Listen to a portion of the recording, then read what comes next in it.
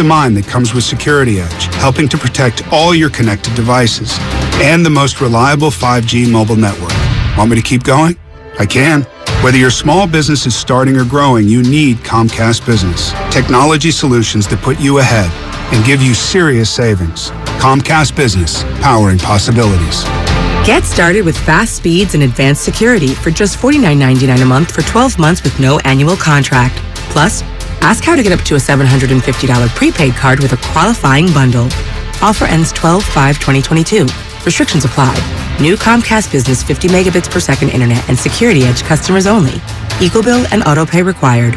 Equipment, taxes, and fees extra and subject to change.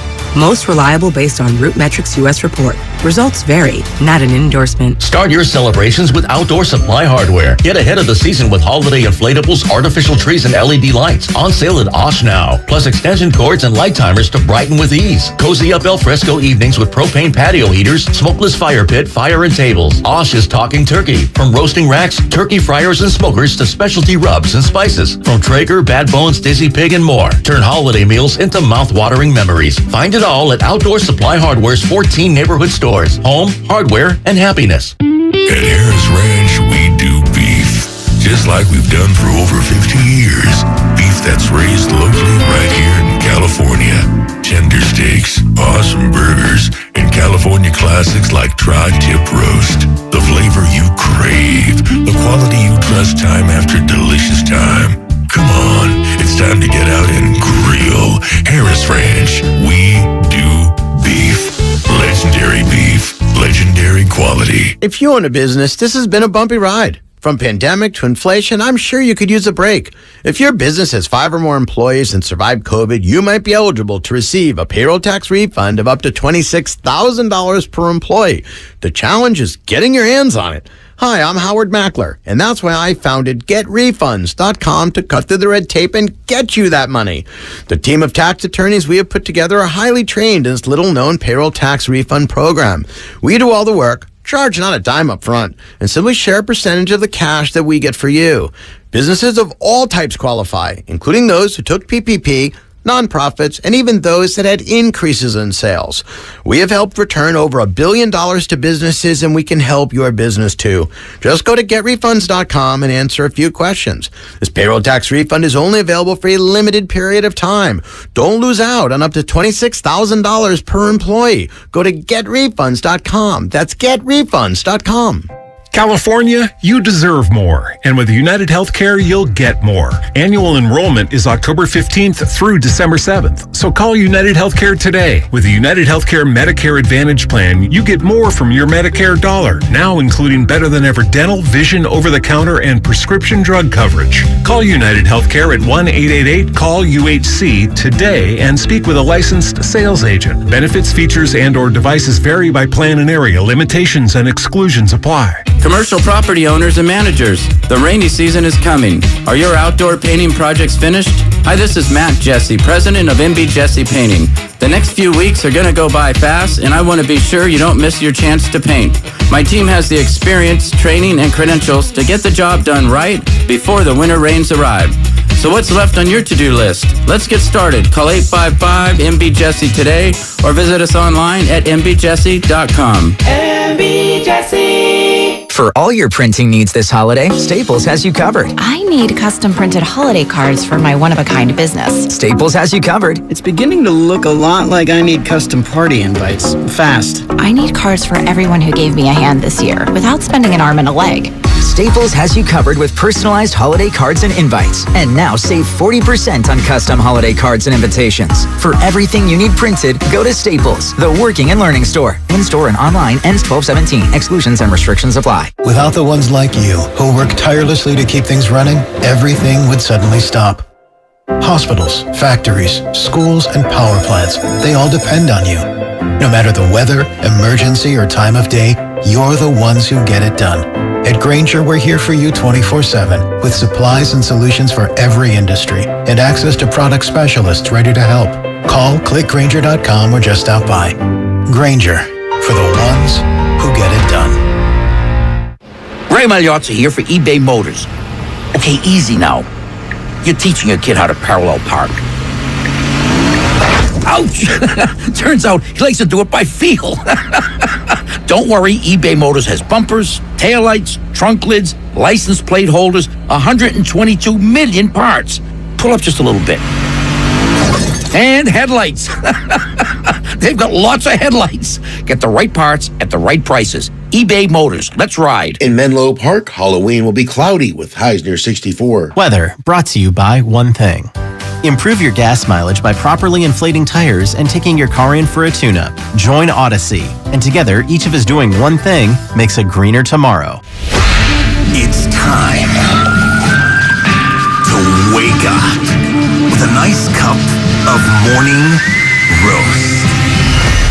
Featuring Fillmore's finest, Monte Hill.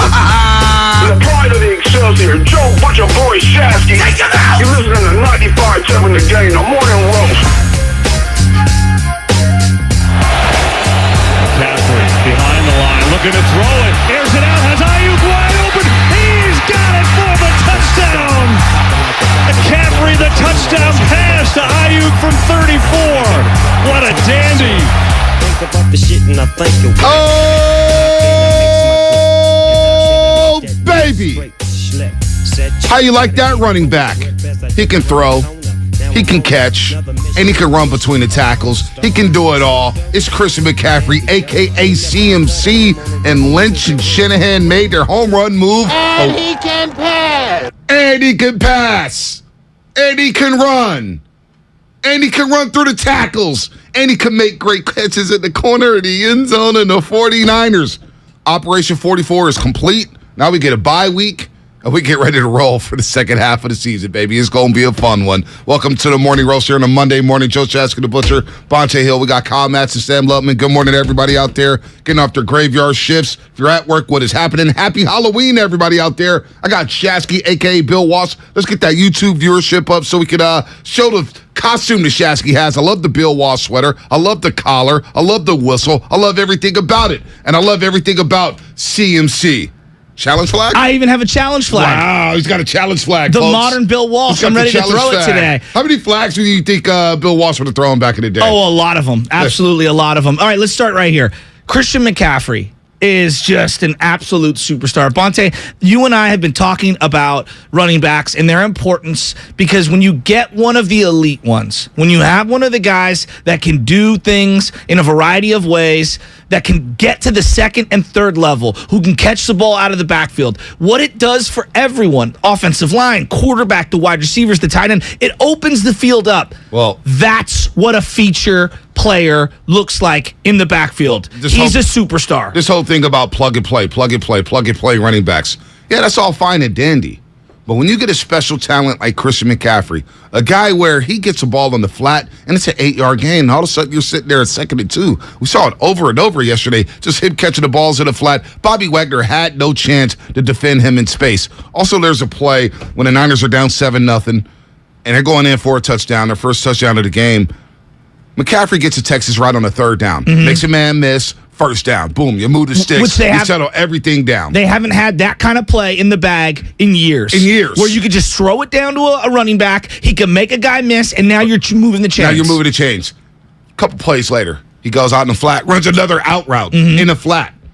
Linebacker just swarms. All of a sudden, oh man, CMC's in the backfield. CMC. It was Ernest Jones, number 53, linebacker for the Rams. And George Kittle just runs straight down the seam. Wide open. Boom. 24-yard gain. And I'm saying, that's the difference between having a dynamic running back. And I've been screaming ever since the Chicago game when Elijah got hurt. I said, can I just get a premier running back in this offense? And I heard for days, oh, you don't need a running back. Oh, how many running backs is a great player? Wins Super Bowl, blah, blah, blah, blah, blah, blah, blah, blah, blah, blah, blah.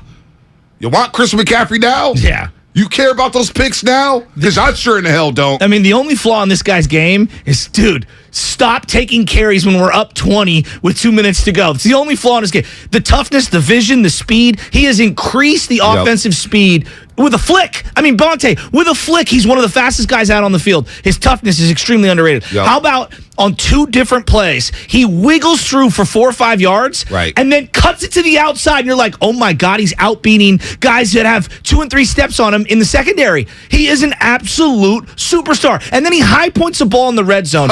Jimmy looks at him, turns to the left. It was a great play by Jimmy. Right. I'm yelling, throw back to McCaffrey. Right. He lobs one up, and he catches a ball in traffic. Again, I asked Kyle Matson, I'll ask you the same question. I'm not disrespecting our wide receivers. I'm asking sincerely.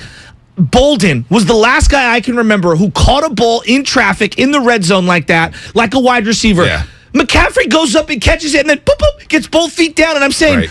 what can't this guy do? I mean, the improv on the route, he was the fifth option. He's out in the flat. He sees that Jimmy's in trouble, and he just kind of wanders into the end zone, catches it right in front of George Kittle, right in front of Jalen Ramsey, and the spike of the football. Yep. It meant something. It meant something. And with that said, I've got to give Jimmy Garoppolo his damn flowers. He played great in the second half. Jimmy Garoppolo Great. was special in the second half. I agree. 13 to 15, 151 yards. He made all the right throws. I love, and again, looking down and looking at George Kittle and McCaffrey in the flat. They bid on it. Ross Dwelly down the sideline, left sideline. Boom, big game to seal the game away. Jimmy Garoppolo rolling out to his left, hitting George Kittle in the back of the end zone. That's the type of football I want to see from Jimmy Garoppolo. That's the type of football that can win the 49ers a lot of big games. And I love the fact, even though he missed Ray McCloud the other threw that ball, the fact that he was willing to be aggressive and stretch the ball down the football field. That's the Jimmy Garoppolo I'm looking for after the bye week when they take on the Chargers at Levi's. I thought he was selectively aggressive and then also took what the defense gave him because he had the underneath stuff with McCaffrey. I mean, Ayuk wide open, it felt like, 4 or 5 different times? Unbelievable. It was really, really He's good. a special player. Here's the thing that I want to say, and I want you to listen to what I'm saying here. This is not a knock on Jimmy.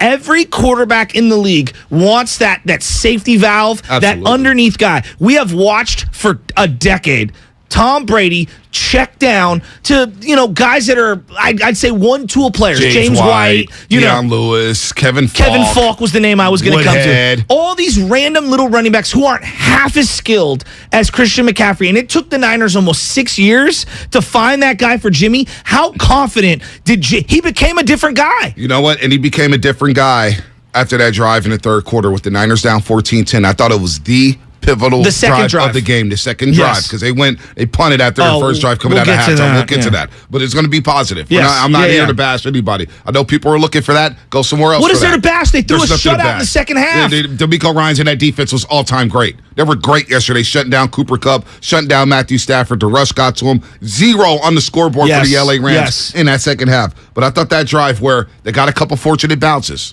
All right, Christian McCaffrey fumbles, Ray McCloud's in the right place at the right time. Yeah, lying on the ground and the ball pops up. What are the chances of that? And you know what? This is the best catch he made all night. Hey, you know what? Who knows where that game goes from there? Oh, well, who knows where that game goes from there? Beat. Before you get to that one, because that was a huge play. How about before the end of the first half, Rams get the ball back with a minute to go. The McCaffrey catch doesn't go down as a catch, and so 30 seconds or whatever that was ticking off the clock gets put back on. They get the ball back with about a minute to go, and they basically punt. It's weird. Like, why are you not being aggressive? Weird. That made no sense to me. That offensive line is in shambles, man, in L.A. I mean, but they moved the ball in the first half. I don't know. I don't know what McVay was thinking. I don't know what McVay was thinking. It was so clear to me when people lose their mind about how conservative Shanahan is in those types of situations. I believe they had one timeout, the Rams, and a whole minute to go. And really, the Niners didn't have an answer for them, and they kind of let them off the hook. It was weird. It was strange. Wasn't it? Very strange. I haven't seen that in McVay in a very long time. Because to me, as much as the fumble was a big play, that was big too. Then you got the Higbee play later on, and I know you want to get to that. Well, we'll get to that, but I want to stick with this drive here. I want to stick with this drive where Ray recovers a fumble. All right? Because later on the drive, Jimmy Garoppolo gets away with a no throw. Well, throws it right into Jalen Ramsey's hands. Ramsey made an incredible play. He was coming in on the slot blitz. He knew he wasn't going to get home. Yeah. He stayed there in the zone, makes an unbelievable play. Jimmy doesn't see him. He's trying to hit George Kittle. He doesn't see him. Jalen Ramsey point blank drops it. I know, he did that in the first half, too. So that's 2 plays on that drive where the Niners averted danger. That could have flipped the entire football game. 100%. But what happens after that? Jimmy ends up going 7 for 7 on the drive for 71 yards, and they take the lead. So that was pivotal to me. No question. There was a few massive plays. I know we'll get to the Higbee play because Niners still had a lead. I still felt good about them moving forward. Sure. But that drive right there to go up and take the lead after averting danger, a pick six, a fumble on McCaffrey, I was like, whoo. Okay, you got the lead now. Get the defense back on the field. They don't have to defend the short field. It's all good in SoFi. Well, and they scored a touchdown on the end of that drive, which how many times have they settled for a field goal or maybe not capitalized on something? On that Jalen Ramsey play, I listened to Kyle Shanahan in the postgame, and he was talking about on that play when the slot blitz is coming in from Jalen Ramsey, and this is where like the all-22 people, you got to take a step back. Kyle Shanahan says, I have taught Jimmy Garoppolo, and I'm paraphrasing here, you're hitting Kittle. Even though he's double covered on that, that's the hot route. You're going to hit Kittle. And Jalen Ramsey, credit, he's one of one. I mean, very few people have this kind of dropped IQ. 2 picks yesterday. Because he dropped back realizing that George Kittle's the guy he's going to throw to, even though 2 guys are behind Kittle. So I know we lose our mind on Jimmy Garoppolo, but again, from what Shanahan said, he made the right play in that situation, but credit Jalen Ramsey for the instincts to stop blitzing, stop jump in the air, and thank God he dropped that ball. Yeah, he dropped that ball. He dropped 2 interceptions yesterday. And from that moment on, Jimmy said, all right, that's enough of the no throws. Yes. And he went out there and balled out. He was special on that drive after that dropped interception by Jalen Ramsey. Hit Ayuk for a play. Of course, the Christian McCaffrey play. How about down the Kittle throw touchdown? Where he's rolling out left? I thought that was a dime. Unbelievable. Yeah, that was in the fourth quarter to make it 31-14. But this drive right here to make it 17-14, because I thought that was the drive that flipped the entire game. Yeah. The Rams to win went out of their cells after Ramsey dropped that pick, because they go right down the football field. You got a couple McCaffrey runs. You got Brandon Ayuk out in space. You got Jimmy Garoppolo hitting everybody around the field. Hit Ayuk for a big first down on the third down conversion. And then, of course, the Christian McCaffrey play down the right sideline in the corner of the end zone. And Jimmy was just, again, in the second half, Jimmy was great. 13-15, 150 yards in that second half. I was very impressed. That's the type of quarterback play that can help this team go deep into the playoffs in the NFC. No question. And Jimmy was flawless. Highest completion percentage than Steve Young, given the amount of passes that he threw. 21-25. I mean, that's just absolutely incredible. How about the Christian McCaffrey touchdown pass in the first half? It reminded me, it was a different kind of a play of the Debo throw last year in Week 18. And he's wide open. It's McCaffrey hits. It's almost the same play. Bonte. Because it's the same side. Remember Debo rolled out on the jet sweep, rolled out to the right. Something they see in film where their secondary is just so ambitious. They want to get up and try to hit. They're so aggressive. Ayuk runs right down the field. It was huge. That was a CMC drive right there. That was it. You got a little bit of everything. How sick is he? Like, on the real, like, I think that all these people, like, running back, he is one of the, and I said this when the trade went down, he's one of the top playmakers in the NFC. You saw it yesterday. There is no other player like him. He's got Ricky Waters, Roger Craig. You want to throw Marshall Faulk. His dual versatility in both the pass and run game, he's a special talent. I just hope people understand where I was coming from when I said I wanted a star running back. He's a star. I wanted a star running back. He's a star. This is why.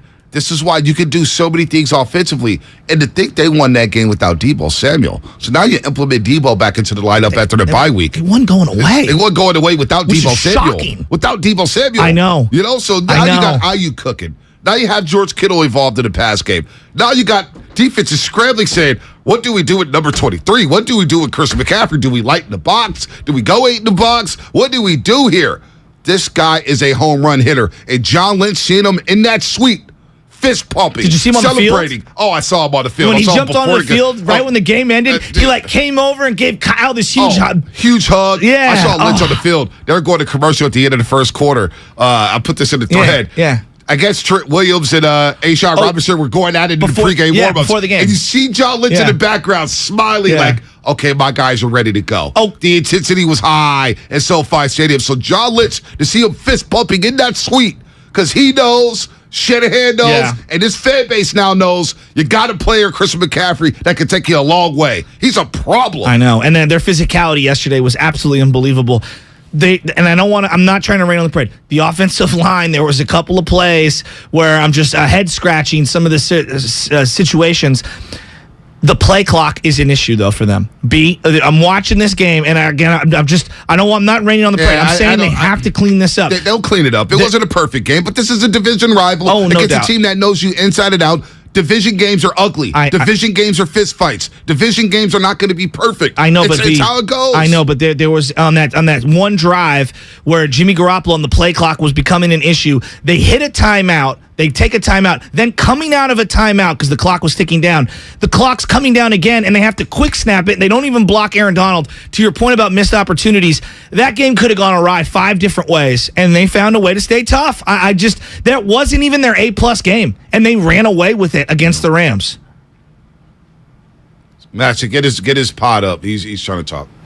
I think part of the issue with the play clock yesterday was Kyle Juszczyk not being in. Ross Dwelly was not lined up correctly on 10 multiple times. occasions. And then Christian McCaffrey, too, still getting integrated into the offense and figuring out where he's supposed to line up. I think that played a bit of a role. It's yesterday. a lot going on. That happens every game. I see it, whether it's college, pros, every team goes through some clock issues at some point in the football game. It's all good. Didn't kill them yesterday. Didn't kill them at all. No, it did not. And then I want a hat tip again. Game ball, if I had game balls to give out, Jimmy Garoppolo, Christian McCaffrey, and this damn defense that responded. D'Amico. This defense was getting torched by Kansas City. They got torched in the first half by the LA Rams. They couldn't guard Cooper Kupp. We saw Burks, look, number 48, Burks. I don't know where the hell he came from. Better than Flanagan Fowles. This guy was popping. I woke up and, whoa, who is 48? I know. It's like, who is this guy? Now, he shouldn't have been in the position in the zone defense to guard Cooper Kupp. D'Amico will fix that. I mean, He'll fix that. That's a great play designed by McVay. No doubt. They drag him across. He's got to carry him off to the safety, and it's an impossible. Cooper Kupp was unguardable in the first half, and then they shut him down. Did he even second half. play in the second half? And you know what? Bosa got healthy in the second half. Well, I still think I thought he played He's a little injured. compromised, yes, but that's how you win yourself over to your you know what? teammates. He balled out in that second half. That defensive line balled out in that second half. I thought Fred Warner Jr. flew around. That hit on the goal line there when the Rams needed penalties to help them score that first touchdown. Awesome. Fred Warner was flying around in the secondary. They're in shambles right now. I get it. But you know what? Lenore, Womack, you got Mooney Ward. Hufanga looks like he needs a week off. He needs a week off. I think his body's tired. Look, the secondary held up yesterday. Yeah. They held up, and they got aided by the pass rush. So Travarius Ward got hurt early in this game, and I'm saying, oh boy, here we go. He came back out there and looked like a different player. That's number one. Number two, Jimmy Ward, for all the talk that we had in the first half, that he can't guard nobody. Why is he in the slot? It worked in the second half. Whatever they did in the second half completely worked. And that's why I can't wait to talk to Baldy tomorrow, because I want to know what they did schematically that was so different. All right, 888-957-9570. Niner fans, how you feeling this morning? Operation 44 is complete. Operation 4 and 4 is complete. I don't know what some of these guys on YouTube is talking about, saying we had them at 3 and 5. Just get to 4 and 4 by the bye week. Take a deep breath. Come back and get your Chargers and get ready to roll for the second half of the season. That's a season-saving type of a win, because you feel totally different. And I know mathematically they still would have been alive at 3 and 5. No doubt. But just seeing how Green Bay played last night and seeing some of these teams around the NFC, Tampa Bay Thursday night, you got to feel great about Niners. Got to feel great. They're going to get healthy after the bye week. Yeah. You're going to get reinforcements. All right? McCaffrey's going to know more of the playbook. Shanahan's going to have more times to draw up. Time to draw up more plays for McCaffrey. I thought he played way more than I thought he would in this game, because they said, what he play 80% of the snaps, something like that? Just wait till this guy can run all the plays. And again, what we said last week, get this guy 25 to 30 touches. I think he had 28, if you consider the and pass. That's perfect. I would roll with that every single game. He's so sick. He's a special player. We'll talk all about it here on Earth and us. The Warriors, we're not panicking. But defense, that's an issue for the Dubs. Should we get D'Amico Ryans on the job? Oh, you may have to. Can we get Mike Brown back from Sacramento? Who knows here? All right, what's coming up on the game? Sponsored by News Nation. Your phone calls, 888-957-9570. YouTube is humming. Niners.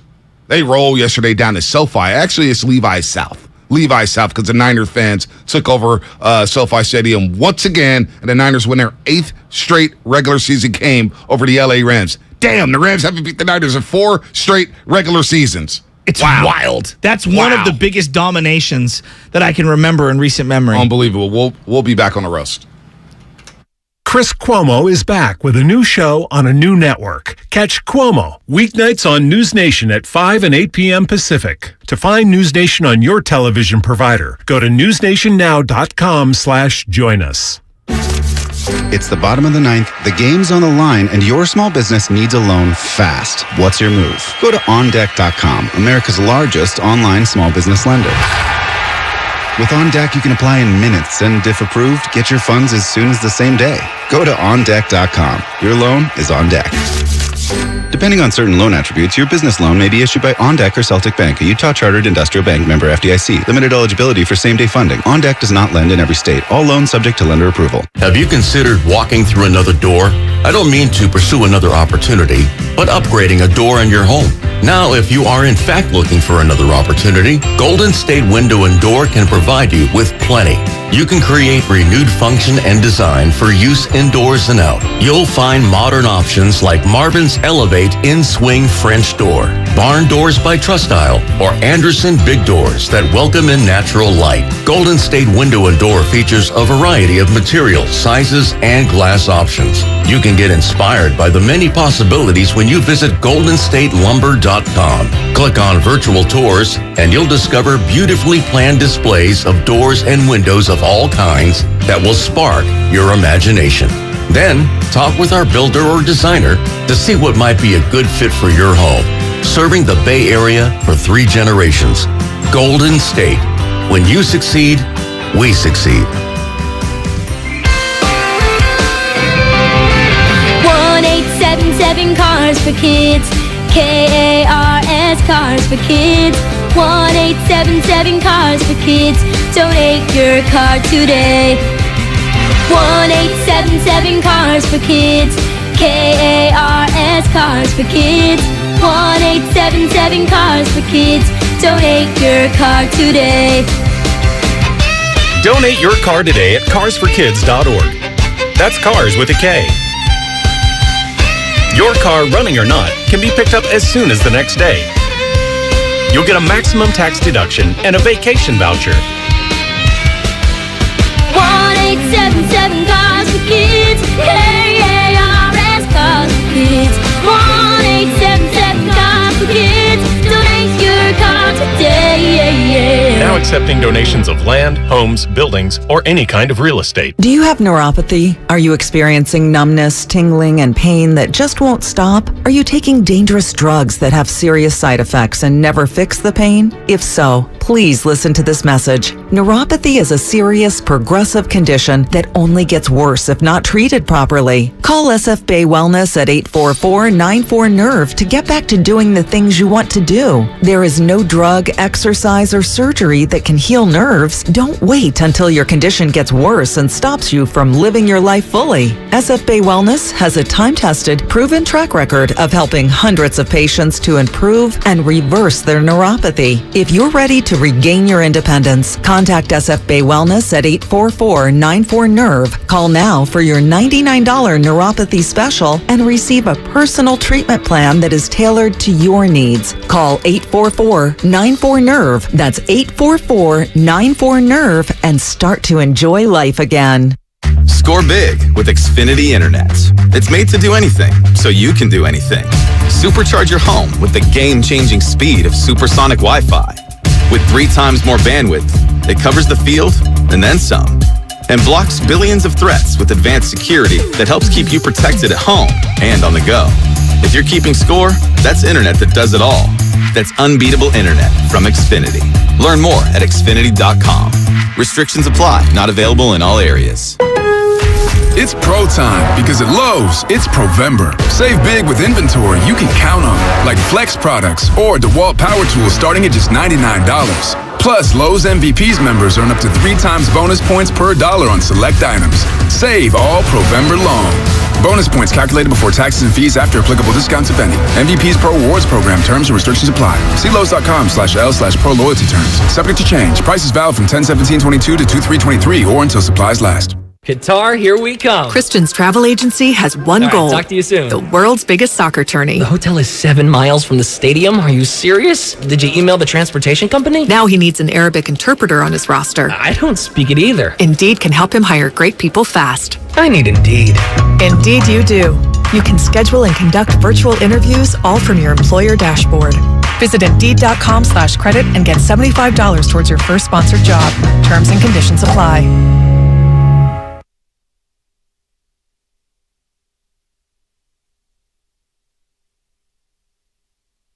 McCaffrey's back in. 3rd and 2. Garoppolo, pressure, sees it, throws it. McCaffrey, he's got it for the touchdown! Wow! Now, back to the morning roast with Bonte and Shasky.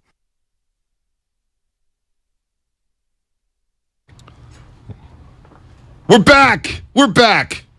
Niners win 31-14. They own the Rams. 8 straight regular season wins. Jimmy Garoppolo. You see his record against the LA Rams? Jimmy Garoppolo's lost 1 game against the Rams. He's 8-1. Of course, we know when that loss came. We won't revisit that, but he was 13-15 in the second half, 150 yards, 1 TD in that second half. Overall, 21-25, and I just thought he played some damn good quarterback yesterday for the 49ers. Agreed. Christian McCaffrey. You see what we're talking about here?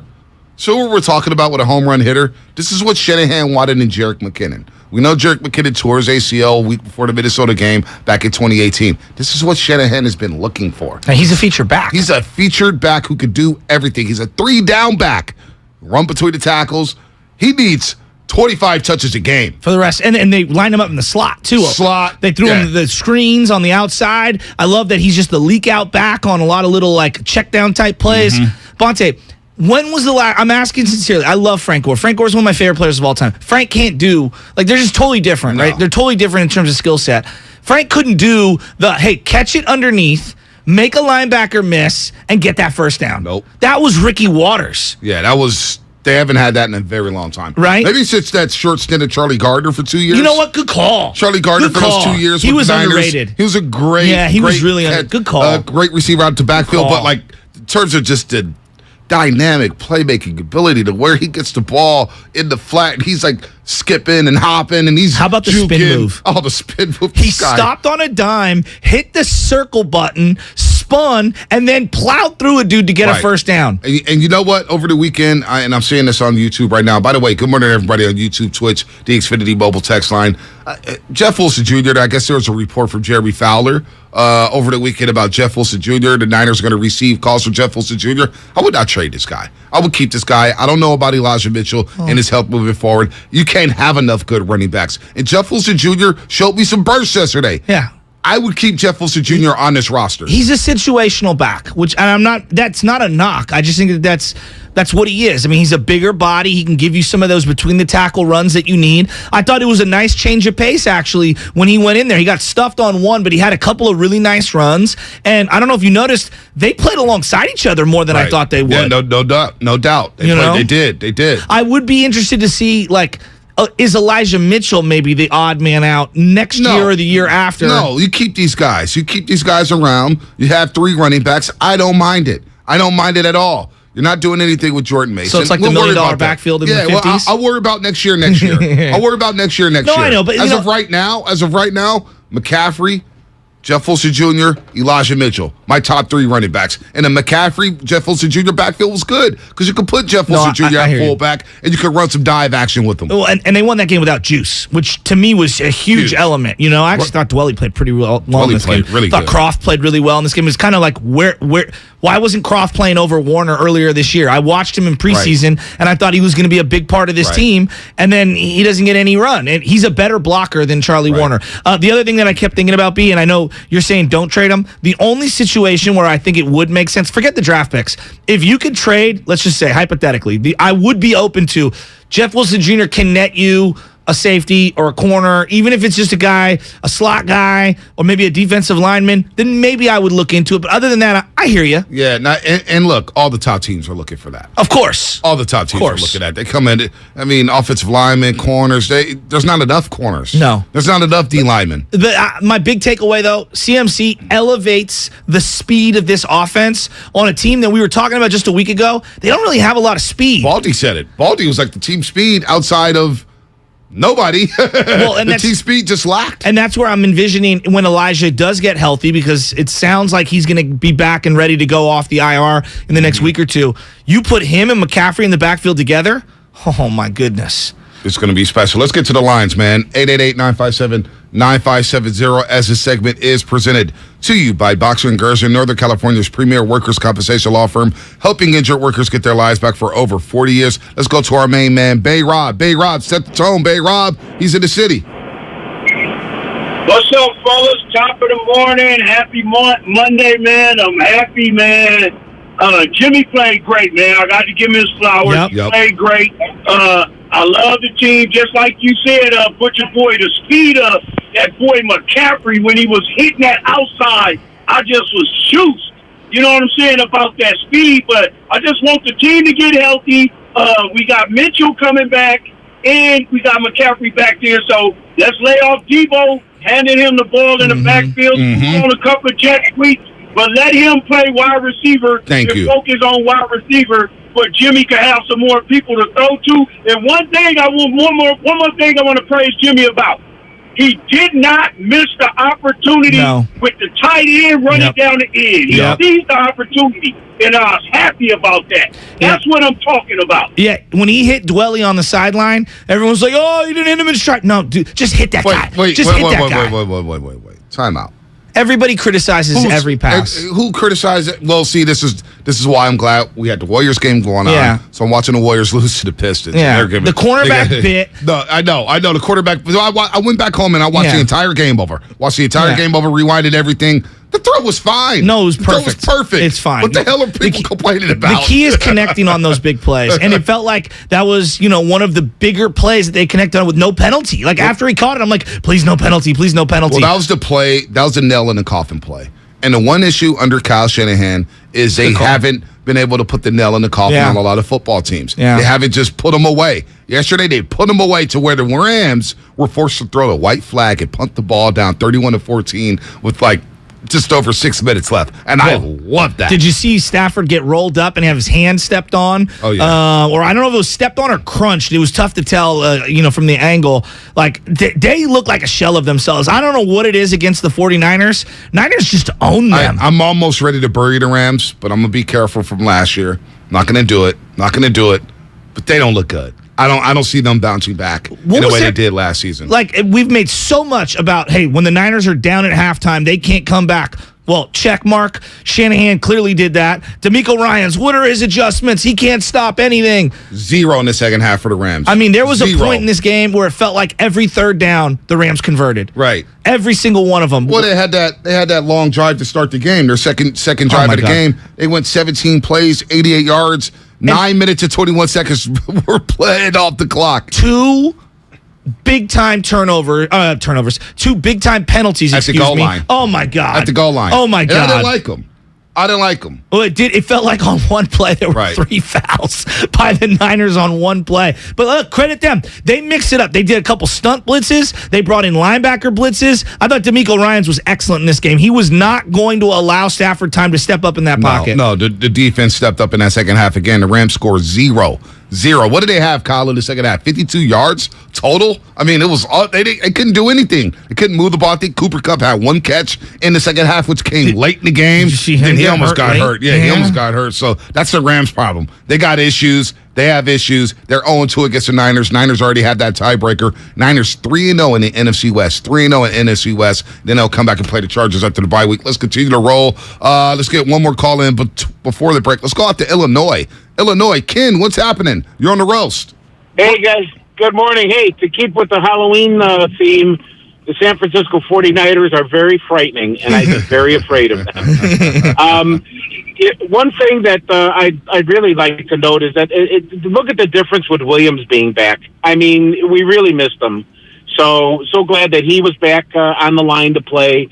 And the triple threat, you got Debo coming back, you've got McCaffrey, and you've got Kittle. If I'm another team, I'm afraid of them. I mean, there are so many threats now that the 49ers have that it just I can't wait till after the bye. I think it's going to be fantastic. I think it's going to be special too. I think we're in for a special ride in the month of November and December, and then when we get to January, it's on the Kraken. It's on and cracking. The CMC trade is going to go down as one of those seminal moments that changes the identity. Bonte, that was the most exciting offense I've seen in years. It was dynamic. Wasn't it? It was dynamic. And Jimmy was trying to push the ball down the field. He didn't complete everything down the field, but damn it, he was looking down the field. And I said, man, Jimmy, okay. He's got – and let's be real. This is the best weaponry Jimmy's had around him since he's been here. No doubt about it. But I think having that leak check down guy – that changes everything for him. Yeah. How many times did he go 1, 2, 3, and then boom, hit somebody? Like whether it's Dwelly deep, whether it's CMC underneath, like he did a great job of getting through his progressions. And I think having that one guy who I could throw it to and he could beat somebody, it just elevates your confidence level. Dude, it's big time. Niners improved to 4-4. They beat the Lambs again in the regular season. 8 straight against the LA Rams in the regular season. 8 straight. What a rivalry. I know they'll trade those 8 games for that one last February, but you know what? It is what it is. The Rams are now 3-4. Niners now 4-4. They get the bye week. They get to play the Chargers coming back on Sunday Night Football. Defense, offense. Who's your MVP from yesterday? How special is Christian McCaffrey? Yes. Oh, my Lord. Do you understand the magnitude of this trade now? If you did before, do you understand it now? This kid's special, and he's in a Niners uniform for hopefully years to come. All right, more coming up. Your phone calls, 888-957-9570. That's what's coming up on the game, sponsored by Golden State Lumber, serving the Bay Area for 3 generations. When you succeed, we succeed. Visit goldenstatelumber.com. My husband and I live next door to a haunted graveyard. It's a little creepy, but we manage. Just like we manage without home internet. Do I wish my mobile hotspot was faster? Yes, but I make it work. Kinda. Just like we make it work sleeping next to a 17th century burial ground. Honey, can you move your hand? That's not my hand. It's mine. Not having home internet? It's not that bad. Grab my hand. Wait, okay. No, not up the stairs. We tried that last time. Run around. You can literally run through him. It is that bad. Don't settle for just mobile. Get Xfinity Home Internet for just $24.99 a month for 2 years with no annual contract and a free streaming box included. Go to Xfinity.com, call 1-800-XFINITY, or visit your local Xfinity store today. Restrictions apply. Not available in all areas. Requires paperless billing and auto pay with stored bank account. After 24 months, regular rates apply. Offer ends 12/21/22. If you own a business, this has been a bumpy ride. From pandemic to inflation, I'm sure you could use a break. If your business has 5 or more employees and survived COVID, you might be eligible to receive a payroll tax refund of up to $26,000 per employee. The challenge is getting your hands on it. Hi, I'm Howard Mackler, and that's why I founded GetRefunds.com to cut through the red tape and get you the money. The team of tax attorneys we have put together are highly trained in this little-known payroll tax refund program. We do all the work, charge not a dime up front, and simply share a percentage of the cash that we get for you. Businesses of all types can qualify, including those that took PPP, nonprofits, and even those that had increases in sales. We have helped return over $1 billion to businesses, and we can help you too. Just go to getrefunds.com/sports, click on Qualify Me, and answer a few questions. This payroll tax refund is only available for a limited period of time. Don't lose out on up to $26,000 per employee. Go to getrefunds.com/sports. That's getrefunds.com/sports. California, you deserve more. And with United Healthcare, you'll get more. Annual enrollment is October 15th through December 7th. So call United Healthcare today. With the United Healthcare Medicare Advantage Plan, you get more from your Medicare dollar, now including better than ever dental, vision, over-the-counter, and prescription drug coverage. Call United Healthcare at 1-888-CALL-UHC today and speak with a licensed sales agent. Benefits, features, and/or devices vary by plan and area. Limitations and exclusions apply. No one knows where this market will go. Right now, it feels like a wild ride. But one thing's for certain, there's a way through it. And the experience and guidance of a Merrill advisor can help you get there. Because where there's a bull, there's a way. Find an advisor in San Francisco at ml.com/bullish. Merrill, a Bank of America company. What would you like the power to do? Investing involves risk. Merrill Lynch, Pierce, Fenner & Smith Incorporated, registered broker-dealer, registered investment advisor. Member SIPC, a wholly owned subsidiary of Bank of America Corp. Kirby is your driveway mechanic. They bring the shop to you with brake replacements, oil changes, washes, and so much more. Get $50 off your first oil change with code OIL50 at Kirby.com. That's CURBEE.com and use code OIL50. Are you interested in new career opportunities in the Bay Area and want to make a difference in your community? The San Francisco Sheriff's Office is looking for people considering a job in law enforcement right now. If you're at least 20 years or older with a high school diploma or equivalent, the San Francisco Sheriff's Office wants to hear from you. Enjoy full benefits, flexible schedules, and opportunities for growth and promotion. For employment announcements and more information, visit sfsheriff.com. That's sfsheriff.com to apply today. Fremont Bank. If there's one thing we understand more than anybody, it's that it takes a local bank to really get the needs of local businesses. And more than anything, local businesses need access access to a knowledgeable banker, and access to a full suite of business services. Can't come to the bank? We'll come to you. Our devotion to our clients ensures your business never misses a beat. That's why Fremont Bank remains the right choice for local and family-owned businesses. Learn more at fremontbank.com. Member FDIC. Score big with Xfinity Internet. It's made to do anything, so you can do anything. Supercharge your home with the game-changing speed of supersonic Wi-Fi. With 3 times more bandwidth, it covers the field and then some. And blocks billions of threats with advanced security that helps keep you protected at home and on the go. If you're keeping score, that's internet that does it all. That's unbeatable internet from Xfinity. Learn more at Xfinity.com. Restrictions apply. Not available in all areas. A hot shower should be hot. A Navien tankless water heater makes sure your hot shower is hot or warm or mostly hot, but not quite hot, but warmer than warm. Whether you take it in the morning, after work, doesn't matter. Do you want a quick rinse or a full-on luxurious, I think I'm in heaven spa-length investment of time? Your choice whenever you want it. A Navien tankless water heater keeps your hot water hot. Backed up by Navien's powerful warranty. Get the hot water you need whenever you need it, period. At tanklessmadesimple.com. Attention, do you suffer from severe fried chicken-related cravings? If so, Kentucky Fried Chicken's $6 2-piece drum and thigh combo may be right for you. The combo contains tasty chicken, creamy mashed potatoes, a flaky biscuit, and an ice-cold drink. Side effects may include more money in your wallet, happiness, and the urge to lick your fingers. Order KFC's 2-piece drum and thigh combo in the KFC app for just $6. That's finger-licking good. Price and participation may vary. Limited time offer. Tax extra. New Gillette Intimate gives guys a gentle and easy shave on there. And around there. And even under there. Don't treat your groin like junk. Respect it with Gillette Intimate, the best a man can get. Buy now at Walmart.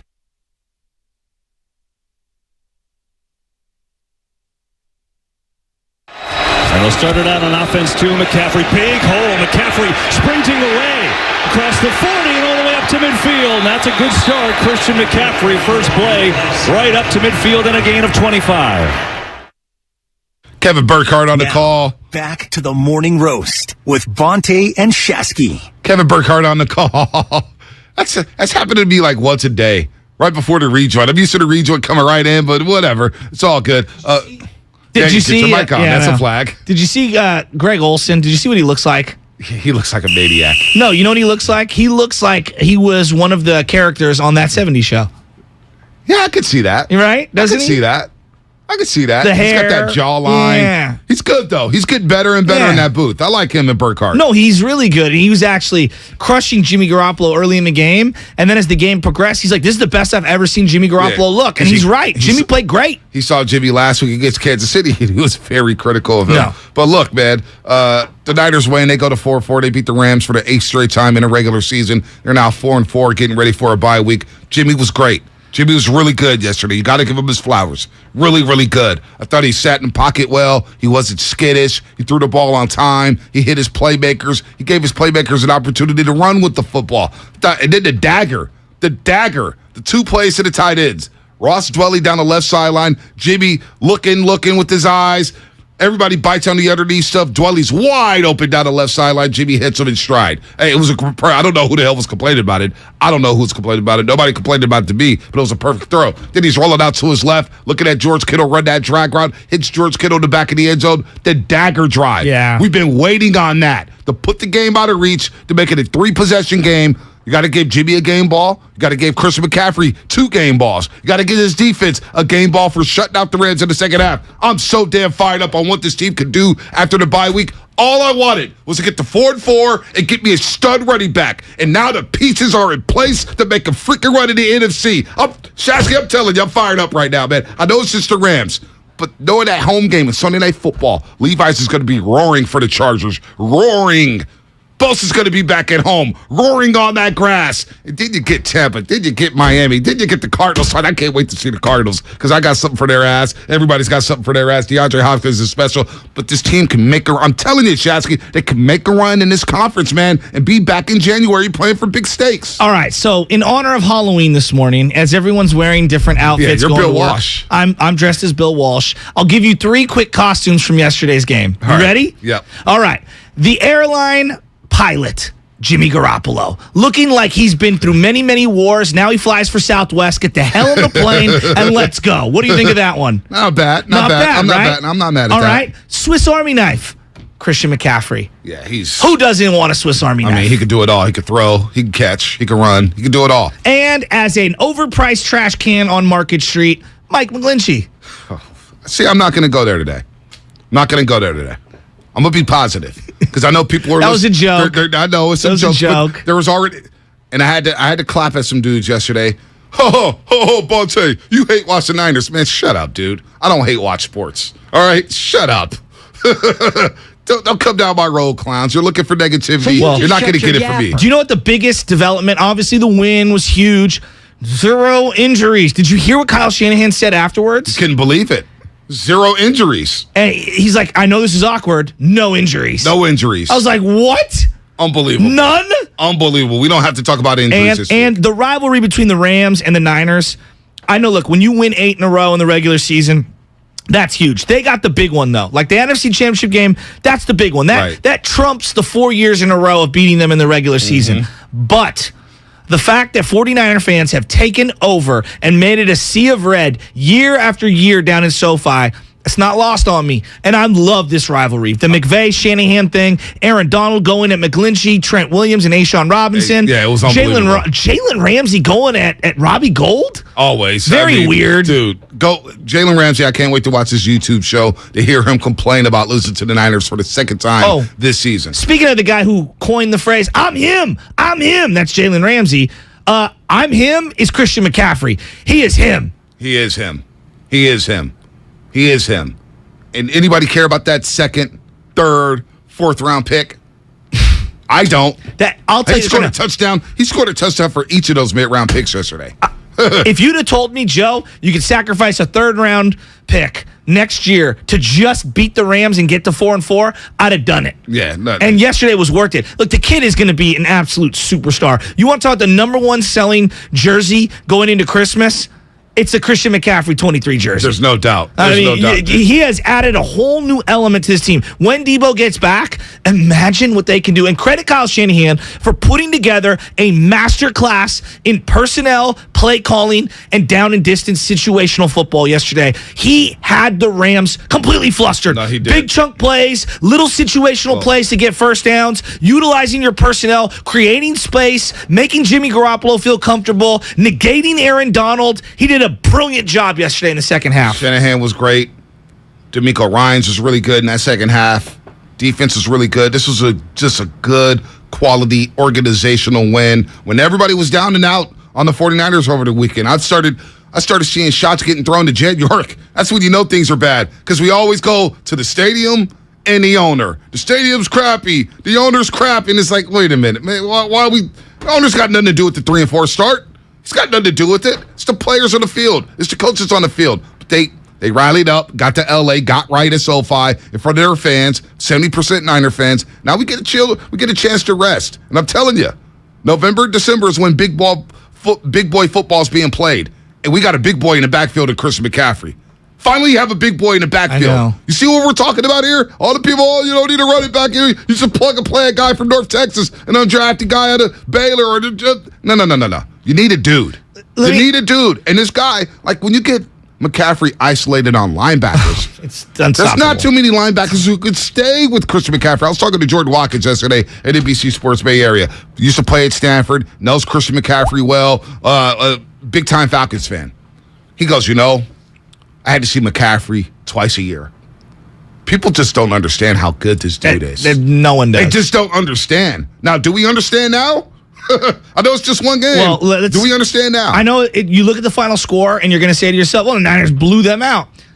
As you're watching that game and as you're going through the third quarter, all I kept thinking is, if McCaffrey's not in this game, do the Niners even have 7 points on the board? And I'm not trying to hate on anybody. That's how good he was. He made plays where there were no plays to be had. And again, it's the little 3-yard gain that a normal Shanahan offense gets. He turns into an 11-yard gain. Yep. It's the little check down pass that gets stopped on 3rd and 7 for maybe 4 or 5 yards. Right. He turns it into a first down, which creates more opportunities for others. And then you reference the play. Hey, let me take the coverage to the left underneath and open up the middle of the field for Ayuk and George Kittle. big time. Let's go back out to the Lions, man. Lions are lit up right now. Sick. He's so sick. I'm so happy they got him. It's a home run hit. Good job, We were talking about him for a month. And he came in and instantly, boom, with a switch, had one of the singular, dominant individual performances I can remember in a 49er uniform in the last decade. We literally begged for this guy for a month. And he's better than advertised. And that I could feel the Bay Area all at once go, holy crap, he's way better than we thought. Right? He's so much better than we thought. I'm laughing to the bank, baby. We played the highlights. I mean, we knew he was good. The day after he was traded, we played all the Stafford highlights. Come on, man. We played the Texas route in the Rose Bowl where he goes for 75 on the first play of the game. We played the Pac-12 championship where it's a third down, the crowd's roaring, USC's playing the band, 16-13 Trojans, and he takes the Texas route all the way down inside the 5. We played the highlights where he threw a touchdown pass to Kevin Hogan in that football game. This guy's a total package. It's just nothing else to be said. Well, top 5 running back? No doubt about it. Top 5 playmaker? No doubt about it. This guy's a difference maker. And now I'm just waiting for Debo and McCaffrey to line up in the backfield at the same time. What about the jet sweep action with Debo? And oh my God, I'm getting giddy over here. I'm not trying to be, hyperbolic. I'm not trying to be prisoner of the moment. He's the best player on the offense. And that's not a knock. Kittle's awesome. Ayuk's awesome. Debo's an incredible talent. That's what a top 5 pick looks like. Like when Bosa steps on the field, you're like, yeah, that's a top 5 pick. Like that's what that looks like. In terms of prospects, speed, toughness, strength, vision, hands, what is his, I'm asking you the truth. What is his flaw? He doesn't have one. And the fact is, I heard a lot of talk last week at the station, right? Especially at the station. I ain't gonna say no names. You got to limit his carries. You got to limit his touches. You got to do it. He needs 25 touches a game. Yeah, if he breaks down, he breaks down. Yeah, it's nothing you can do about it. It's going to happen. You got to squeeze the lemon for every drop. This guy. I know. This guy. Why would you not want the ball in this guy's hands? When he didn't have the ball, they lined him up in the slot, and Jeff Wilson Jr. got 4 or 5 yards. Right. Again, their first touchdown drive, McCaffrey goes out in the flat. Linebacker says, oh, no, number 53 from the Rams. What's his name? Ernest Jones. Number 53. Sees McCaffrey hit a little out route in the flat. He goes, oh, no. Yep. Kittle's just running right down the seam wide open. Yep. And Greg Olsen pointed out immediately, this is the presence of Christian McCaffrey. Now Kittle hasn't been this wide open in years. I know. McCaffrey goes out to the flat. Oh, let's bite on him and leave 85 wide open. The other thing that I think is very underrated, people are going to talk about the broken tackles in the open field. How about the broken tackles at the line of scrimmage? Yeah. The goal line touchdown that he had, that was not a big hole. He just plowed right through. His toughness is so underrated. The way he runs up the zero gap, they ran it. He's so sick. He's so sick. They didn't even have juice. This is going to be a special ride, I can't folks. wait till Debo comes back. This is going to be a special ride. Buckle up for the second half. The Niners are about to go on one. You know what I mean? If they can get a home game against the Dallas Cowboys, oh my God. Let's go to Jason in Chicago. Oh my God. Jason in Chicago. What's put happening? it in my veins. What up, buddy? What's up, Jason? All right. So I heard earlier you guys compared or saying, that San Fran hasn't had a back since Waters. What I'm waiting for is those routes where Waters would run up the seam. Yep. And those swings, yep. like the swing passes. Once you get McCaffrey in that, look out. Because, not to compare here, with Rice and Taylor and Brent Jones, you got Ayuk, Debo, Kittle, and then McCaffrey out of the backfield on that seam route up the center of the field. Forget it. Hey, you're in Chicago? I'm in Chicago, die hard. Yeah. Die hard. So as two native San Franciscans, Bonte gave the same look I did. It's not San Fran. Please don't. I'm be Frisco, cool the city, and San Francisco. Yeah. I'm giving you crap. No. You can give me crap, but the reason I said San Fran is sometimes I'll talk with a stutter and it doesn't come out right. It's all good. I'm giving you a tough time. It's all good, man. Listen, I gave up that fight. I gave up that fight, Jason. If people say San Fran, I just ignore it and I just move on, and it just tells me that you're not from here, and it's all good. It's all good. I say Sacktown, and I saw a tweet from Kitty Caraway yesterday from ESPN 1320 because nobody calls it Sacktown. Oh. So it's the same thing. So I got to shut up about Sacktown. But when somebody says San Fran, you're a big 916 guy, huh? Yeah, big 916. I love the 916. I love the 619 as well, San Diego. Oh. There you go. Thanks. You like that? You didn't know that? 619, baby, San Diego. I'll say this though. Area codes. When I watch Joe Montana, and no one is saying that Jimmy Garoppolo is Joe Montana, but when you watch the old Joe Montana highlights, because I watch them all the time because I'm a guy of a sickness, I think we underrate how great Roger Craig was and what he did for that offense in terms of spacing, obviously, and just what he did in general to move the chains on a lot of underneath plays. This is a guy that as Joe Montana progressed in his career, he doesn't get an MVP without how great Roger Craig was. And I'm watching Jimmy Garoppolo and how much more comfortable as that game progressed he got because he had McCaffrey out on the field. How much easier it was. Right. Boom, hit the check down. 3rd and 7. Boom, first down. All right, let's move the chains. Yep. Let's go. It's the little things. And then what he does for a George Kittle, for a Brandon Ayuk. I just can't wait till they get Debo out there. The stress that they're going to put on defenses, right. Pick your battle. Who are you going to take away? That's what I'm saying. I saw it so many times yesterday where you just throw it to McCaffrey on the edge. First down, second down, he gets 6, he gets 7, he gets 8. Now all of a sudden Shanahan can say, man, I got a plethora of plays I could call. I can go deep on this play. I can go play action. I can just go with the run. I can go wide receiver screen and go tight end screen. What the hell do I do? Pick your poison. I mean, this is what this guy brings to the table, and this is why I always believe in having a bell cow. We scoff at having bell cows. How much better are the Browns? And I know they're losing right now, but it's not because of Nick Chubb. All right? Derrick Henry was out there playing with a rookie yesterday, Malik Willis. Derrick Henry still ran for over 200 yards. His 6 200-yard game. That's incredible. I mean, this guy. Do the Niners have 6 in their entire, I'm asking out loud, since 1946, do they have 6 times that a guy went for 200 yards? I don't know. Somebody look it up. I couldn't, Derrick Henry is a freak of freaks. He's a freak. He's carrying me in fantasy. Saquon Barkley. Kenneth Walker has helped the Seattle Seahawks offense tremendously. Speaking of which. Tony Pollard in Dallas. He looked great. I didn't know that was he had a 3-touchdown game yesterday. Zeke's never done that. Yeah. I couldn't believe that. That's why a lot of people believe Tony Pollard's a better running back. Let's go to Known King in San Jose. Known King, what's happening? You're on the roast. Good morning, guys. Good morning. Can you hear me? I got you loud and clear. Nice. Just want to say long-time listener, first-time caller. Just want to say happy Halloween and eat those 49 candies, guys. 49ers, we got something special going on here. If we have not a full roster, imagine what we could do with a full roster here with no injuries. No doubt. Hey, no King. How much weed you smoked this morning?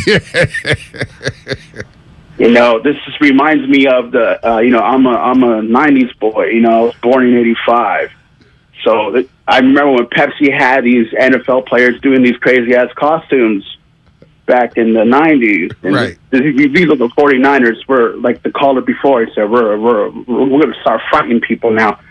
We're scary. We're scary. And hey, no King. Real quick, no King. How much weed you smoked this morning, man? Enjoy it. But no King, real quick. No King. I got a question for you. No happening right now. No King. I got a question for you. How much weed have you smoked this morning? Well, I haven't smoked in 2 months, so I wish I had some weed right now. Sound like you baked, man. Sound like you must have just woke up. Happy Halloween, man. Trick or treat, CMC. Enjoy it. Save that call, Lubman. We got a couple drops out of that call. There's no way he's gone 2 months without smoking weed. I don't believe that. Yeah, that guy would destroy a croissant right now.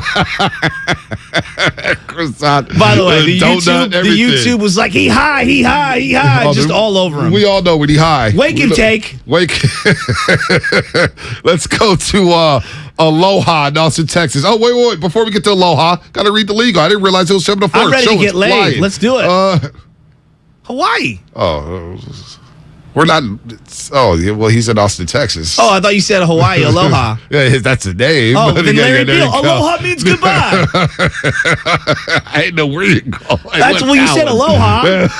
You're listening to 95.70 Game. KTNC FM and AC1 San Francisco. Always live on the free Odyssey app. Download the Odyssey app. Your favorite 95.70 Game for the best and most up-to-date sports coverage. And do not forget that you can also watch us every single day on our YouTube and Twitch streams. Just log on and search 95.70 Game. Be sure to like and subscribe to the channel while you are there. A lot of subscribers, 14,500 subscribers on YouTube. We got to get that up to 20K. We'll get that up to 20K, man. The fact that we got 14,000, I'll take that. Also, to the haters, if you're on the chat, I love the haters too. All the haters. I got haters telling me don't celebrate when the Niners win a Super Bowl. Bonte, you're a fake-ass fan. They said that to haters. Oh, dude, the haters are out. I can imagine the Niners win the Super Bowl and Bonte's not allowed to celebrate. Right. That would be hilarious. Fake 49er fan. Hashtag. You clowns. Let's go to Aloha. Aloha in Austin, Texas. What's happening? Great, baby. You're on the roast. Hey, good morning, Bonte. Good morning, Chasky. What's up, Aloha? Chasky, you know aloha means hello as well. It means goodbye, but it also means hello. I am from Hawaii, but I now reside here in Austin, Texas. But, hey, no better way to start off a 49ers Victory Monday without a little bit of morning roast. So I appreciate you guys. I love the Odyssey app. The only way I can keep up with my Niners over here. So thank you both. Question for you guys. So as we head into the bye, and I know, Bonte, you said you don't want to go down, the negativity route after a win, but I wouldn't call this negative. It's just a question. What would you do about the right tackle position? Oh, my God. What do you do? Do you put Jalen Moore there? Do you give Colton McKivitz? Oh, my God. During the bye? I mean, McGlinchey is not it. I mean, he's a liability out there. What do you do? We got to address the elephant in the room. It's the bye week. I'm with you. Look, everybody keeps isolating all these plays on the All-22 on Twitter. They're like, look, McGlinchey had a great rep here and a great rep there. It's not about like an individual great rep. It just feels like every single week he's getting caved in on multiple possessions at inopportune times, and they're destroying drives. Yeah, I mean... They had 3 tight ends at one side. They had 3 tight ends in there, and they had 2 on his side. And the 2 tight ends tried to chip, and he didn't even get his hands on the guy in front of him. I don't... Floyd went right around him on one. It's just one of those things I feel like you're going to have to ride out this season. I don't know. And hope that he gets better. Like, is he that much better? Yeah, I don't know. And are you going to bitch Mike McGlinchey, McKivitz? I don't know, man. I don't know what you do with Mike McGlinchey. Honestly, don't. Is there a trade out there? Is there a trade available? Thanks, Kyle Madsen, for the iced coffee. Madsen, put that mic on. What do you do with I don't know what McGlinchey? I don't know what you do with McGlinchey. Is Colton McKivitz and Jalen Moore, are they that? I'm asking sincerely. Are they that big of a drop-off from Mike McGlinchey? I think right now, but I also don't think McGlinchey's going to be that expensive if you want to keep him. I'm just talking about for this season. In this season, is he just going to ride out McGlinchey? Right? I don't think McKivitz and Moore's better. You think what they do next year? I'm not sure, but I think you have to ride it out this year. In the run game, at least he's solid, right? Yeah. Colton McKivitz is not that good of a player. I am not here to say that he is. I'm just saying that neither is Mike McGlinchey. Well, you know what? He's better than McKivitz, though. I think. Yeah. Come on, listen to what you're saying. But it is. I'm just saying. Look, Quam Harris was destroyed by this fan base for 4 straight years. Yeah, but the team was awful too. No doubt. And Anthony Davis, when he didn't play well, got destroyed at right tackle by this organization. Mike McGlinchey. We've destroyed Mike McGlinchey for 5 years. Yeah, but I mean, as much as we want to talk about the quarterback play, that side of the offensive line has not been good for quite some time. Richard Burfer has been good. Right tackle hasn't been good. Did you hear what they said during the broadcast yesterday? It was crazy. They've been taking him out for Brunskill and then putting Brunskill in there. And then Burford's saying that he likes to take some snaps off so he could sit and watch a little and then, catch his breath. I had never heard that about a lineman. And then Greg Olsen made the point, like, some guys just play better in spurts. And I'm like, huh. Whatever gets the job done. You know what I'm saying? Whatever gets the job done. So, looks like Gabe Kapler is now the offensive line coach. They're platooning. Chris Forster, maybe he's up to something, man. It's working. Chris Forster, you got something cooking. Burford's the least of my worries. Do what you got to do to win football games. It was a consideration. Do what you got to do. By the way, I see Coach Ed on YouTube. Before we go to break, my Washington Eagles got their ass kicked in the Bell game. 49-0 at home. Goose-egged? Goose-egged. Lincoln scored 4 defensive touchdowns. Yeah, I saw some running backs running around out there. Stunna Man's cousin was balling. Neighbor Dave was not happy. He had a few Facebook posts. Did he? Yeah, he was not happy. That's Sacred Heart beat Reardon 38-20, I believe. Yeah, they got smoked. At Meyerfield. They got smoked. It wasn't good. Wasn't good for our alma maters. We won't bring it. We'll just continue to keep it moving. Day. We continue to just keep it moving. What's coming up here on the Morning Herald, sponsored by Canyon Chiropractic. We got a sponsor, chiropractic? I need to see him. Dude, neck, back. Get that jaw put in place? Listen, you know what? My neck, my back, my neck and my back. Listen, your boy won't have a day off until Saturday, all right? But that's what I do. SpaghettiOs. I work 15 straight days like it's nothing because that's what champs do. And just take it out on everyone you work with. No. Your boy's been positive. the mayor of San Francisco does this for the people, for the culture. The unofficial mayor, Bonte Hill, of the city, the king of the Bay. I work 15 straight days for the Roasters. Don't lie. Come on, man. Pinocchio. Come on. You do it for the money. No. I do it because I love it. I love it. And the money. I love it. I would do this for free. I love it. I don't you have see an TV ego. yesterday? Time out. Sacrificing wearing the Riddler uniform. The podcast because we weren't getting paid. No. I canceled podcasts because it didn't make sense to do a damn podcast about the 49ers when I broadcast for 15 hours and do Warriors pre- and post-game live. That's facts. All right? That's why I did it. I wasn't getting paid for that podcast. I was just doing it just to do it, to make you happy. Happy Everybody around Halloween! here. All right? More coming up after the break. It's extra spooky Monster Mondays. Looking to throw it. Airs it out. Has Ayuk wide open. He's got it for the touchdown. We're reacting to Niners Rams. A trifecta inspired by the World Series, passing, rushing, and catching. The catch was pretty filthy, too, and back in the end zone. He's a hell of a football player.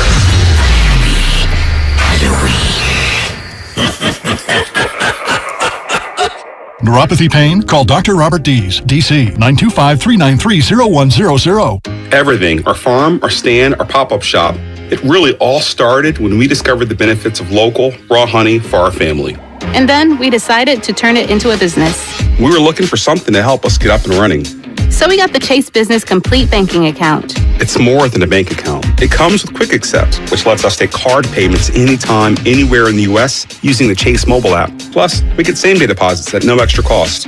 For us, it's more than honey. It's about sharing a little sweetness with the world. Get the Chase Business Complete Banking Account with the essentials you need to help get your business going. Learn more at chase.com/business-complete-banking. Chase for business. Make more of what's yours. Quick Accept is not available in U.S. territories. Enrollment required. Usage subject to approval. Same-day deposits available for payments before 8 p.m. Eastern Time, Sunday to Friday. Fees and rates apply for checking and processing. Limitations and restrictions apply. Participants compensated. Merchant services provided by Payment Tech LLC and WePay Inc. Subsidiaries of J.P. Morgan Chase Bank and a member FDIC. My husband and I live next door to a haunted graveyard. It's a little creepy, but we manage. Just like we manage without home internet. Do I wish my mobile hotspot was faster? Yes, but I make it work. Kinda. Just like we make it work sleeping next to a 17th century burial ground. Honey, can you move your hand? That's not my hand. It's mine. Not having home internet? It's not that bad. Grab my hand. Wait, okay. No, not up the stairs. We tried that last time. You can literally run through him. It is that bad. Don't settle for just mobile. Get Xfinity Home Internet for just $24.99 a month for 2 years with no annual contract and a free streaming box included. Go to Xfinity.com, call 1-800-XFINITY, or visit your local Xfinity store today. Restrictions apply. Not available in all areas. Requires paperless billing and auto pay with stored bank account. After 24 months, regular rates apply. Offer ends 12/21/22. Hey everyone, this is Chris Hodge with TakingVegas.com, and we did it again on Thursday night. Yeah, we might have been a little lucky, but hey, a win is a win, and we won with over Baltimore, Tampa Bay. We are now 12-3 on weeknight pro football games, and tonight, absolutely free. Cincinnati and Cleveland. Just visit TakingVegas.com. That's TakingVegas.com. Not only will you receive tonight's divisional matchup between Cincy and Cleveland, we are also giving out 30 days of our top-rated plays absolutely free as well over at TakingVegas.com. Plus, you get live scores, live odds, injury reports, weather reports, the whole 9 yards, plus a monster free pick between Cincinnati and Cleveland tonight. Again, 12-3 on weeknight pro football games. We are your authority for these games. We're going to win tonight. It's absolutely free. Just visit TakingVegas.com. That's TakingVegas.com. 2000, 2008, 2022. When it comes to the economy, those are some scary years.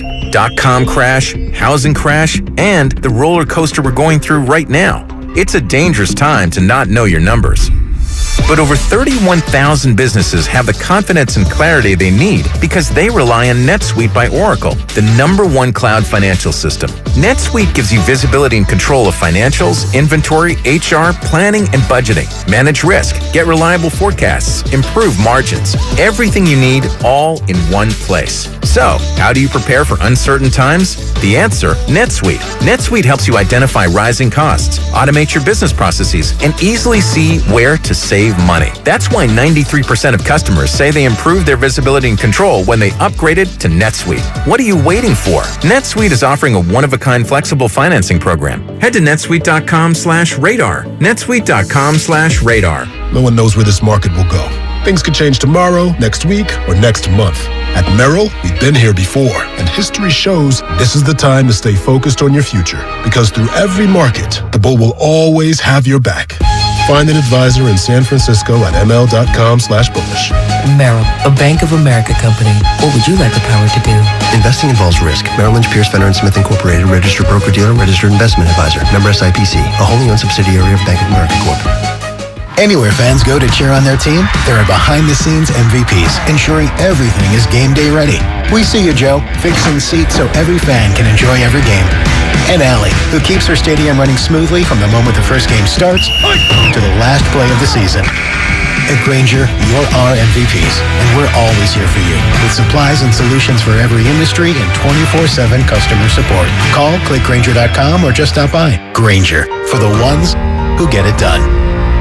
This is Loyalty Lab Interview 6. Subject, grandmother's loyalty. Margie, what do you do when your grandson misbehaves? Angels don't misbehave. Here we study the most loyal, like you and... Oh, there goes the lamp. You shouldn't have put it there. Shell and the Fuel Rewards program has our members' backs, too. It's super easy to save on every gallon. Loyal, just like how you acted like that wasn't his fault. Someone should clean that up before he gets hurt. Yes! Loyal, just like that. 10 years of FR.com. Terms and conditions apply.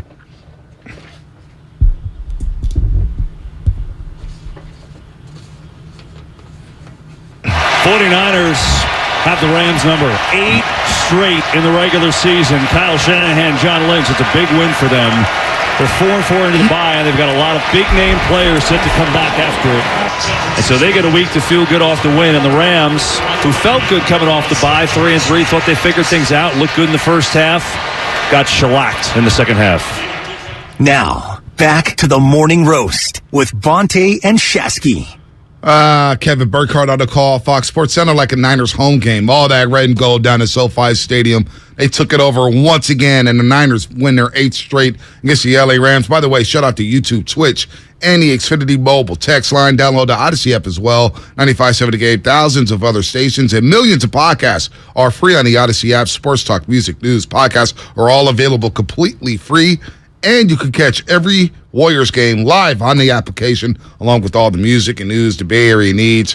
Warriors, of course, lose a back-to-back in Charlotte and Detroit. They give up 120 to Charlotte in overtime. They give up 128 to the Detroit Pistons. All 5 starters for the Pistons score double figures. What is going on with the Warriors' defense? They got guys feeling too comfortable on the floor right now. So they'll have a day off. They go down to South Beach, Miami, check on the Heat tomorrow. We'll talk about that a little bit more at length tomorrow on the morning roast. Real quick, hearing that crowd, Shasky, roar like that at SoFi Stadium. Did you see what the old Last Chance U coach had to say, Jason Brown? Did you see him on Twitter? No. Remember the guy from Independence, Kansas? He was on Last Chance U. He was a psychopath. You ever watch the Last Chance U series? Yes. So you saw the one at East Mississippi? Mm-hmm. Did you saw the one at Independence, Kansas? Mm-hmm. So that coach, the guy from Compton. Okay. So he put up a video, and he is irate about Niner fans taking over SoFi Stadium. Now, we can't play it because we're going to have to dump like beep, beep, beep. Oh, he's beep, cussing beep. the entire time? Oh, he's going, I hate the Niners, I hate the Dodgers, I hate the Warriors, I hate the Raiders, I hate everything about the Bay, and y'all let them take over this stadium?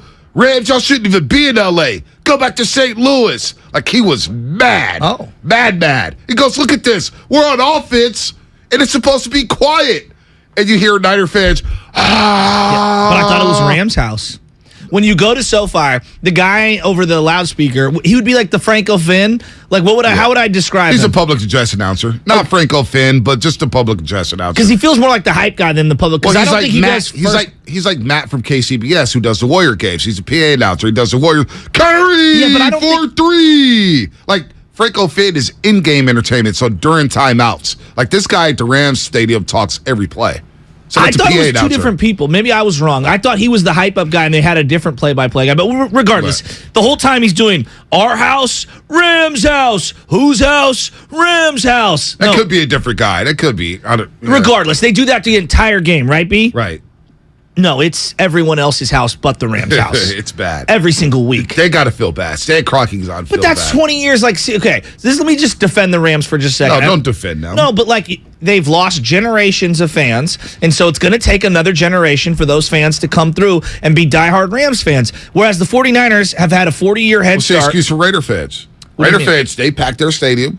Now, they have a lot of neutral fans go there, but for the most part, Raider Nation rides for their team. Yeah, but you also didn't have an entire region start supporting Niner games. Like, when the Rams left, they started broadcasting the local big games. And in 2010, 2011, like that's when the Niners started becoming good again, and they would broadcast those games down. Why do you think there's so many Patriot fans in L.A.? Yeah. Because they broadcast Patriot games. When we had the Mafia breakfast before the NFC Championship game, Worldwide Hef and Ryan, we go out there to meet you with Papa Shasky and Rocco, and we go have the Mafia breakfast.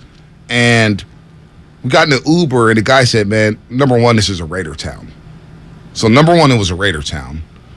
Number two, it was USC? Cowboy town in terms of pro football. Number one, Raiders. Number two, Cowboys. And number three, Rams. So Cowboy fans and Raider fans are deep in L.A. Interesting. Deep, because the Cowboys practice, and they have their training camps at Oxnard, in Oxnard, California. Yeah. And so Raider fans, of course, played in L.A. for a long, long time. But when you agree, like, okay, they won the Super Bowl, and we're going to get back into the Niner game, but like they won the Super Bowl last year, and that's great for all the 12-year-olds, right? Right. And it's great for a lot of like the celebrities to jump on the bandwagon. It's going to take another generation for those people to be your main base of fans that are going to ride and die with you. So, yes, they're going to want to obviously cultivate young fans now so that they pay dividends later. Like, I look at the Warriors, and yes, winning is unbelievable. Imagine being a Warrior fan who was 10, 11, 12 years old in 2015. You're now 8 years older. You're in your 20s. You are going to be the bread and butter of spending money on this organization for the next couple decades. That's how it works in sports. Let's go to 49ers Stew in L.A. 49ers Stew, what's happening? You're on the roast. Bang, bang, Niner game, baby. How you doing? What up?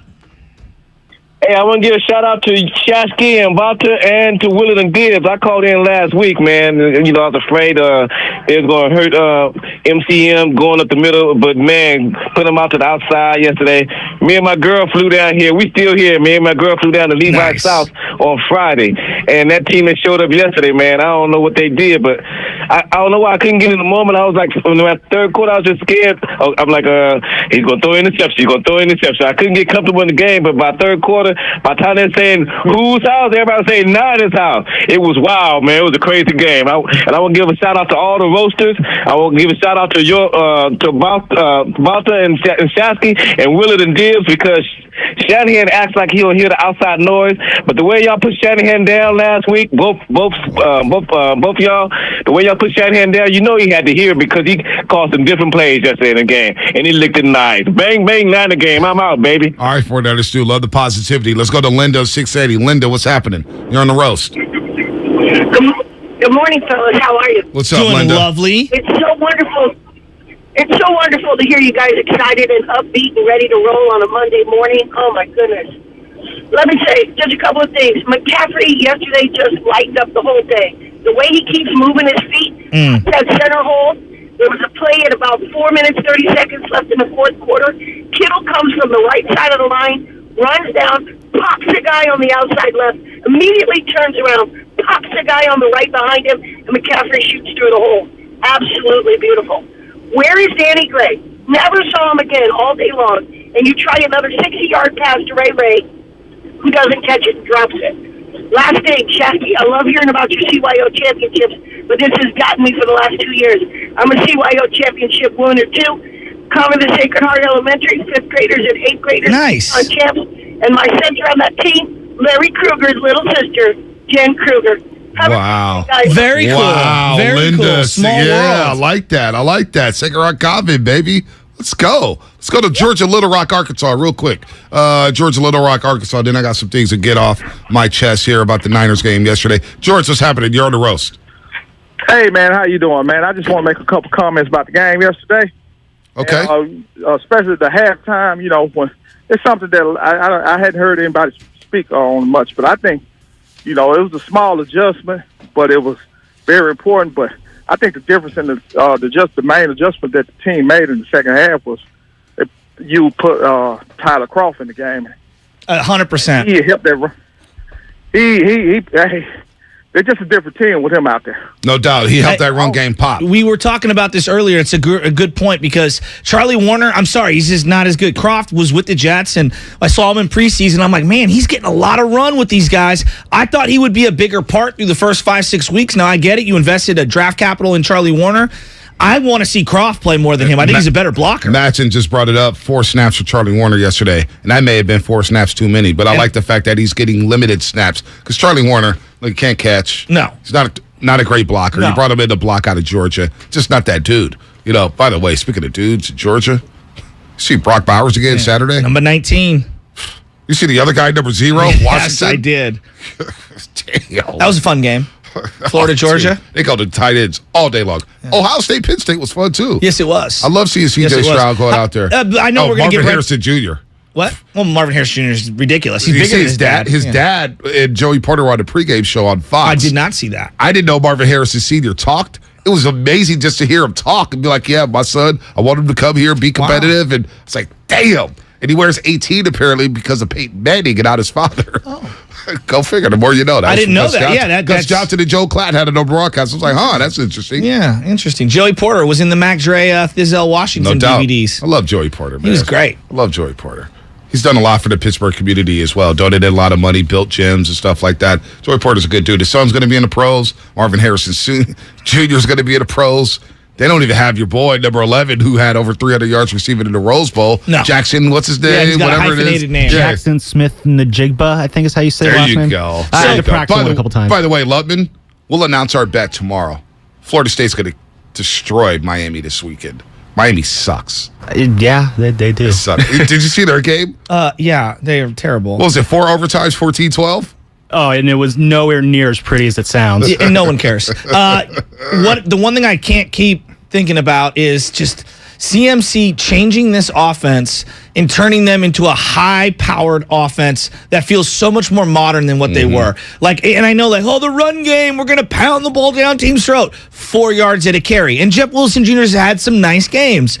You put Christian McCaffrey and you just plucked him into this offense. Right. How different does everything look? Everything looks different. And then I want to hear from McCaffrey because we don't even know what he sounds like. But here's what he had to say about his touchdown pass and how fired up he was.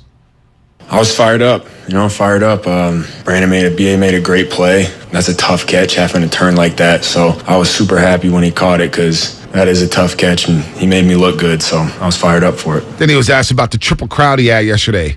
Touchdown passing, touchdown rushing, touchdown receiving. Yeah, that's awesome. Obviously, those things are really cool. I think the biggest thing is coming out with a win and, playing the second half like that too. And I think the thing I'm most happy about is just this whole team welcoming me in with open arms and, especially the running back room, guys like Jeff Wilson and Juice, they just helped me all week learn everything. And I don't know, I think that just means a lot to me. So obviously those things are cool, but I'm just proud to be a 49er and felt good to get a win today. I'm just proud to be a 49er. He's been here 12 days. I'm just proud to be a 49er. Has there been a better marriage, instantaneous, you could see him and Shanahan, boom, perfect mesh. In terms of what? The fit is perfect. For any team or just with the Niners? Just the Niners. I'm thinking of guys that fit. Emmanuel Sanders, okay, they really needed him, but he fit. He scored a touchdown in his first game. Totally, but he wasn't the focal point of the offense. No. This guy, you acquire him, 12 days later, he literally changes the fabric of every single play when he's out on the field, and everyone's benefiting from him being out there, even when he doesn't touch it, and they have a completely different identity. Right now, this morning, you wake up and you go, dude, Jimmy played maybe his best half of football ever, okay? Played unbelievable. George Kittle's getting the ball down the field, which we've been begging for. Ayuk's wide open, gashing him down the middle. We didn't really even have a second wide receiver step up. And then McCaffrey is doing everything. Pass game, run game, throwing for a touchdown. Their entire offensive identity feels like it's totally different this morning. No doubt. Before we get to Nick Bosa and the defense, here's what Garoppolo had to say about the offense performing in the second half. No, that third quarter stuff, though, I mean, honestly, we talked about it as skill guys. I think that's when the game's won at the beginning of the third quarter. We had a chance, to come out, take advantage of that, and I thought guys did. We calmed down. We settled into our game plan, and guys just stuck with it, and, I think the results speak for themselves. And after they punted on that first possession of the third quarter, they get the ball back after forcing a Rams punt. They're down 14-10. And two things happen that kind of was a sign of things to come for the 49ers. Good signs. Christian McCaffrey fumbles. He got cracked. Jalen Ramsey cracked him. Forces a fumble. Mm-hmm. Ray Rubin-Cloud is on the ground. And the ball bounces right to him. He's on his back, and it literally lands in his belly. The ball bounces right to him. So you keep possession. Rams get the ball right there. All of a sudden, they have a short field. It's a guaranteed 3 points. Mm-hmm. Later on in the drive, Jalen Ramsey comes in on the blitz, notices that he can't get to Jimmy Garoppolo, sits in the hole. Jimmy throws it to George Kittle. Ramsey drops an easy interception, probably goes all the way to the house. Right? Momentum, disaster, all that averted. Disaster averted. Momentum, you say, all right, get another play. Let's continue their march. And then Jimmy Garoppolo, from that point on, he just goes boom, boom, boom, boom, boom. It goes 71 yards in the air, capped off by that McCaffrey touchdown in the corner. Those two plays right there were massive for the 49ers. Massive. And we haven't even got to the Tyler Higbee drop. The Niners were up 10. That was huge as well. But those two plays happened on that one drive.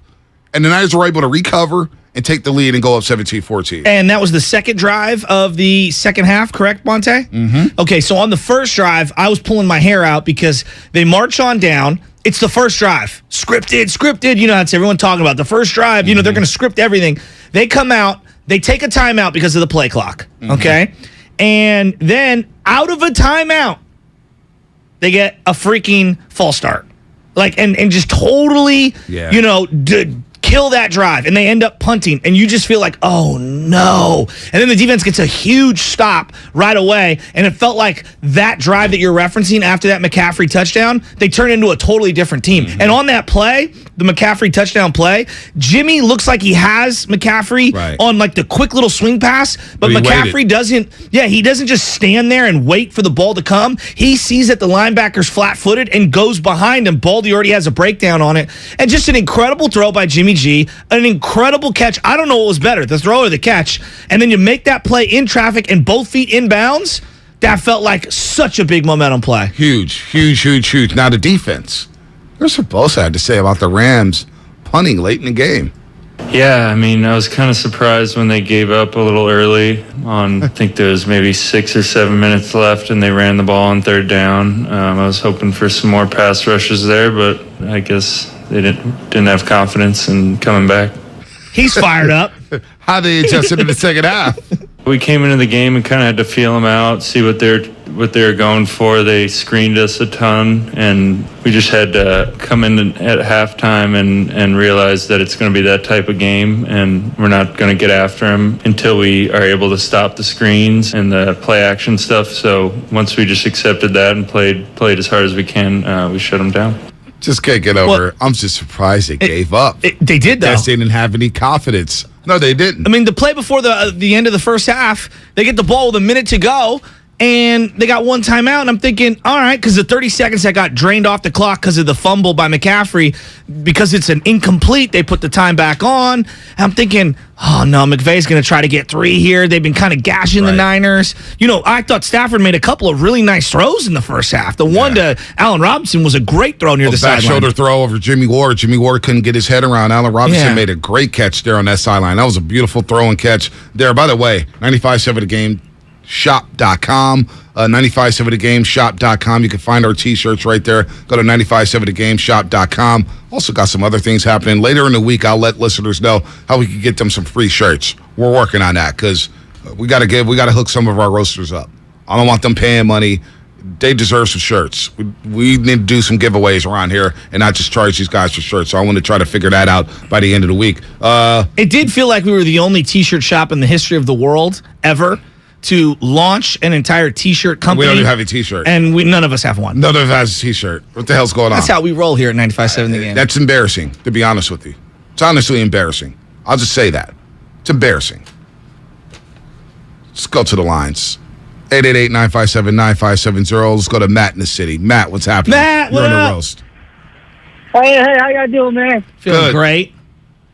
Man, I just want to say, man, it was so hard listening to you guys last Monday, and I was just telling the rest of the 49er fans, especially my circle, I was like, look, man, the 49ers are going to go as far as Kyle Shanahan, play caller. Wait, hold on. Is this dropping a hat, Matt? Yes, it is. Yes, it is. Damn, you got a name change. No, I said dropping a hat, Matt. He didn't put it in there. But anyway, Kyle Shanahan, play calling, and no one has, because this guy's playing chess now, right? Other teams, other coaches know how you play chess, right? So you got to play chess, and you got to block the Jimmy G. They're sending a blitz. They put Aaron Donald on McGlinchey's side yesterday, right? Because they know that's the weakness. If Jimmy Garoppolo can get protection, he'll be fine. And if you can throw those screens, those will be the one that save you from those blitzes, right? So yesterday, Garoppolo did good. The 49ers did good. The first half was kind of like suspect, but the second half, if they play like that, we should win the next 9 games. We should be in the Super Bowl. My prediction is the Bills and Niners in the Super Bowl. Let's go. Hey, so on the thing on play calling, it's interesting. We lose our minds about play calling, and I think that no one is a brilliant play caller that's bats 1,000 all the time. Like, you're going to have bad calls here and there, down in distance. But like, there's an example early in the game. He gets Ray McLeod a wide open deep shot, and wide open 5 steps. That's wide open in the NFL. 3 steps is wide open in the NFL. But on the deep bombs, he got the play that they wanted. Right. I thought it was a good enough throw. Jimmy slightly underthrows it. Whatever. Good enough throw. Ray, make a play. Is that on Shanahan? No, it's on the wide receiver to jump up and make a play. The ball was a little late, though. To be fair, it was underthrown and a little late. It was underthrown and a little late. I thought that was a good enough throw that would have been to make a play. Come on, that would have been a ridiculous catch by Ray McLeod. Let's for be sure, real. But Let's be real. But like, I know we're trying to be positive. No, it's not that positive. That was one of the bad throws for Jimmy Garoppolo yesterday. He only had 4 bad throws. Well, you're missing the point that I'm trying to make. The point I'm trying to make. You're trying to say he should make a play on the ball. He did make a play on the ball. The point I'm trying to make is that Kyle Shanahan schemed up a really nice play there, and there's nothing to be had because guys still have to be able and go out and execute. Whether you want to say the quarterback, the wide receiver, that play was there, and that's on. Shanahan makes opportunities like that happen. That was a great play call. Great play call. It was. Let's not say he's 100% with his play calls because he's not. But that was a great play call. I just said no one is. It was underthrown. And Ray, I looked at the play like quarterback's got to make a better throw and he's got to get the ball out. Well, Ray caught it off his chest. That's how I look at it. High point the ball. That's how I look at it. He had to stop, turn around, and go up in the air over 2 dudes. That's how I saw the play. Again. Your opinion, you're entitled to your opinion. I saw an underball throw and that was late. It's okay. Ray needs to make that play. That to me, there's a lot of wide receivers. At least get your hands on it. I don't agree. And so I'm looking at Shanahan. Ray McLeod. You get deep behind somebody. We need you to make a play. The ball was underthrown. You're missing the point. No, I hear your point. The coach is scheming up plays to be wide open. The play was there, but the ball was underthrown. All right. That's the point. The play was there. The ball was underthrown. It was a great play by Shanahan. Ball was underthrown. It was underthrown. It's okay. It's all right. We expect Ray to make that play. Guy can't even field a punt. I mean, now we want him to make plays. We want him to be ready, boss. Can't even field a punt clean or a kickoff. Now we want the guy to be ready, boss. It's unbelievable. Austin in the city. Austin, what's happening? You're on the roast. I ain't nothing much on the way to work. Hey, man, look, this is what I got. Hey, Jimmy did good. Stafford didn't do that good either. Jimmy had some bad throws. Stafford did too. I want to say that. Now, I want to say, hey, Dwelly had a catch in the game. You know, we got Kittle, Brandon Ayuk, but my main thing is when Debo get back, how this offense going to look? Yes. Is he going to be running routes? What about Jennings? We need Jennings in there. We need all phases of the game. We need Debo. Debo needs a breakout game. I want to know if he's practicing this route. Is why he's injured somewhat. Well, no, he's injured because he's playing football, and the game's very violent, and obviously hurt his hamstring. It sounded like he tried to go but couldn't go. Throughout the week. The week off's going to be huge for him. They need him. I mean, they're not making any kind of run. As great as the McCaffrey game was yesterday, you need all your weapons to be able to compete in the NFC. Going back to the Ray play, because that was one of the few plays I watched live before the Warriors game. And whether or not I think the ball was underthrown, whether or not you think Ray should make a play, whatever. Why is that? Can I get Danny Gray on that route? Danny Gray was barely playing yesterday. Because here's the deal. We're expecting Ray McCloud to make a play on that ball. Think about what we're saying. Ray McCloud. I'm not here to rip the guy. This is the same guy who dropped the dime in Atlanta. I know. He's the same guy who I've watched over and over and over again muff punts and kickoffs. He made a nice catch over the middle and got blown up. And got absolutely blown up. He's also been in the league for 4 or 5 years, played with Pittsburgh. He's got a resume. Danny Gray, what has he got, 1 NFL catch? I could be wrong. So that's what I'm saying. We're expecting Ray McCloud to make a play.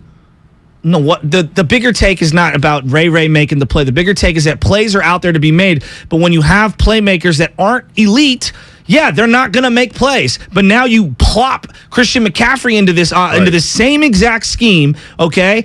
And the whole scheme looks elevated because, hey, on 3rd and 7, let me hit you on a 3-yard play. Right. And now instead of calling plays, I'm also calling playmakers. And that guy breaks a tackle and boom. Right. First down. And so as much as we obsess about Kyle, that play sucks, Kyle, this play sucks, when you have great players out there, they can erase some of the shortcomings in the play calls. That's what I'm saying. Ray should not be out there running that route. All right? We're expecting Ray McCloud to make a play? We're delusional if that's the case. I've watched Ray McCloud. Okay, he made the one big catch in the first half. He almost got his head taken off by Taylor Rapp. Almost got his head blown off. All right? We're expecting Ray McCloud to be Randy Moss in that situation, basically. Ball was late. Ball's got to be thrown quicker. He was open. Boom, hit him. But you want Ray McCloud to attack the ball? It's Ray McCloud. Think about what we're saying here. Ray should not be in that situation. Should be Danny Gray. Let's go to Antonio in Oakland. Antonio, what's happening? You're on the roast. Man, played a physical brand of football. Fred Warner wrecked their offense, man. He was back to his dominant self. You know, Garoppolo, 84%, completion percentage highest since Steve Young in 1997. You know, Christian McCaffrey on that play, all a great throw and catch. And the McCaffrey, man, he jumped up so high. I haven't seen a white guy jump that high in a Niner uniform since Dwight Clark's catch, man. That was amazing. And McCaffrey's looking like KD, man. McCaffrey's looking like KD, you know, KD to the Warriors. And, you know, McCaffrey's giving, he's going to give Debo and Kittle more room, just like, you know, Durant gave Stephen Clay more room. So it's on and popping. We don't fear no one. We coming for the NFL. They're on notice, baby, going into the bye week. Heck yeah, guys. It's big to be 4-4 going into the bye week. Think about how much better everybody feels. And how the outlook at his football team. It's a complete palate changer. To win that game without Juwan Jennings, Deebo Samuel, Eric Armstead, Javon Kinlaw, we'll see what's going on. Drake Greenlaw was at Burks. Number 48, Burks. I mean, he played really good. Oh, my God. The first quarter, he's blowing up screens. Say, who the hell is 48? It might have been the best personnel change that they made. Flanagan Fowles, removing him from the starting lineup and putting in Oren Burks. He played so much better. Did he play every snap? Is that what I heard from Mattson this morning? He played every single snap on defense? Wow. That's incredible. I thought Fred Warner played really instinctual and fast and felt like he was out there hitting and playing like Fred Warner-style football. And then I watched him in the postgame. He's just such a stand-up dude. No, I mean, everything about him is just stand-up. Dude, Burks, Warner, they played really good linebacker yesterday. So no Drake Greenlaw. Then we get to see, you know, if Jason Verrett, if he can just get right and he can just get some snaps, something, like if he could get anything out of Jason Verrett, that could be a game changer for that secondary. Well, and the one thing that I noticed in the Jimmy Ward thing this week, everybody's losing their mind about Jimmy Ward playing in the slot. He was guarding Higbee a couple times. He was guarding, number 18? What's the other guy's name? Oh, Skoranek. Notre Dame guarded Allen Robinson. Like, he was guarding whoever. I thought he did a pretty good job. Right. I thought he did a pretty good job, and we were losing our minds about him switching positions. He was out on the field almost the entire game. Gibson was okay, and much better in the second half. And I thought it worked. Diomino Lenore, he's basically a second-year player. Yeah. He played pretty damn good in this game. He was around the football, man. You know, he played pretty good this game. I like Womack on special teams. He had a nice tackle on the punt team late in the game. Yeah. Stuffing the Rams inside the 10-yard line. I thought Lenore, the youngsters played well. Youngsters played well yesterday down at SoFi Stadium. Let's go to Mo in Motown. Mo in Detroit. What's happening? You're on the roast. Fellas, how are you? What's up? Nothing. Listen, man. I'm excited about the win. I really am. But I'm looking at the big picture, man. We got to pump the brakes a little bit. We still have Jimmy G as our quarterback. Hey, he played great yesterday. Give him some love. He played great yesterday. He did. And I give him that. I'm telling you, but I'm looking at the big picture, and I wanted to know what your guys' thoughts are. you could put Jesus Christ with McCaffrey on this team, but at the end of the day, Garoppolo's our quarterback. He's going to have to make a play to win us a Super Bowl eventually down the line. Defenses are going to say, you got to throw the ball. I personally think he's going to choke. I don't think he could do it. I think he's our Achilles heel. It's a perfect team, but I think he's our weak link, and I think he's the reason we're not going to ever I'm not going to go there. Look, I'm not doing that this morning, but here's what I would say. I think the addition of Christian McCaffrey actually accentuates one of the best parts of Jimmy Garoppolo. Underneath. He's good underneath. We all agree. Is he the most accurate player in the league? No, but he's super accurate on the underneath stuff, and he's got good touch, and just getting the ball out on time on the underneath stuff has really changed the offense. How many times would they have gone 3 and out yesterday if they didn't have the check down to McCaffrey? Why 4, 5, 6? You know? You need a McCaffrey. So, today's not the day. Coming off of that Jimmy football played game. great. Coming off of that football game, you got to be insane to want to rip the quarterback. Quarterback went down there and helped his team win a football game.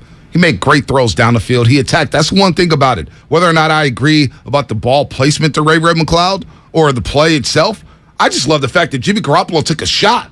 He took a shot down the field, and he's taking more and more shots down the field. I want to see that in the second half of the season because you do have speed on this offense. You do have Danny Gray, who I think will get more reps after their bye week. Ray McCloud, they're trying to go deep with him. I've seen enough of Ray McCloud going deep, all right? Well, I've seen enough of it. But Jimmy Garoppolo, yeah, sure, you got to have quarterback make plays down the stretch. There's going to be a game where Jimmy Garoppolo's going to need to win a game with his right arm. There's no doubt. But you know what? He has the playmakers to do it. All he's got to do is get the ball to the playmakers' hands and let them do the rest of the work. You got McCaffrey. And Brendan Ayuk had a sneaky good game yesterday. No, he had a really good game. He's a special player with the ball in his hands. 3 games in a row where it feels like he's been a very big impact on offense for Brandon Ayuk. What does he have, like 25 catches, give or take, with like 300 yards and 3 touchdowns? He's been really good the last couple of weeks. The other thing about Jimmy that he played, what he did yesterday, that I thought was really well. I thought his pocket awareness was so much better yesterday. Stepped up when he needed to, moved right, moved left, and did a really good job on keeping his eyes downfield. See, I didn't even want to talk about the Ray play because everybody's all flustered now talking about the play. And you got Mo calling into Detroit talking about Jimmy Garoppolo's going to come. I'm not doing that this morning. I'm not. I'm just not going to do it. All right? They won against the Rams. They beat the Rams down. Jimmy played good. Christian McCaffrey was special. The defense was special in the second half. I'm not here to rip the quarterback. I'm not here to rip fit wide receivers on the football team on the depth chart. It's all good. Going to the bye week feeling good. Feels great, baby. The dime he threw to George Kittle, maybe, there's a couple that you could put up there. Might have been the best throw as a 49er for Jimmy Garoppolo. He's rolling to his left. I thought he was going to check down or throw it away. He throws like a layered touch ball to George Kittle, who gets both feet down. That was such a great throw by him. So great good. Throw by Jimmy Garoppolo. But you know what? Be a Jimmy G hater. I guess I'm be one all my life. Daniel in San Ramon. What's happening? Hi, Daniel.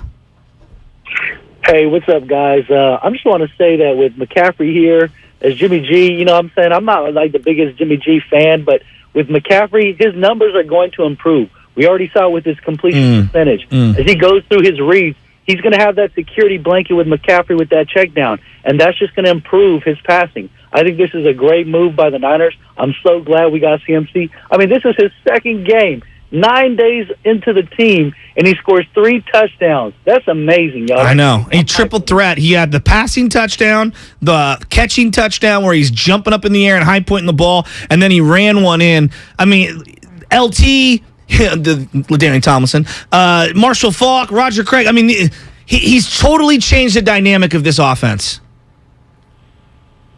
Daniel gone? One play we didn't get to. What's that? It's a Tyler Higbee play. Oh, my goodness. 10 minutes left of the game. Beautifully designed play. 3rd and 3. Trips left. Single wide receiver to the right. Higbee runs a little drag route across the field. They run the little pick play, which, you know, it's illegal, but they run it to perfection. And Higbee is wide open. Dude. Wide open. And it was a good enough throw where you got to catch that. Catch the ball. And he's gone. It felt like it was grass or turf, and Hufanga and whoever that deep... it was Cooper Kupp over there. Was that okay? The block. And that was it. It was Hufanga, excuse me. And it felt like that was it. Higbee could have walked in. But you know what, though? The way the offense was playing yesterday, I was feeling good. I felt like they could move the ball in the second half. Yes, I was feeling good. But if you make that play, it's a different game. It's a different game. I'm with you. And all of a sudden, it's 24-21. And how aggressive is Shanahan with the play calling? How aggressive is Jimmy Garoppolo? Do they move off of Christian McCaffrey? Do they get conservative? That was a complete. So that was the third massive play for me in that game, to where once he dropped that play, he dropped that pass, and the Niners get the ball and go right back down the field. Big play to Ross Dwelly, touchdown pass to George Kittle. That was it. That was the game right there for the Rams. It was. And then Higbee was hot. You see him slam the helmet. Well, he should have been hot. He got laid out early in the game, was lucky to even get back on the field. They're like, oh, he hurt his neck. I'm like, well, when Tua hurt his neck, they brought him back out there, and everyone was saying it was a concussion. So who knows with these injuries. The thing, too, B, what's up with their running game? Like, the Rams have no running game. It's the second worst running game in the league in terms of attempts. They didn't even try. Yards. Well, they can't. I mean, I didn't even know who that running back was. Did you hear him on the broadcast? Malcolm Brown. They heard him on the broadcast. You heard him on the broadcast say this is their 7th different combination on the offensive line. It's crazy. They're done. No Boom is out for the season. They're done. Yeah, and it completely shot. I thought that D'Amico called a great game in the second half, where he had stunts. He had a couple of linebacker blitzes. They were filling the gaps properly. I mean, this defensive line, even though they're super banged up, they played a really good game in that second half. No doubt. 888-957-9570. Let's go to the calls. Let's get down to Mark in Nevada. Mark, what's happening? You're on the roast. Hey, how's it going, guys? I'm more in Vegas than. Oh, nice. I'm in Vegas, and I get part-time Niner games. You know, Viva Las Vegas. Exactly. So I have to disagree. I think the defense did the best they can. I liked watching Ward with that big old hammer in his right arm when he throws it at everybody. But the thing is if McCaffrey's not there and Deebo's not there, and you have Jimmy G there, the game's lost. All right, bye. I'm not doing this. I'm not playing that hypothetical. What timeout? If Mike Evans doesn't play, Tom Brady looks like a shell of himself. When Gronk got hurt and Edelman was hurt, what happened in 2019 for the Patriots? They bowed out to the Tennessee Titans in the first round because they didn't have any weapons. Everyone thought Tom Brady was washed. He's the greatest quarterback of all time. All right? Every team needs weapons. What does Aaron Rodgers look like right now with a bunch of inferior weapons? What does he look like? Did you watch him last night? No, I did watch him. He looked terrible. All right, they had one late touchdown drive that it felt like the Bills were in prevent defense. Not doing it. Every team needs weapons. Jimmy Garoppolo played great yesterday. Give him, if we're going to criticize him when he plays bad, you got to give him his props when he plays well. He was brilliant yesterday. And yes, a couple of drop balls from both his receivers and the defenders. That's every game. He was brilliant yesterday. Take Steph off the Warriors, they don't win championships. Well, duh. Take Steph off the Warriors, they don't win championships. Duh. I mean, take Tim Duncan off the San Antonio Spurs. Duh. They don't win championships. Duh. Who is that, duh? That's Klay Thompson from when he was calling out Charles Barkley. Oh, give me that one more time. Duh. I like that. I mean, come on, man. Today's not the morning. You need playmakers in the NFL. That's why I argue with everybody around here about getting a damn running back who can make plays out of the backfield. Because you need playmakers. It's made Jimmy feel way more confident. You need playmakers. Didn't he look like he knew I could look downfield and then hit the guy underneath? Only certain Niner fans could get me annoyed on a Monday morning. I knew the switch would be flipped. I've said it last night when I watched it again. I said there's going to be some idiot out there who's going to say something about Jimmy Garoppolo and try to spin it on us, and you're going to get me annoyed. You're going to get me annoyed. So if you want to get me annoyed, here you go. Here you go. What did you think about the adjustments that the coaching staff made on both sides of the ball in the second half? Great adjustments. But that's been a knock. Like, what are the adjustments? You when you're down more than 3 points in the second half, you never win games. Check. Like, it felt like they did all of those things yesterday. Can we just be happy? That's what I'm thrilled. Can we just be happy? Jimmy Garoppolo's a 49er. I've said it over and over on this damn station. He's the most disrespected Niner I've ever seen in my life.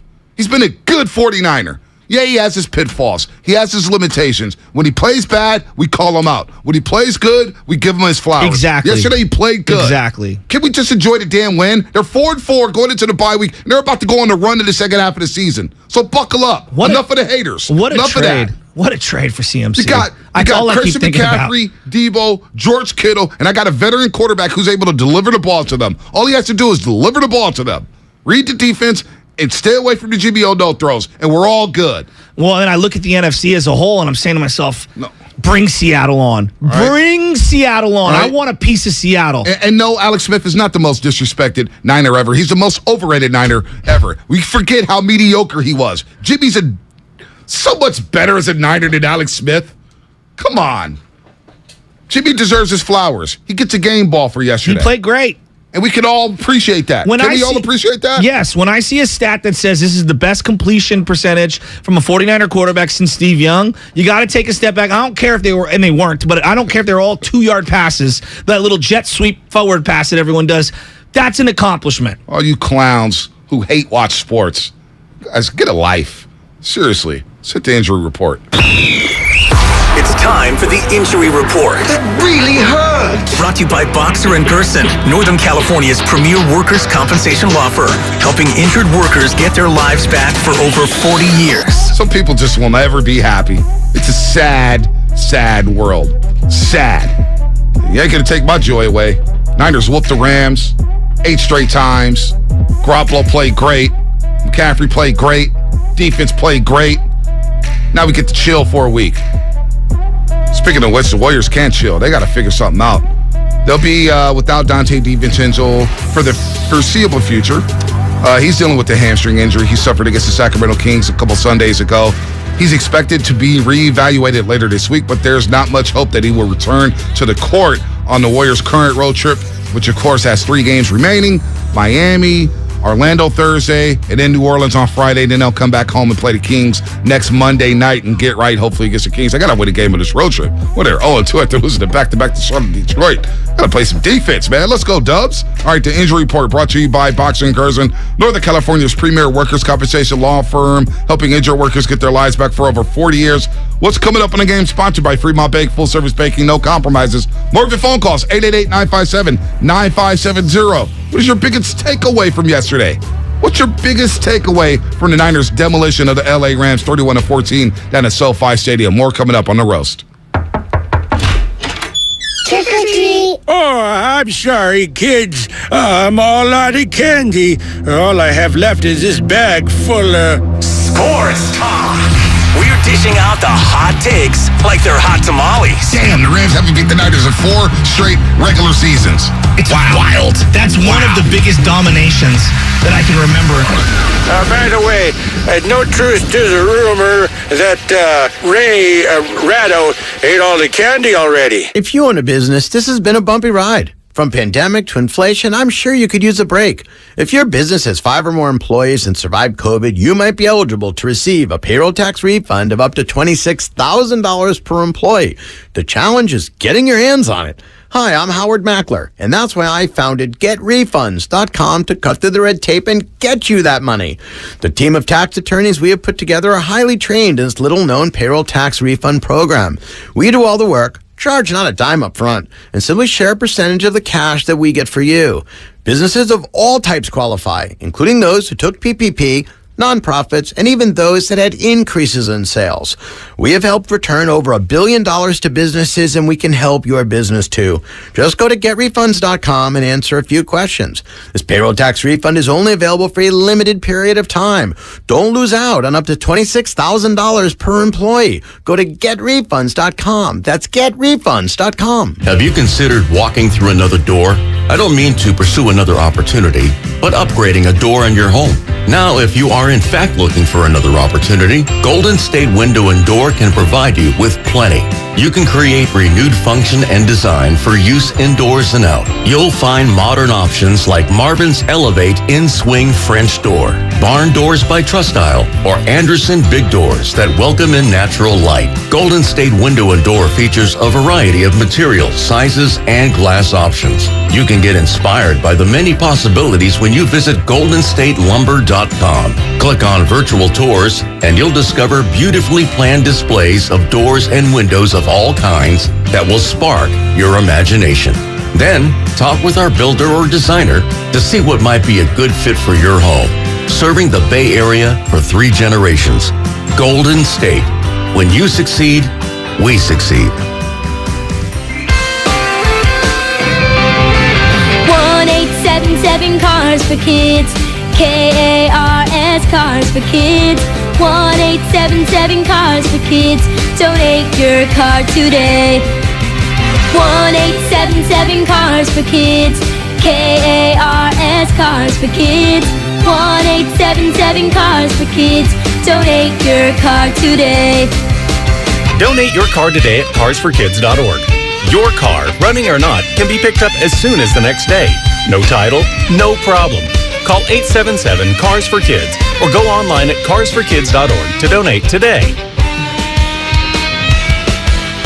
1-877-CARS-FOR-KIDS. KARS Cars for Kids. 1-877-CARS-FOR-KIDS. Donate your car today. Now accepting donations of land, homes, buildings, or any kind of real estate. Start your celebrations with Outdoor Supply Hardware. Get ahead of the season with holiday inflatables, artificial trees, and LED lights. On sale at Osh now. Plus extension cords and light timers to brighten with ease. Cozy up al fresco evenings with propane patio heaters, smokeless fire pit, fire and tables. Osh is talking turkey. From roasting racks, turkey fryers and smokers to specialty rubs and spices. From Traeger, Bad Bones, Dizzy Pig, and more. Turn holiday meals into mouth-watering memories. Find it all at Outdoor Supply Hardware's 14 neighborhood stores. Home, hardware, and happiness.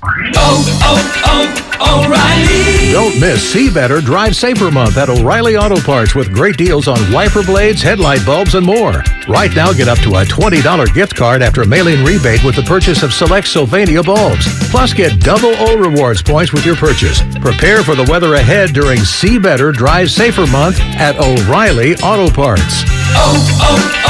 O'Reilly Auto Parts.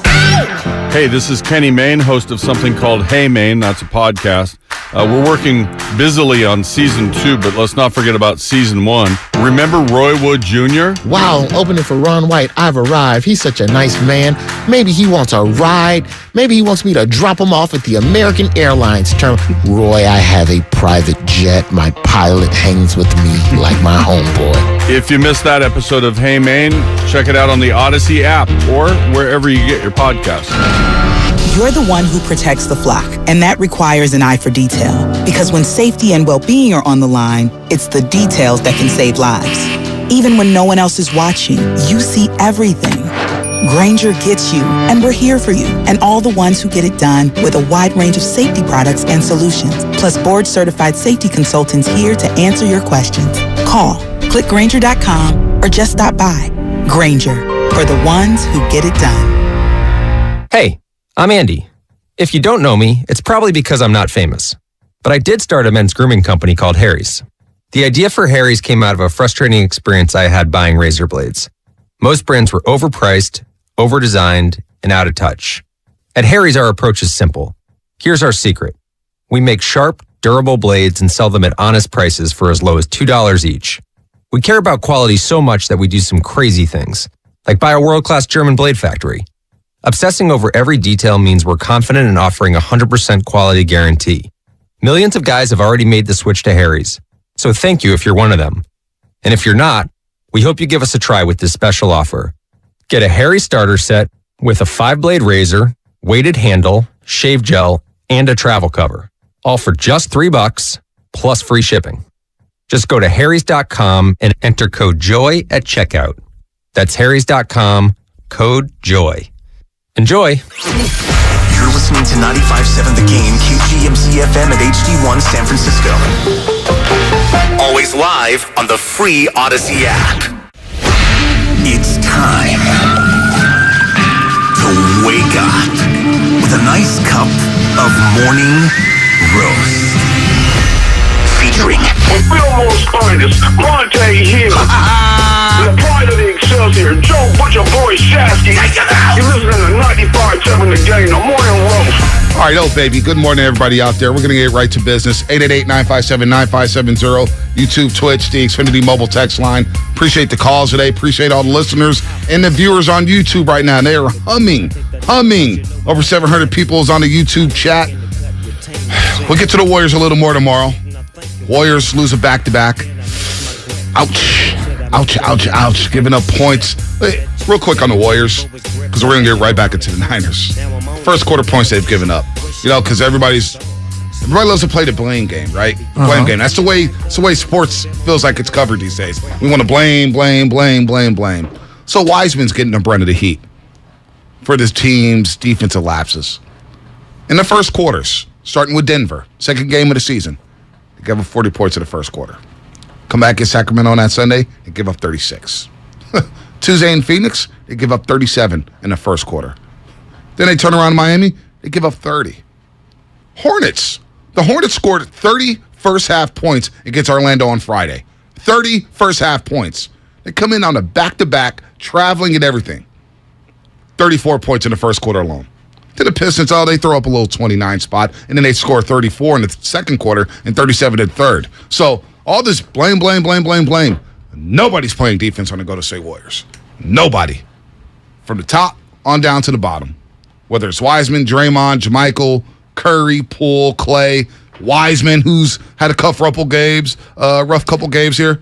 Nobody's playing defense on the Warriors. That you nailed it on sports in general. Like, when you lose, you're an orphan. And when you win, it's a 15-person family affair. So that's why the Niners are feeling so good today. I mean, I feel great about the Niners. You get your team back to 4-4. You get the entire bye week plus the extra week of rest before you get ready for Sunday Night Football, and a Charger team that's somehow as banged up as you. I mean, they're going to be without Bosa. Their star quarterback had a week off this week, but they get to play this upcoming weekend, and he's obviously got some cracked ribs or something going on. Like, if I'm the Niners, I'm feeling great. I'm looking around the NFC, and I'm saying to myself, really, truly, I respect the Eagles, but do you really, truly fear them and know that Jalen can do what he's doing in the playoffs? Well, they're tough.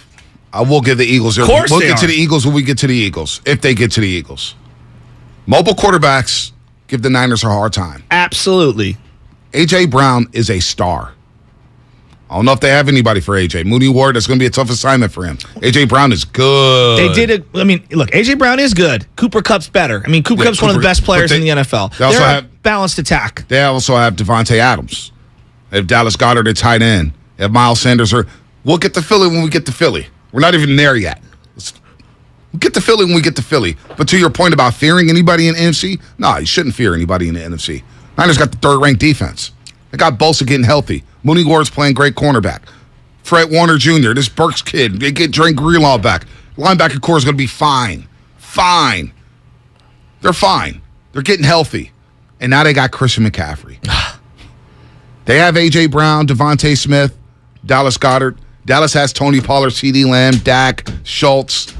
Niners got C-Mac, Debo, Ayuk, and Kittle. Let's play. Yeah, they look ridiculous. Let's play ball. Adding CMC is a game changer. I mean, I honestly, truly believe it changed their offense. It was the type of oxygen that the Fire absolutely needed to keep going. And this is why, people were calling me crazy, like, Bonte, you're striving for 500. I just wanted to get to 4-4 by the bye week.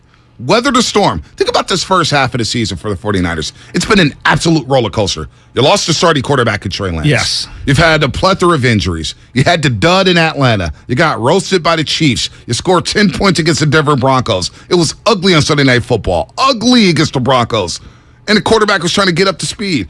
We didn't like the report to Michael Silver with coaches and play. It's just been a whirlwind in the first half of the season. Now we get a week off.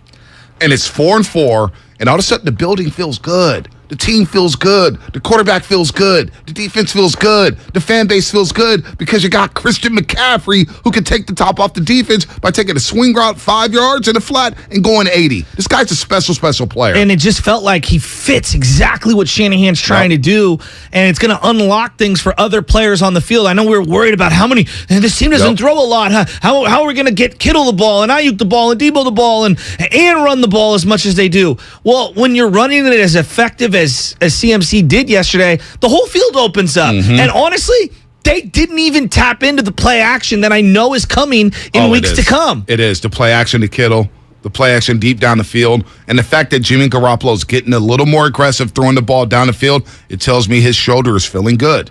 It tells me he's feeling more confident. I like the fact that he's taking shots down the football field. And the Jimmy Garoppolo of the last 3 years doesn't make that pass to Ross Dwelly.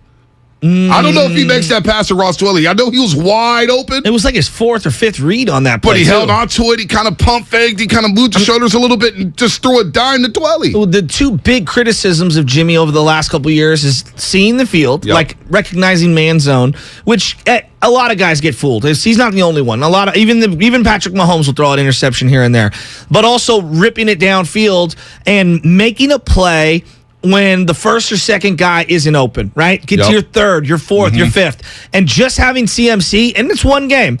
We'll see how it looks after 2 months or whatever, but like just having CMC in there, it just felt like Jimmy was making off-schedule plays that he didn't have in the bag before. No doubt. And if you want to say that the guys are open farther downfield because of the attention on the underneath, I'll listen to that. If you think Jimmy's just playing at a better level right now, I'll listen to that too, because I feel like his pocket awareness is really good right now. It's pretty good. And they bounced back from an embarrassing effort against the Kansas City Chiefs, where, let's face it, Jimmy didn't have his best effort. Jimmy didn't see it in that game. I thought the O-line was much better yesterday, even though it wasn't perfect. I thought they were much better as well. There's something about them neutralizing Aaron Donald. Like, there's something there, B. The only play he really had was that crazy snap where Burford wasn't ready as the play clock was coming down, and he just went completely untouched to the quarterback. Outside of that, I can't think of another moment where he went off. All right, let's go to Miguelito on the phone lines. He's in the city. Miguelito, brighten up my day. Miguelito! Hello, Bonte. Hello, Joe. I just got a little ditty for y'all. Early in the morning, before you eat your breakfast, you got to get roasted.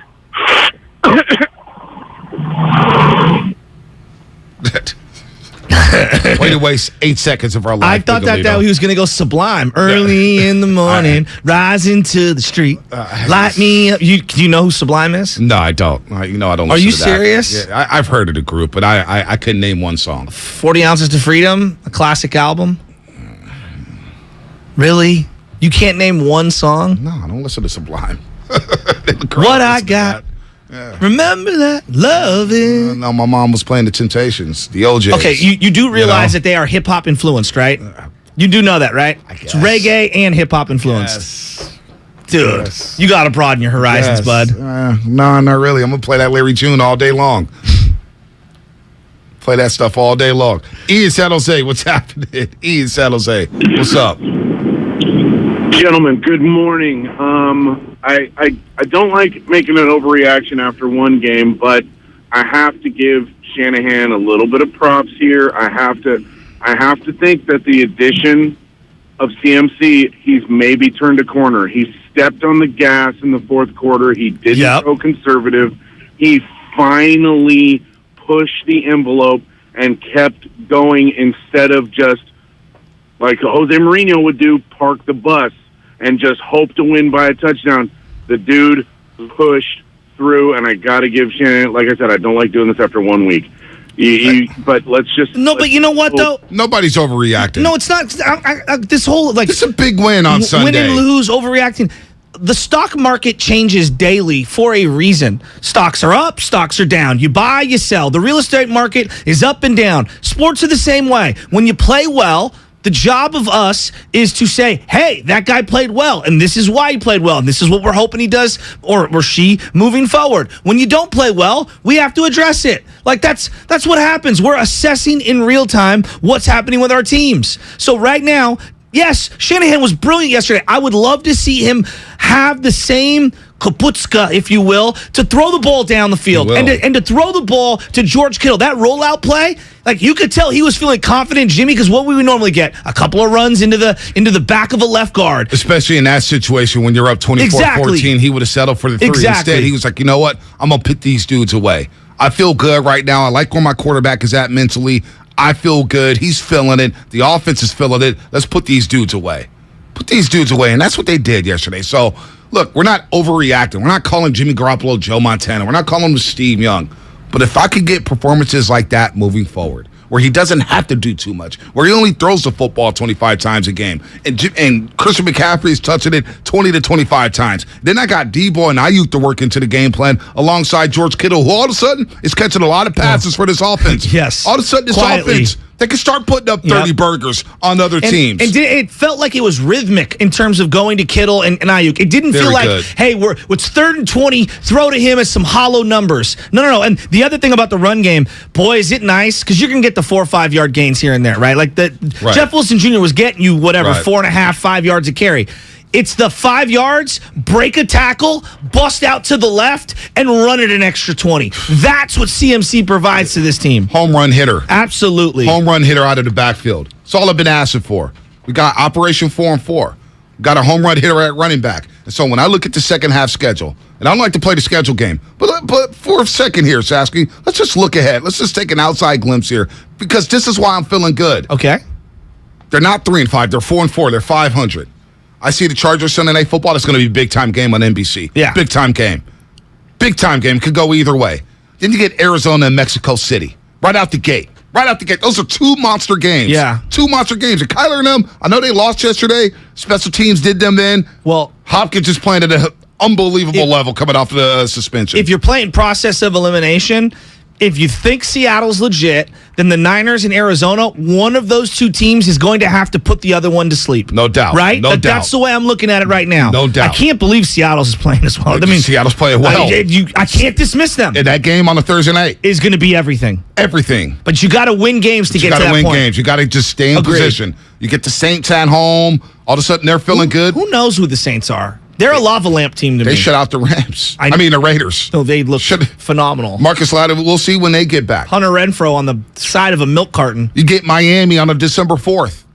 On a Sunday afternoon with Jalen Waddle and Tyreek Hill and Raheem Mostert. That's going to be an explosive game. Then you get the Tampa Bay Bucks. Look, the schedule is loaded, but I feel good if the Niners play their game. And the key is no turnovers, right? They didn't turn the ball over. You didn't turn the ball over. You got away with some things. Ray McLeod being in the right place at the right time, recovering McCaffrey's fumble, Jalen Ramsey dropping a no throw. You didn't turn the ball over. You didn't let the penalties kill you. When you play clean football like that, with a defense like this, you're going to be in a lot of football games. If I asked you right now, just looking at the NFC, and I know we're prisoner of the moment, how many good teams are there this morning? I don't think there's more than 8 good teams in the NFL. I think you're in the NFL. I meant NFC. Let's say NFC. I think the Eagles are good. Cowboys. I think the Cowboys are good. I actually have to give the Giants the benefit of the doubt. They're not bad. I think they're a good team. The record is what it is. Now, they could bow out, whatever, but you're giving them the respect. I think the Vikings are good. Vikings are solid. I think they're good. They're solid. Right? And I still don't believe in them. Which is fair, but I think they're good. I think they're good. I mean, it's a loose term here. And then I look at Seattle, and I think they're a good team. And I know people are going to say they're not a good team, but right now I'm giving them the benefit of the doubt. They've played good football for a month now. Pete Carroll's coaching his ass off. But Geno's playing great. DK came back from that injury, and he's playing well. Tyler Lockett's playing well. Marquise Goodwin, you don't think he wants to stick it to the 49ers? Kenneth Walker? The third out of Michigan State? They finally got a bell cow. Speaking of Michigan State. They haven't, he should get $80 million of that extension. Yeah. Kenneth Walker alone. Dude, Kenneth Walker III is a baller. They got their home run hitter. Yeah, they do. They've been waiting on a running back since Marshawn Lynch left. Mm-hmm. You know what I'm saying? So they finally got a running back. The NFC... It's not as strong from top to bottom, but there's some teams here. So why not the Niners is my point. And when you win a game the way that they did yesterday, that recipe travels. Stuff the run, make a team one-dimensional, combination blitzes and sitting back and varying up the coverages. Fred Warner didn't want to give up what some of the coverages were in the back end, which I loved. And then play complementary offensive football where you're running and throwing. It's not either or. It felt like they were gashing the Rams yesterday. So I feel really good about the Niners right now. And then they get a week to rest up and get some more playmakers back. I feel great about where they're at right now. Operation 4-4. And people looked at me crazy like 4-4. What? Because when they were 2-2 and they were struggling a bit and they had injuries, I said, you know what? Looking at the schedule ahead, the Rams game, because we all circled the Rams. Mm-hmm. The 2 Rams games are tough games. Mm-hmm. Everybody did. Yeah. Circle them. No matter how much they've dominated them, it's a division rival. It's the Rams. They're the champs. The NFC Championship rematch. They're the champs. Yes. You circle that game on the calendar, you say, okay, these are 2 tough games. We knew the Kansas City game would be tough. Mm-hmm. And you know what? They got humbled in that game. We all got humbled. They did. Right? Mahomes put on the show. I would have loved to have seen that game a week later where CMC they still probably lose, but with CMC having more of the playbook under his belt. Who knows? Maybe they see Kansas City again. Well, who knows? Let's try to get in the playoffs first, but yes, I hear you. Who knows? That's why I said who knows. And then we talked about the East Coast trip, and I was telling everybody, it's like, just get the split. Just get the split. You beat down Carolina. You didn't have any defensive guys for Atlanta. You missed 7 defensive starters. You lose that game. The offense didn't play well. You turned the ball over. Okay, fine. Just get the 4-4. Well, guess what? They're here 4-4. And they control their own destiny. They control their own destiny out west. They can win a division. They can get a playoff home game. But they got work to do, no doubt. But they're getting healthier. And I feel good this morning about where the 49ers are at. Ain't nobody taking that away from me. Let's go down to Florida. Chris, in Florida, you're on the roast. Yes, sir. I was curious. What do you think about keeping Jimmy G if he keeps playing at this level? Keeping him. Honestly, Chris, I don't even want to talk about the offseason. I want to live in the moment. Yeah, I'm with you. We did this with Kevin Durant when he was a Golden State Warrior. Where's Kevin Durant going to go? Are they going to trade Draymond Green? We're talking about it with the Warriors now. Are they going to mortgage the future? What's going to happen next year with Draymond Green? Is he going to? I want to live in the moment. Let's take it week by week. We don't get games. We wait all offseason for football games. And now that football games are here, you want to talk about whether or not Garoppolo's going to be the quarterback next year? He's the quarterback now. Well, we thought all summer he wasn't going to be here. So, it feels like a fool's errand to try to predict what's going to happen throughout the offseason. Got to see how it plays out. No doubt. Let's go to David in Denver, man. Got national audience today. What are we, on Fox Sports or something? David, what's happening? You're on the roast. What's going on, fellas? Good morning. Hey, I'm feeling pretty good as well, man. We live in McCaffrey's old stomping ground, so it was definitely exciting to see him do what he did, man, and it looks so good. I feel good about it, but I gotta come correct. I don't want to be a buzzkill, but I gotta ask you guys, because here's the deal. Like, I think we can get better and get healthier, but what I'm going to pose to you guys is this. Like, I don't want to get to the playoffs. I don't want to lose another NFC Championship game or even get to the big game. I know that's kind of jumping ahead, but the Rams, they ain't KC. They ain't the Bills. They ain't the Eagles. They're kind of sorry, and they kind of have their number. Can I interrupt you? Can I interrupt you for just a second, and I'll let you finish? You don't have to go through the Bills and the Chiefs and the whoever in the AFC. You just have to beat whoever's in front of you on the schedule. And right now, I'm looking at the NFC, and you have to worry about getting to the playoffs first. And then you look around the NFC, you only have to play Philly once, right? You wouldn't have to play them 2 or 3 weeks in a row. One time, right? One time. You don't have to beat both Kansas City and Buffalo. No, just get through who you need to get through. Right now, the early tiny goal to get to the long-term goal, win the NFC West. And right now, it's Arizona and it's Seattle. That's who you need to worry about. And I think that they're focused on those teams. Pose you this then. So if we get there, and here's my question, and with this, if we are able to get there, do you feel that Kyle or Jimmy is a liability or an obstacle to us getting over the top? No, we'll get there when we get there. Look, both coach and quarterback need to be in sync to win. I don't think that's a profound statement. That's any team. And yes, exactly. And by the way, Bonte, I don't know if you know this. There's a fake Mike McGlinchey in the super chat, yeah, I saw and he posted, "Hey Roasters, I promise I'll do better." It's pretty funny. Spent $2 for that comment. Got to read the comments when they pay for it. You got to. Unless they're slander. You're not getting it read. Then you're just wasting your money. We appreciate all super chatters. Are we sure that's a fake Mike McGlinchey? It could be the real one. I mean, if he's paying for it. Highly doubt. The trolls are rolling hard. I highly doubt that he logged in, created a YouTube, put his NFL.com photo up as his avatar, and then put in, "Hey Roasters, I promise I'll do better." Shasker, you know the whole narrative. I love our audience. Remember the whole narrative about, man, if you don't have any haters, then you ain't really winning. Oh, yeah. Right? Yeah. This is how you know the show's having success. We got trolls now. There's trolls left and right now. Yes. Just coming in just to be disrespectful. It's all good. I love the haters. I welcome you all. But better be known, I will get in that chat and clap back. Haters. I got no problem doing that. Oh. I got no problem doing that. Come from Washington High School, man. If you didn't talk back, you're just going to be talked about all day long. You better learn how to clap back. From Washington High School, where we don't bump Sublime. We don't bump it. Nah, we didn't bump it, man. In the boombox, what were we bumping at the time? Explosive Mo, San Quinn, Messi Marv, the new Biggie album when he passed away, Tupac and the Outlaws, Life After Death. We were bumping all that stuff.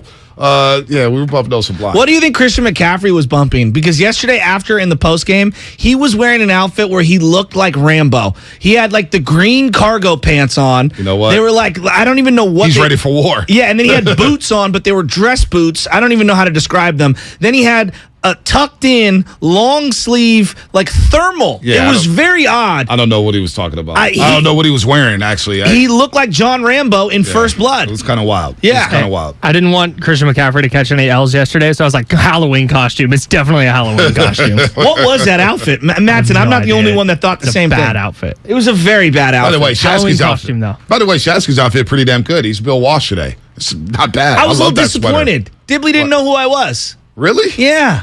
Wow. And if I have to explain it, then that means I'm not I doing knew right it right. away. Yeah, I was like, man, I knew right away. It's Bill Walsh. And I brought a clipboard, which is even better. I brought a clipboard nice. and a challenge flag. Even though Nice. challenges didn't exist back then, Right. I like I it. brought a challenge flag. It did in the USFL. The USFL had challenge flags, believe it or not. Wow. All right. Didn't know that. The NFL took a lot of things from the USFL. Nice.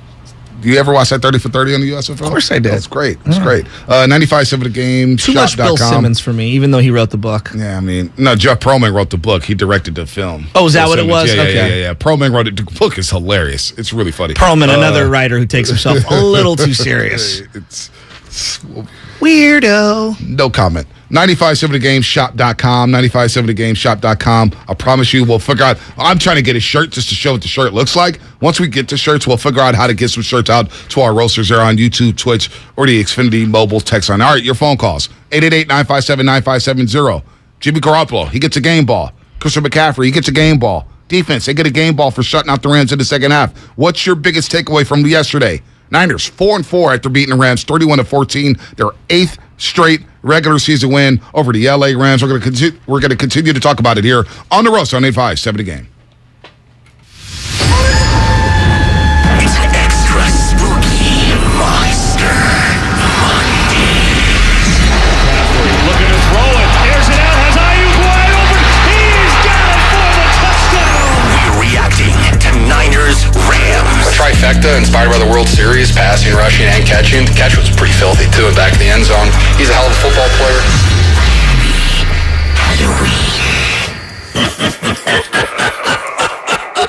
Brought to you by On Deck Small Business Loans. When you own a small business, sometimes you need funds fast. So go to OnDeck.com, America's largest online small business lender. OnDeck makes it easy to apply in minutes. Apply for your loan today at OnDeck.com. Everything, our farm, our stand, our pop-up shop, it really all started when we discovered the benefits of local, raw honey for our family. And then we decided to turn it into a business. We were looking for something to help us get up and running. So we got the Chase Business Complete Banking Account. It's more than a bank account. It comes with Quick Accept, which lets us take card payments anytime, anywhere in the U.S. using the Chase mobile app. Plus, we get same-day deposits at no extra cost. For us, it's more than honey. It's about sharing a little sweetness with the world. Get the Chase Business Complete Banking Account with the essentials you need to help get your business going. Learn more at chase.com/business-complete-banking. Chase for business. Make more of what's yours. Quick Accept is not available in U.S. territories. Enrollment required. Usage subject to approval. Same-day deposits available for payments before 8 p.m. Eastern Time, Sunday to Friday. Fees and rates apply for checking and processing. Limitations and restrictions apply. Participants compensated. Merchant services provided by Payment Tech LLC and WePay Inc. Subsidiaries of J.P. Morgan Chase Bank and a member FDIC. There's a reason Comcast Business powers more businesses than any other provider. Actually, there's a few. Comcast Business offers the fastest, reliable network, the peace of mind that comes with Security Edge, helping to protect all your connected devices, and the most reliable 5G mobile network. Want me to keep going? I can. Whether your small business is starting or growing, you need Comcast Business. Technology solutions that put you ahead and give you serious savings. Comcast Business, powering possibilities. Get started with fast speeds and advanced security for just $49.99 a month for 12 months with no annual contract. Plus, ask how to get up to a $750 prepaid card with a qualifying bundle. Offer ends 12/5/2022. Restrictions apply. New Comcast Business 50 megabits per second internet and Security Edge customers only. EcoBill and autopay required. Equipment, taxes, and fees extra and subject to change. Most reliable based on Root Metrics US report. Results vary, not an endorsement. Kirby is your driveway mechanic. They bring the shop to you with brake replacements, oil changes, washes, and so much more. Get $50 off your first oil change with code OIL50 at Kirby.com. That's CURBEE.com and use code OIL50. No one knows where this market will go. Right now, it feels like a wild ride. But one thing's for certain, there's a way through it. And the experience and guidance of a Merrill advisor can help you get there. Because where there's a bull, there's a way. Find an advisor in San Francisco at ml.com/bullish.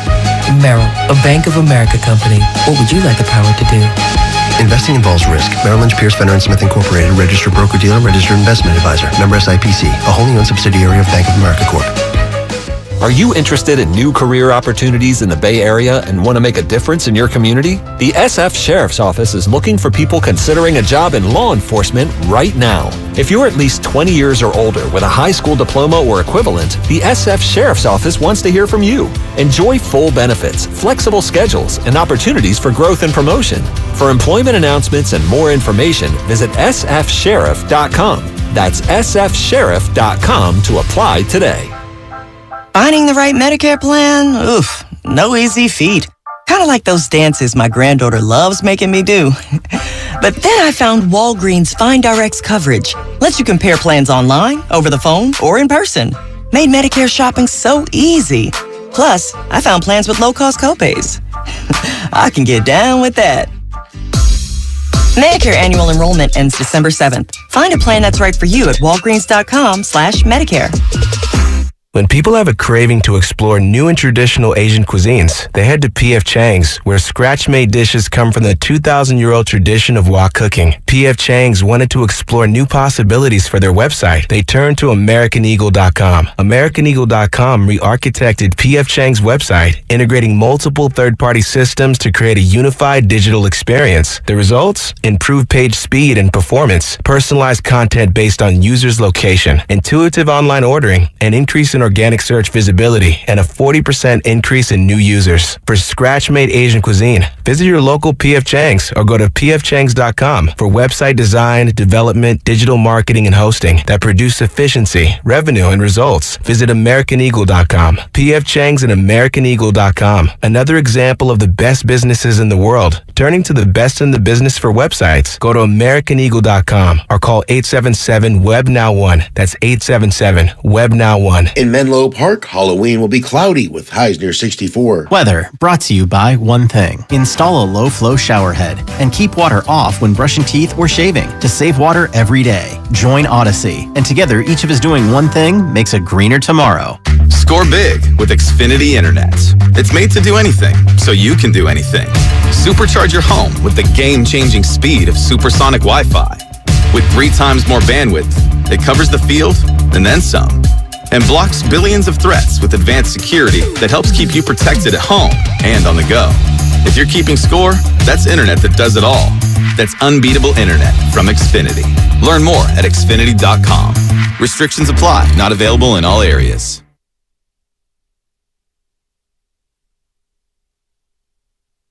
Now, back to the morning roast with Bonte and Shasky. All right, man, the show flew by. A little thriller here, Michael Jackson. Happy Halloween to everybody. Have a safe time trick-or-treating. Be safe. Hopefully you have fun at your Halloween parties over the weekend. What costumes are you wearing? Shasky's Bill Walsh. I know everybody hates Michael Jackson now. We've canceled him. He's completely insane. We know. This is one of the great music videos of all time, correct? It changed the way music videos were viewed and produced. Right? This changed it. It's incredible. This is like a mini movie. It's incredible. And him walking to the movies and then turning into a werewolf and everything. Unbelievable. I mean, and he had some there were a lot of great music videos, but this is the one, right? Yeah, this is the one. This changed music videos forever, I believe. My mom had this. My mom's big Motown, right? My mom had this on the actual album, you know, the vinyl. The record player. Yeah. Right, and man, this is just a classic. It is a classic. Michael Jackson's got a lot of hits. Watching that documentary, I only watched half of it because I couldn't. Stuff like that makes my stomach turn. Everybody. I cringe. I know. And this is how I do the weird justifications. I separate for him, I separate the music from the musician, the artist, if you will. And I know a lot of people don't, but man, this is just, when I hear this and I think of that video, it takes me back to the 80s and me going like, yeah, this is one of the greatest music videos of all time. But you can't do that with R. Kelly because you listen to his music and it feels like he's... I know. And I'm not even saying that it makes any rhyme or reason for me. I'm just saying that's what I do. No doubt. And I know it's contradictory. By the way, shout out to cousin Nick Friedel. Oh, my goodness. He doesn't do things for clicks. He doesn't do things for likes. He doesn't do any of that stuff. He just does his job. And what he did Saturday with Kyrie Irving, he was doing his job. Is Kyrie Irving found a way to put his foot in his mouth once again.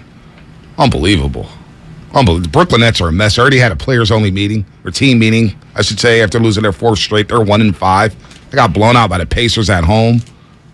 Ben Simmons. Remember when a lot of people wanted to trade for Ben Simmons? Yeah, like they wanted to trade Wiseman, Wiggins. Well, I didn't want to do that deal. Well, you were listening to, you were getting some bad advice. I was open to another deal, but not that deal. Yeah, no. Ben Simmons, boy, won't even look at the basket. Niners, they beat the Rams 31-14. Warriors, they lose it back-to-back over the weekend. They play in Miami tomorrow against the Miami Heat. Of course, they saw them last Thursday, so hopefully the Warriors can get their first road win of the season. They're 0-3 to start on the road. They lose to Charlotte and Detroit, but the Niners, they made everybody happy. Well, most people. Not everybody, but most people are happy, including myself, about the win over the LA Rams. They win going away. Jimmy Garoppolo, 13-15 to the second half, 150 yards.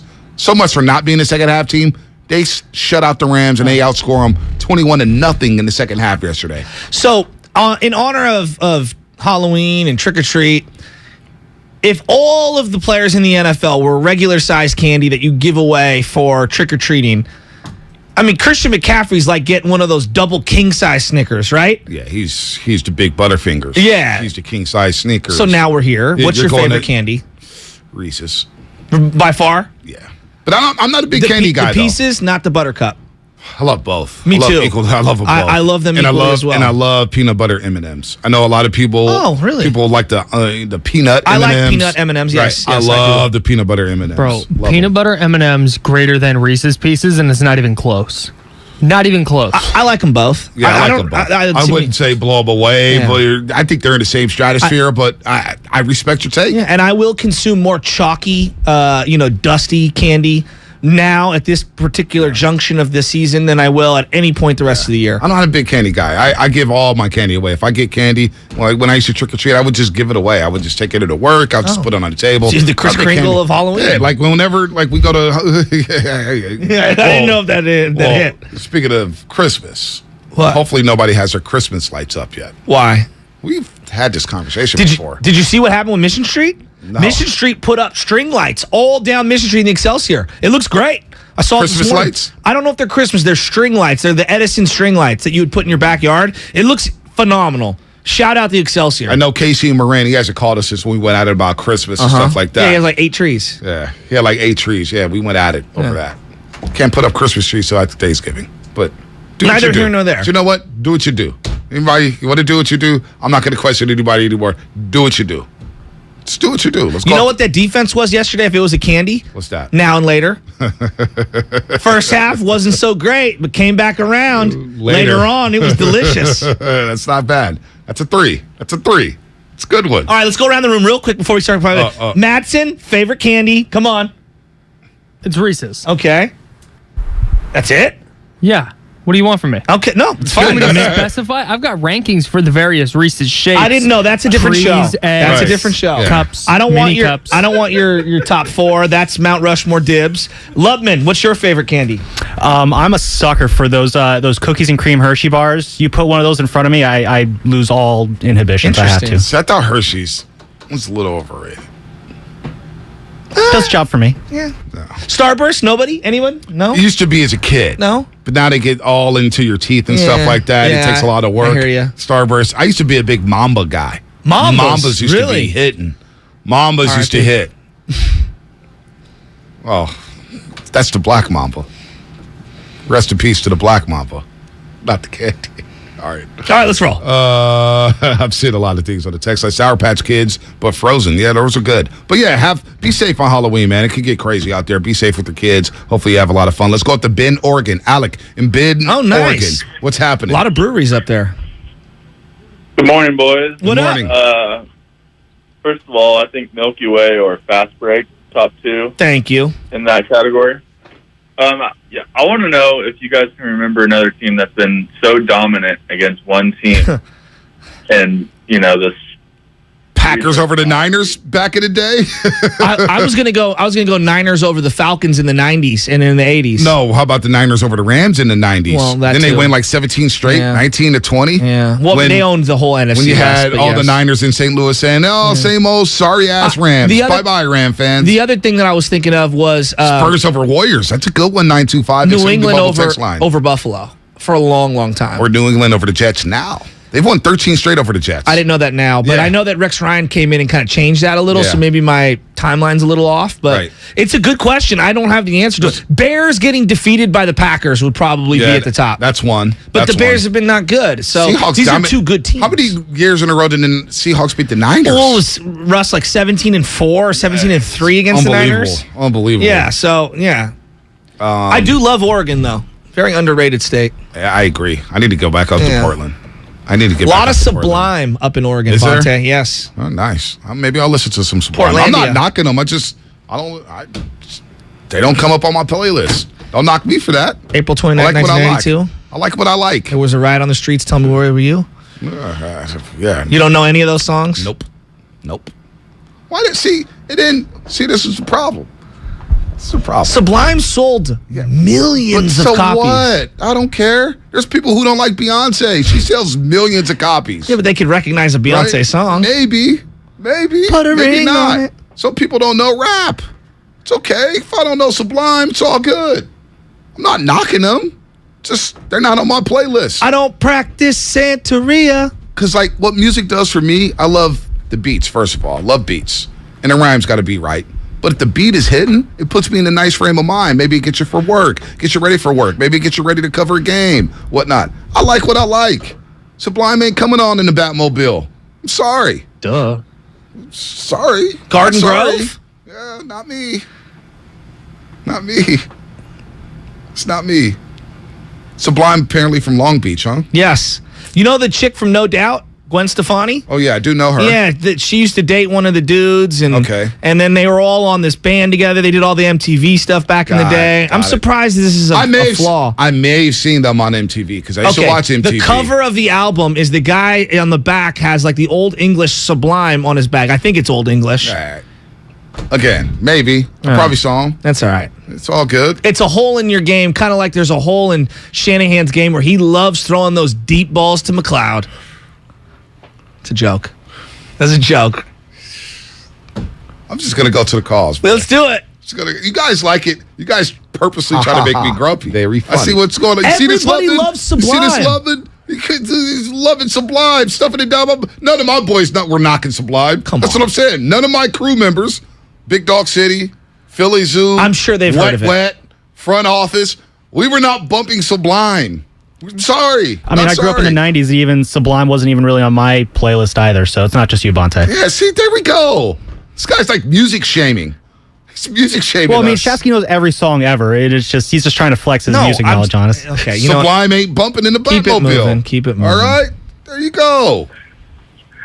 All right, Max, go ahead. Hey, Max. It's your time. I got to say, 40 ounces of freedom, man. You're missing a good one. Thank you. As a 650 saying right now in the Xfinity Bubble text line, Max, ain't nobody listening to that bleep. That's 650. See, I'm not the only one.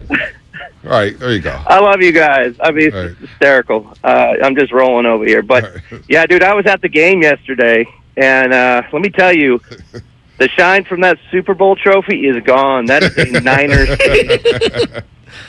Hey, it is gone. Was it 70%? You think? Well, I mean, it's tough to gauge. Like, how many people do you think were in there? And it felt like they were pumping in fake crowd noise for the Rams. They always do.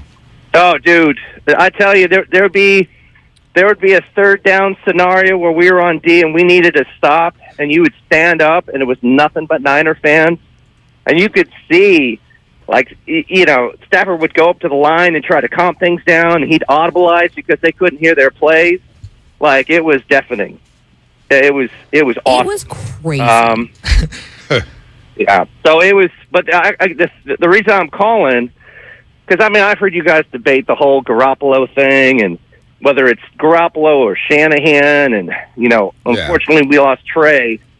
But, like, I mean, how many times has Shanahan turned a running back out of a wide receiver or made a QB a running back? And is this the moment where we finally get a running back who can play running back and our team turns a corner? It There feels you go. like it. Feels like it. You listen to the show. Thanks for the call. It's all I've been begging for. I've argued with everybody in the station. Get me a 3-down running back who can make plays out of the backfield in the pass game and the run game. A home run hitter.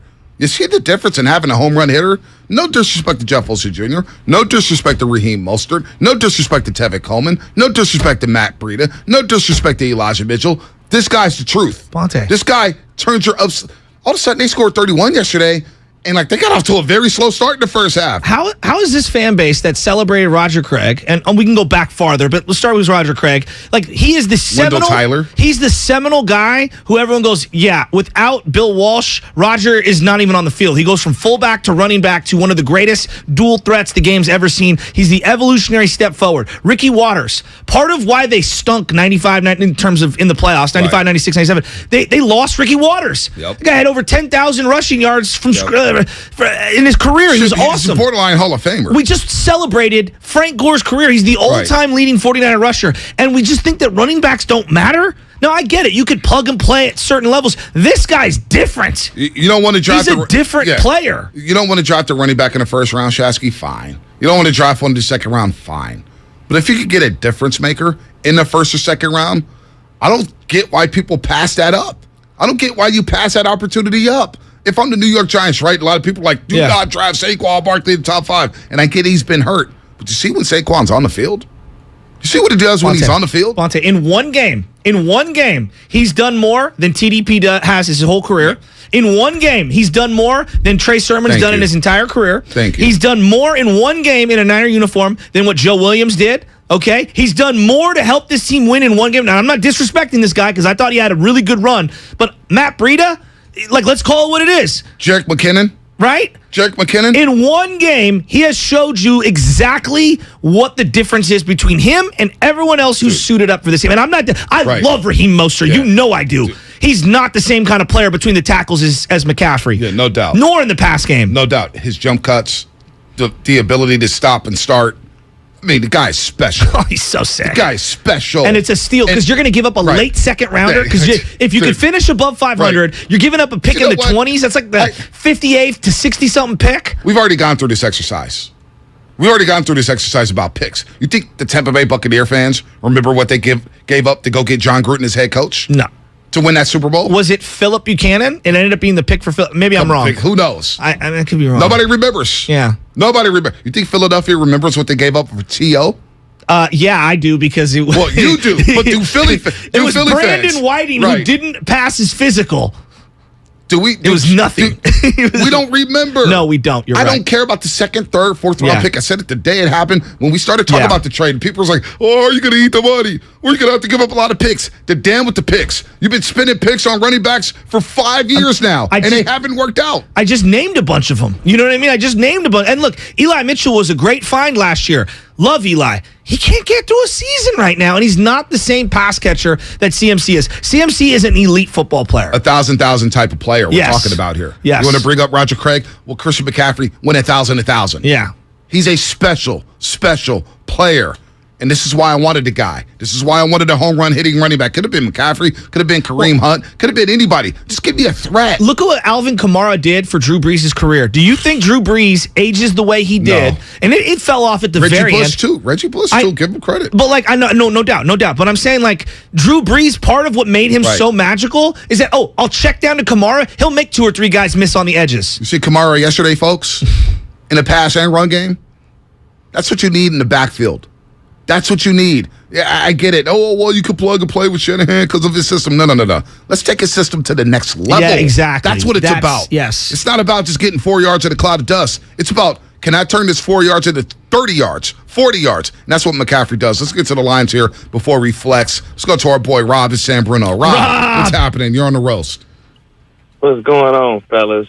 Look, man, I'm glad the 49ers and got their own way. Definitely, Cal, about drafting these, nothing against, the backup running backs, but, man, if you're going to consistently depend on the run game for your offense, you need a guy who can carry that ball and make plays, and Caffrey, that dude.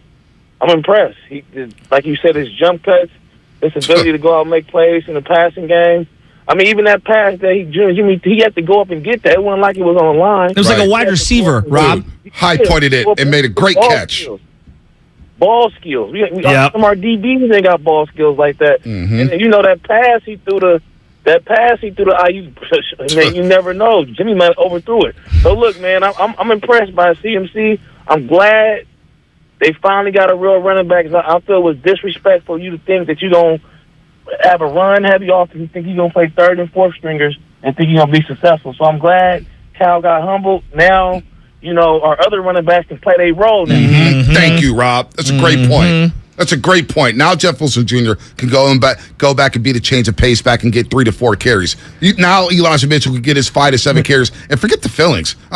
People are worried about fillings of these players. It's about winning championships. It shuts everything up. The move to go get Christian McCaffrey was a move to say, hey, we want to go try to win a Super Bowl, and we're going out guns blazing to go try to win a Super Bowl. That was a Super Bowl type of trade. Now, are they going to win the Super Bowl? Are they going to get there? Who the hell knows? Who the hell knows? But you know what? They're now in business. Debo didn't play yesterday. Well, you know what? They didn't miss a beat offensively without Debo. You know what I was thinking about while that game was progressing, and I'm looking up, I'm going, God, thank God we've got CMC. Had the Rams, because that was the other team that wanted him, had the Rams gotten CMC, we would have to face this guy for the next 3 or 4 years. Like, I think that's an undersold part of this. We talk so much about the Dodgers. Right. If you take something from the Dodgers, then he's not on the Giants, blah, blah, blah. And, I'm saying, God, if CMC had went to the Rams, we'd be in some trouble because they got nothing in the run game. Yikes. Dude, nothing. Am I the only one that thought that? No. Well, they showed the graphic during the game, the tug-of-war graphic. Did you see that graphic? I did. It was cool. It was cool. And, and I'm glad the Niners didn't trade from Matt Stafford. I never wanted Matt Stafford. I think he's a little overrated, but he's got a Super Bowl, so we got to give him credit. He's probably going to walk into the Hall of Fame, whatever. He does have arm talent. He's got arm talent. I mean, he made a couple throws where I'm like, dude, that's a frozen rope. He always makes some throws. Yes, he also throws some up. Yes. You know what I'm saying? Yes. And when the rush starts coming, he starts to get down like he's Peyton Manning. Oh, my God, the rush is coming. Oh, my God, Bosa's coming. Let me throw it away. Look, Christian McCaffrey and this home run hitter, because we brought it up, and I'm going to take this victory lap all season long because we brought it up on this show a couple weeks before they play Carolina. Is there any way Carolina's going to free Christian McCaffrey? Let's watch that situation. And John Lynch and Shanahan said, you know what? We're going to watch the situation too. And when they realized that, you know what? We need another playmaker. We need some juice. We need a jolt in this offense. They went out and put their balls on the table and made the damn trade and traded those picks. And now we got business out here in San Francisco. And now they're a factor in the NFC West again. And now when you add Debo to this offense, 31 points, I'm expecting this offense to explode. 30 points is the bar. 21 in the second half, unanswered. I mean, that's what? But that's why I'm saying, like, I'm watching that team in the second half. I'm like, this is the offense I've been waiting on. Waiting for. And I was so excited. Everyone was touching it. And then, again, that throw from Jimmy to Kittle, I was like, wow, Jimmy. Like, because I didn't think he had that in the bag. He's rolling left, turns his hips, throws a perfectly layered pass over whoever it was, the DB or the linebacker, and Kittle comes down, great feet control. I mean, just incredible. If you think we're overreacting to one game, fine. I don't care. No, it was a huge win. It was Operation 4-4. Now this team feels a lot better about themselves. Now they say, you know what? Let's exhale. Yes. That was a whirlwind. Think about everything we've gone through in the first half of the season for 8 games. We've all lost our minds. Lost Trent Williams, lost Trey Lance, lost Elijah Mitchell, lost Emmanuel Mosley, lost Juice for a time. Kinlaw Armstead haven't played in the last 4 games. You're using a center that maybe no one in the league would use. I'm just calling it what it is. Aaron Banks played great. Everybody's been good. Banks. I'm talking about the center. Yeah, but I'm saying Banks has been good. Brindle, we don't know anybody. Well, you have 2 guys that are unproven at both guard spots. Right. And then, to your point, you missed Bosa for a couple games. Like, it's been a wild beginning. And we've totally forgotten about the emergence of Hufanga. He's a guy who needs a week off. No doubt. His body looks tired. I'm worried about Hufanga moving forward. If his body's going to hold up for the 16, 17. Let him rest because he had the head injuries and stuff like that. Ward will get healthier. This team is in play to make special things happen. And I'm telling you, if they just sneak into the playoffs, they have the formula. Whether they go on the road, I'm with you play there. at home, that can beat any team in this conference. When Stafford was rolling out to his right on the play, it was a really nice design play where they were going to dump it to the running back. He ended up running for a touchdown. Yep. That's a play maybe 3 or 4 weeks ago. Hufanga lays him out. No doubt. And it just felt like he was just a step slow and a little afraid of hitting the quarterback. Yep. I'm saying this guy needs a week off. It's all good. 4-4. Yes. It's a bye week. Getting ready for a monster Sunday night game against the Chargers 2 weeks from now. Let's go to Steve in the city. Steve, what's happening? You're on the roast. Hey, it's a beautiful day in the city today, man. I'm down here on Van Ness and Jackson about to go to the doctor, but I had to call. Look, man, this pickup on McCaffrey changed this whole team. I mean, he just brought some excitement. The defense even stepped up, and I believe that it's McCaffrey's play that made that happen. You know, that the defense stepped it up. They knew they could take some chances here and there because we got a guy that's for real, man. He's the real deal. I don't think this is hyperbolic. I think he's the most complete player on the offense. I think it's pretty obvious he's the most explosive. He's extremely dynamic. I can't remember, and I know Debo's a guy, when he touches it, you think some good things are going to happen. Right. This guy could literally take one juke, make a guy miss, and then run past everyone. And Debo doesn't have that. He can run, and he's physical, but he can't run like this. This guy's got a whole nother layer of speed that this offense desperately needed. Well, you get both of them in the open field, and they're dangerous. I can't wait. And they're dangerous. I can't wait. A couple more calls before we flex. Oh, man, it's already 8:55. All right, Gene and Tony, 30 seconds each. Gene, we'll start with you in Oakland. Gene, you got 30 seconds. What's happening? Hey, how you doing? All right, I'll be quick. Well, what a difference in quarterback play it makes when you got clean pocket and multiple offensive weapons as Jimmy had yesterday. And then on the other hand, you look, as you mentioned, Aaron Rodgers missing Devontae Adams and looking pretty ordinary. So second point is, hey, props to you guys for your part in bringing CMC here. You got the ball rolling. You got us all excited. And I do believe that had an impact on, on the organization. Dude, shout out to John Lynch and Kyle Shanahan for being roasters. Talk to them soon. Hopefully they'll join the roast soon. Tony in the city, last call of the day, 30 seconds. What's happening? All right, let's end it strong, fellas. So I just want to talk about how CMC has been such a great safety valve for Jimmy, right? So he was really what he needed. You see how much more confident he is going through his progressions, and the game kind of looked like it slowed down for Jimmy yesterday. He was able to go through all his reads, and let's talk about CMC being more than just a running back. He's a weapon, and he's a jolt that the Niners just needed right now. Look, we're 4-4. We just got to stack wins. You got to play well, and you got to be good at the right time. Look, as a Niners fan, I'm just ecstatic of what they did. Yes. I'm with you on him elevating Jimmy, and I'm not taking anything away from Jimmy. It's adding an element to his comfort level that he knows I can look downfield, and if it's not there, instead of me worrying about taking a sack or whatever, I just check it down. Yep. It just makes everything so much more explosive. And then, hey, McCaffrey, break a tackle. Get me a first down on a play that I'd probably be punting on. McCaffrey, 18 carries, 94 yards, 5.2 yards a pop. McCaffrey in the pass game, 8 catches, 55 yards, a touchdown. 9 targets. Brandon Ayuk, who I've been waiting to ascend in this offense, 6 catches, 81 yards, and a touchdown. This offense is starting to hum. It's go time for the 49ers. Let's flex. When I said I wanted a star running back. He's a star. I wanted a star running back. He's a star. This is why. This is why you can do so many things offensively. And to think they won that game without Deebo Samuel. So now you implement Deebo back into the lineup after the bye week. He wasn't going away. They weren't going away without Deebo Samuel. Shocking. Without Deebo Samuel. I know. You know, so now you got Ayuk cooking. Now you have George Kittle involved in the pass game. Now you got defenses scrambling saying, what do we do with number 23? What do we do with Christian McCaffrey? Do we lighten the box? Do we go 8 in the box? What do we do here? This guy is a home run hitter. And John Lynch seeing him in that suite, fist pumping, Did you see him on celebrating. the field? Oh, I saw him on the field. When he jumped on the field right when the game ended, he came over and gave Kyle this huge hug. Huge hug. Yeah. I saw Lynch on the field. They were going to commercial at the end of the first quarter. I put this in the thread. Yeah. I guess Trent Williams and Ashawn Robinson were going at it in the pregame warm-ups. Before the game. And you see John Lynch in the background smiling like, okay, my guys are ready to go. The Flex of the Show, presented by Xfinity Flex, the 4K streaming TV box with voice remote and Peacock Premium, free with Xfinity Internet. You know, I was driving home last night after the Warriors dropped a tough one to the Detroit Pistons. And 95.7 The Game was on my radio. And I heard Mark Willard on there. And I'm thinking, what are they doing? Playing the best of Willard and Dibs? And he's talking Astros and Dodgers. And I was like, oh, this is his Fox Sports job. So obviously, obviously, the hardest working man in radio. He's working for 2 different companies. Right. At least. Yeah. So obviously, this is. We want performers who can play multiple positions, and that's really all I was trying to do last night. So thank you very much, Bonte, for listening.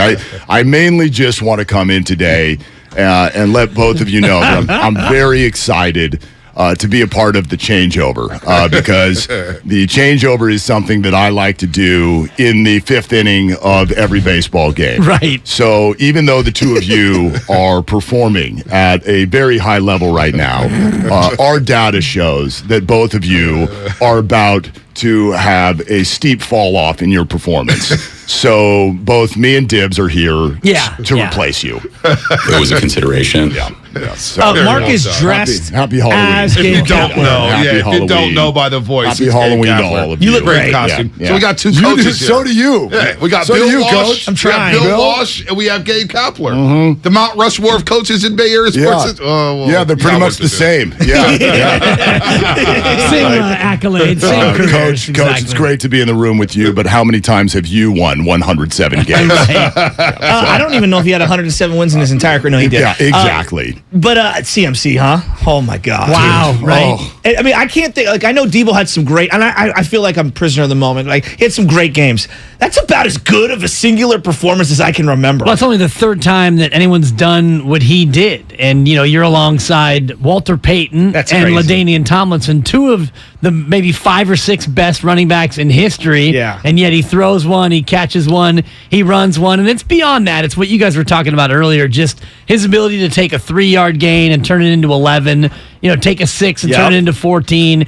The footwork, the quickness in tight spaces, the football IQ of knowing where the hole is, how to hit it. And by the way, Coach, he throws a pretty nice ball, too. He does. He can spin it. Again, we want people who can do multiple things. On the I promise not to do the whole show like this. No, you can't help it. We were talking about it in the green room. It's like, if he looks in the mirror, I know, he obviously, he becomes Gabe Kapler. I'll say this about my favorite thing in sports is when, by the way, you guys also, you can't even look at me, can you? You can't look at me. Anyway, my favorite thing in sports. Are you wearing skinny jeans? Yeah, absolutely. So the only thing he's missing is the hand tattoo. I was just going to say that. I ran out of time. Yeah.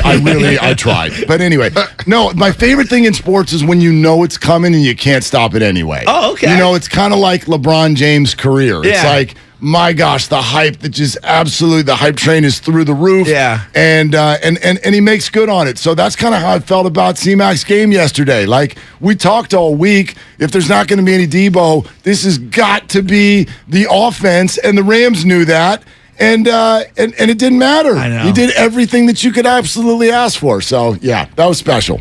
And it was cool to see a second half where, and you guys mentioned it earlier, they actually put the nail in the coffin. And, D'Amico Ryans, I thought he was on his heels in the first half. Mm-hmm. The Rams, those 2 monster drives, it didn't seem like the Niners realized that Cooper Kupp was actually a threat. Right. And then going in the locker room, Niners are down, and I think the stat was that they're 7-30 under Shanahan. Yep, that's correct. When they Yep. trail at halftime. And so you're thinking, well, here we go. Shanahan doesn't make adjustments. The defense is on its heels. And then, whoa. The first drive, too. They burn a timeout, come out, get a delay of game and a sack. Like, are you kidding me? I mean, and you're 100%. How about McVay not being aggressive with a minute to go? McCaffrey drops the ball. I thought it was a fumble. They put 30 seconds back on the clock. He gets it. He's got a full timeout and 1 minute. And they decide to not use any of the field. It was very surprising. Little surprising, yeah, absolutely. And, that's football, though, because the ball bounced their way. That very well could have been a fumble. I thought they made the right call. You thought it was the right call? I thought it was an incomplete pass. I couldn't tell. When you watch it in super slow-mo, it always is going to look like a fumble. Yeah. But in fast time, he didn't really get 2 feet and make a football move. Yeah. Incomplete. The other one where he coughed it up, literally coughed it up, and it goes right to Ray. And he's on his back. Ray's on his back and it hits him in the belly. And the other one, the Jimmy G pass. On the same drive. Yeah, same drive. So, it's football. Sometimes they go your way, sometimes they don't. But that second half, straight up domination. It's awesome. It's got you thinking Super Bowl again, just like that. Not yet. No, but it's back in the conversation. Yes. Whereas Operation after last Glendale? week, it was, Well, God. it's Operation 4-4. You had that right. Yeah. And It's again, more of a TaskRabbit. And exactly, Operation 4-4. That's been taken care of. And but it's not even just what they did. You look up and down the conference. Tampa Bay 3-5, Green Bay 3-5. Even a team like the Giants falling to 6-2. I know that was the only thing that didn't go the Niners' way yesterday was Seattle getting to 5-3, but. Not, you're 4-4, but you're 3-0 in the division. Yes, boom. Like they are they're in great shape. No doubt. They're in great shape. You are listening to 95.7 The Game, KGMZ FM and AC1 San Francisco, always live on the free Odyssey app. Download the Odyssey app and favorite 95.7 The Game for the best and most up-to-date sports coverage. Do not forget that you can also watch us every day on our YouTube and Twitch streams. Just log on and search 95.7 The Game and be sure to like and subscribe to the channel while you are there. Willard Dibs here for the changeover, and Jimmy Garoppolo. Really good in the second half, man. You got to give him his flowers. Can we get to Jimmy in a second? I asked you guys last week, and you both were like, we're big Halloween guys. And he's Bill Walsh. What happened? Well, I was the Riddler last night on Warriors pre-post game. I know you didn't. I was the Riddler. I was the Riddler. I was my one costume. I saw that. You can all I see saw it. that. But why isn't it here today? I just woke up. You could have gone to sleep and just woke up and not even get changed. Man, it was business. It was a business show today. Business decision. You know what? Yeah, exactly. I'm coming in as a radio host. I'll throw a challenge flag then, Mark. How about that? Wow. How about that? Bill Walsh never had one of these. Exactly what I said there. It was either wear the Riddler for 2 days in a row, which would people are like, oh, you wore that yesterday, and then ruin the family costume by wearing the Fred Flintstones. Yeah, so I was just like, I'm not going to go out there and buy 3 Halloween costumes and wear 3 costumes in 2 days. Bottom line, you chose TV over radio, which hurts. Yep. I take it as a personal affront. I was going to come in. It is a visual holiday. Yeah, I agree with you. But the YouTube audience is exploding, by the way, and your Gabe Yapler has us coming up near 1,000 again. It's a pregame meeting in the dugout, and everybody's got questions. I did choose TV over radio. Fire me. I was gonna be Chris Mullen. I had the shorts and the top, and I was gonna spike my hair, and I didn't want to disrespect the legend. Yeah. I didn't, and I don't know. I didn't. I was gonna do that, and then I was gonna come in as Bonte. So you went with Bill Walsh instead? Well, of course, 2 geniuses, 2 men just cutting it up. You're gonna come in as me. I mean, come on. What are you gonna do? Wear a hoodie and some sweats? Well, I was gonna wear the hat down and be like, I told you, 4-4. But then I thought that would have been played out. You know what? I did tell you guys Operation 4-4. And I told you guys to go get a home run running back.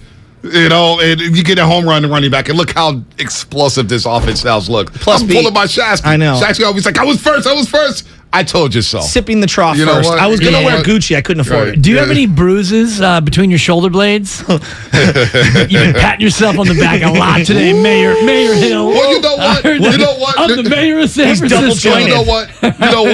And I knew some clown was going to get on my nerves today because it was happening yesterday while I was watching the Warriors game, taking my notes, and I'm getting DMs and I'm getting little notifications. Ha ha, you fake Niner fan. How you like this win? And I'm like, fake Niner fan. Somebody's like, oh, you hate watching the Niners. I never. You hate. I could watch Boise State versus Hawaii. Oh, sports is on. I'm happy. Sports is sports. Yeah. Sports is sports. Yeah. So this is that Timmy Chang? I don't know. Isn't he the coach? Timmy Chang is the coach. Used to be Nick Rolovich. Shout out Novato, California. But wouldn't he's get back the vax. on Twitter. Yeah, he wouldn't get the vax. Did you see that? Wouldn't get the vax and lost his Washington game, right? Washington State. Yeah. June Jones. Pride City College of San Francisco. Yeah. And while we're patting people on the back, Mark, you did say that the Niners would not be 3-5 when. Guaranteed. Guaranteed. I did something that I very rarely do, especially on a weekend. Rip the Giants. No, I texted Steiny. I texted Steiny at the end of the game. I said, never a doubt. And he did something he never does. Responded? He responded. Whoa. And he said, very impressive victory. And then I texted again, and then that was it. He didn't respond again. Did you text him how McCaffrey got over 25 carries? I did not. 25 touches. 75 touches. Yeah. 25 touches.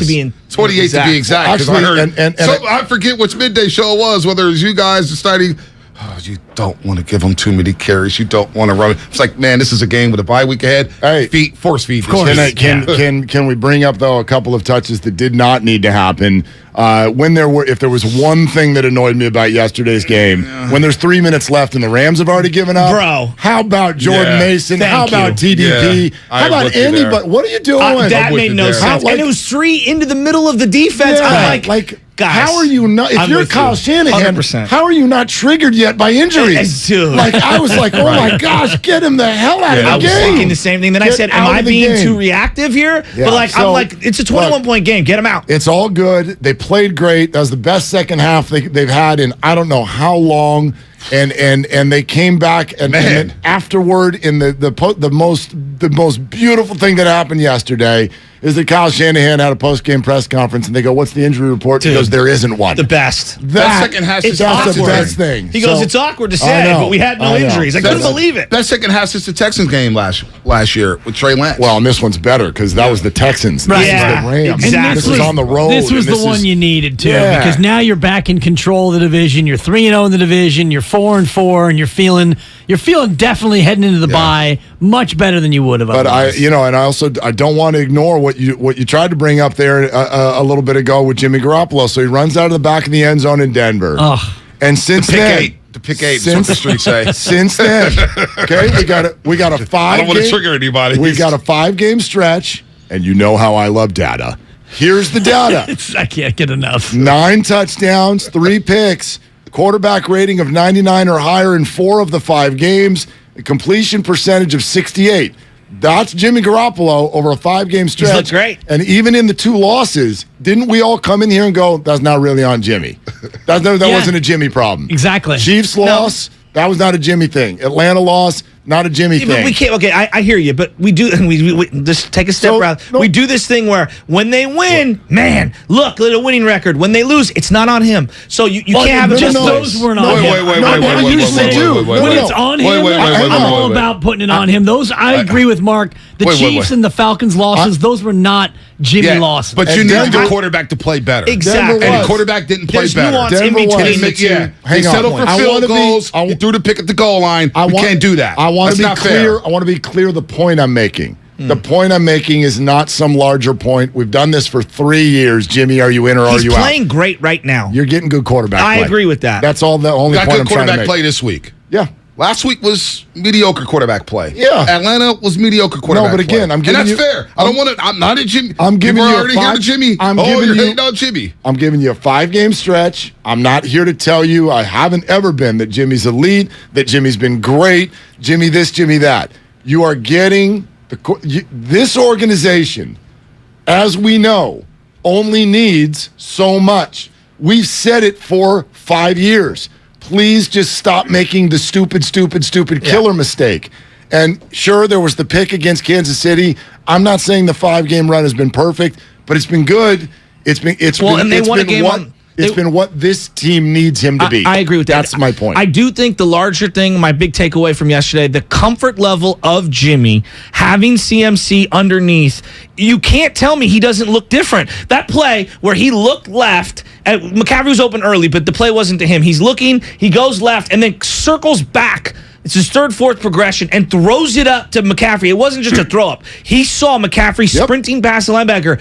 You just don't see that often from him. And it was a chemistry play with a guy who had only been there for 10 days. An off-script play. And that's what we're looking for. Backyard it was a great play. And let's not football. Because of the way it looked, we're going to forget that there was no Debo. Exactly. There was no Juwan Jennings. That, I mean, well, that way he's the Juwan Jennings is better than McLeod. He's better than McLeod. And he's his 3rd down guy. Exactly. He's his 3rd down guy. What's that, 8 catches on the year? No, come on. But last year he was Give me no youth check before you know Juwan. It's 2 of their 3 receivers. 2 of their 3 top receivers were out. Point and being, guys he trusts. I'm with you, Mark. It was a good game. game. A lot of 2 receiver sets, but I'm with you. I'm more concerned. I'm more impressed by what he did without Juszczyk, and you saw football. And They use Jack had a Twice. ton of 13 personnel. They have had enough. 3 tight ends on the field. Me and Baldy, we hang out. A lot of 3 tight end sets, which I love. They had 4 tight ends up. Shanahan, it was not quite a masterclass, but the way he schemed it up was terrific. And yeah, the play to Christian McCaffrey where he just is great. He just decided he'd go out for a pass. Great. And by the way, the athleticism of the catch, unbelievable. Let me ask you guys, like Bolden comes to mind, and there's a couple different plays. Last time any player on the Niners made a high-pointed catch in the end zone around defenders. When Jimmy let it couldn't go, believe it. I thought it was over everybody's head. Right? I thought it was over everybody's head. So That little guy's got some hops. Yeah, yeah, and yeah. some great contortion of the body to get down, because I thought he'd be out of bounds. I mean, he's sick. Yeah, Mark. Yeah. You're loving having a home run when you run it back, huh? You're loving it, huh? Do you know what's weird? Are you under the impression that I was ever No, against I'm not Christian coming at you McCaffrey? like that. No. Okay. I'm just no. I'm not doing that. No. All I'm saying is, how cool is it to have a home It's run hitting running fantastic. back? It's not even. It's not. I don't even care if it's a running back. You don't need to get defensive. No. I'm just saying it opens up everything. Of course. Having a guy who can take the ball out of the backfield, 3-yard catches. Like there was a play where he didn't get the ball. It was the second quarter. Their linebacker Ernest Jones, 53. He sees McCaffrey go out in the flat. He's like, "Oh no, 23 in the flat." Kittle's running down the seam. It's the first time I've seen Kittle run down the seam by himself where With nobody no paid one. him no attention. Well, That was like and the McCaffrey effect is already taking place. And again, it was without Debo. Yeah. Like And what without you saw Debo. yesterday Yeah. should have actually even another level Yes. that they should be able to get to Exactly. in terms of how it's difficult for a defense to But you game get plan it? for them. That doesn't happen with Jeff Wilson Jr. No, that of doesn't course happen not. with he's Elijah a Mitchell. totally better player. I don't even know if it happens with anybody. Like because McCaffrey Is is a unique- different. That's what I'm He's saying. so unique. But that's he's a in that different thing. category with the Saquons, with the Derrick Henrys, with the Nick Chubbs and Kareem Hunts. Like the special running backs in this league, they do that. They get out to the flat, and those linebackers are like, I need to get out here to the flat, or this running back can take it to the house 80 yards. See, for that's this, what McCaffrey for brings this to the offense, table. I even think it's way more important 'Cause than Jimmy someone like checks down, Derrick yeah. Henry. Derrick Henry doesn't do a whole lot in the passing game. Like that's kind of my point. You can give me any of these other elite running backs in the game. Even a Nick Chubb, a Dalvin Cook, they get a little bit involved in the passing But not game. like this. No, this is just a different player. He's And like the Ryan Niners don't throw to their running backs until they had Christian McCaffrey. Yeah. They throw to Juice, but Thank Jeff you. Wilson Jr. doesn't catch Thank it. you. Tevin Coleman wouldn't Yeah. catch it. So this is a new dimension, not only for the Niners offense, but what it does to the middle of the field. You guys were mentioning earlier. Right. If McCaffrey goes out to the left side and the defense has to honor it, Kittle down the And middle. the great teams have that. The great teams have that dynamic. Like the Cowboys have it with Tony Pollard. The Eagles have it with Miles Pollard Sanders. isn't even on the level of But McCaffrey. he's But not, yes, I'm not saying but that, you're but right. they have that Yes, threat you're in the right. backfield. Buffalo has a threat with Singletary and James Cook. looks coming out of the good. backfield. That's what I'm saying. No, You know when why I Cooks love James looks Cook. good. Yeah, I yeah, love yeah. James He's going to be a good looks player. good. That's going to be a good I player. know. That's going to be a good player. But Oh, I mean, man. with this offense, with this particular quarterback, to understand the importance of, okay, it's 3rd and 7. Yeah. And I can throw the ball to this guy who's only 2 yards away from me. Yep. And he's going to make that first guy miss. And he's probably going to convert the 3rd down. Like that. Refreshing. That changes When you have everything. it with Debo, and now you have another guy, Yeah. and Yeah. Kittle's a guy who can get you that yak as well. So you think I can't even look at you. I know, I keep looking at him game laughing. capper. I really like Dibs. I It's apologize. a great but actually, costume. I don't. It's a great costume. You look like Cap. Yeah. You do. You got the Thank you. jawline And and, the everything. glasses. Listen, I've been working out. So Do you eat candy, Cap? Well, I will tonight. We do. You didn't know, eat the cake that they got you, but you will eat the candy. Well, that was a steak, and it was a little bit overcooked. What about the ice but, cream?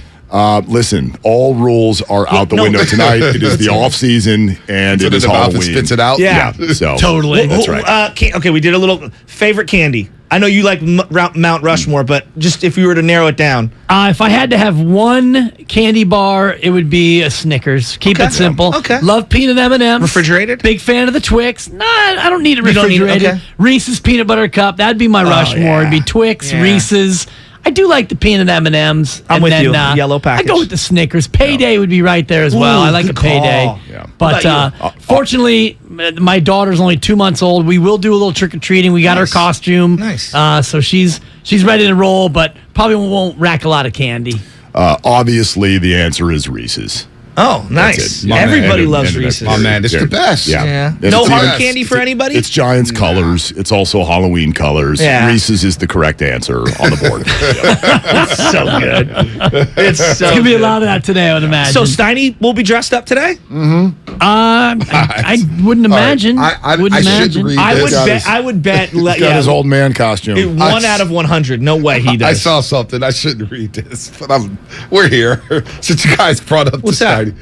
Somebody on YouTube goes, maybe Guru should dress up as JD so he doesn't get yelled at today. Oh, that's funny. I was like, damn. That's pretty Dibs, good. come on, man. I don't even get that. Well, Guru's not going to dress up, right? Because he says he doesn't dress The up. joke is that Steiny never yells at JD, but if Guru says something, he yells at Guru. Okay. So. Yeah, I missed that one. And I'm sure Ray Ratto will dress up as himself. Absolutely. Yeah. Steiny and Ray are both coming as curmudgeons. Yeah.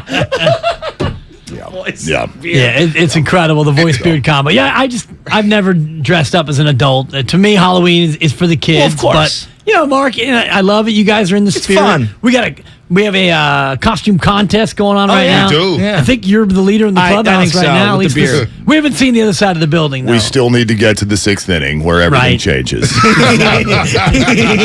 Any panic with the Warriors? None. Absolutely. None. Yeah. Absolutely none.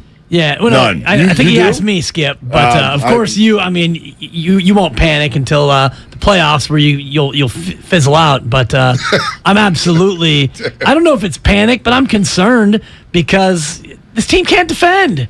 I don't know if it's because they don't feel like defending or if it's age or disinterest, but everybody is gashing them. It's obvious as to why, if you ask me. There's a bunch of new players. There's a totally new rotation.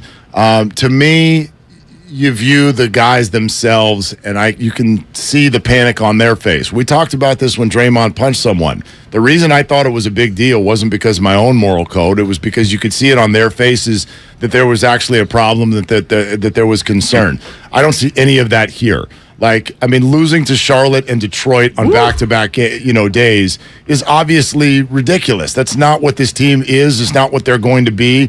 They've got to figure it out, and they had some things to figure out last year. I think every NBA season has that.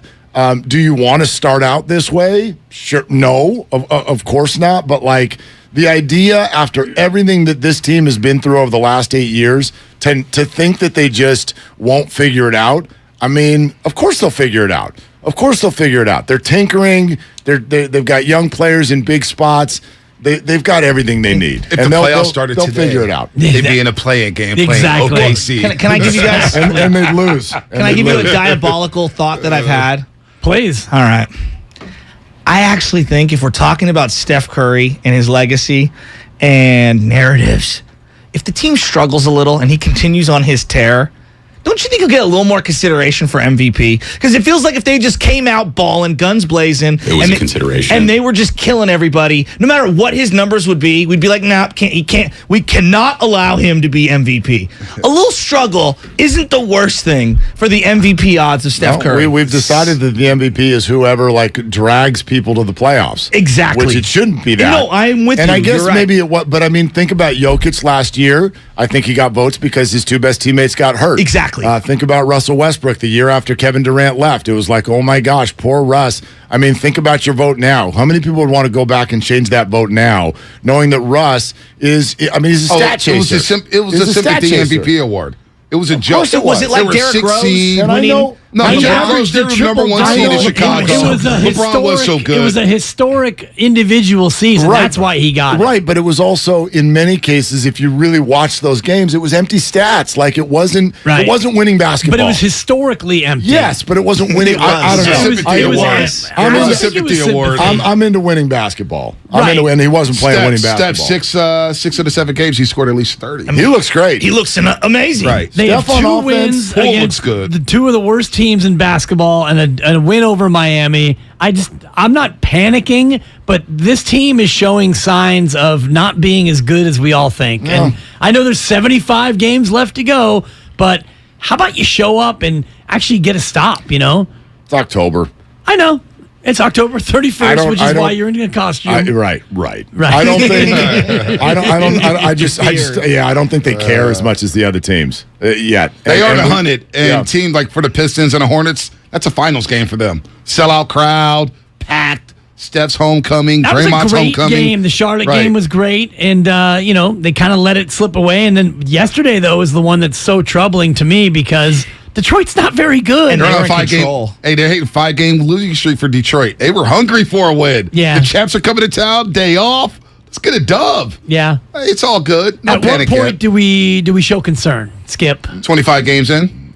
Look, it's a long season, and as you know, if things aren't going well. We won't make changes at all. We will just continue to bang our heads against the wall. But we got to let that process play out, and we'll hire some more assistants and see what happens. Maybe they're missing Mike Brown. Underrated loss. You buy that? I mean, I we searched. No, I don't buy anything. They lost Alvin Gentry and kept coming. They're fine. And, look, and I'm not dismissing those guys as coaches. They'll start to defend at a high level. Steve Kerr will figure out the rotations. Yep. He'll tighten up the rotations. He'll figure out the Wiseman, Kuminga, Moody dynamic. Jordan Poole's played at a high level. Klay Thompson will make some shots at some point. He'll make some shots. He hasn't made any shots yet. He'll make some shots. At least we let Kuminga play yesterday. That was kind of a nice break. Before we go, the blowing of the kiss, Kelly Oubre. Mark, you weren't at the station. We were 95.7 the Oubre for what, an entire year that year? Yeah, we had nothing else. There was nothing. Fun. It was 95.7 the Oubre. Pandemic, baby. And that guy, he just drives me nuts. Am I the only one? He blew a kiss to the bench. I wanted to go through the television and strangle him. Yeah, but that's classically why Kelly's Kelly. It's classically why he's not on the team anymore. It's like you're blowing a kiss in October on a team.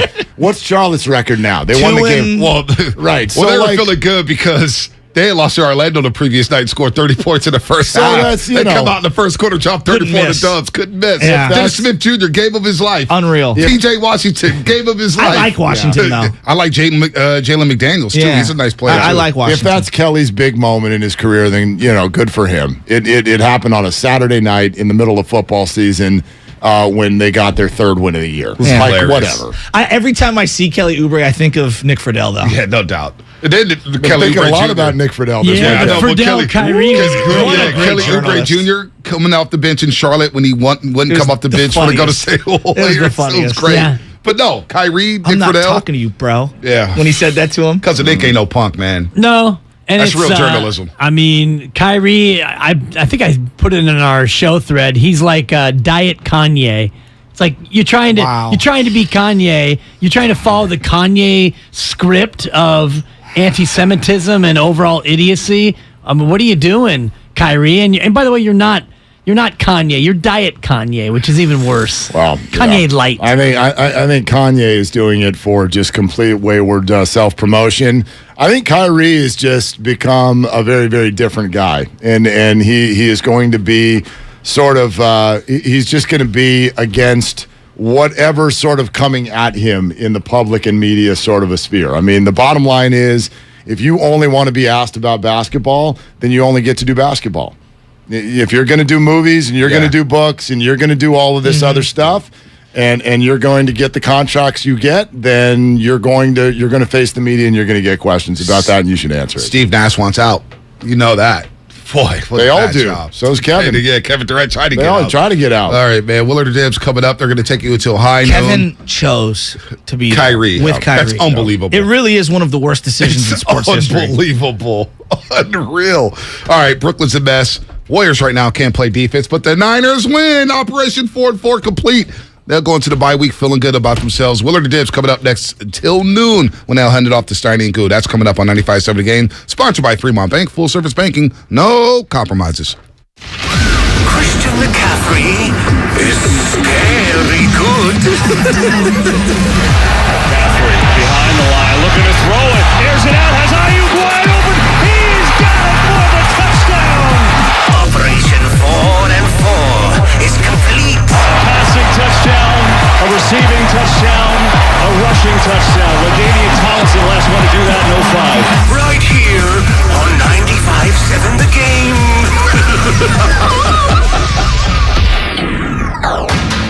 There's a reason Comcast Business powers more businesses than any other provider. Actually, there's a few. Comcast Business offers the fastest, reliable network, the peace of mind that comes with Security Edge, helping to protect all your connected devices, and the most reliable 5G mobile network. Want me to keep going? I can.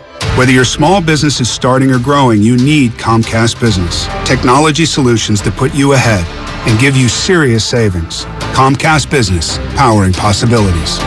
Get started with fast speeds and advanced security for just $49.99 a month for 12 months with no annual contract. Plus, ask how to get up to a $750 prepaid card with a qualifying bundle. Offer ends 12/5/2022. Restrictions apply. New Comcast Business 50 megabits per second internet and Security Edge customers only. EcoBill and autopay required. Equipment, taxes, and fees extra and subject to change. Most reliable based on RootMetrics US report. Results vary, not an endorsement. Have you considered walking through another door? I don't mean to pursue another opportunity, but upgrading a door in your home. Now, if you are in fact looking for another opportunity, Golden State Window and Door can provide you with plenty. You can create renewed function and design for use indoors and out. You'll find modern options like Marvin's Elevate In-Swing French Door, Barn Doors by Trustile, or Anderson Big Doors that welcome in natural light. Golden State Window and Door features a variety of materials, sizes, and glass options. You can get inspired by the many possibilities when you visit GoldenStateLumber.com. Click on virtual tours and you'll discover beautifully planned displays of doors and windows of all kinds that will spark your imagination. Then, talk with our builder or designer to see what might be a good fit for your home. Serving the Bay Area for 3 generations. Golden State. When you succeed, we succeed.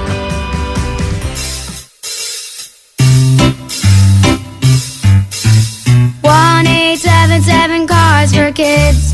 KARS Cards for Kids. 1-877 Cards for Kids. Donate your card today. 1-877 Cars for Kids. KARS Cars for Kids. 1-877 Cars for Kids. Donate your car today. Donate your car today at carsforkids.org. That's cars with a K. Your car, running or not, can be picked up as soon as the next day. You'll get a maximum tax deduction and a vacation voucher.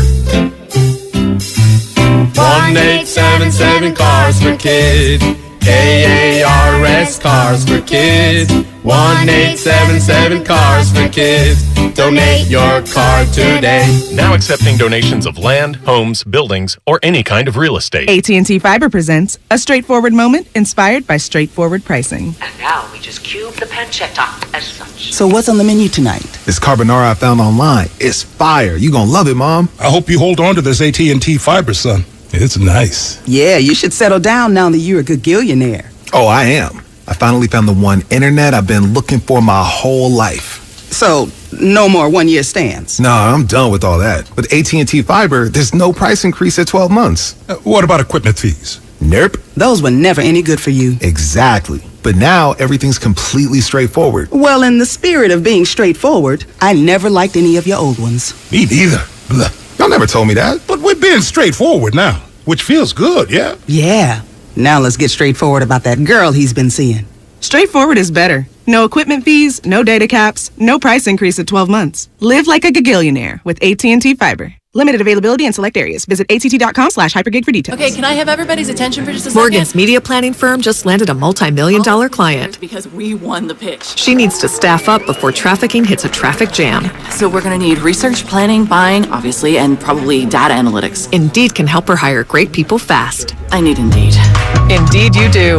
We instantly connect you with quality candidates whose resumes on Indeed match your job description. Visit Indeed.com/credit and get $75 towards your first sponsored job. Terms and conditions apply. Where can you deck the halls and the front yard? Lowe's, actually. Decorate your holiday home with pre-lit artificial trees, starting at only $99. Put your yard on holiday display with outdoor inflatables starting at just $22.98. Holiday shop your way in-store, pick up curbside, or just get it delivered. And check back daily for deals during Black Friday month. Start saving now at Lowe's. Home to any possibility. While supplies last, selection varies by location. Ray Magliozzi here for eBay Motors. So you have to drive 300 miles to your cousin's wedding. Okay, so it's his fourth. But you know what they say, fourth time's the charm. Well, here's the problem. Your tires are as bald as I am. But lucky for you, eBay Motors has tires for just about every make and model. Plus wheels, lug nuts, jack stands, and more. 122 million parts. Do they have tissues? Oh, good, because I'm definitely a crier. Get the right parts at the right prices. eBay Motors. Let's ride. If your pubic region was quote-unquote junk, you wouldn't need America's #1 trusted men's grooming brand. But it's not. So show some respect with new Gillette Intimate for a gentle and easy shave. Gillette Intimate, the best a man can get. Buy now at Walmart.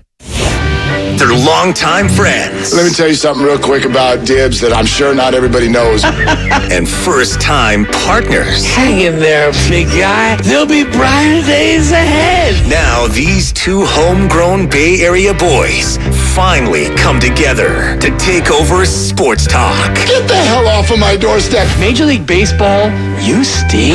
It's Willard and Dibs. On 95.7 The Game. Look, the first thing we want to say is Happy Halloween. But beyond that, my apologies because we, as a radio station, are currently waiting for Farhan's spreadsheet to show up so that we know what to talk about. It is not quite ready, and so neither are we. That's it. We're going to have to be dictated by the spreadsheet. And I keep looking over my shoulder, Mark, and I apologize if I look nervous. But with you as Kapler, I keep having this sinking feeling that I'm going to be taken out at any moment. And that's true. And if you look at me wrong when we take you out, you will be on the taxi squad. Was that Littell? Within just hours. Man. You do, or at least once upon a time, you did have a red beard. And so I am a little bit triggered by your appearance. I could be DFA'd. And for those of you who don't get the bit, go to our YouTube page. Mark has dressed as Gabe Kapler for Halloween, and the Kapler voice. I don't even think that you could go an entire 5-minute block without lapsing into it because you are Gabe Kapler today. Yeah, right. I'm going to promise to try not to do the entire show as Gabe Kapler, but no promises, actually, to be honest with you. No, good morning. Glad you're with us. It's a different kind of day, isn't it? It's a 49ers played well in the second half kind of day. So happy Halloween. Let's have a good time. We're going to open it up to you right now. 888-957-9570. That's the number, our Xfinity mobile text line. Ready to roll. And yes, Twitch, YouTube, good morning. And for those of you who are looking at us, good morning. Yeah, absolutely. So glad you're with us. The chat on both of those platforms ready to roll, and so are we, as is the normal tradition, especially during football season on a Monday. The show today is you, and the show today is us, and so we're here to take a lot of your phone calls and get into it. 888-957-9570 with regard to what you saw. Dibs, the trade was almost worth it just for yesterday. No, it is. I don't even know what's going to happen next. Right, we were all like, oh my gosh, he could get injured, and maybe he still will. Right. Or maybe there's going to be other Obviously, he's not going to score 3 touchdowns every game. He might. I don't know. It's not going to look like that every game. But that was such I'm sorry, I did put the label on it. That was such a gotta-have-it game. It's against your rival. You need to get to 4-4 for the bye. You need to get to 3-0 in the division. All of these things put you in a very, very powerful position. And at many points during the game, it felt like he was putting the whole group on his back and achieving that. I don't want to say by himself. There's a lot going on a football field. But we said going in, this is going to be a Christian McCaffrey game, and my gosh, it was a Christian McCaffrey game. It sure was. With no Deebo Samuel, you figured that he was going to be the featured weapon. You didn't expect him to throw it as well as he did, and you probably figured he would run it as well as he did and catch it like he did, but the amount of touches that he had, 28 total touches, and I think that includes the pass that he threw. I wonder if that counts as 2 touches. Well, it's a run. It's a run play. And then a throw. So does he get 2 touches I don't know. for that? 2 touches outside? Inside. It was out. Is was it the outside? roof open? Do they have I don't know. Anyway, and go why ahead. do they have an artificial surface? We've talked about it. It's in a damn Los Angeles, shame. California. Exactly. Where grass, I believe, grows. But shout out the entire team. They all played great. Jimmy G, by the way, a QBR 81.2, fourth best for the week so far, behind only Dak, Tua, and Josh Allen. So Jimmy played great. McCaffrey was the breakout star that we all were kind of hoping that he would be. And it's a victory Monday, and for the fellas, you go to a bye riding high right now. Yeah, the other thing is, and just important to remember this, I think going forward when you watch 49er football or whoever you root for, man, things in the NFL right now are so razor thin. There are exceptions. When the Bills take the field against the Packers, and even when they do sort of wonky stuff in the second half like they did, at no point were you like, oh gosh, the Packers might win this game. No, the Bills are set apart. On many weeks, the Chiefs are set apart. But outside of that, Philly? Philly, for sure. No doubt. They're 7-0. Outside of that, there's so many things in a game where you're like, if this just had gone the other way. Even though yesterday, we're going to come in here and it feels like the Niners blew them out. And they did, but they were trailing at half. Let's not forget the Jalen Ramsey dropped interception.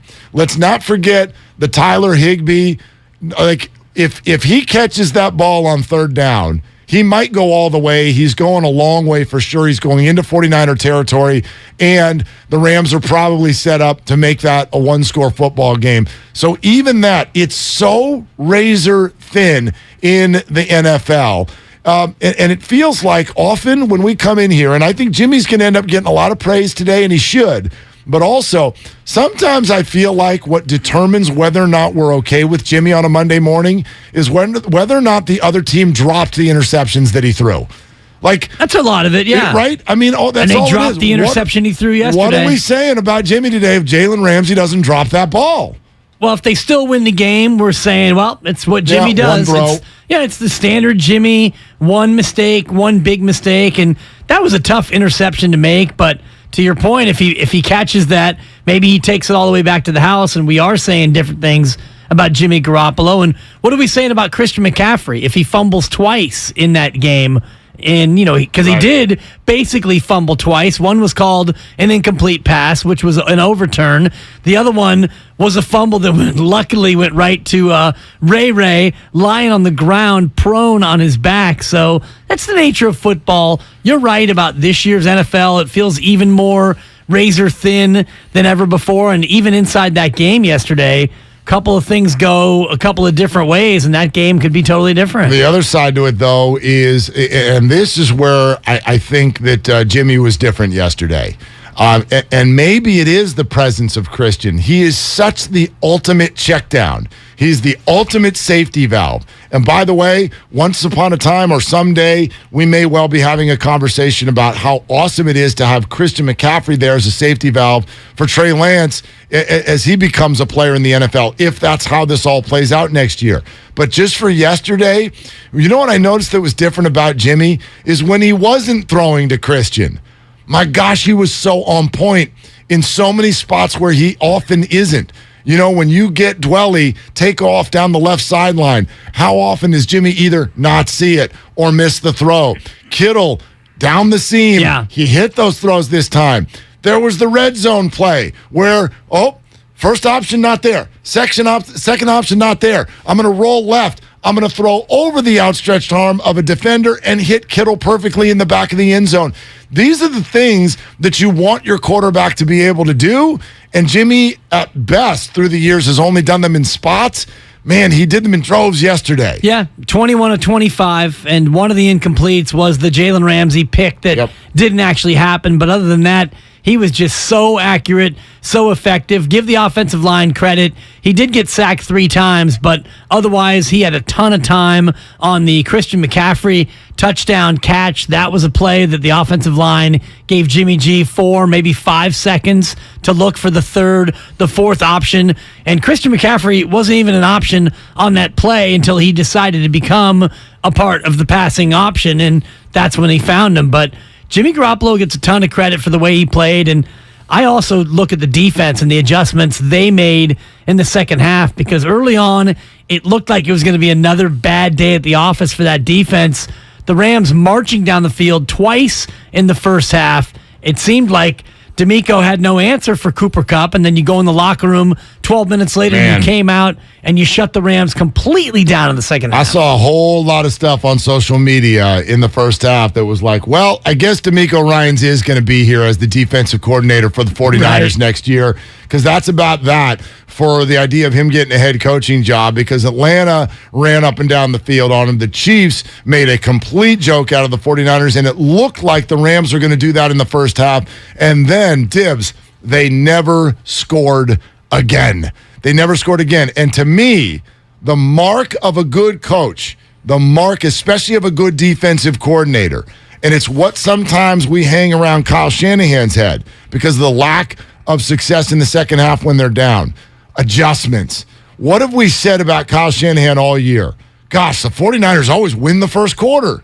And then they get trucked after that. Well, this was the opposite. The Rams scored first. The Rams won the first half. And then the 49ers made a halftime adjustment and absolutely dominated the football game. It was all offense and getting to over 30 points. No defensive scores. They score 4 touchdowns. They get to over 30. Yesterday was a gathering of all the things that have frustrated us about 49er football. Washed them all away. Washed them all away. Not in one game, in one half. Right. In one half of football. Think about it, and Kyle Shanahan mentioned it post-game. Injury report, none. That's one of the big things that's frustrated 49er fans is they always seem to have a bunch of guys hurt. Jimmy Garoppolo can't really light up a defense. That's off the table. 21 of 25, as you mentioned. The offense, 4 touchdowns. The defense came back and was nasty after the break. And you said that. The adjustments, Kyle Shanahan, DeMeco Ryans, both sides of the football. And even the end of the game, Allen Robinson getting in the face of Hufanga. Yep. And he takes the 15-yard penalty. That, to me, was a microcosm of the entire afternoon. The frustration level for the Rams, off the charts. Niners win. And by the way, that's a home game for the Niners. That crowd was 2/3 red, 1/3 blue and yellow. It was crazy. It is kind of crazy because, and we were even talking about this a little bit yesterday, the idea that California sports, you're going to get fans of the other team. It's just true. Like when the Steelers come to play the 49ers at Levi's, there's a lot of Steeler fans there. Like that's just part of the West Coast. It's because a lot of people move here. It's because a lot of people, when the weather gets cold, want to travel here. So if you're the Steelers, if you're the Eagles, if you're the Packers, and you're a fan that's kind of like a 49er fan, and you're looking to travel to a road game, which one are you going to pick? You're going to pick when they come out west, okay? So that's part of California sports. What's wild is that for whatever reason, that particular matchup, when the Rams are hosting the 49ers, the traveling comes from inside the state. That doesn't look like that when the Rams come here. It doesn't look like that when the Rams come here. So obviously I know a lot of people in L.A. who have said that the whole SoFi Stadium experience has gotten a lot better, mainly for the Chargers versus the little soccer stadium they used to play in. But it's gotten better. The Rams have won a Super Bowl. The Chargers are in the building. It's gotten better. But JB Long mentioned it on our show last week, talking about how in his kid's class there's more Rams jerseys than ever before. Not that much better, though. No. Not in this matchup, because it's hilarious that they still keep yelling whose house, because it's obvious. It's obvious whose house it is. Right. It's the Niners' house. It's Levi's South for sure. And, up here, and I think in general, the Niner fan base is probably 10 times bigger than the Rams fan base. And I don't know if that will ever change just based on the nature of Los Angeles and the way they prioritize their teams. The Rams aren't prioritized. And I wonder how many Raider fans still exist down in Los Angeles after that dud yesterday. Man, that was, if there's one team that looked worse than anyone yesterday, the Las Vegas Raiders. What was that? Yeah. I think they ran 2 plays. At one point, Red Zone went there in the fourth quarter when Jarrett Stidham had come in, and there was like a turnover on downs or so. I couldn't even figure out what had just taken place, but the Raiders had accidentally, somebody fumbled, whatever, and they get the ball on the other side of the 50. It's the fourth quarter, and the announcer goes, "This is the second play that the Raiders have run in Saints territory today." What? Shocking. What are you saying to me? I mean, unbelievably bad performance. That's But like anyway, a Giants offense, Skip, that only has one at bat with runners in scoring position. We feel that our players are better than you do, and we are wrong. Anyway, look, I need some Yapler every 3 or 4 minutes, so I'm gonna have to keep leading you into getting because you look so much like him. we'll be here as often as you ask, but just I want you to feel sure that when I'm not here as Gabe Yapler, I'm over in the corner drawing tattoos on my hands and pumping iron. Perfect. Because if there's one part of my costume that's not working yet, it's the fact that my forearms are not big enough. Yeah, that's the YouTubers have been coming down your road. Yeah, and I saying see it. You should have pumped iron ahead of Halloween. I tried to get a fake tattoo as well, and life took over. But anyway, we look, you dance with the date you brought. Right. And so here we are. But anyway, 888-957-9570. I do wonder this also. It's not just about yesterday. Through the last 5 weeks, I wonder where everyone's comfort level sits in two areas related to the quarterback. Jimmy Garoppolo is the quarterback of the 49ers this year for very different reasons than he's been the 49er quarterback before. And we don't need to go through that story, from keeping him to Trey getting hurt, here we are. And so some fans were like, this is putting on an old shoe. And other fans are like, our shoes are broken. I really didn't want to put this pair of shoes on anymore. And so that sort of angst and frustration then really came to a head when he starts his first game of the year and they lose 11-10 and he walks out of the back of the end zone. And it really set everybody ablaze about the 49er quarterback position and the mismanagement of Kyle Shanahan. And now here we are 5 weeks later and on the changeover, which I love. I mentioned the stats in this 5-week run. It's 9 TDs and 3 picks. It is a QB rating of 99 or higher in 4 of the 5 games. 2 safeties needs to be included in the stats. Well, no, but this is since Denver, so not the Denver game. Okay, so one safety. One safety.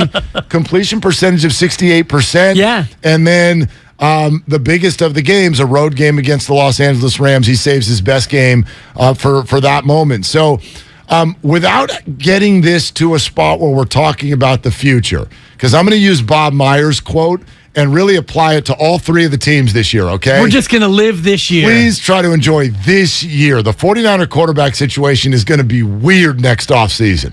There are so many scenarios. I have no idea what my opinion even is yet because we got to watch this play out and get all of the information. They don't know what their opinion is yet. They got no idea. Based on how this ends will determine how that goes. 49ers are truly living in the moment, but your comfort level on where Jimmy currently has this team and where you think it can go. Because, by the way, if he does take it to the playoffs again, I'll just predict this. We are going to end up in an offseason conversation asking, was it smart for the 49ers in such a win mode? It's not, do you love Jimmy? Do you want to keep Jimmy? Do you want to go on to Trey Lance? When your team is in a win mode, do you hand that over to a young, unproven player? I think that's the question we're going to end up getting to. Yeah. And it's a pretty fair one because on a day like today, it does feel like this group, now that Christian's here, a bye week, blessed with a little bit of health after that, Dibs, it feels like this team can go somewhere. Absolutely. With Jimmy Garoppolo at quarterback. Yes. And it feels like with Christian McCaffrey on this team, it mitigates the need for Jimmy Garoppolo to be extraordinary. Jimmy Garoppolo can be himself because now you have more than just Deebo Samuel as a dynamic playmaker. You have Christian McCaffrey. George Kittle already is a difference-making tight end in spots. Brandon Ayuk, by the way, needs a mention as a guy who's turning into an absolute monster at wide receiver. So you look around, you've got 4 legitimate high-caliber weapons. So if your quarterback is your 6th best offensive player, that can work with McCaffrey, Kittle, Ayuk, Samuel, Trent Williams, and you start to stack all these talented players around him, and you think Jimmy Garoppolo, and he doesn't have to be as good as he was yesterday. Yesterday was a darn near perfect game. I know he threw one that could have been intercepted, the almost pick, another one that was tipped and almost intercepted, 2 of his incompletes. Both could have been picks, and on another day, maybe they are picks. But if Jimmy Garoppolo is just good, you have enough around him to where this team can make big noise in January and maybe even February. By the way, we also, I think we really need to change the conversation in some ways about picks. Not all picks, first of all, are equal. Are Correct. equal. Yeah. Okay. One of the three he threw was a end of the half lightweight Hail Mary. It wasn't a Hail Mary, but it was a, hey, we need to do something here or the half is over. But the one against the Chiefs was awful. As Kyle Shanahan said, you cannot make that throw. In the end zone, yeah. But did you watch Sunday Night Football? Yeah. Josh Allen throws picks. It's okay. He has thrown 3 interceptions in 5 weeks, and one of them was a lightweight Hail Mary, as you just called it. Yeah. We've got to change this conversation about picks. They happen. They're okay. Everybody throws them. Matt Stafford leads the darn world in them. Even though the Niners weren't able to really get much done there, they didn't need to. So even when Jimmy throws a pick, I'm willing to live with that to a certain degree. The game that he played yesterday, I'm telling you this right now, if they can get that kind of offensive line time, if he can move through progressions, if he's got a safety valve named Christian McCaffrey and we didn't even see Debo yet, Juszczyk, Jennings, get them all back in there after the bye. If you get that play, then the 49ers are going to be right there in January. Yeah, and especially if the defense plays more like they did in the second half than they did in the first half. The second half, they got a little bit more creative using blitzes and also some games up front, some stunts, bringing Nick Bosa around on a tackle and end stunt, getting a little bit more pressure on Stafford. I think about Philadelphia in terms of can this Niner team, quote, go all the way? And that would be a difficult matchup. Still, the mobile quarterback has proven to be the bugaboo for this 49ers defense until I'm seen otherwise. One thing I will promise to do is do all of the reads as Gabe Yapler today. Perfect. So I do want to let all of you know that 957thegameshop.com is available to you right now. And what you can do is instead of buying just one thing, you can buy 2. And then you can go home and platoon them. So that is something that is an option for you. 957thegameshop.com. Get yourself a What Are You Doing shirt, or maybe we should get one with a picture of Gabe Kapler that says, obviously. That would be good. I think we could do that as well. So 957thegameshop.com. Yeah, they go there and then put some things in your cart. And then don't buy them and say it was a consideration. And then when you're ready, go back and buy them. Also, Robin is on the line. She's coming up next. Everybody get online, 888-957-9570. And we'll let you know one of the things that I think has not been mentioned yet as to why this was an even sneakier big win than you might realize. That is coming up next. We got some Warriors for you today as well. Happy Halloween. It's Willard Dibs on 95.7 The Game. Trick or treat. Oh, I'm sorry, kids. I'm all out of candy. All I have left is this bag full of Sports Talk. We're dishing out the hot takes like they're hot tamales. Damn, the Rams haven't beat the Niners in 4 straight regular seasons. It's wild. That's one of the biggest dominations that I can remember. by the way, no truth to the rumor that Ratto ate all the candy already. Everything, our farm, our stand, our pop-up shop, it really all started when we discovered the benefits of local, raw honey for our family. And then we decided to turn it into a business. We were looking for something to help us get up and running. So we got the Chase Business Complete Banking Account. It's more than a bank account. It comes with Quick Accept, which lets us take card payments anytime, anywhere in the U.S. using the Chase mobile app. Plus, we get same-day deposits at no extra cost. For us, it's more than honey. It's about sharing a little sweetness with the world. Get the Chase Business Complete Banking Account with the essentials you need to help get your business going. Learn more at chase.com/business-complete-banking. Chase for business. Make more of what's yours. Quick Accept is not available in U.S. territories. Enrollment required. Usage subject to approval. Same-day deposits available for payments before 8 p.m. Eastern Time, Sunday to Friday. Fees and rates apply for checking and processing. Limitations and restrictions apply. Participants compensated. Merchant services provided by Payment Tech LLC and WePay Inc. Subsidiaries of J.P. Morgan Chase Bank and a member FDIC. My husband and I live next door to a haunted graveyard. It's a little creepy, but we manage. Just like we manage without home internet. Do I wish my mobile hotspot was faster? Yes, but I make it work. Kinda. Just like we make it work sleeping next to a 17th century burial ground. Honey, can you move your hand? That's not my hand. It's mine. Not having home internet? It's not that bad. Grab my hand. Wait, okay. No, not up the stairs. We tried that last time. You can literally run through him. It is that bad. Don't settle for just mobile. Get Xfinity Home Internet for just $24.99 a month for 2 years with no annual contract and a free streaming box included. Go to Xfinity.com, call 1-800-XFINITY, or visit your local Xfinity store today. Restrictions apply. Not available in all areas. Requires paperless billing and auto pay with stored bank account. After 24 months, regular rates apply. Offer ends 12/21/22. If you own a business, this has been a bumpy ride. From pandemic to inflation, I'm sure you could use a break. If your business has 5 or more employees and survived COVID, you might be eligible to receive a payroll tax refund of up to $26,000 per employee. The challenge is getting your hands on it. Hi, I'm Howard Mackler, and that's why I founded GetRefunds.com to cut through the red tape and get you the money. The team of tax attorneys we have put together are highly trained in this little-known payroll tax refund program. We do all the work, charge not a dime up front, and simply share a percentage of the cash that we get for you. Businesses of all types can qualify, including those that took PPP, nonprofits, and even those that had increases in sales. We have helped return over $1 billion to businesses, and we can help you too. Just go to getrefunds.com/sports, click on Qualify Me, and answer a few questions. This payroll tax refund is only available for a limited period of time. Don't lose out on up to $26,000 per employee. Go to getrefunds.com/sports. That's getrefunds.com/sports. O'Reilly. When you need auto parts, O'ReillyAuto.com is just a few clicks away. We offer convenient options for you to get your parts quickly. Order online and pick up for free at your local O'Reilly Auto Parts store. We'll even bring it out curbside. Or you can have your parts delivered right to your door with free shipping on most orders over $35. Visit O'ReillyAuto.com. O'Reilly Auto Parts. Football season is here. The new Odyssey app lets you stay connected to your NFL team, your station, your shows. Follow your favorite stations and come back again and again. Get real-time updates on everything you care about.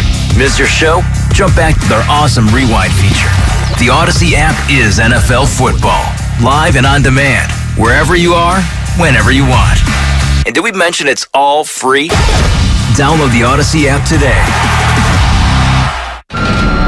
You're the one who protects the flock, and that requires an eye for detail. Because when safety and well-being are on the line, it's the details that can save lives. Even when no one else is watching, you see everything. Grainger gets you, and we're here for you, and all the ones who get it done with a wide range of safety products and solutions, plus board-certified safety consultants here to answer your questions. Call, click Grainger.com, or just stop by. Grainger, for the ones who get it done. Get in the zone, AutoZone. Welcome to AutoZone. See better and stay safe on the road with our visibility event. Right now, you can earn up to $20 in bonus rewards when you buy a pair of Rain-X Quantum Wiper Blades and Sylvania Silverstar Ultra headlights. Take advantage of the rewards from October 31st until November 13th, in-store or on AutoZone.com. Get in the zone, AutoZone. Restrictions apply. Offer available to AutoZone Rewards members. Are you interested in new career opportunities in the Bay Area and want to make a difference in your community? The San Francisco Sheriff's Office is looking for people considering a job in law enforcement right now. If you're at least 20 years or older with a high school diploma or equivalent, the San Francisco Sheriff's Office wants to hear from you. Enjoy full benefits, flexible schedules, and opportunities for growth and promotion. For employment announcements and more information, visit sfsheriff.com. That's sfsheriff.com to apply today. No one knows where this market will go. Things could change tomorrow, next week, or next month. At Merrill, we've been here before, and history shows this is the time to stay focused on your future. Because through every market, the bull will always have your back. Find an advisor in San Francisco at ml.com/bullish. Merrill, a Bank of America company. What would you like the power to do? Investing involves risk. Merrill Lynch, Pierce, Fenner & Smith Incorporated, registered broker-dealer, registered investment advisor. Member SIPC, a wholly owned subsidiary of Bank of America Corp. You're listening to 95.7 The Game, KGMC FM at HD1 San Francisco. Always live on the free Odyssey app.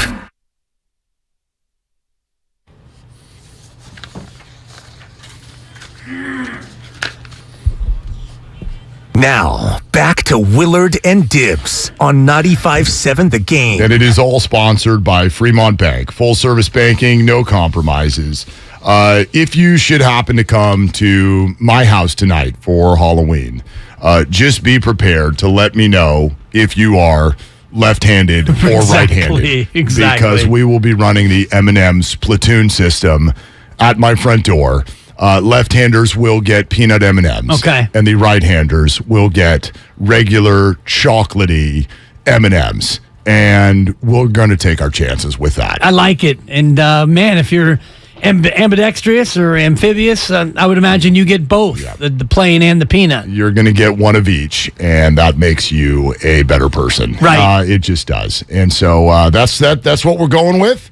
And we believe in our system, Dibs. I like it. Yep. You got to believe in the system. And for those of you who aren't aware, Mark today is in costume as Gabe Kapler. So go to the YouTube page to just see how awesome the costume is. And I find it to be awesome. It's a solid, I give you a 4 out of 5. Just hand tattoos and a little bit more sculpt. Right. Because we don't give out 5s like Halloween candy around here. It's only 10 in the morning. Okay. We have a long day. Yeah. And so there's that. But also, it was important to me to put the beard out there into the public space today. Yeah. For one main reason. If you play for the New York Yankees, you are not allowed to wear a beard.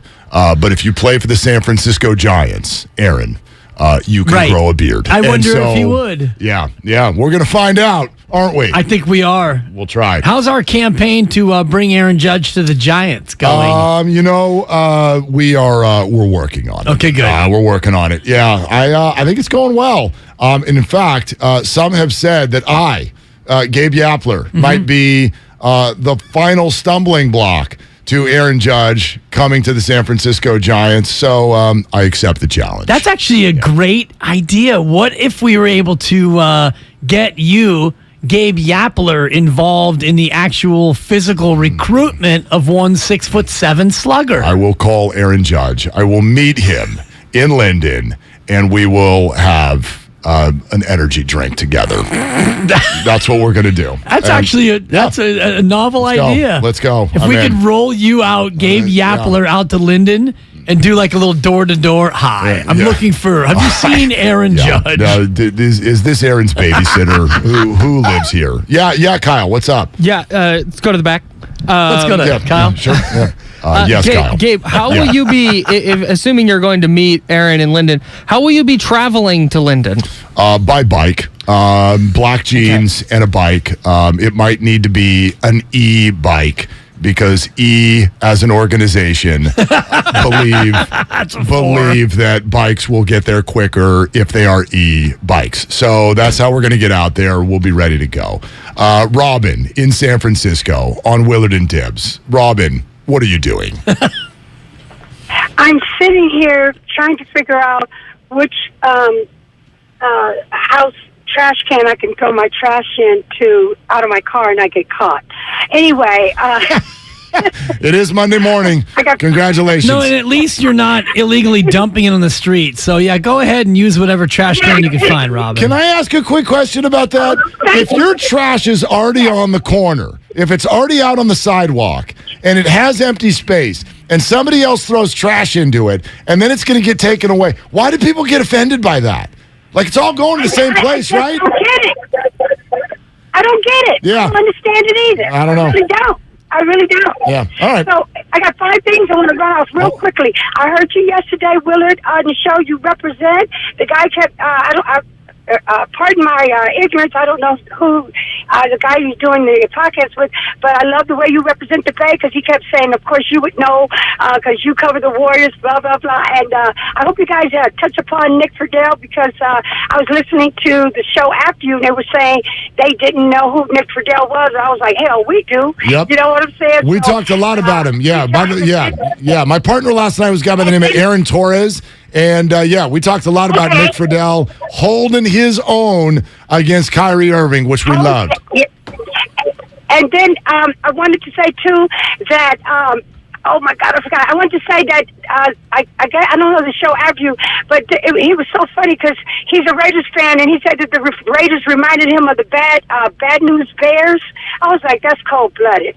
Okay, so also, Dibs, I wanted to say to you that a lot of those fans, in LA, because LA has a section. They have fans down there that are from LA that are 49er fans, which kind of pisses me off because I like to hate LA, and I'm like, how do you be a 49er fan? And they didn't have a football team, so there are a lot of fans down there from LA that are Niner fans. And then in terms of your question, I don't know how I feel about the team and Jimmy G just yet because I'm a person that believes in consistency. But I will say this, you must have not heard the show before where people were still dogging Jimmy G. And, typically crabs not only pull you down, but they move side to side and they never go anywhere. So what you saw with Jimmy, the only thing that concerned me about Jimmy that I didn't see yesterday was even though he almost got intercepted like no other quarterback doesn't almost get intercepted, it wasn't like a bad decision interception. You follow what I'm saying? Yep, right. It wasn't like, oh my God. That's a great point. Yeah, Robin, it's actually a really good point. And if that had been picked off, that's a play where I would have given Jalen Ramsey a ton of credit because what he did was he hid behind the line and then he guessed correctly what Jimmy was going to do because a defense knows Jimmy Garoppolo is very rarely going to go over the top. Right. He's going to drop back. He's going to look one way. He's going to look the other way. And he's going to try to hit one of those crossing patterns. And Ramsey was like, I'm just going to jump up in the air right in between that. And he guessed right, and he wasn't able to come down with it. It would have been a really, really elite play if he had made it. But it's a good decision that wasn't necessarily about some sort of bad Jimmy decision. Right. It just would have been a good play by Ramsey. And an earlier pass was tipped in the air and almost intercepted. That was not so much a bad decision as it was a bad throw. He threw behind a couple of receivers. It looked like, and at times it seems like Jimmy G takes a little bit of time to warm into the football game. Some of those mistakes tend to come early in the ball game. Yeah, no doubt. And wouldn't you rather it this way? I'd much rather. That's what the great ones do. The great ones are better in the second half than the first. If there was one thing watching football with the 49ers this year that was really, really concerning is they always look better in the first half than the second. That's not good. You want that to be the other way around. It's just like the great pitchers when they take the mound. How often do you hear people say, you got to get to them in the first inning? Because if you let them get their flow, man, they're going to be tough in the 6th, 7th, and 8th inning. So be better in the second half. Here's one other thing that I sort of noticed, though, in listening to Robin. And I want to invite people somewhere. I want to invite you into the realm where it's okay to say something nice about Jimmy Garoppolo on a football field. Because what I'm noticing is we've been through so many years of I've got to pick a side. You're either a Jimmy guy or a non-Jimmy guy or girl, right? And once you've selected a side, it's like you're not allowed to visit the other side. Let me go ahead and be the doorman on the Jimmy side. Letting people into the Jimmy side. I'm going to open the door. Let them in. Hello to all of you over there on the non-Jimmy side. You can come over here for a party. You can go back home tomorrow. Okay. You don't need to stay. Because most of us don't want to stay, That's Mark. fine. Because the first time Jimmy backs out of the end zone or throws another Jimmy oh-no pick, then I want out. I also want to tell you about something that happens over here on the Jimmy side. We don't sit around in circles and have conversations about how great Jimmy is. We just sit over here and go, you know what? Like, he's not the best thing out there, but like, he's done some things. Well, some people do in the Jimmy room. Yeah, some people sit around and, oh, Jimmy, they should have never. Do they? Not as many, I think, as. I want to name. I want to name. Who are the people out there? Because there is this dynamic that's been created where it's as if, if you compliment Jimmy when you're on the Jimmy side, oh my gosh, you're an apologist and a Jimmy lover and a homer, right? But and I don't know anyone. I don't know anyone who thinks Jimmy's elite. And it feels like those of you on the other side of the fence are over there going, man, those idiots over there. Those idiots over there have a hook in their mouth, and they think Jimmy Garoppolo is Josh Allen. No, we don't. No, we don't. It's the people, though, who lean on Jimmy's one-loss record as like the end-all, be-all of Jimmy Garoppolo. Like that's the defining thing. But it is about a thing. Jimmy G. It's a thing. Yes, but this is, and I'm speaking for the people who are on the other side of the Jimmy G discussion. They look at those people who say, "Oh, but Jimmy's one-loss record" as like the reason why he is elite. Like he's the one. He's the reason why they won all those games. That's what people bristle at at the Jimmy G stands, as they call Well, them. and so over here on the Jimmy side of the fence, allow me to tell you what makes us bristle. The idea that a human being at the quarterback position in the National Football League gets dragged to the playoffs by the rest of his team every time he's healthy. Somehow, that's the one. Despite Jimmy G. I do not need anything else. I don't need the word elite can leave this city for a while. How many athletes in the Bay Area would you say are truly elite? Oof. You got Steph Curry. Steph Curry's elite. And are we talking currently or was? Currently. Currently, because Clay's not elite right now, right? Steph There's Curry. no other Warrior who's elite. Right now, yeah, you're probably right. I mean, is there a giant who's elite? Trent Williams is elite. Okay. Trent Williams is. Nick Bosa is elite. Christian McCaffrey. It's easy to say that on this Monday. Pretty damn elite. Yeah, but we already knew him to be elite. Any giant? I mean, Carlos Rodon, until he's not, is an elite starting pitcher. Yeah, right now, for sure. I think Logan Webb is somewhere a few inches south of elite, but like really, really good. Right. But just to your point about let's let elite leave the building, I'm totally with you. And Yeah. what you said last segment, I think, is something that we all, Jimmy G's or no Jimmy G's, we all need to realize that this team can go all the way. They can win the whole damn thing, and Jimmy G doesn't have to be elite. Jimmy G can be Jimmy G. He can be 16 of 24 for 222, 2 touchdowns, no picks, and that could be enough for them to win games. Is that in what's- January? Yeah. Is that what's happening over here on the other side? Because I'm not over there on the other side of the fence. Sometimes it's a high fence. I can't see over the other side. I mean, I've been over there. I've been on both sides. I poked my head over there after the Denver game. I'm like, you guys got any available seats over here? Seriously. I poked Seems my head. pretty fun over You there. guys got anything going on over here? No, there were no seats available. They were sold out. So I stayed over here on this side of the fence. I'm like, I don't know, just see what happens. And then since then, 5 games, 9 touchdowns, 3 interceptions, and a completion percentage of 68. And I'm like, I want to poke my head over there again and go, you guys know, right? We're not going to brand you Jimmy people if you just go, oh, that was pretty good. Well, I don't know how you can look at, especially yesterday. I mean, the Chiefs game, there were some plays that he left out there. Yesterday's game, I don't know how you look at it and say, well, I mean, Jimmy, he wasn't good enough. I mean, yes, he had 2 of his 4 incompletes that both could have been intercepted. But you know what?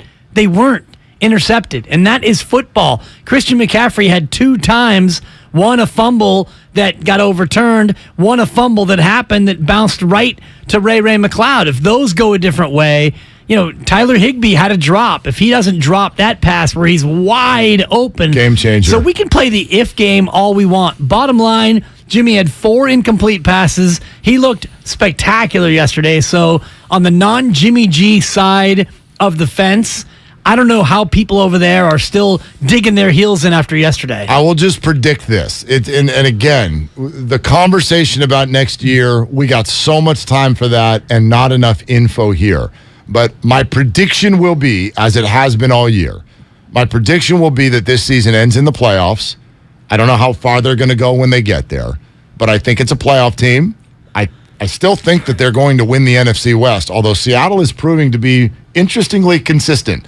Not great, but interestingly consistent, which the 49ers cannot claim. They are not consistent. And so that's what I want to see for them in the second half of the year. But I will still at this hour, especially with their win in hand over Seattle, I'm going to predict them to win the NFC West. Therefore, you're hosting at least one playoff game. I think they will make some noise in the playoffs. Do they end up somewhere in February or not? We shall see. But when you have a third year of a healthy Jimmy equals playoffs, I will predict that February and March are dotted with should the 49ers have moved on. And it's not a Jimmy versus Trey thing. Right. it'll simply be when you have a roster that's ready to win, should you hand that over to a young player?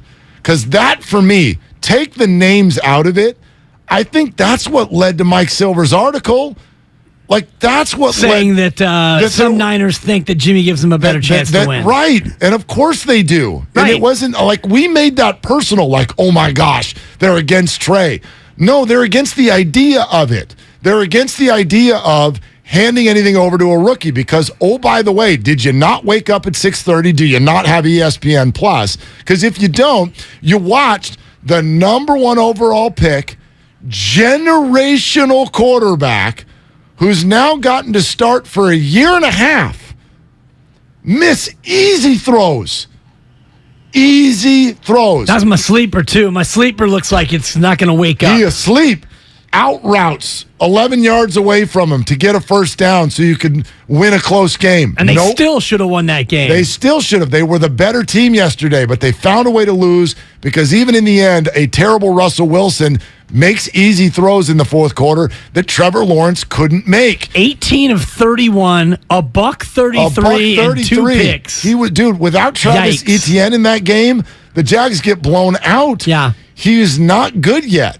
And so that's not to say that he's not going to end up being good. It's simply to say, I think we got sucked in, and so did Kyle, to a weird situation, which was somehow thinking that if you surround him with a great play caller and a really good roster, that a young quarterback can just snappity snap. Well, he sucked us in. And by he, I mean Kyle. Not our Kyle, but Kyle Shanahan. Our Kyle's a genius. Their Kyle, it showed a certain level of arrogance because conventional wisdom, Mark, as you're laying out here, tells you that a veteran proven winner, and that's what Jimmy Garoppolo has been with this organization, gives you a better chance to win with a ready-made roster than a relatively inexperienced virtual rookie does. But Kyle Shanahan looked at it and thought, this guy is better, quote unquote, than Jimmy G. He's got a better arm. He's more athletic. He can do more things. And I, the genius play caller, the laminated play sheet wisdom, I can make both of these things happen. I can have Trey learn on the job, and we can win with this ready-made roster. And that's why some people bristle at the arrogance of Kyle Shanahan, because he was bucking conventional wisdom in order to turn it over to a rook. And oh, by the way, he's fortunate to still have his plan B, which is now plan A, Jimmy Garoppolo. And oh, by the way, now you got things humming again. Yeah, absolutely. I mean, that is going to be, it's a Kyle question. It's a John Lynch question. It's a whole upper organization question of was this a plan that was put together with just sort of faux ideas? I mean, that's where I think we're going. And they still got to find a way to wiggle out of that, which is Trey's either got to be good or you got to figure out what your hedge at the quarterback position is going to be next year. But that's all for next year. I feel pretty comfortable right now in that if you keep getting the Jimmy that you've gotten for the last 5 weeks, and now that it's been 5 weeks in a row of, sometimes really good, other times just fine, but never has he been really, really bad for an entire game over a 5-week stretch. If you keep getting that and you get healthier and your defense can figure out how to exist without Emmanuel Mosley and your interior linemen, because I don't know what's going on with Kinlaw. Armstead, you'd think is going to be back maybe even the next time they play. All of that is going to help. If you do all that, what do you got left? 9 games? The 49ers are winning 5 or 6 of these games and can win the division and really make noise in the playoffs. Like, I feel very, very confident in that, which is why this ends up being such a unique conversation, because when a team does that most years, you don't make quarterback switches. Yes. You usually don't do that. You usually don't, but in this situation and where they are in terms of the cap, you're going to have to make a quarterback switch, right? Because Jimmy Garoppolo, let's say that the year ends the way you're laying it out. You're 4-4 right now. You win 6 of the last 9. You wind up 10-7. You win a couple playoff games, and then maybe you fall short. You lose at Philadelphia in the NFC Championship game. No fault to Jimmy. You wind up 12-8 in all games played. Jimmy's on to Cincinnati. Not exactly Cincinnati, but he's on to his next destination because he's going to make 25 or 30 million. If he has the kind of year that he's having right now and they go deep again, Jimmy's going to have suitors to get paid elsewhere, and you can't afford that, especially when you brought in Christian McCaffrey. And, if you asked anybody within the organization, who would you rather have next year? Because you can only have one of them, McCaffrey or Garoppolo. It's absolutely McCaffrey. Yeah, no doubt about that. And thank you for bringing up the word organization. Thank you. I appreciate that so much. Willard and Dibs is sponsored by BioNTech and Pfizer. And let's go back out to the phones. In San Francisco, what are you doing? Hey, good morning. How you guys doing? What's up, O? What up, O? Oh, good morning. Talk to us, O. Good morning. Yes, good morning. It is a good morning. I'm hearing you guys saying, like, hey, man, I'm a faithful like everybody else. You know what I'm saying? Keys are 1969, 68. All I'm saying is this. Yes, he's doing what he needs to do, fine. But I'm looking down the road after this. You know what I'm saying? Next year. We need a Lamar Jackson next year. You know what I'm saying? Go out and get somebody next year. Lamar Jackson's going to be on the Baltimore Ravens next year, even if they don't figure things out contractually, they still have the franchise tag option on Lamar Jackson. He not going anywhere. Your quarterback, thanks so much. Your quarterback options, and again, I don't want to have this all fall in to next year. We got right now, Bob Myers. Let's enjoy this year. But your options next year, Trey Lance is going to be on your football team and is probably your starter. I do think that the 49ers will come up with some sort of a hedge. Is that Jimmy or is that someone else? That will be one question. And the info we need before we can really have this conversation is, how does this year go? Right. If this year goes the way it is going right now, which is to say it's going in the right direction. Now, if they hit the skids and they wind up 5-12, or he gets hurt. Exactly. If anything like that happens, fine, all bets are off. But I don't see any scenario where they can bring Jimmy G back, because you have other guys you need to pay in the near future, in the immediate future. And one of those guys is Christian McCaffrey, whose cap number goes up about 20-fold next year. And already you're going to be tight on the salary cap, so you can't pay Jimmy what he's going to command on the open market. Next up, let's go to Nick in Berkeley. Hey, Nick, what are you doing? Thanks for calling Willard and Dibs. What's up? Man, I just want to know what y'all think about what if Jimmy Garoppolo, the all-shucks quarterback, wins the MVP of the Super Bowl? Then what do the Niners do? Boy, that's a great question. Well, Nick, I mean, first off, we're talking about that's a very unlikely scenario that you're laying out. I don't mean unlikely that the 49ers get there, but even so now you're talking about Jimmy's going to outduel Josh Allen or outduel Patrick Mahomes. I don't know where this is going to go. One thing we learn is that every week and every month in the NFL look different than the prior. So that's an interesting hypothetical. What if Jimmy G, happens to outduel one of those guys and the Niners win 41-38 in Super Bowl 57? Then our ratings are going to be really good. Yeah. Is what's going to happen. You know that? Because that is going to lead to an entire offseason of how do you let him go? Which, by the way, we sort of low-key already had that conversation. Yeah, 1,000 times. Maybe even twice, right? Tom Brady's available. Well, how do you let him go? He just went to the Super Bowl, and Tom looks like he's declining. That ended up being a bad decision. Then, last year, you've already got Trey Lance on the roster. Jimmy takes him all the way to the end. And most people still had their heads wrapped around, well, you got to let him go. Yeah. He has a press conference. See ya. If he comes back and we run this thing again, and the 49ers are playing in mid to late January or even February again, I mean, that's a completely fair question under that idea. How would you let him go? Though, because the better he plays, the deeper you go, the more he's going to cost, and the less likely you are to be able to keep him. Yep. It's a conundrum. Skip. Right. So why don't we just do week 9 and then we'll worry about February in February, because it feels like every time we have conversations about 2 to 3 months from now, stuff happens that makes those conversations rendered ridiculous. But I just want to know that. I want to know, if you're an anti-Jimmy person, do you feel some sort of shame at the idea of just saying what is? Which is, boy, yesterday he was really good. He was really good yesterday and won a really big game in the second half.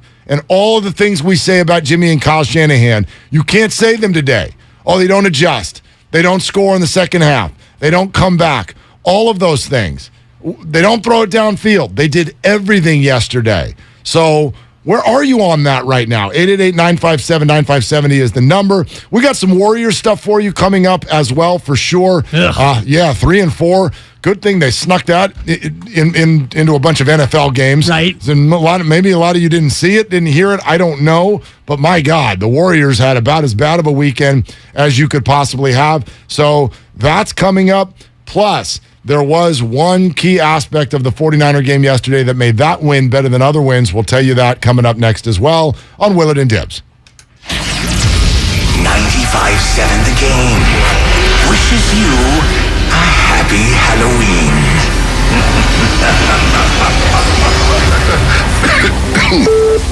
Sorry about that. You could edit that. My bad. We're chock full of candy and sports talk.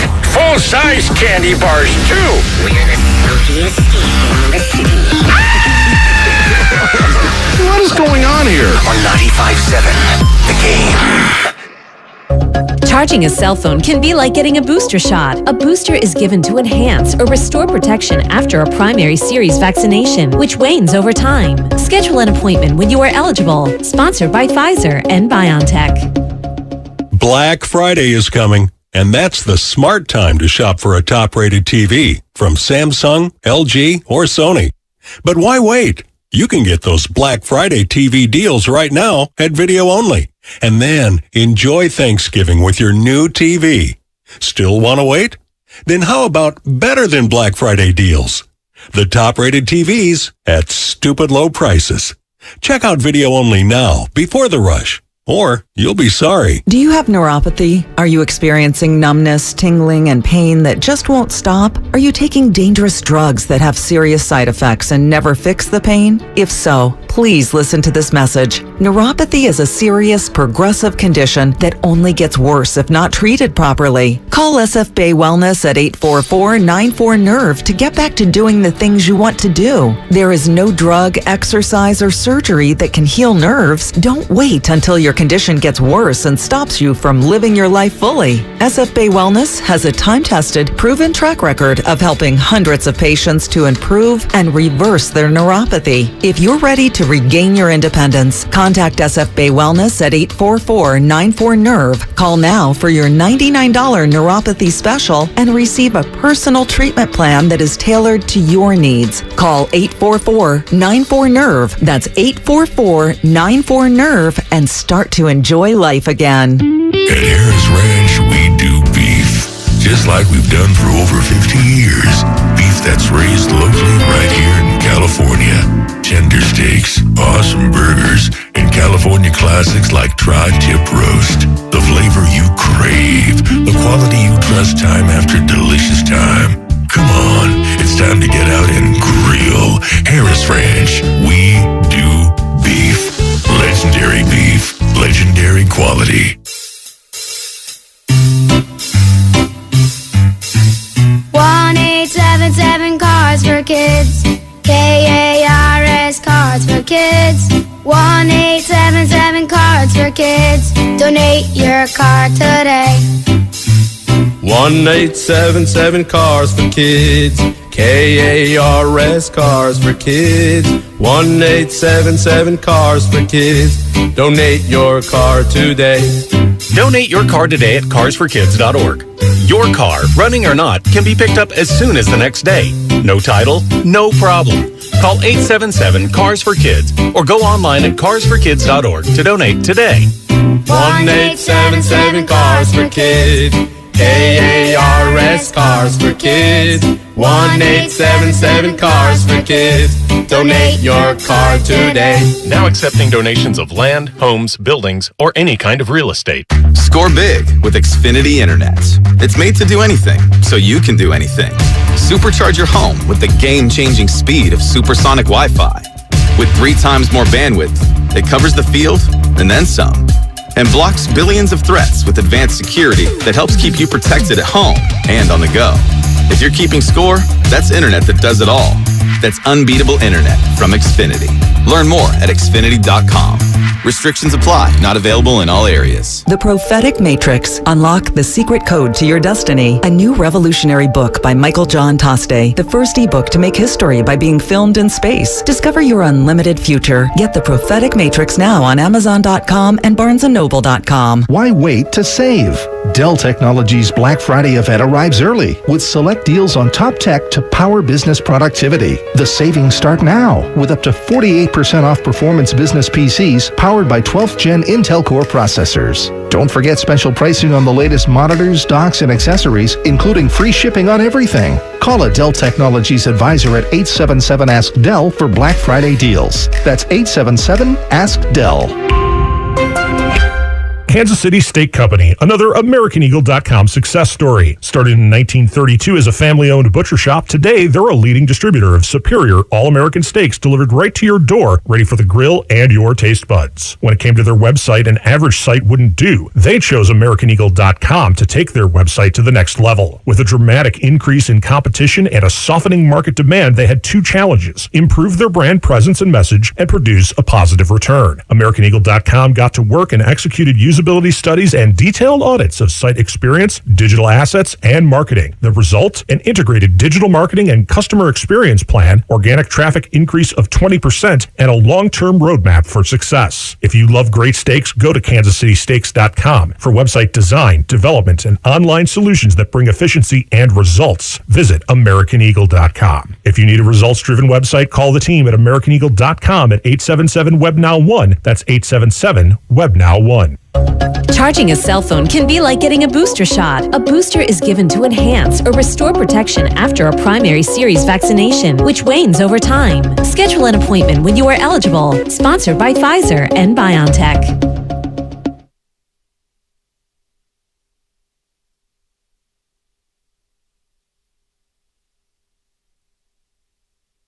Now, back to Willard and Dibs on 95.7 The Game. Normally, I'm the one answering questions. But now I have some for you. For me or for all of us? Both. Okay. What do you have for me, Skip? First question. Okay. As someone who wears a beard. Yeah, I got a beard. How on earth do you eat? Well, I don't have quite the same prodigious mustache situation that you have, so you eat very carefully is what you do, and not sloppily. I just tried to have my 10:30 snack in the middle of the Willard and Dibs show, and I have decided that is not going to work. Yeah. So I am going to have to do the rest of this show incredibly hungry. That's not going to work because we know Mark, if Mark is even in there. I know Gabe Yapler. Your costume today is spectacular, by the way, but we know that if you get to 11 o'clock and you haven't eaten, things can go south in a hurry. Yeah, exactly, which, of course, we will be ready for because if we need to pull me in the third hour of the show, slates will be ready to come in and pinch hit. I have no doubt about that. So I don't think anybody wants you to have to pull yourself. Well, listen, anything for the team. Okay. So that's question number one. Question number two. Okay. Is anybody able to figure out, because I'm not a tech guy, can anyone tell me why on my iPhone right now, my facial recognition is not working? It's not. It's not working. I am trying to open up my phone. It is Halloween, which is the biggest Instagram day of the year. I'm trying during commercial breaks to look at Instagram, and my facial recognition, for some reason, is not working. It's because your face, Mark, is not your face today. Your face is the face of giant skipper Gabe Kapler, or Gabe Yapler in your case. And for those people who can't see you, get to the YouTube page and look at 957 The Game. You can see Mark Willard's unbelievable costume. Or many platforms, Instagram, the station, my Instagram feed, MT Willard. The pictures are all there, and go Giants. So, all right, 888-957-9570 is the number. I will try to power through. I'll see. I mean, the lovely Christy made the hair ends up in your mouth too. Oh, yeah. She made the enchiladas. They're delicious. Enchiladas is a no-go with that beard. I cannot wait to dive in, but I cannot dive in now. So we're just going to have to soldier on. Yeah. Okay, life is hard sometimes, but we can do hard things, okay? And luckily, I know you had a big smoothie today, so that should tide you It's a over. weight gainer 2000. Absolutely. Big smoothie for breakfast. I'm not worried. I think we're going to get there. I think it's going to be okay. Can I mention something about the Niner game that we haven't mentioned yet? Do you know how important I think it is that they won a football game and scored 31 points without Deebo Samuel? Not because of the obvious. Not because you're just like, obviously, he's a really good player. Thank you. There's that. Yeah. You all get that. I'm talking about the emotional side of it. Agree or disagree? Do the 49ers at times, especially this year and last year, do they look like, boy, just give the ball to Deebo and figure something out? Kind of, yeah. Do they look like that? Especially when the chips are down and you need a play to be made. Where's Deebo? Last year, late in the year, it seemed like it was Deebo or else. The Green Bay game's a great example. Deebo was so exhausted, he barely made it off the field at the end of that ball game. So how big is it for the 49ers to sort of prove to themselves, you don't need to do that. You don't need to just be like, it's 3rd and 5. Deebo. Here. Yay, Deebo, go. Like, you don't need to do that. You don't need to do that. You are a fully functional offense. You have a really good play caller.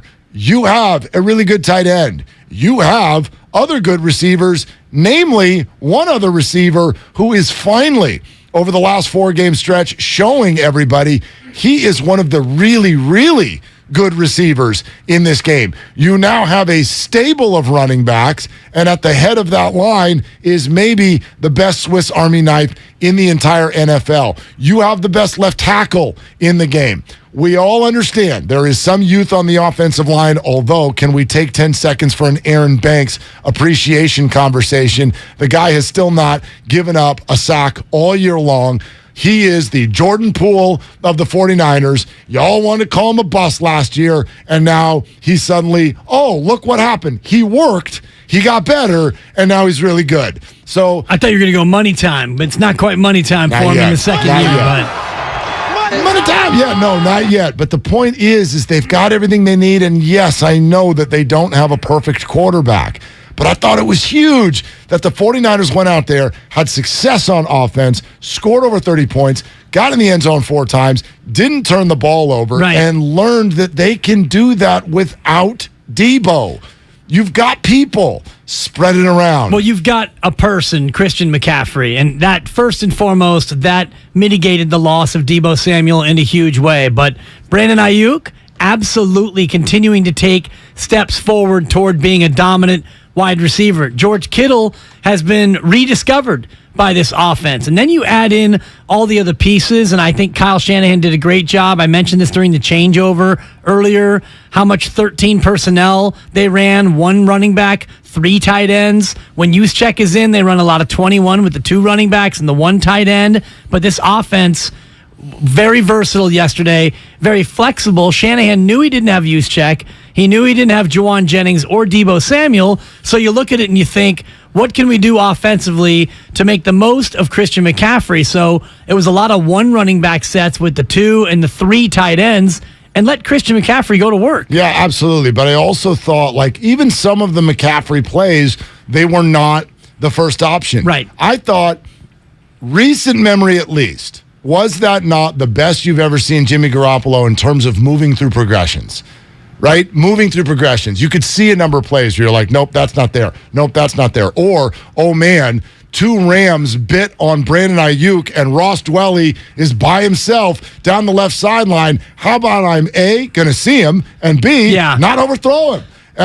Very, very well done. And that was helped by the fact that was the same side of the field. So he looks for Ayuk, and he's like, 1, 2 defenders. Huh, that's strange. I wonder if, boop. and a nice little pitch and catch. And that ball actually traveled some distance in the air. Yeah, it was a long throw down the field. Yeah. And caught by his own team. And caught by his own team. Which was a nice one change. of the guys wearing his jersey. There's all those good things that were going on there. And that was kind of the capper, too, because that put him down to about the 10-yard line. That ended the game. And that was pretty much night time. Yeah, I thought he could have thrown up to Steph Curry and put him to sleep. He could have. Like, that's one of the beautiful things about it is here's a guy who, all the time, whenever, in fact, how many times, our own JD, I saw you, JD, how many times did you see, the Niners are up by 10 with 10 minutes to go. Uh-oh. What the hell could go wrong? Right. I mean, nothing, right? Like, this is great. It's over. It was almost like you were waiting for it to get messed up.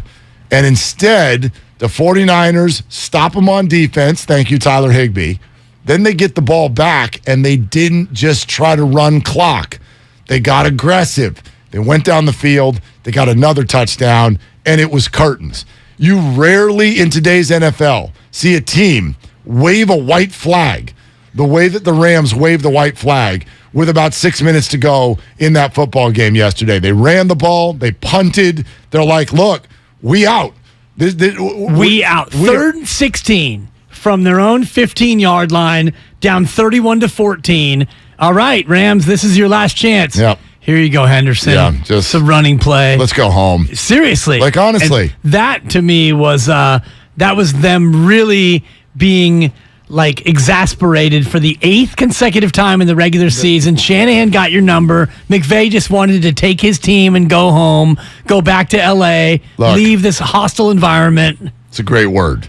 Exasperated. Yeah. Partially because... You know what it was, right? It was an exasperation sensation. Thank you, Skipper. Yeah, no problem. So, cash me out one time. Thank you. Anyway, point being is a great word because if I'm the Rams...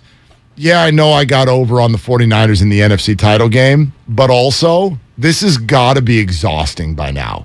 It has got to be exhausting to keep losing every game to your division rival and keep doing it in a sea of red. It's got to be exhausting. 49er fans, those of you who live down there, travel down there, great job. Again, great job. It's got to be so exasperating. And let me tell you a little window into this, because it's not just about Sean McVay. He's a professional.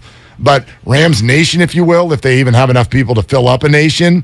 So I think you know this. I've shared this with you before. My sister, still diehard 49er fan, but she lives down in Orange County. She's married to diehard Rams fan. And That's awkward. He has totally, he rubbed off on his stench, fell off onto their children.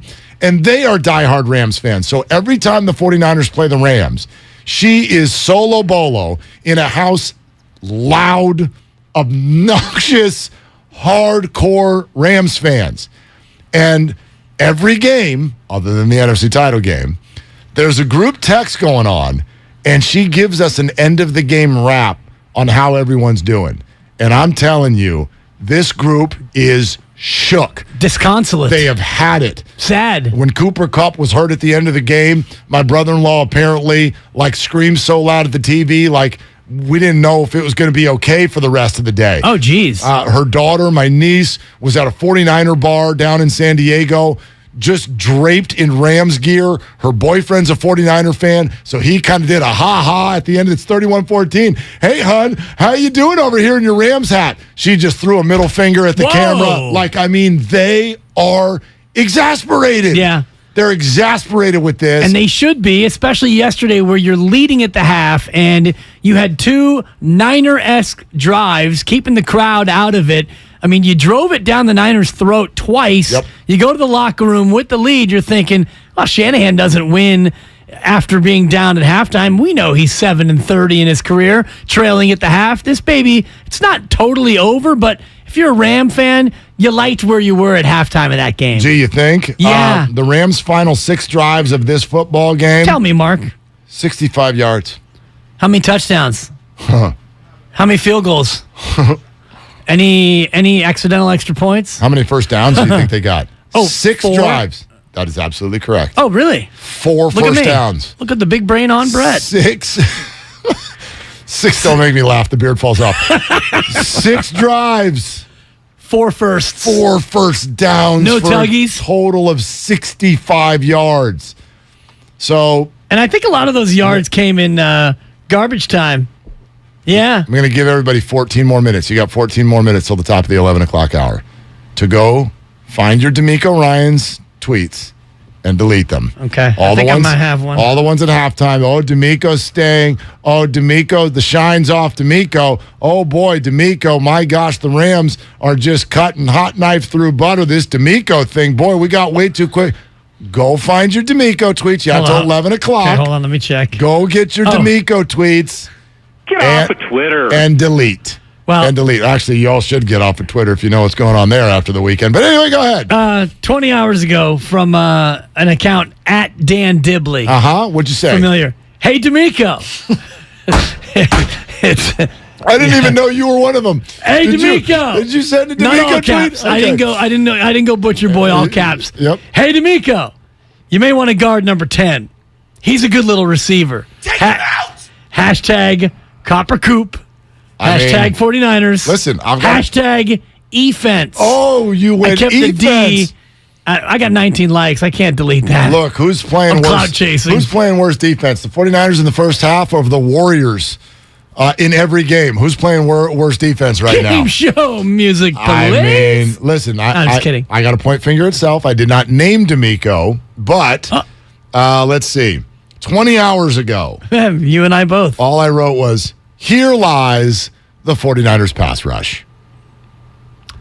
Rest in peace. You got 12 minutes to delete that. Sucker came back to life, didn't it? Man. Like a zombie. This Hey D'Amico didn't age very well. One hour later, I tweeted, F them picks. There you go. Love that. What up, What up, CMC? And what up, CJ? In San Leandro, next up on Willard and Dibs. Hey, CJ, what are you doing?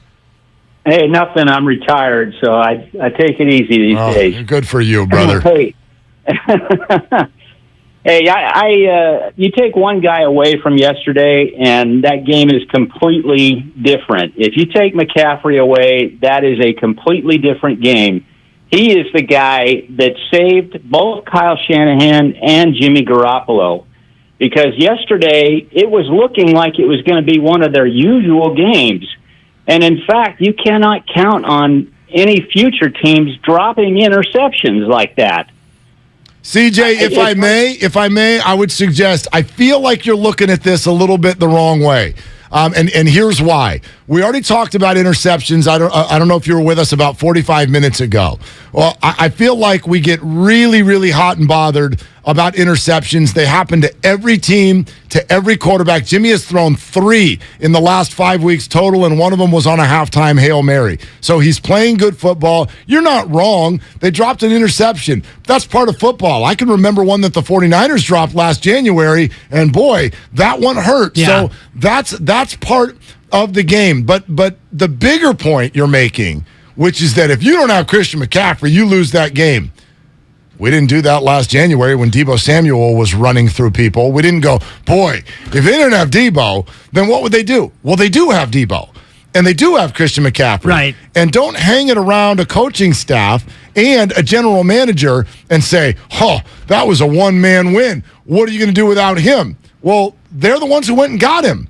They're the ones who greenlit going to get him. F those picks. So when they get him, and within 10 days turn him into the best weapon in the NFC, well, just applaud. Yes. Just say, hey, good job. Enjoy it. Because Deebo was out, and you scored 31 points and won a huge game. And you can dream about what's going to happen when Deebo comes back, and we can envision it coming up in 13 days when Sunday Night Football, if I'm not mistaken. Sunday Night Football. Niners and the Chargers. The San Diego Chargers. Yes, exactly. The Los Angeles Chargers of San Diego. They should go back to San Diego. Thank you. But especially now that new stadium's being built, they could borrow San Diego State's shiny new stadium. It's that's going to be. Yeah. Oh, it's already done. That's open. Done San and Diego open. State's playing in it this year, and they're playing some really bad football. So probably somebody should go down there and play plenty some of good better seats football. Still available. Oh, so my God. Niners, Chargers, 13 days, and you're going to get to see Deebo. Presumably, he'll be healthy.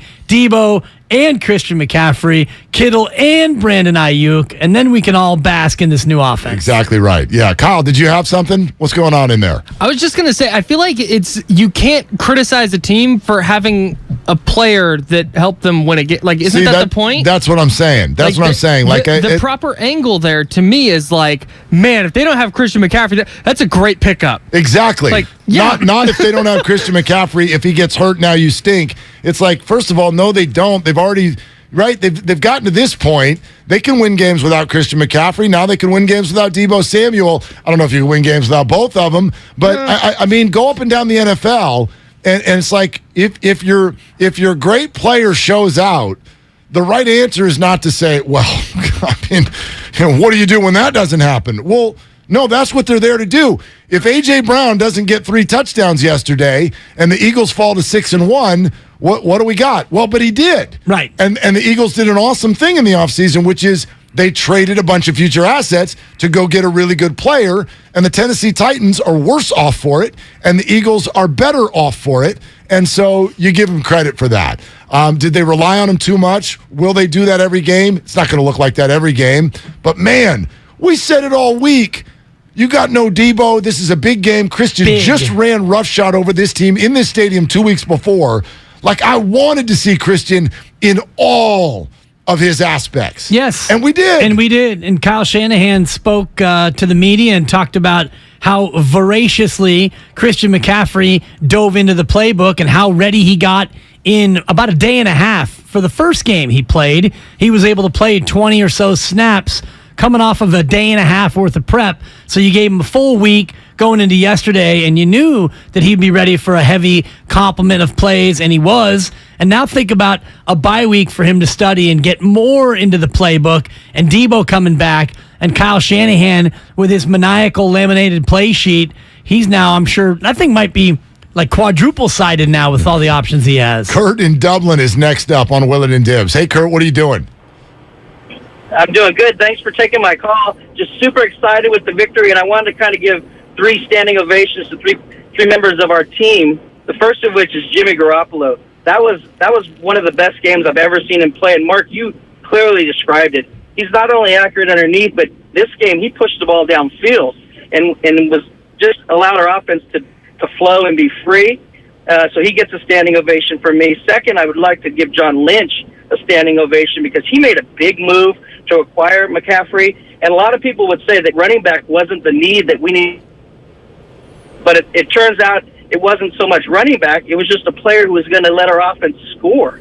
And that's going to probably be something that's pivotal and hopefully takes us all the way to the Super Bowl. And finally, I'd like to just give a shout-out to our head coach because he takes a lot of criticism, but he schemed up plays that took advantage of McCaffrey. He schemed up plays that let McCaffrey throw a touchdown, receive a touchdown, and run for a touchdown. So my hat's off to those guys. And as a 49er fan, all I can say is, let's go. Yeah, let's go. Kurt, let's go. Kurt, it's a great call. Listen, I want to spotlight one word that he brought up in there. A lot of people said Christian McCaffrey wasn't what the 49ers need. Many of you are going to go door to door tonight. Others of you are going to go to scantily clad parties. And what are you going to do there? You're going to get drunk. You're going to drink. You're going to mingle. You're going to eat pounds and pounds of chocolate. Do any of you need that? Or do you just want that? Are you going Kaplan on me again here? Look. Yes. The answer is yes. I need it, Mark. I need it all. You don't. The booze, the chocolate, the scantily clad. I need it, Mark. I need it all. Sometimes it's okay to just go get something you want. Okay? This is not a Rolling Stones song. If you try sometimes, you get what you want, not what you need. Okay? The 49ers went and got a want, not a need. And that worked. And that's it's okay. A need. I think it's a need. That's fine too. You can come from any perspective you want, but a lot of people, they need an offensive lineman. They need a better quarterback. Look, if Christian McCaffrey was not the top need, who cares? Yeah. You can have Christian McCaffrey. Like, I don't know. This was the easiest one, the biggest no-brainer in the history of mankind. Wesley Hoagland, look at you, Skipper. It's all sponsored by MB Jesse Painting. Are you a commercial property owner or manager working on 2022 painting plans? MB Jesse Painting offers full repaints, maintenance painting, carpentry, wood rot repairs, and platoons. Why wait? Call 855-MB-JESSE today or online at mbjesse.com. Look, the bottom line is sometimes, and I know this pretty well, Dibs, sometimes after a really good year, you struggle the following year. So let's talk about the Warriors coming up next. Where are your concerns? 888-957-9570. On Willard and Dibs. Infinite number of outcomes. It's extra spooky Monster Mondays.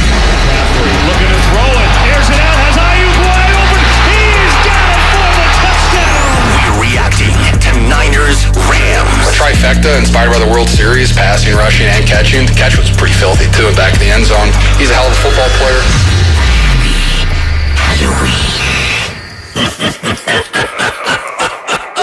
This year's ratings of the best TVs just got published, and Samsung, LG, and Sony scored the highest. Also, they warned about the poor performance of the bargain brands promoted at some stores.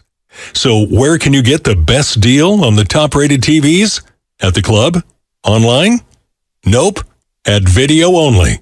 They've got their better than Black Friday deals on right now. Don't be sorry. Check out Video Only before you buy. Elise and Carl's Bakery needed a small business loan fast, but instead of going to On Deck, Carl called Lone Falcon!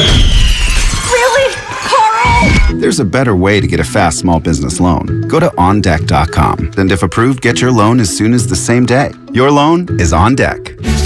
Depending on certain loan attributes, your business loan may be issued by OnDeck or Celtic Bank, a Utah chartered industrial bank, member FDIC. Limited eligibility for same-day funding. OnDeck does not lend in every state. All loans subject to lender approval. Locked On Warriors is a daily podcast covering your favorite team, the defending world champion Golden State Warriors. I'm your host, Cyrus Softs, and every Monday through Friday, Locked On Warriors brings you all of the biggest Warrior stories in around 30 minutes. We cover Stephen Curry and the dynasty that is one of the greatest teams in the history of this beautiful game. Listen to the Locked On Warriors podcast every day on the Odyssey app or wherever you get your podcasts. Get in zone, AutoZone. Welcome to AutoZone. What are you working on today? Thinking about gas mileage. You know, changing your oil with a full synthetic oil like Castrol Edge can help your engine get more miles. Right now, you can get 5 quarts with an STP extended life oil filter for only $38.99. Get everything you need for better fuel efficiency at any of our 6,200 stores or on AutoZone.com. Get in the zone, AutoZone. Restrictions apply. You can't get much for $5 these days, unless you go to Wendy's for a $5 Biggie Bag. Get your choice of double stack, junior bacon cheeseburger, or crispy chicken BLT, plus 4-piece nugs, fries, and a drink, all for just $5. You got that bag, you got that Biggie Bag, you got that bag. That was smooth, wasn't it? That's how you're gonna feel when you get that Biggie Bag at Wendy's. U.S. price and participation may vary. Includes 4-piece nuggets, small soft drink, and small fry. Prices may be higher in Alaska and Hawaii. Fremont Bank. If there's one thing we understand more than anybody, it's that it takes a local bank to really get the needs of local businesses.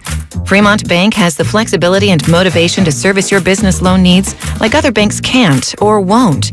With our full suite of business loan products and recognition as a top SBA lender in the Bay Area, Fremont Bank is the right choice for local and family-owned businesses. Fremont Bank. Learn more at fremontbank.com. Member FDIC, Equal Housing Lender. Are you interested in new career opportunities in the Bay Area and want to make a difference in your community? The SF Sheriff's Office is looking for people considering a job in law enforcement right now. If you're at least 20 years or older with a high school diploma or equivalent, the SF Sheriff's Office wants to hear from you. Enjoy full benefits, flexible schedules, and opportunities for growth and promotion. For employment announcements and more information, visit sfsheriff.com. That's sfsheriff.com to apply today. Score big with Xfinity Internet. It's made to do anything, so you can do anything. Supercharge your home with the game-changing speed of supersonic Wi-Fi. With 3 times more bandwidth, it covers the field and then some. And blocks billions of threats with advanced security that helps keep you protected at home and on the go. If you're keeping score, that's internet that does it all. That's unbeatable internet from Xfinity. Learn more at Xfinity.com. Restrictions apply. Not available in all areas. California, you deserve more. And with United Healthcare, you'll get more. Annual enrollment is October 15th through December 7th. So call United Healthcare today. With the United Healthcare Medicare Advantage Plan, you get more from your Medicare dollar, now including better than ever dental, vision, over-the-counter, and prescription drug coverage. Call United Healthcare at 1-888-CALL-UHC today and speak with a licensed sales agent. Benefits, features, and/or devices vary by plan and area. Limitations and exclusions apply. We tried Dynovite nutritional supplement, and after a couple of weeks, we noticed a big difference. Our little Gizmo's coat was shinier, and there was a lot less scratching and shedding. My dog smelled and scratched constantly. We bathed and sprayed her, took her to the vet, but no results. Now, a little Dynovite in her food helps Bella keep her beautiful coat with no scratching or smell. Happier, healthier with every bite. Over 1 million pets helped with Dynovite. Do you struggle with occasional nerve aches in your hands or feet? Try Nervive Nerve Relief from the world's #1 nerve care company. Nervive tablets contain alpha-lipoic acid to relieve nerve aches, weakness, and discomfort, plus B-complex vitamins to support healthy nerve function as you age. Live life with less nerve discomfort with Nervive Nerve Relief. Learn more at nervivehealth.com. And try Nervive Pain Relieving Cream to block nerve pain signals at the source. Use as directed. You're listening to 95.7 The Game, KGMC FM at HD1 San Francisco. Always live on the free Odyssey app.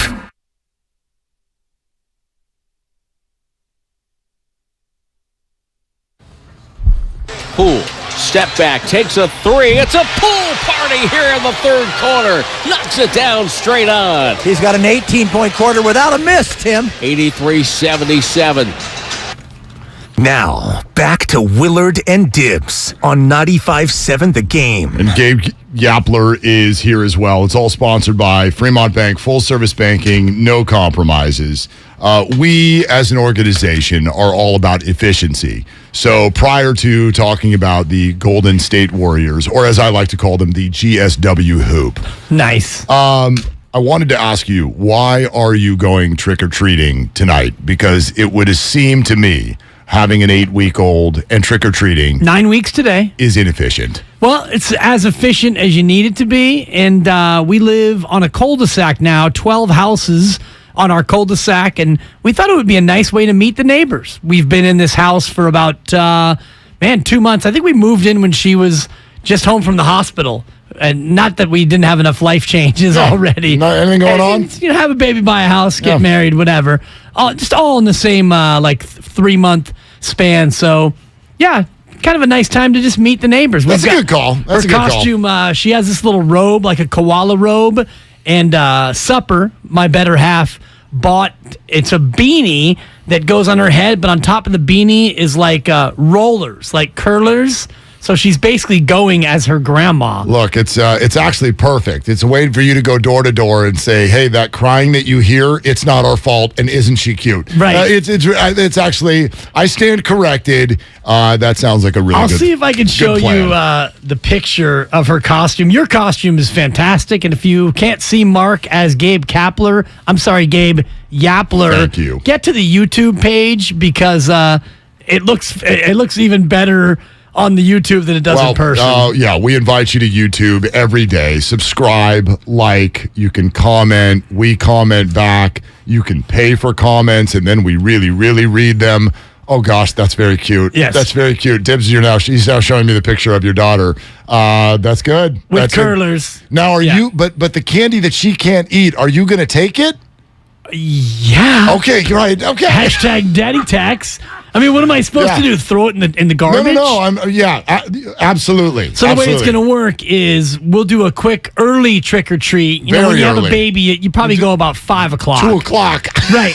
So whatever candy we get goes immediately in the bowl for the outgoing candy. Oh, okay. So you're going to re-gift. Yes. Okay, basically. that's fine. Yeah, that's fine. Yes, I mean there'll be some daddy tax. Any mini Twixes or peanut M&Ms will be eaten by yours truly. Don't sleep on Butterfinger, okay? Don't sleep. I know the stuff. I like Butterfinger, but I know the orange stuff gets in your teeth, but I'm Gabe Yapler and I like orange. The flakiness of the chocolate and the flakiness of the interior, not my favorite. I will eat a Butterfinger. You will. Butterfinger greater than Three Musketeers, greater than Milky Way. Don't at me. Why are you worried about the Warriors? You said that earlier. And I want to explore this a little bit more. And for those of you who are in a complete football frenzy all weekend long, the Warriors went out to Charlotte and Detroit. They lost them both. Charlotte wasn't even at full strength. There was no LaMelo Ball. Detroit was 1-5. I think they had lost 5 games in a row. These are not good basketball teams. In the case of Detroit, they came out. The Warriors had a good first quarter. Then they let it all go away in the second quarter. In both games, you're trailing in the second half, but you did your rally. Like you sort of did the rally that you needed and then fell short. And Draymond even said at the Charlotte game on Saturday, which was an overtime game, they took the lead, I think by 3 or 4 with, 40 seconds to go. And they end up losing in overtime. And Draymond's like, we win those games. Like that's not the way we do it. When we get a team in that situation, we win those games. And they didn't. So a frustrating weekend, a little bit of an embarrassing weekend. Steph had the quote afterward, "It's October." Right. Which really landed with me. But you're worried. I'm troubled, yes. I'm not deeply troubled. I'm troubled, and there are a number of reasons why. 7 games in, which is about 9% of the season. So far for their first 7 games, the grade I would give them is F. You beat a Laker team that is god-awful. You beat a Sacramento team that's not very good. You beat Miami. And by the way, you've got Miami tomorrow in a revenge spot. I don't like the Warriors' chances in that game. Miami's not looking to get swept by Golden State. That's going to be a tough one. Then you have back-to-back games on this trip. The reason why I'm so troubled, there's a multitude, but it mainly stems from the defense. Because if you look at their defense, the Warriors have allowed 126 points per 100 possessions in the first half. So it isn't just the reserves, it's the starters as well. They've had as many 15-point deficits this year as they did in their first 29 games of last year. You're falling behind. You're allowing mediocre teams to just pillage you on the defensive end. And that to me is troubling, Mark. Yeah, no, I get that. I guess this did not hit me as a surprise. I'd be worried if I was surprised. I wasn't surprised. I'm surprised you lost to Charlotte and Detroit. It's not that I thought that they would lose, but I used the same word repeatedly going into the road trip, which was vulnerable. The Warriors were leaving home for a long trip at a time where they were going to be vulnerable, because what do we know about the NBA? Young players do better at home than they do on the road. Yeah, and role players, And right now, the team is too reliant on young players, role players, figuring it out. And they clearly haven't figured it out yet. And even when you go to their wins, you could see the warts. You could see them. The Kings game, they almost coughed that thing up. Yeah. The Lakers game, well, the Lakers just missed every shot, and they're so bad. And it was ring night, so you knew that the adrenaline would be in play. Right, and then the Miami Heat game, like even then, you could look at that and go, okay, the Warriors were clearly the better team. They won the game. Those things are all good. But did you notice, if you knew anything about Miami basketball, it's a team that really, really struggles to score. Not against the Warriors. Like the Warriors just scored 120-something, and so it was fine. But Miami scored way more than they normally do. Yeah, this is a team that you should be able to. The Warriors, we know, should be able to keep Miami in the 90s. Denver gotcha, and that was kind of a letdown spot after ring night. And Denver's good. Denver's good. Phoenix cracked you. Phoenix looked like they were a better team, and I know that they're going to be more motivated because, bullseyes on the Warriors. Well, you're going to have that bullseye all year long. The Warriors teams are going to be coming for the Golden State Warriors. So I'm sensing that, they kind of just want to show up and win. And right now on the defensive end especially, they're just terrible. They're lacking effort. Draymond Green even said, our offense is killing our defense. They need to work in concert with one another. And Steve Kerr said the defense is putting his team in some bad spots offensively. So the defense is not helping the offense. The offense is killing the defense. And here's one more, and this is from NBA.com. James Wiseman. The Warriors have been outscored by 22.5 points per 100 when James Wiseman is on the floor. Yep. So we all want to Wiseman, he's playing great. Offensively, he's making some nice strides. Defensively, he's a liability right now. There's no doubt about it. And by the way, there's a little bit of news on the young players today, and you can weigh in on any of this. And this is not Bonte's panic meter. We're 7 games in, but it absolutely is a level of concern conversation. And how surprised are you that the champions come out looking this way? I'm a little surprised that they come out looking this way, but I'm also going to admit that that's probably because I wasn't looking at it very clearly. You know what I mean? I really accept what Steve Kerr had to say last week when he said, this is not last year's team. It's just not. Yeah. This is not We're last not running year's team. it back. Right. Yeah. Like we have always, I loved when he said, when we go to that second unit, we have always had a stabilizing force. You could call it the adult in the room. That was the nickname they used to give Andre Iguodala. But go through the years and look at the people who have come off the bench and said, look, I got this. Let's keep it calm. It's the Sean Livingstons of the world, the David Wests of the world, the David Lees of the world, sometimes even Leandro Barbosa. Through the years, last year, I think Otto Porter was one of these guys. JaMychal Green's not at that level yet, and there's so many young guys that have not figured out rotations that they are a very, very flawed basketball team for a lot of minutes of the game.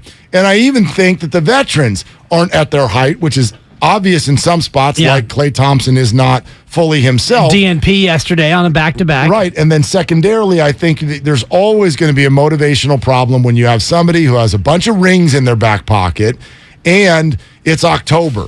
Like the earlier we start, they're just like, come on, man. We know we don't need to be the 1 seed. We don't it's way more important for us to be thinking about when we're peaking. Yeah. And so that's why I literally have no concern, because if there's You're a 0 on a scale of 1 to 10. I'm at a 0 because I'm at a 3.5, Mark. If there is a group that I'm going to look at and say, I know that they have a plan and they have earned the right for me to trust them, it's this group. It's this group. Steve Kerr and Bob Myers are not just like, well, I won the title last year, so we'll see what happens this year. You do need to be a top 6 seed in order to avoid the play-in game. Right now, you're 11th. And I know it's too early to play the standings game. Seeds don't matter yet. But here's the thing that troubles me. The good teams beat you. And, Denver and Phoenix. Phoenix clobbered you. Denver just straight beat you. You gave up $128. Fine. You lose to good teams. I'm not too concerned. But when you go to Charlotte and you have to rally against Charlotte to force overtime, you had the lead, you blew that game. And then Detroit, you give up 128 to a Pistons team that's a lottery team. That to me is troubling, because now you go to Miami. Miami's a good team. You've had trouble with good teams this year. Then Orlando and New Orleans in back-to-backs. You think New Orleans isn't licking their chops right now, looking to take a shot New Orleans, at the champs? Good team, too. Right. Really good team. So you could see them losing 2 of these next 3. I mean, you better not lose to Orlando. So if you go 1 and 4 on this road trip, listen, they might. That's awful, Mark. No, it is awful, but that's where they are right now, and it's not where they're going to be. I sort of look at it through this lens. First of all, these are all NBA teams, okay? Everybody who's got a jersey knows how to score the basketball. That's how they got there. And the Warriors are awful defensively. So I don't care. Remove these labels. But it's Detroit. But it's Orlando. Yeah, they have people who can hit threes. And the threes are wide open, and so they're going to hit a bunch of them, and the Warriors are vulnerable. They'll get better as they go, but right now they are vulnerable to anyone. I was looking at this was really hard for me as someone who likes to throw $10 on a game here and there, because I love to look at the Warriors and go, okay, this is a good spot, this is a bad spot. But I hate betting against them. But I sat down and I go, Charlotte was plus 10. I'm like, oh, that's easy money. That's easy money with where the Warriors are right now. I didn't do it because I don't like doing that. I don't want to root against it. Charlotte was plus 10? Plus 10. I'm like, that's easy money. The Warriors are just not there yet. But I want to remind everybody that in February of 2022, we looked at this and went, This doesn't add up. Draymond's back is hurt. Steph is in and out. Clay came back, and they seemed to get worse. This does not add up. And the whole time, the Golden State Warriors had a plan. They went, look, what we're doing right now is we are ramping this up for April, the first week of April when the playoffs start. I'll go back to when Steph Curry sat face-to-face with Steiny and Guru. They went over to Chase Center and did a show, and Steph Curry sat down with him in the midst of a 2-week injury. And you know what I said the next day, and I told both of them. I go, remember at that time? You said, Steph's playing. Is Steph going to be ready for the playoffs? I go, they just gave you their injury report. Steph is good to go for game one. In fact, he's good to go right now, but he's going to wait for game one. Why? Because this group always has a plan. And there was Steph Curry, because there's no way he's doing that interview if they're worried about where his injury was. So I like, even on Halloween, we're having the same conversation, which is that I think they're looking at this team and they've got a roadmap. This is where we need to be in November, and then in December, and then in January. And here's how we're going to plan our rest. Here's how we're going to get these guys right defensively. I have no doubt that they have a roadmap. They will follow it. And I don't know if it wins a title, but it's not going to look like this. Well, you may not be able to follow the roadmap if you are underwater. Last year you started 18-2, so you could have a roadmap that you could follow because you had a huge cushion at 18-2. Right now you're 3-4. If you lose 2 of the next 3 on the road, which is very possible, Miami and New Orleans are going to be tough games. You better beat Orlando. You come home at 4-6. My point is, you might get to the 20-game mark, and you might be, 11-9, or you might be 10-10 in the 8 seed. You might not be in a position to follow that sort of a roadmap. You might need to win more games down the stretch than you did last year. Last year you had a huge cushion. You could dick around. You could play around with all kinds of games all you wanted to, because you're right, Mark. They don't need to be the 1 seed. They don't even need to be the 2, the 3, the 4, or the 5, in my opinion. But you'd better be the 6, because you get into a one-off situation and that can get scary. And right now, defensively, they're atrocious. 29th in basketball in defense. And in terms of points per 100, you're 22nd in defense. And, you're not going to have that cushion unless you start playing better basketball. There are only 2 teams in the NBA that are giving up 122 points per game or more. They are the Golden State Warriors and the Brooklyn Nets, who are 1-5. So that's a snapshot of where they're at right now. It is flat out not good. Here's the concern, if you want one. To me, I'm not concerned about them. I have no doubt that they're going to get themselves to a much better place. But my concern is about the rest of the teams, because we talked a little bit last week about where the Western Conference is. And there's 2 teams that really, really concern me. And they are Portland and Utah. Here's why. They both look really good, and we didn't think they would. That's a problem. The Portland Blazers are 5-1. The Utah Jazz are 5-2. And those 2 teams are supposed to be teams that you can sort of brush down to the play-in game or what have you. And maybe that is where they're going to end up. I don't know. It's too early to really start getting into this. Oh, by the way, the Spurs I was gonna say. also 5-2. So to your point, could you end up not getting one of those top 6 seeds, or what I think the Warriors rightfully feel like they should have, which is a top 4 seed? Could you end up not doing that? Because the Western Conference, which we knew was really good, is actually even better than that. Because if Portland and San Antonio and Utah join Phoenix and New Orleans and Memphis and Minnesota and Denver and Dallas, thank God the Clippers actually look like they stink, but is that going to last? I mean, there just aren't that many teams in the Western Conference we can dismiss. There's the Lakers, there's the Rockets, there's the Kings, and probably the Thunder. And outside of that, that's it. That's all you can dismiss. Not a lot of cupcakes. So the only urgency is that. I have no doubt that the Warriors are going to be a very good basketball team by February, but what you build up now could absolutely affect your seeding come April. It might affect your ability to even be in a playoff. If you continue to struggle, you might end up, like you're saying, Mark, with the over-under for this team, I think, was 50.5 or 51. Yeah, something like that. So let's say you wind up in that 49-50 win range. You might be the 7th seed because what did we see last year? Phoenix with 64, and then a huge group of teams separated by about 5 or 6 games. And if you start out as slowly as you have, you may have to put in a lot more work just to get into that top 6 spot. What I don't want is for the Warriors to end up that team that everyone talks about and goes, you don't want to face that team.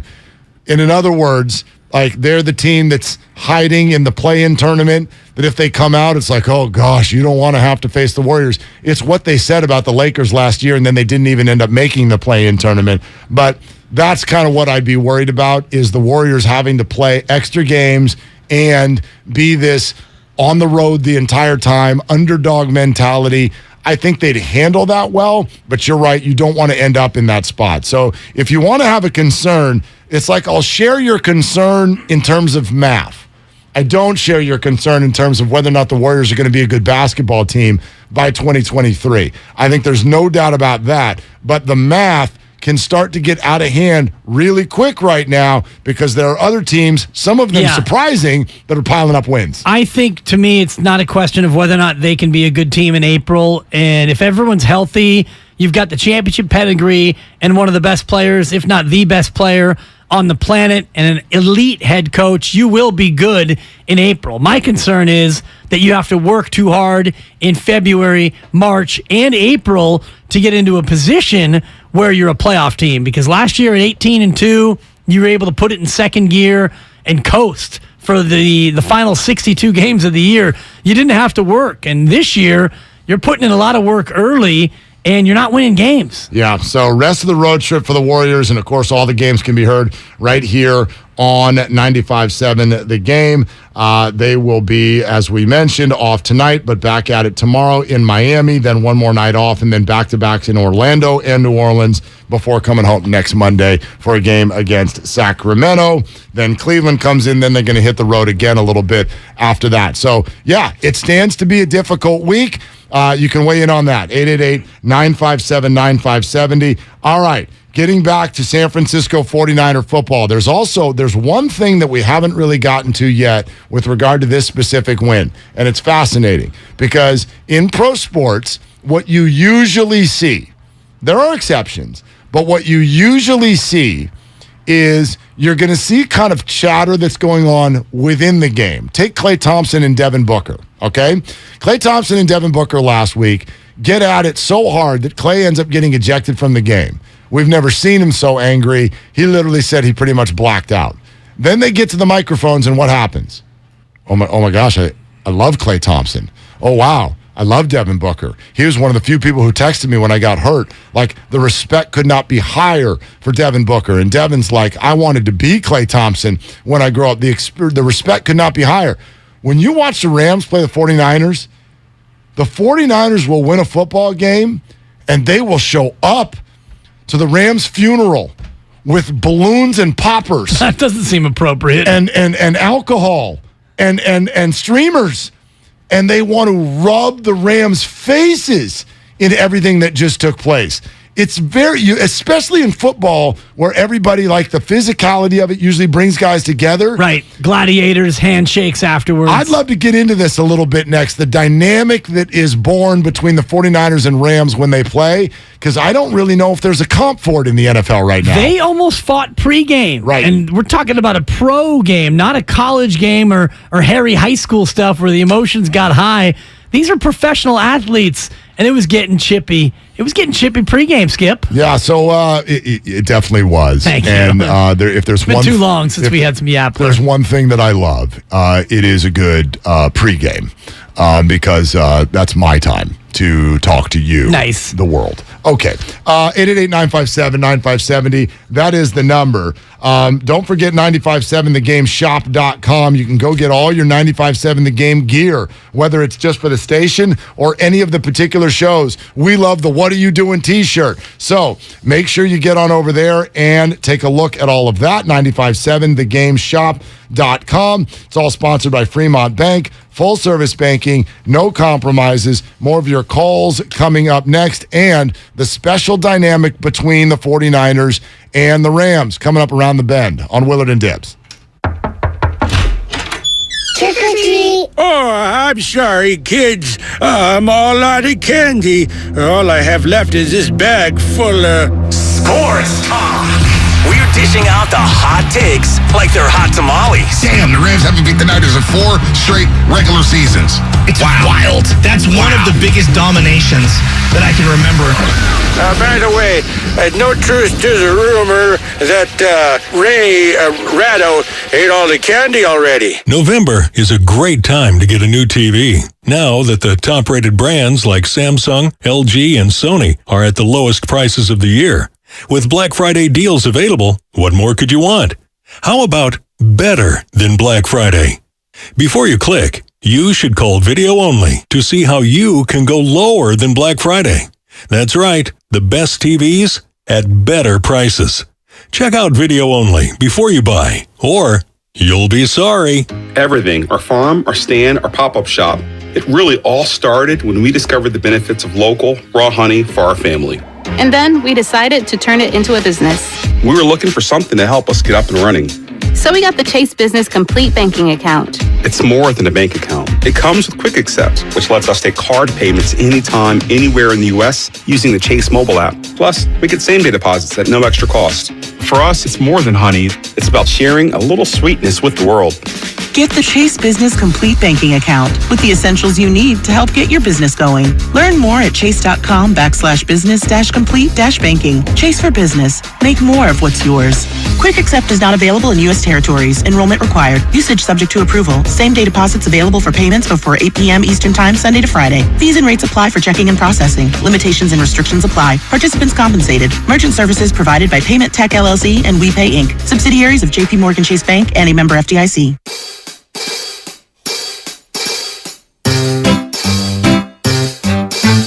1-877 Cars for Kids. KARS Cars for Kids. 1-877 Cars for Kids. Donate your car today. 1-877 Cars for Kids. KARS Cars for Kids. 1-877 Cars for Kids. Donate your car today. Donate your car today at carsforkids.org. That's cars with a K. Your car, running or not, can be picked up as soon as the next day. You'll get a maximum tax deduction and a vacation voucher. 1-877 Cars for Kids. KARS Cars for Kids. 1-877 Cars for Kids. Donate your car today. Now accepting donations of land, homes, buildings, or any kind of real estate. AT&T Fiber presents a straightforward moment inspired by straightforward pricing. And now we just cube the pancetta as such. So what's on the menu tonight? This carbonara I found online. It's fire. You gonna love it, Mom. I hope you hold on to this AT&T Fiber, son. It's nice. Yeah, you should settle down now that you're a gagillionaire. Oh, I am. I finally found the one internet I've been looking for my whole life. So, no more one-year stands? Nah, I'm done with all that. With AT&T Fiber, there's no price increase at 12 months. What about equipment fees? Nope. Those were never any good for you. Exactly. But now, everything's completely straightforward. Well, in the spirit of being straightforward, I never liked any of your old ones. Me neither. Blah. Y'all never told me that. But we're being straightforward now, which feels good, yeah? Yeah. Now let's get straightforward about that girl he's been seeing. Straightforward is better. No equipment fees, no data caps, no price increase at 12 months. Live like a gagillionaire with AT&T Fiber. Limited availability in select areas. Visit att.com/hypergig for details. O'Reilly! Cleaning your fuel system can help your engine run better and improve gas mileage. Visit O'Reilly Auto Parts and pick up a bottle of Chevron Techron Fuel System Cleaner. On sale now. Buy one, get one free. Plus, double O Rewards points. Get more fuel-saving tips from the professional parts people at your local O'Reilly Auto Parts or visit O'ReillyAuto.com. O'Reilly Auto Parts. Start your celebrations with Outdoor Supply Hardware. Get ahead of the season with holiday inflatables, artificial trees, and LED lights. On sale at Osh now. Plus extension cords and light timers to brighten with ease. Cozy up al fresco evenings with propane patio heaters, smokeless fire pit, fire and tables. Osh is talking turkey. From roasting racks, turkey fryers and smokers to specialty rubs and spices. From Traeger, Bad Bones, Dizzy Pig, and more. Turn holiday meals into mouth-watering memories. Find it all at Outdoor Supply Hardware's 14 neighborhood stores. Home, hardware, and happiness. Ad paid for by the Sentinel Group. Attention Marines, military personnel, families, and contractors who were stationed at Camp Lejeune. Were you present at Camp Lejeune between August 1953 and December of 1987? You may be entitled to significant compensation. For nearly 34 years, those in the Marine Corps' base Camp Lejeune were exposed to contaminated drinking water, resulting in devastating injuries, including several forms of cancer, adverse birth outcomes, Parkinson's disease, and more. North Carolina's procedural laws have prevented victims from getting the justice they deserve, but passage of the Camp Lejeune Justice Act of 2022 would allow you or a loved one to file lawsuits seeking compensation for illnesses and injuries linked to the toxic water. Call today for your free consultation. 800-610-9256. Let our experienced attorneys fight to get you the compensation you deserve, and you pay nothing unless there's a recovery in your favor. Call 800-610-9256. That's 800-610-9256. Again, 800-610-9256.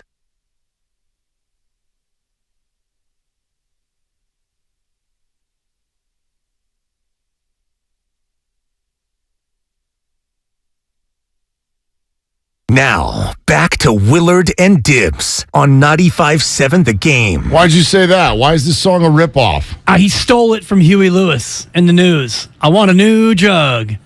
Gonna get that. Yeah, I kind of hear it. No, I hear it. It's an absolute straight ripoff. Was there a court case? I believe so, yeah. And who won? Huey. Well, there you go. And the news. Scoreboard. Well, yeah sure. The news. The news always wins. Yeah. Not anymore. It used to, though. That's the power of love right there. Yeah. Right. Thank you, Sam. Appreciate you very much. And thank you, Sam, for your contributions to today's Gabe Yapler outfit. I appreciate you so much. Glad I can help, Skip. With the hat? Was that the contribution? It's possible that with all of my spreadsheets and my planning, that there was one oversight in the process, which was ordering my City Connect orange hat a little bit too late. So gotcha. It will show up on Wednesday, which is no longer Halloween. That's very uncap-like, Cap. Yeah, well, it's kind of like when ironic that Cap didn't get his cap in time. Thank you. Yeah. Remember that time in Cincinnati when we left one of the relievers' names off of the lineup card? Attention to detail. This was kind of like that. Yeah. And so embarrassing. It is embarrassing. It is. It was embarrassing for the Rams yesterday. Just listen to Nick Bosa and George Kittle. Again, it's a rivalry. I get that. But what we don't normally see is like a willingness to talk about it, a willingness to sort of dance on the other team after the fact. Here's Nick. Yeah, I mean, I was kind of surprised when they gave up a little early on, I think there was maybe 6 or 7 minutes left, and they ran the ball on third down. I was hoping for some more pass rushes there, but I guess they didn't have confidence in coming back. I mean, that combined with Baker, you good? Those are the only two times I've really seen Nick sort of act like this. Like, dude, I wanted to sack you more. Why don't you have any confidence in coming back? I was kind of hoping there'd be some more pass rushes totally. in there. Like, I couldn't believe you gave up, bro. Like, I was hoping to get my hands on Matt one more time and maybe drag him to the ground and pad my stats a little bit. Wow. He's not wrong, though. Third and 16, and you need a couple of scores. Granted, you need a lot to happen in a little bit of time, but here, Daryl, run it, Daryl. 3rd and 16, simple vanilla run. Can we go home now? You used the word earlier today, exasperated, and that's what it felt like. I mean, the Rams, everyone's going to point to the biggest of the last 9 games, and that's totally fair. They got the one that mattered most. But as I wrote yesterday on Twitter, man, if the 49ers ever end up in jail, their one call would be to the Rams. They get them out of trouble. They get them out of trouble every time, right? Yeah. I mean, go to last year. Jimmy was about to get benched. Call the Rams. Okay, we ended up in the NFC title game. This year, oh my gosh, you're not going to be 1-3, are you? Come on, call the Rams. Oh no, we got to be 4-4 going to the bye. That's always been our goal. Who you going to call? Well, shoot, Rams Busters. Call the Rams. Get them in Call here. the Rams. And we need a win. We need to get back to the Super Bowl. No. Don't call the Rams. Okay, maybe not. Yeah, don't call the Rams. No, and don't call the Rams because George Kittle's actually apparently sick of playing the Rams.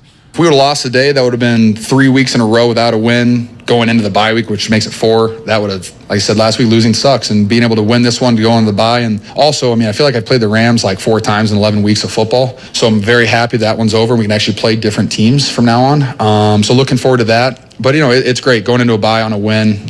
You really can't ask for anything better, especially given our situation. And, I think we've dropped some. I've said that already. We dropped a couple early on that we probably really shouldn't have. I wish we were sitting at 6-2, but 4-4 with 3 wins in the division. I'm okay with that. Yep. And by the way, he's like, it feels like we've played the Rams 4 times in 11 weeks of football. No, it doesn't feel that way. It is that.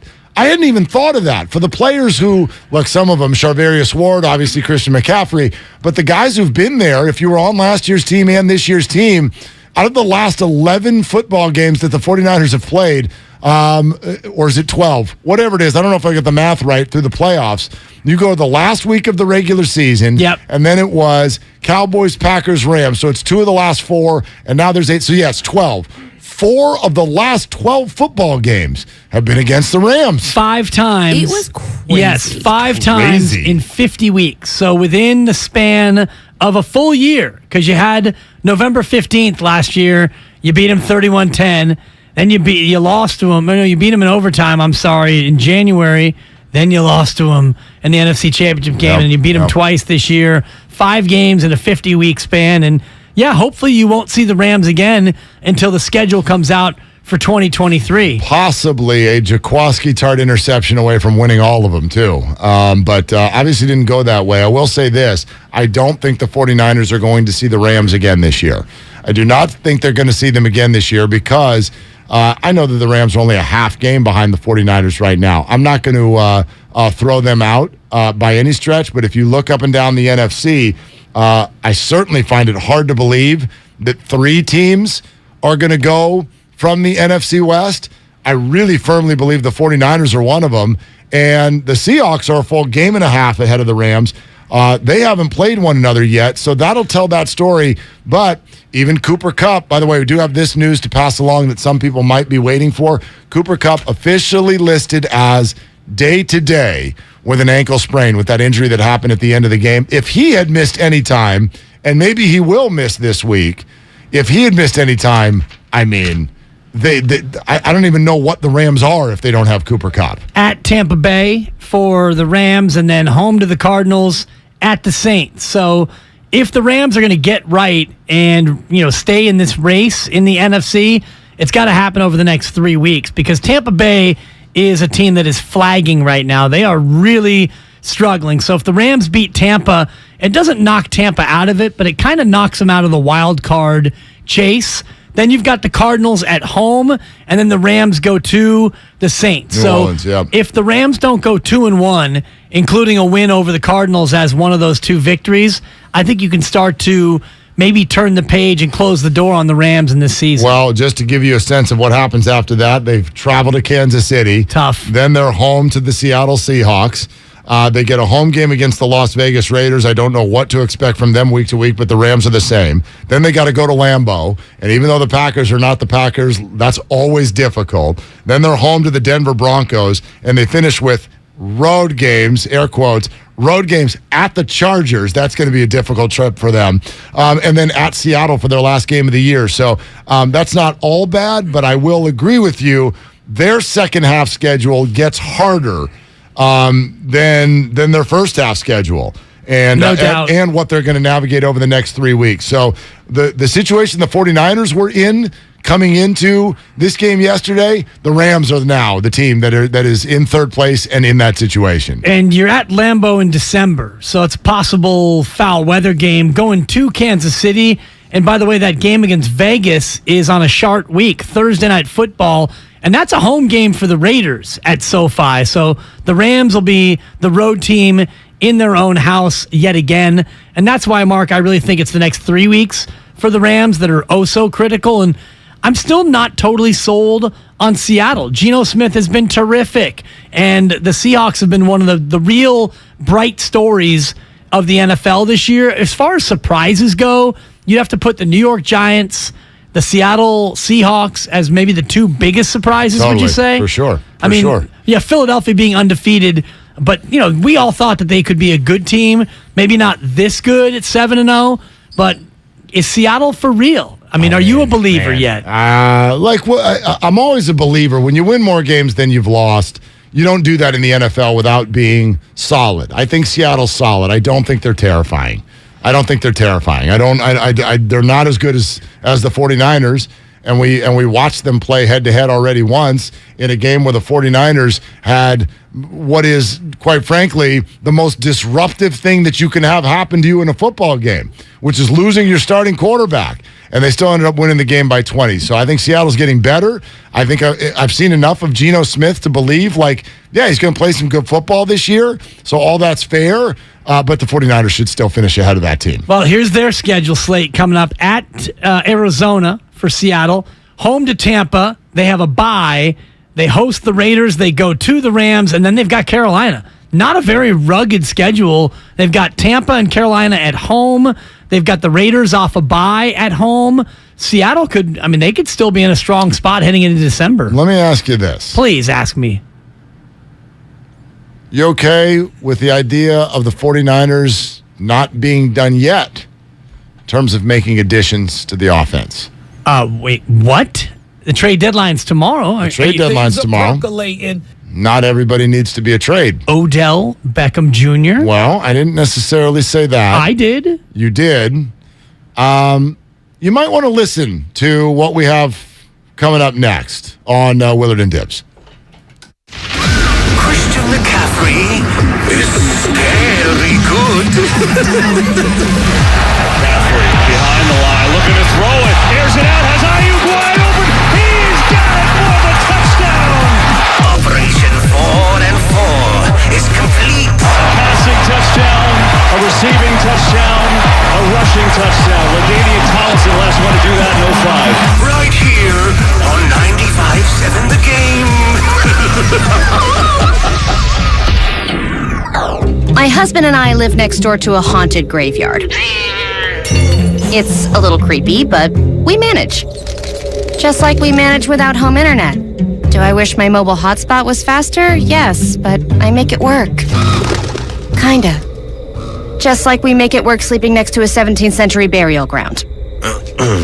Honey, can you move your hand? That's not my hand. It's mine. Not having home internet? It's not that bad. Grab my hand. Wait, okay. No, not up the stairs. We tried that last time. No. You can literally run through him. It is that bad. Don't settle for just mobile. Get Xfinity Home Internet for just $24.99 a month for 2 years with no annual contract and a free streaming box included. Go to Xfinity.com, call 1-800-XFINITY, or visit your local Xfinity store today. Restrictions apply. Not available in all areas. Requires paperless billing and auto pay with stored bank account. After 24 months, regular rates apply. Offer ends 12/21/22. Black Friday is coming, and that's the smart time to shop for a top-rated TV from Samsung, LG, or Sony. But why wait? You can get those Black Friday TV deals right now at Video Only, and then enjoy Thanksgiving with your new TV. Still want to wait? Then how about better than Black Friday deals? The top-rated TVs at stupid low prices. Check out Video Only now before the rush, or you'll be sorry. If you own a business, this has been a bumpy ride. From pandemic to inflation, I'm sure you could use a break. If your business has 5 or more employees and survived COVID, you might be eligible to receive a payroll tax refund of up to $26,000 per employee. The challenge is getting your hands on it. Hi, I'm Howard Mackler, and that's why I founded GetRefunds.com to cut through the red tape and get you that money. The team of tax attorneys we have put together are highly trained in this little-known payroll tax refund program. We do all the work, charge not a dime up front, and simply share a percentage of the cash that we get for you. Businesses of all types qualify, including those who took PPP, nonprofits, and even those that had increases in sales. We have helped return over $1 billion to businesses, and we can help your business too. Just go to getrefunds.com and answer a few questions. This payroll tax refund is only available for a limited period of time. Don't lose out on up to $26,000 per employee. Go to getrefunds.com. That's getrefunds.com. Repeat after me. I, Kevin, take you, Susan. I, Kevin, take you, Susan. This is Jamie from Progressive. Jamie. No, it's all right. I can talk. Progressive protects you 24/7, which means you can contact us anytime. I'm getting a loud shh sound, so I'm going to talk louder. What can I help you with today? Oh, yeah, Progressive can do that. Ugh, there's that noise again. Hold on. Let me put you on speaker. Contact us 24/7 on the phone, online, or on the mobile app. Progressive Casualty Insurance Company and affiliates, covered subject to policy terms. No one knows where this market will go. Right now, it feels like a wild ride. But one thing's for certain, there's a way through it. And the experience and guidance of a Merrill advisor can help you get there. Because where there's a bull, there's a way. Find an advisor in San Francisco at ml.com/bullish. Merrill, a Bank of America company. What would you like the power to do? Investing involves risk. Merrill Lynch, Pierce, Fenner & Smith Incorporated, registered broker-dealer, registered investment advisor. Member SIPC, a wholly owned subsidiary of Bank of America Corp. Score big with Xfinity Internet. It's made to do anything, so you can do anything. Supercharge your home with the game-changing speed of supersonic Wi-Fi. With 3 times more bandwidth, it covers the field and then some. And blocks billions of threats with advanced security that helps keep you protected at home and on the go. If you're keeping score, that's internet that does it all. That's unbeatable internet from Xfinity. Learn more at Xfinity.com. Restrictions apply, not available in all areas. Without the ones like you, who work tirelessly to keep things running, everything would suddenly stop. Hospitals, factories, schools, and power plants, they all depend on you. No matter the weather, emergency, or time of day, you're the ones who get it done. At Grainger, we're here for you 24/7, with supplies and solutions for every industry, and access to product specialists ready to help. Call, click Grainger.com, or just stop by. Grainger, for the ones who get it done. When a cold comes on strong, knock it out with Vicks DayQuil Severe for max strength daytime relief. Just 1 dose of Vicks DayQuil Severe starts to relieve 9 of your worst cold and flu symptoms to help take you from 9 to none. Power through your day with Vicks DayQuil Severe, the daytime non-drowsy, coughing, aching, fever, sore throat, 9 to none medicine. Use as directed. Halloween Day in San Pablo will be cloudy with highs near 61. Weather brought to you by one thing. Improve your gas mileage by properly inflating tires and taking your car in for a tune-up. Join Odyssey, and together, each of us doing one thing makes a greener tomorrow.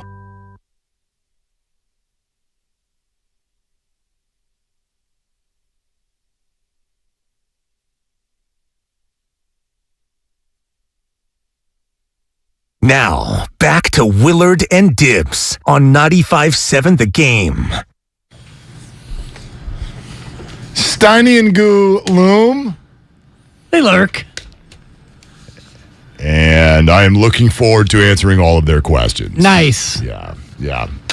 Steiny and Goo, make sure that you stay tuned for their reaction coming up in just moments. And get to the YouTube feed to see Mark as Gabe Yapler. It's an incredible costume. It should be a very, very good piece of radio when I inform Steiny and Goo that we will be pinch hitting for them at 2:15 today with slates. Nice, going to the lefty. Yeah, that's going to be the end of them. And either they'll be excited about a little extra time off or they'll be upset. Either way, I expect both of them to be team players. Of course. Yeah. And just, even if they have a home run of a segment right before that, we know that you're not afraid to yank a guy after he's had a couple of homers. No, even if they could hit home run after home run after home run, we are still going to go with our data. And so they're out. Coming up at 2:15. All right, they're coming up here in just moments. What about this? So Adam Schefter was driving around in a car, but pulled out his phone and went on the Pat McAfee show. Sure, the trade deadline is tomorrow, but there is also simply, there are players out there that you could just go acquire, right? All you got to do is call them, not the Ghostbusters. You just go sign them. So what about this? I'll say this. I've wondered that if they keep winning, why would they not look at him? They were interested in him last year. I think he'd like to be in LA.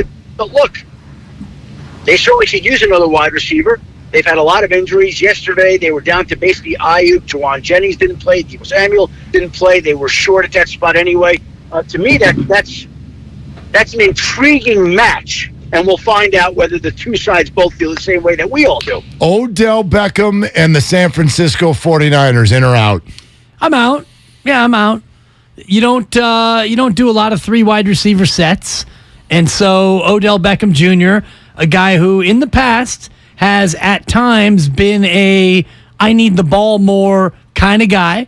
You already have a situation that is being constructed to where you may not have enough balls to go around as it is in terms of McCaffrey, Deebo, Ayuk, Kittle, etc. So for those reasons and the fact that I don't know if Odell Beckham Jr. is a great blocking wide receiver, for those reasons, I'm out. Yeah, I'm not necessarily gosh, it's interesting. We just went through this idea of it doesn't need to be a need. It can also be a want.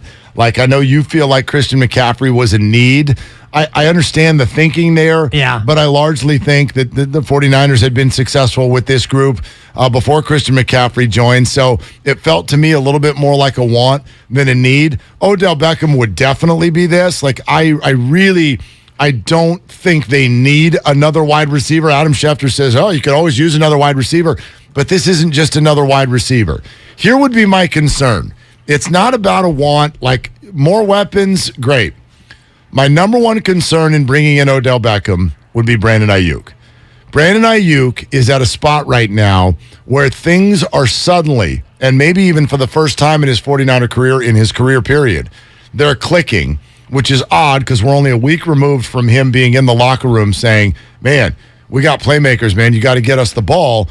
We feel like we've got enough. And so just a week ago, we were saying that. But if you look at his numbers over the last 4 weeks, they are finally targeting Brandon Ayuk. He is becoming their wide receiver one, at least in terms of the traditional wide receiver role. I don't want to do anything right now that suddenly waters down his stamp and imprint on the offense. And so that's why I would be totally out. By the way, let me also throw in the opinion, and just listening to this, I have no expectation or thought whatsoever that the 49ers are actually interested here. But if Adam Schefter says it, then you want to give it its time of day. The teams that I really hear, sure, I think he wants to be on the Rams. I don't know if they want him back at the number that he wants. I think the Packers are probably the team that I would favor the most because their season feels like it's on the brink and they feel like they don't like their wide receivers. Right. I think that's number one. I wouldn't be terribly shocked by the Chiefs, although I'm going to probably put them off the table because they already acquired a wide receiver in Kadarius Toney just last week. Kadarius Toney, that's right. So those are the teams I sort of feel like are in this. Could the 49ers get in, block the Rams, build up the offense even more? They could. I just think this is a bumpy road that I don't feel like they need to travel on. Agreed. And I think for me, a lot of it is the personnel groupings that they like to use and also the idea of Brandon Ayuk. You made a good point in terms of his maturation as a player. And, last year he was reportedly in the doghouse and then now he came out of the doghouse and this year he's starting to really flourish. And I know yesterday was a bit of an odd example because you didn't have Deebo or Juwan Jennings. You were down 2 receivers, but Shanahan adjusted by going to 3 tight ends in a lot of sets, and he had 4 tight ends active. And I think even if you had Odell Beckham Jr. on this team, how often do you need him on the field? How often does Juwan Jennings play in terms of going 3 wide receivers on the field? You don't do that a lot as a Niner team. Well, I also think there's an X's and O's thing with a trade, and then there's the clubhouse emotional side of a trade. Yeah. Christian McCaffrey, I think that acquisition was a clear message to the team. We think that you can go win this Super Bowl right now, and it's sort of it invigorates the team. It gets them going. It fires them up.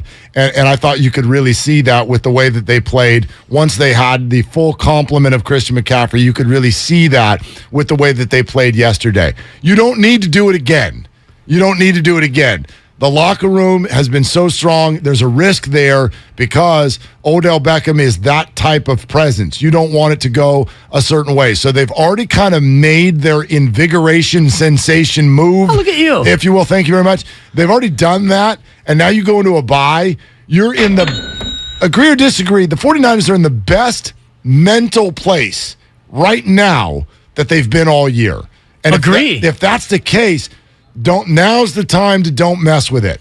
I wouldn't really, quite frankly, if I'm the 49ers, I mean, look, if they want to acquire an offensive lineman, but the Jeff Wilson rumors to me are weird. I don't want them to trade Jeff Wilson. I would love the 49ers to come out tomorrow and go, we have our team. Yeah. That's our message. They made their trade already. We're good here. And I think Christian McCaffrey, personality-wise, is a great fit. He's a hard hat kind of guy. He fits with the Niners. Odell Beckham Jr., supremely talented, but he's had some diva tendencies in the past. I don't know what kind of shape he's in. He hasn't played all year.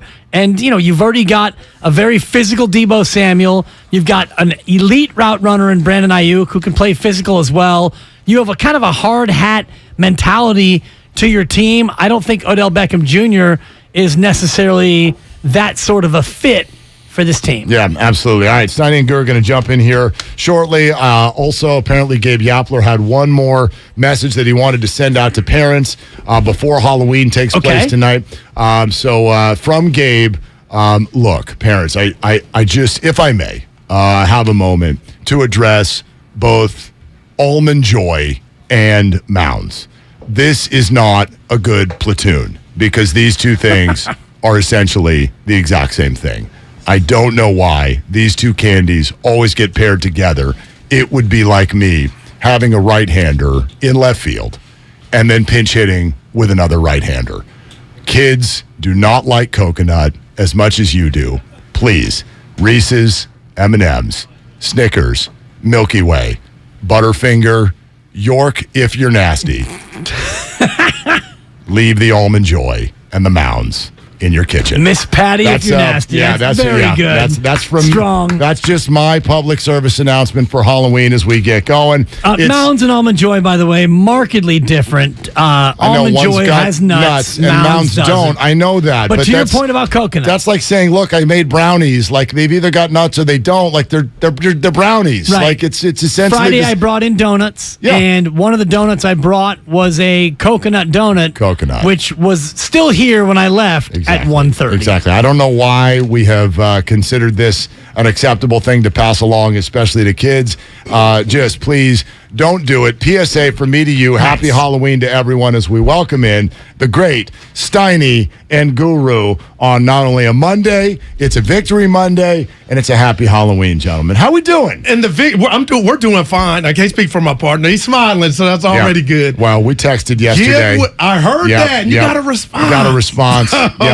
Apparently, Steiny was impressed by the 49ers yesterday. And you should be. Willard, real quick, I told the boss, just cut you the check or whatever we're getting. It's between you and me, but you might be the leader in the club. Well, I don't know. You did not. Did you all see day for this line? Did you see Butcher Boy this morning? I missed Butch. Nailed a pretty good Bill Walsh. He was an underwhelming Bill Walsh. I thought it was. Look, my judgment on a Halloween costume. If you're dressing up as another person, when you walk in the room, do I know who you are right away? I didn't know who he was. I saw him and I'm like, oh my gosh, he's Bill Walsh. Did you really? Did he do something to his hair? No, he didn't do it. No, but he had that. He had a cream-colored Niner sweater on. I gotta go. The collar out and a whistle on. Not bad. And by the way, before we get to your non-costume costume, see, this hurts. I mean, Mark, you're absolutely right. If you have to explain your costume, then it's not good enough. The compliment, and I'm not like out here fishing for compliments, but the one that will stick with me today, a couple of the guys you look great.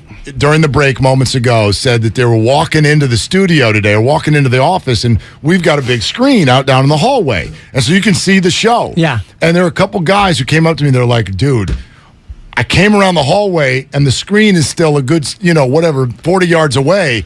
And they immediately go, oh my gosh, we got Gabe Kapler in studio today. Wow. And they legit, and I was like, that's all I needed to hear. You guys made my day. and I'm going to get this stupid beard off and have lunch as quickly as possible here in a few minutes. The only critique, and that's it. and it's not for me, and No, I won't say who offered it. It's a fair one. It's a fair one. The beard is too robust. Okay, actually, that's the only critique. That's not what I thought you were going to say. I thought you were going to say there was no hand tat, which I mean the guns. I thought you could have. I thought you could have put in a little work over the weekend. I could have started working out in July. It didn't work. Exactly. Okay, I was going to do a hand tat, and it just didn't come together in time. Now, as far as the beard, little too robust. It is too robust. However, I went on a shopping trip to find the beard, and there's only so many beards that you can find. Yeah. And I thought I was SOL. And then it was one of those where you're like, let's look behind. The beard behind the beard. Way in the back. Oh, man. I found a dark brown You're beard. right. Right? And now this is called, you want to know what the label of the costume was? A lumberjack beard. Okay. So it is more of a Brebbia beard, if you will. Yeah. I took scissors to this thing this morning. You did. I tried to trim Look it. at my I tried guy. to capler it up. Yes, totally. But there's only so much that I could do. So you're not wrong. I'm not Gabe Kapler. I'm Gabe Kapler if he hasn't been to Brogan and Sons for a few weeks. Okay, Dude. that's who I am. And it's So, nitpicking, anyway. and I won't say exactly when Evan. I mean, I won't say who said it, but I won't. Yeah, sorry, I threw you under the bus. That was an unintentional touch. No, I got. Goo, let's talk about your costume though. So here recently, I've been fixated on what's Obama been doing? Like, what's he doing life after presidency, right? So I wanted to be a part because I know you're the old guy. That's what I am now. He doesn't want to dress up, so I couldn't think of nothing. So I said, you know what? I'll be Obama coming to a Warrior game. Your and thoughts? I got the T-shirt and the jacket. Willard, Steiny, Dibs, on behalf of Michelle, the girls, we have downloaded the Odyssey app. Tell Guru, keep up the good work. And tell Steph, I'll see him on the links. On behalf of the 44th president, I am Barack Hussein Obama. I'm going to give you a It solid gets better. The costume's getting better with the impression. It's an impersonation sensation. No, it's getting better. It's getting better. Yeah. All right. You're listening. Audience, it wasn't buffering. That was just goo. Wow. Unbelievable. You're listening to 95.7 The Game, KGMZ FM and HD1 San Francisco, always live on the Odyssey app. And Kapler's beard is now starting to crawl down my face, which is an intimidation sensation because you're out of, no, I mean, I would not have known that's what you are, but when you pair it with the impersonation, we're doing okay. You got to explain it to trouble. Right? You know what? The YouTube audience, by the way, is just overwhelmingly commenting on what just took place. Well, listen, I'll just say this. I'll say this. Is it a perfect costume, Goo? It's not a perfect costume. But I don't want you to take any junk from people who don't dress up. There we if go. You didn't dress up. Be them. If you didn't dress up, according to the YouTube audience, I'm Eminem. That's so true. There you go. That's true. I saw Bald a few white things. guy in a hoodie. I saw a Well, few. All I need is a little bit earlier. of mom spaghetti. If Exactly. you didn't dress up, you got nothing to say to go. He I didn't had a dress up prior either. commitment Look at TV, required guy. a jacket. You know. Dude, I didn't show up like this. Okay, What you about can bring Bonte the with the costume to ultimate work. flex Oh, I on got us you. here at the radio station? I know. He's Riddler last night on TV and nothing today for us here. Nothing. Double down. Yeah. Wear it again. Just wear it to bed. Big Just time. get up and Yeah, come in it right. again. What was Festus wearing? He was something out of Wakanda, Black Panther. Okay. Yeah. And then you got the new movie coming out. You got the sequel coming out. Gotcha. So, Gotcha. Yeah. Wakanda forever. Yeah. Hey, sure. If the playoffs started today, 7 the seed. Warriors don't make They're it. out. Oh, the They're the Warriors. 11th I thought you were going to give me Yeah, 49. Warriors are 11th place in the West. I thought you were going to thank Mark for his guarantee. He guaranteed Yeah, they will Tampa's be getting 3-5. 49ers would not be Operation 3 and 5. 4-4, the streets are talking. And they're not. And they were definitively not with their game yesterday. I was working on this one all weekend. You know what that one was? What's that, Steiny? That was a John Hancock Signature win. That's solid. That's a 4. That's a 4. Everyone's getting 4s. I'm rubbing off on him. We're rubbing off on him. It's totally good. Yeah. No, Dude, by that the way, wow. the playoffs don't start today in the NBA. Just wanted to let Did everybody you know. look that up? So we got that going for it. But yeah, go ahead, Goo. No, with the Warriors, I went too short on Friday. I'm not tripping. There's nothing to be worried about. This is a hangover, but 128 to Detroit, 120 to Charlotte, 134 to Phoenix, 123 to Miami, 125 to Sac, and 128 to Denver. And my whole thing, my premise was, they did it last year. They ain't tripping. They'll get it. No, they didn't. This is a different team, and it's not just the youngsters getting torched. If you don't have D, you have nothing. And Detroit looked like the youngsters in the gym playing the older guys. So, Willard, I'm a bit concerned that this is not the group that did it last year. Well, it's not. So that's what concerns me. Like, this ain't what they're trying to put on tape. Oh, of course not. Of course not. But it's also like, do you have faith that this is not who they're going to be in February? I have some of that. Yeah. Some of that. Some of that. My concern, and I was trying to describe this to, I was describing this to Dib about a half hour ago. Like, my concern has nothing to do with the Warriors themselves and how they're going to play basketball. My concern is the Western Conference even better than we thought it was? And does it mathematically get out of hand too quickly if you fall too far behind? Because we already knew the Western Conference was good and that there was going to be some sort of new people to the playoff party. And early going, we got other teams that we had no thought of. Portland is the 1 seed in your playoffs over here, Steiny. Utah and San Antonio are 5-2. Counted them for dead. Right. Now, on the flip side, the Lakers and Clippers are terrible, but if you got teams that are going to be playoff teams that we didn't think were going to be playoff teams, this can get weird fast. No doubt. It's kind of like the New York Giants right now, comparison with the 49ers. What are they, 5-2? Yeah. The Giants? 6-2. Yeah. 6-2. Okay, so there you go. Those weren't two good games over the weekend. No. They really weren't. I mean, to me, what stuck out the last two games is usually when Steph plays like that, they win. Like he was really good, but his efficiency was just a touch off in those two games. 10 for 24, 4 for 14. That's still usually plenty for him. He can, like, when he scores 30, they usually win. Yep. So that was a little bit strange. And when they rally and take the lead with less than a minute to go, they usually win. And by the only one that thought he was going to hit the game winner over Dennis Smith Jr., who played great D. Yeah. But here's my level of concern. I'm at a 3.5 on a scale of 1 to 10. Mark's at a 0. I'm at a 3.5. Last year, you had the luxury of coasting.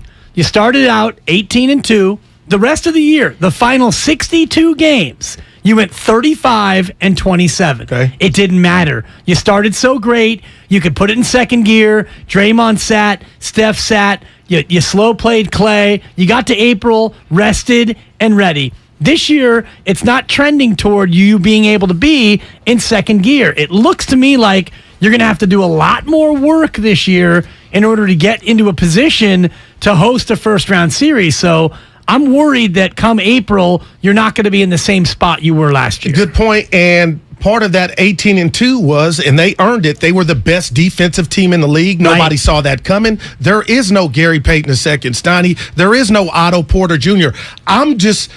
Willard, I said this. I'm rooting for the youngsters. I get when they don't play, but Wiseman Friday night, P.J. Washington was killing the Warriors. They were bad defensively without the youngsters. I feel like they're getting a little too much of the blame because the OGs are getting cooked too. Right. So the young guys are trying to figure it out. The old guys are knocked off because A, the young guys are on the floor with them sometimes, and B, there's no way that the Warriors, after another championship, are going to be as motivated in October as other teams. They're just not. However, it's one thing I was thinking about as you were talking about this, Steiny, like, the Warriors are going to put off an air of, like, we're good. Like, Steph's like, it's October.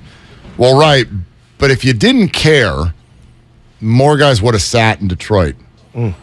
Like, we all went to bed Saturday night going, oh, they're gonna sit everybody, or at least on Friday, when they come back and take the lead in Charlotte, you're like, yeah, they're going to win this game, and they had to work hard to do it, and it was overtime, so watch, they'll win, and then everyone's going to sit tomorrow. And then they didn't win. They went out and lost, and then I know Clay didn't play, but the rest of the guys all played, which tells me they are a little concerned about mathematics with the way this is going early, because if you can't beat Charlotte and you can't beat Detroit on the road, what are you doing when you end up at New Orleans at the end of this trip? What are you doing? Like, you're going to, I mean, right now, they're going to lose that game by 20 the way they look right now. So there is a little urgency, I would say, for them to figure this out. What about the South Beach flu? Yeah. They got an off day in Miami. Yeah, and I don't know how festive you can be this 3 and 4 and this time of year, but then again it is Halloween in Miami. Yeah. So, and partly what Mark's talking about too, it's hard to get motivated after a championship. Last year in that 20-game start, they held 9 opponents under 100. 0 opponents hit him for $120 in that first 20-game stretch. So, Gosh. I mean, So Poole was starting back then, or was he coming off the bench? Poole was starting, yeah. Peyton must have been.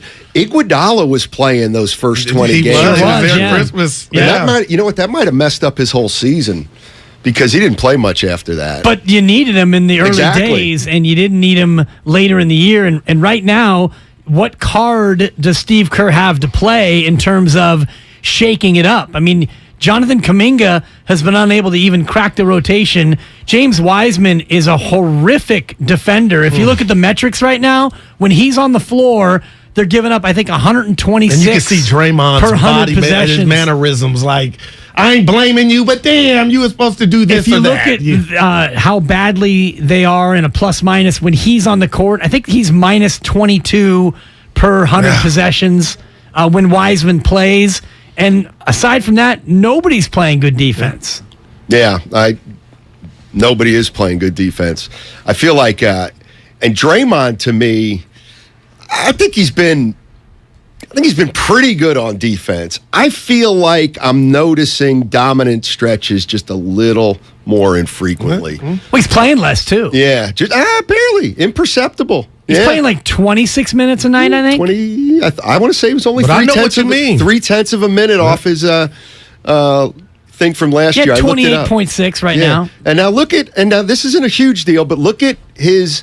So he's essentially playing the same amount of time. Look at the rebounds and assists.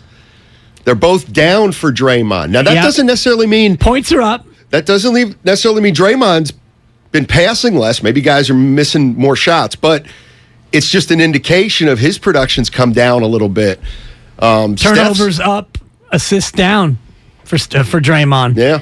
And Clay's obviously been struggling. Go, I know you're coming in here as Obama at a Warrior game, but I mean, come on. This was a season-altering win for the 49ers. yeah. You guys got anything to say about I got this? a lot to say. Okay. First, an apology. Hey, wait a minute. Hold on a yeah, because second. he did come out. How much baseball you guys talked today? None. Not a second. Something about Farhan's spreadsheet early. Well, right. That was because we were waiting. We were waiting to find out what we were supposed to talk about today. So Yeah. But Niners It fans was a should be bit. happy. It was a Gabe Yapler bit Yapler. about the spreadsheet. That's a first Well, time yeah, I know what Gabe we had to Yapler. wait. When he does his Cowboys, I'm It Gabe was 3 to 5 Kapler, minutes and without talking I about did not Niners. know. I did not know what to talk about until Farhan told me what to talk called about. it a John Hancock. So, yeah. You know? We gave you a 4. Yeah. But I'm going to apologize to C-Mac.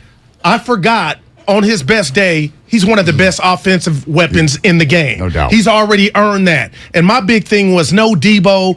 What I was looking at is how's Kyle going to spread it out? That's no longer my thing. My thing, and I'm about to tell Steiny, and I mean this, is what I saw from Garoppolo. And that wasn't an easy game. People think, oh, it was a blowout. The adjustments they finally made, but Jimmy now using his, I call McCaffrey his security blanket, Linus, the guy out the backfield, the Roger Craig, the Ricky Waters.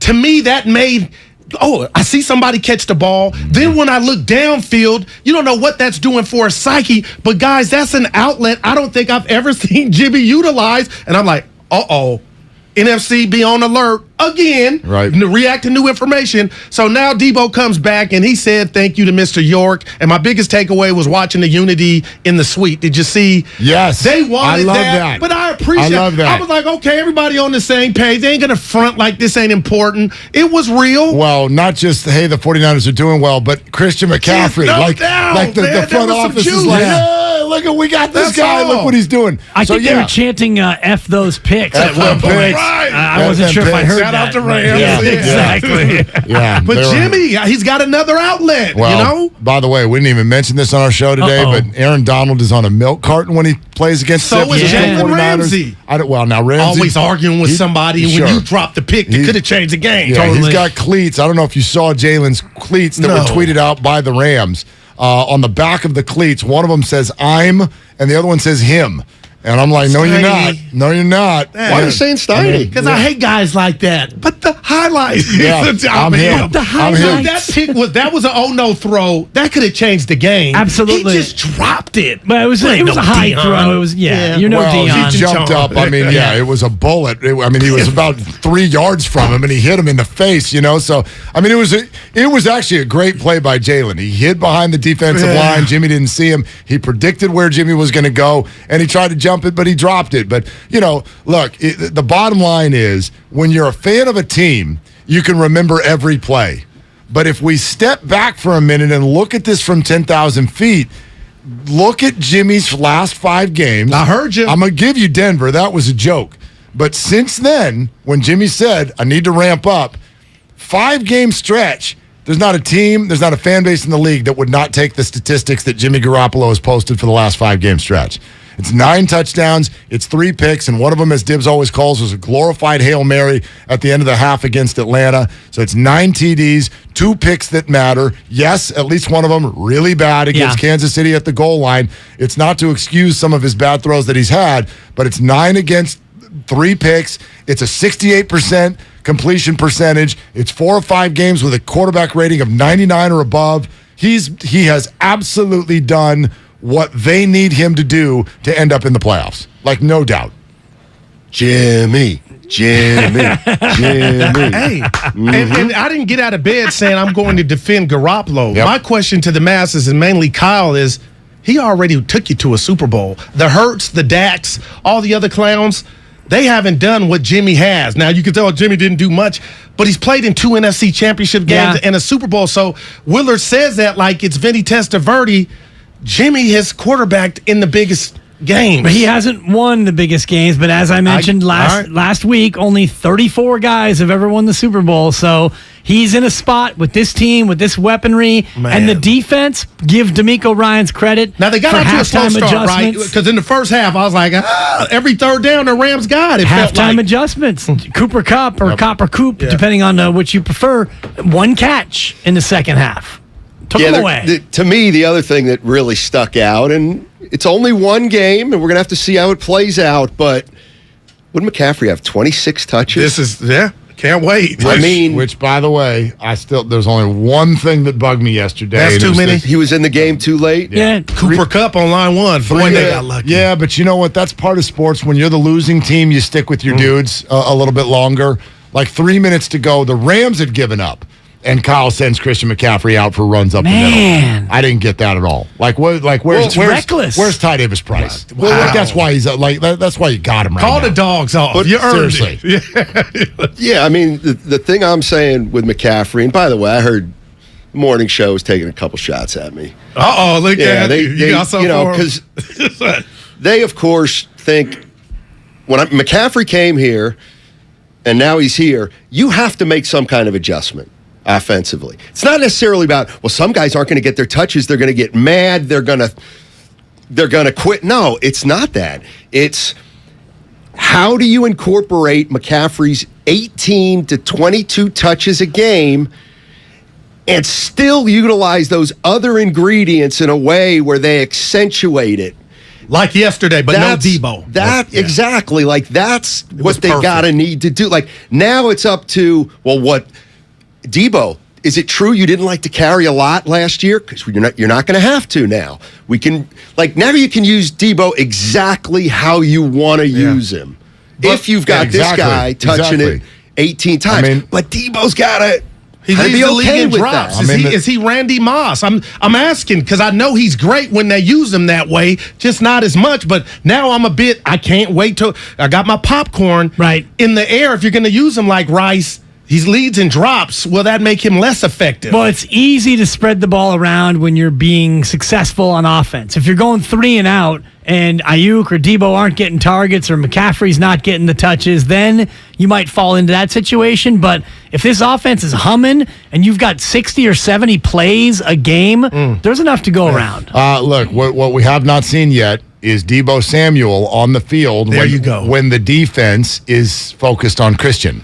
We haven't seen that yet. No, you're right. Okay, and after the tape they just put out there yesterday, that's what you're going to get when the Niners come back from this bye, and that's going to be a huge boom. That's a prime time Sunday or Monday night? Sunday night football. Prime time. Yeah, Chargers. Yeah, exactly. Chargers. Exactly. Things are breaking their way in terms of 3-0 in the division and the schedule. You've got Tampa Bay still, and Tampa Bay looks beleaguered. Like Tampa Bay. Yeah, they're in real trouble. Yeah. So, and two cracks in Seattle too. Yeah, the Packers the are Seahawks. Wow, man. Tip of the cap. I don't know where it's going. They're in first place. And I have the same PTSD that everybody does about the Arizona Cardinals, but that's not a good football team. It's just not. I didn't see them, but is it the coach or the quarterback? Yeah, they hung in. I think it's the fact that neither of them are on the same page. Wow. I will tell you this. Kyler Murray has become the anti-Steph Curry with the way he plays. He has got a scowl on his face. He is mad at everybody all the time. Because of what went down with the report? I mean, no, you just see it. He's yelling at teammates. He's yelling at his coach. He just got a furrowed brow the entire game, yet he's out there making as many terrible plays as anybody. I don't know if this is an extension of the way the offseason went, where there was a contract squabble and then a clause in the contract that he didn't like. IG removal. He's got a chip on his shoulder and not enough talent to back it up. Again, he's scary because he can run, and they've got talented players on offense. I'm not saying the 49ers are going to sweep them, but that team, something happened last year when they were 7-0 or whatever the heck was going on. Something went wrong. And they have not been a good football team since. Still scary, though, with the mobile quarterback. Justin Fields, mobile, he beat you. Russell Wilson, mobile, he beat you. So until the Niners can really contain one of these mobile guys, I'm still going to have what's the expression you use? A considerable fear or a reasonable appropriate fear. And you got to factor in that my boy Cliff Kingsbury kind of got Kyle's number. That's your boy? Oh, yeah. You're hitching your wagon to Cliff Kingsbury? I like to hitch my wagons to people that are not really well thought of. Hence Kirk Cousins is another one of my guys. The Dallas Mavericks, famously last year. Yeah, you hitched your wagon. That was irrelevant. He didn't like that. It was actually very relevant. No. You put your name on it. That was not it got graphicized. A comparable analogy. Hold on a second. I like to hitch my wagon to people who are not highly thought of. Correct. That's called being a contrarian. Yes. Okay. All right. Hence the Dallas Mavericks comparison. But I'm not. I wanted to be more efficient with the word choice. Kirk Cousins, he and Bonte for years laughed at Kirk Cousins, said he'll never win a playoff game. Okay. Why not? He's got the tools. He's got it under his belt. He still hasn't. No, he has. He has? They beat the Saints. Yeah. Oh, gosh. And he was a magician. Yeah. And then they had the next game won. I can't remember against whom. So they're going to. I know we got anybody closing the laptop? No, you're good. Because I got something I got to bring up. Laptop's open. So my whole saying, obviously I'm a black man, Barack Obama. And I'm down for the cause, man. And when I see another brother or sister speak out on something or some social issues, I'm there.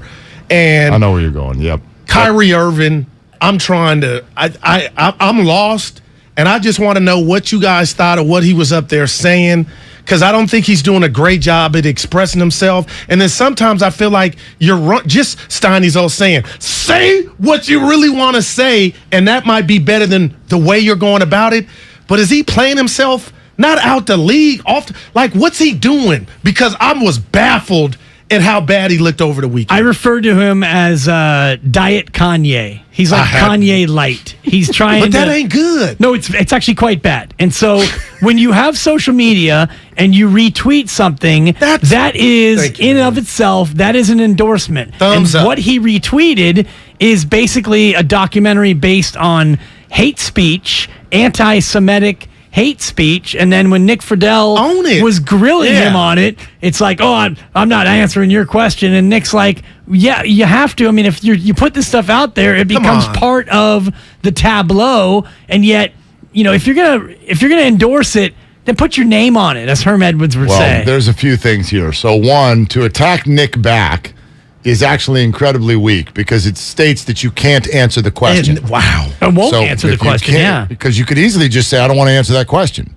You could do that, but instead you attack Nick, which serves only to try to confuse the audience because you don't have anything eloquent to say on the matter. So you got caught. The second thing is, I don't like it when professional athletes or any celebrity for that matter says, I'm only here to talk about this thing that we're doing here tonight. I'm only here to talk about basketball. That works if the only thing you do in your career is play basketball. But you're also Uncle Drew, and you're a business owner, and you got your hands in all these other things. And so now you're going to tell us, no, I only want to talk about basketball. Well, it doesn't work that way. When you make millions and millions of dollars and you have all of these platforms that you use to serve you, when those platforms put you in a little bit of hot water, you, instead of answering any questions, say, I shouldn't need to answer those questions, number one. And number two, I'm going to attack the person who's asking the questions instead.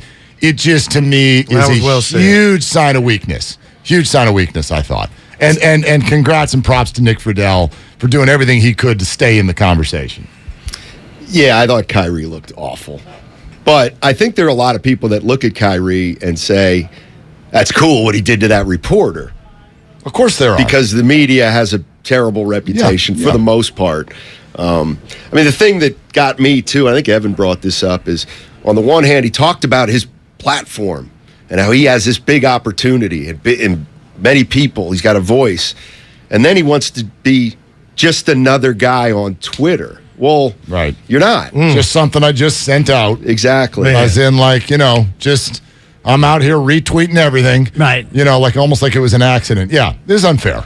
It was totally unfair. Yeah, he had no substance. And then tried to compare Nick tweeting basketball stuff to what you tweeted, which is a whole nother lane, and act like, come on, man. Put it together, Kyrie. All right. The bottom line is I am dying to get this beard off. There you go. I need to eat lunch. It's itchy. And so it is time to go. Steiny and Guru, and I don't know if we broke the news to you guys. Coming up at about 2:15, I'm going to pinch hit for both of you. Oh. So you're both getting pulled on 95.7 The Game. 95.7 The Game wishes you a happy Halloween.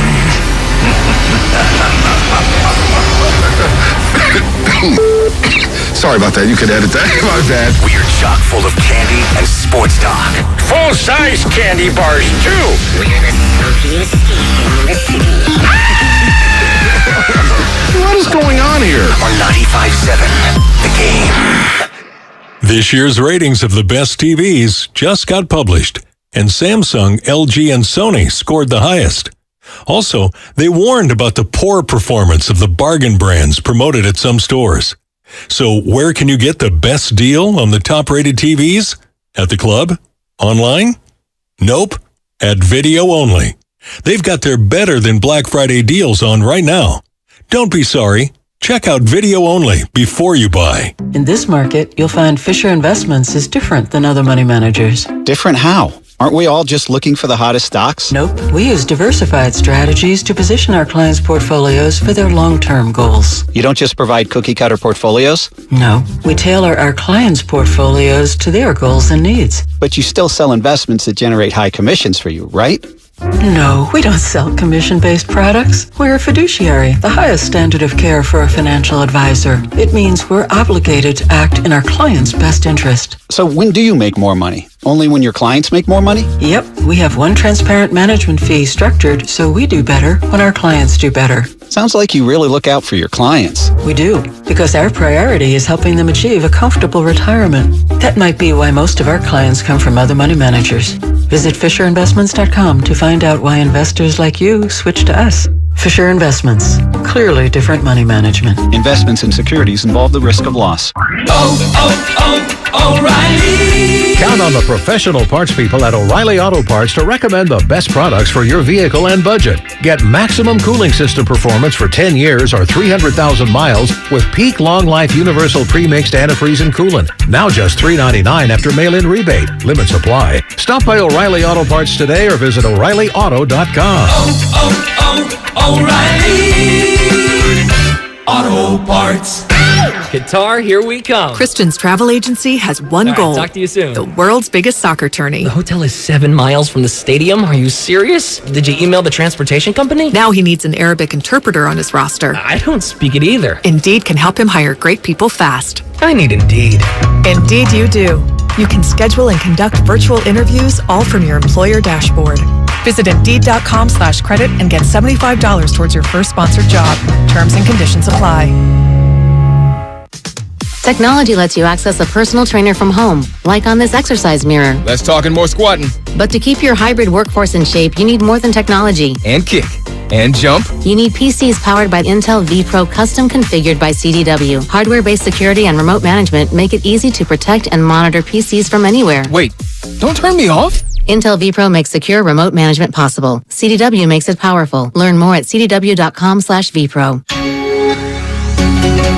Do you have neuropathy? Are you experiencing numbness, tingling, and pain that just won't stop? Are you taking dangerous drugs that have serious side effects and never fix the pain? If so, please listen to this message. Neuropathy is a serious, progressive condition that only gets worse if not treated properly. Call SF Bay Wellness at 844-94-NERVE to get back to doing the things you want to do. There is no drug, exercise, or surgery that can heal nerves. Don't wait until your condition gets worse and stops you from living your life fully. SF Bay Wellness has a time-tested, proven track record of helping hundreds of patients to improve and reverse their neuropathy. If you're ready to regain your independence, contact SF Bay Wellness at 844-94-NERVE. Call now for your $99 neuropathy special and receive a personal treatment plan that is tailored to your needs. Call 844-94-NERVE. That's 844-94-NERVE and start to enjoy life again. Don't waste your time trying to sell your old car. Donate it to Cars for Kids. It's the easiest and fastest way to donate your car and get a tax deduction. Donate online at carsforkids.org. That's cars with a K. 1-877 Cars for Kids.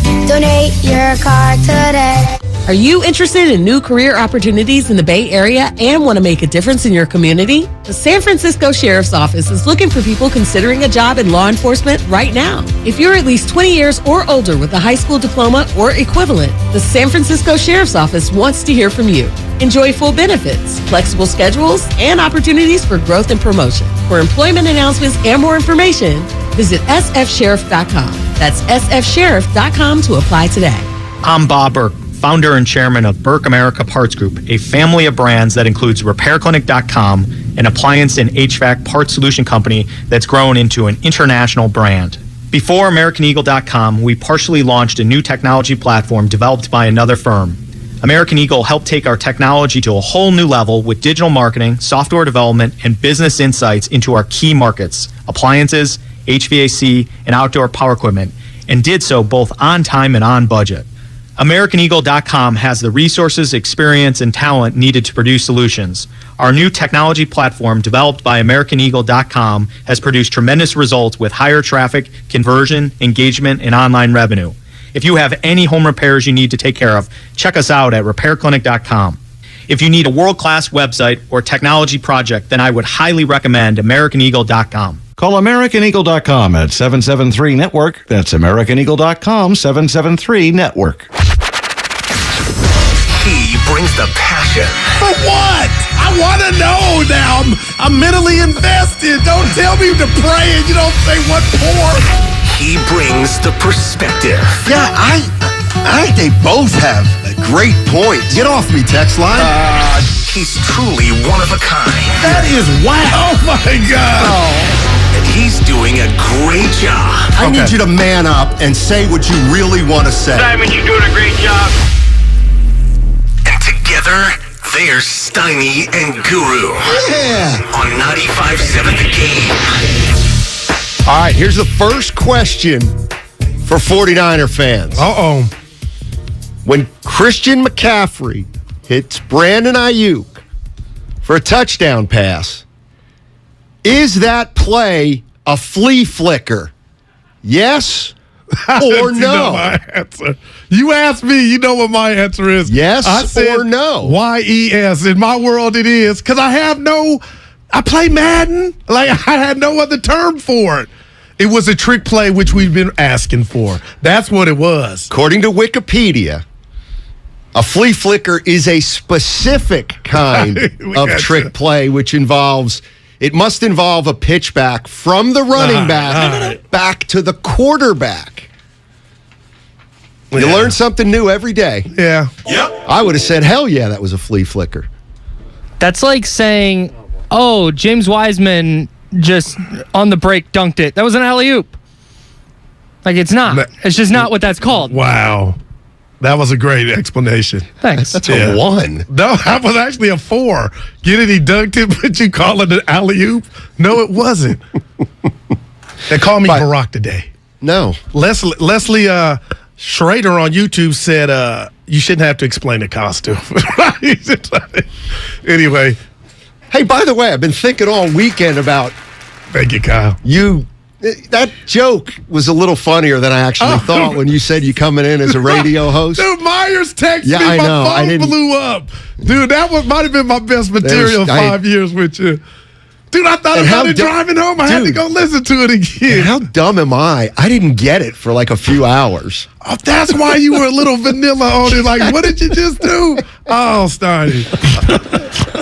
Oh, man. That was a big-time effort by the San Francisco 49ers. And I mean, to me, it was their most impressive win of the year. Obviously, McCaffrey was tremendous. Jimmy Garoppolo he played one of his best games as quarterback of the 49ers.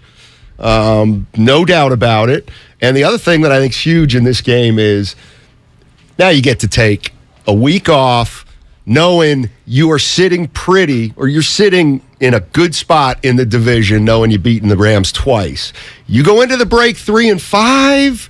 Oh, they were staring at it, too. Yeah. Let's be honest. That wasn't just an easy game, Steiny. No, absolutely not. Absolutely not. McCaffrey, 26 touches. Damn. No Debo. Did you see that gold he had on? Or platinum? Who? Debo. He had the chains. I know. Debo. Yeah. I didn't see that. Bling, bling. Yeah, no, I didn't see it. It was a halfback pass. Yeah, from the Xfinity mobile text line, 415. I think that's the winner. There it is. As a 49er, no, Steiny. The Saints game is Jimmy's best game. I didn't say it was his best game. It was 4 years ago. I didn't say it was his best game. I said one of his best He's got a new toy, man. Who? Jimmy. I'm telling you, Steiny, I was up here waiting, and I'm still waiting for the Charger game to see how he can spread it out with Debo. But Ayuk was eating. Kittle was eating. They rolled Jimmy out, play action, roll out, and hit, guess who? 85 Kittle. So nobody's talking about what they spent to get this guy, but I don't want to do this, but I do it by nature. Now if I ask you who's the most important weapon on the offensive end for the Niners, is that hating? Am I trying to divide? Or do I just say... No, actually, you don't do that. McCaffrey.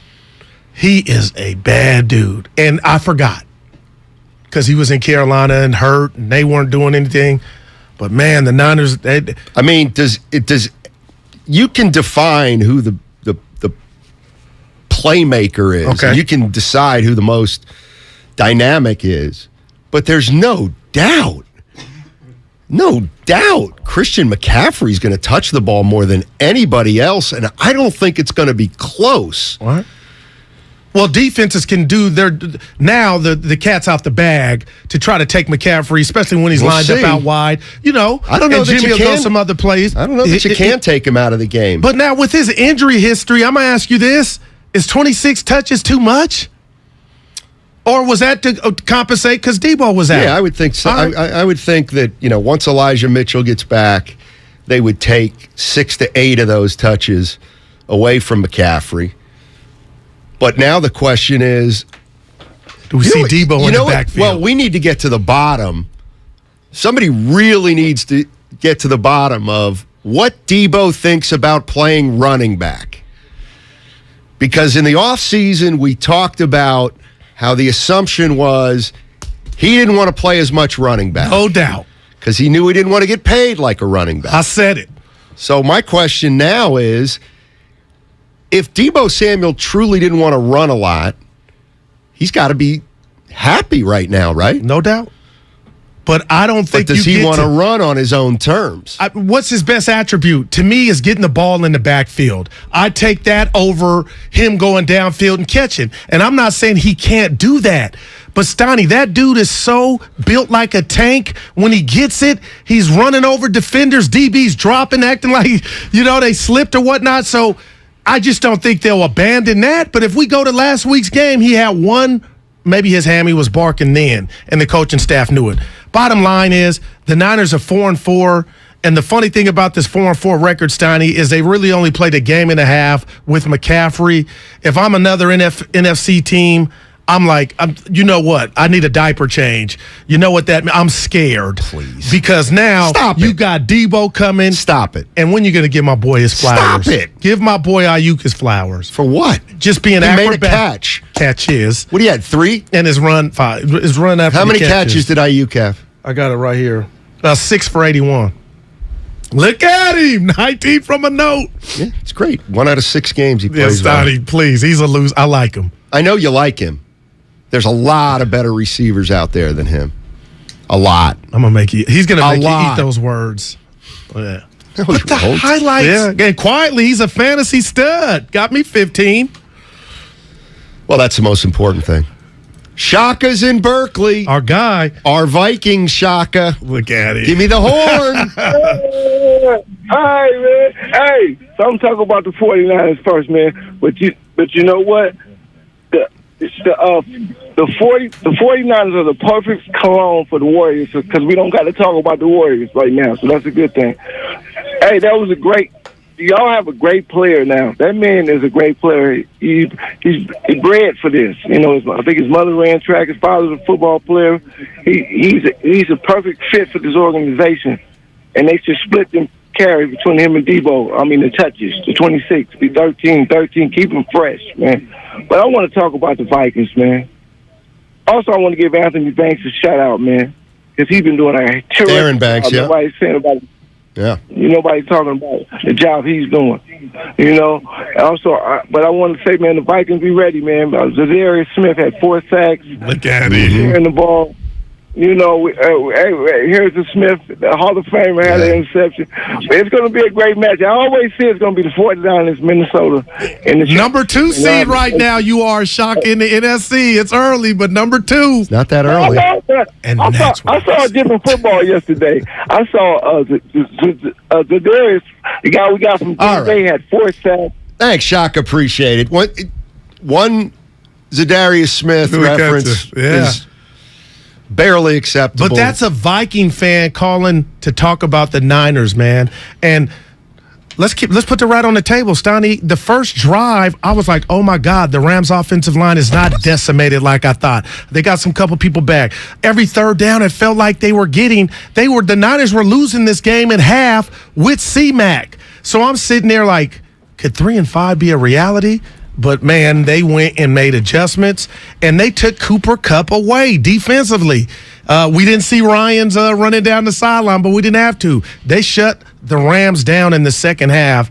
That was impressive in itself. Absolutely. 49ers win 31-14 yesterday. Obviously, their best win of the year. Most complete win of the year. The 49ers have not played what they call complementary football very often this year.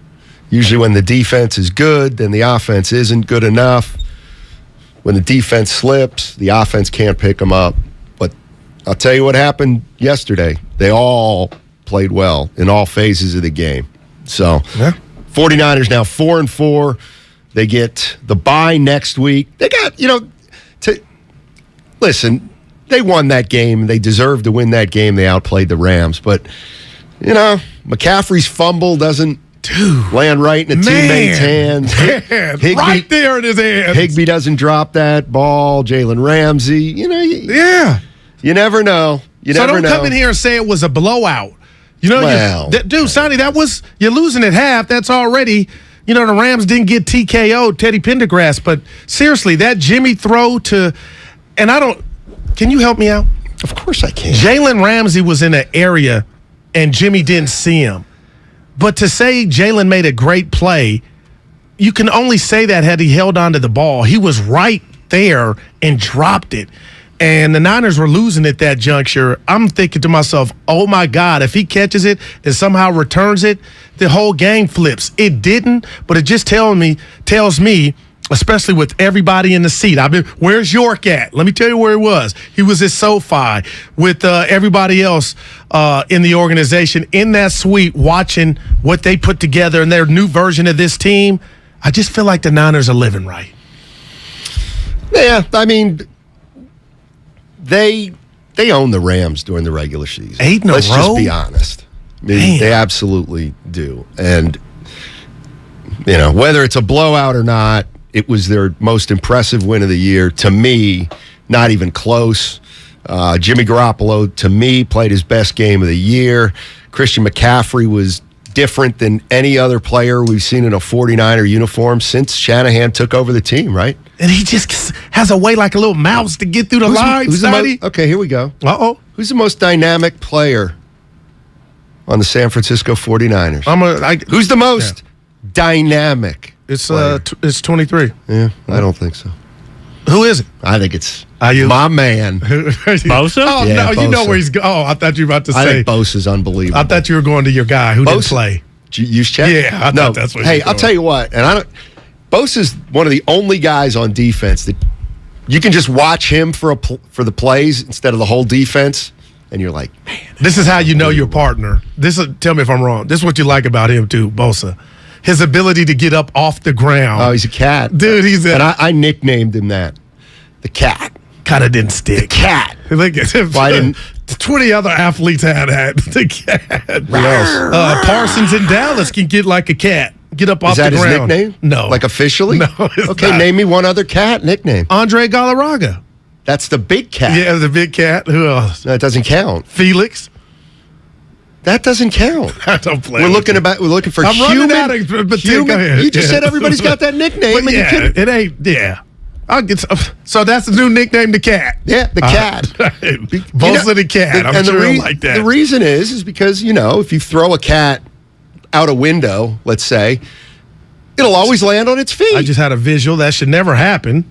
Why not? The first floor won't hurt them. Stop. Yeah. But anyway, they'll land on their feet. And even if they land on their back, which I don't think they do, they turn over so quick.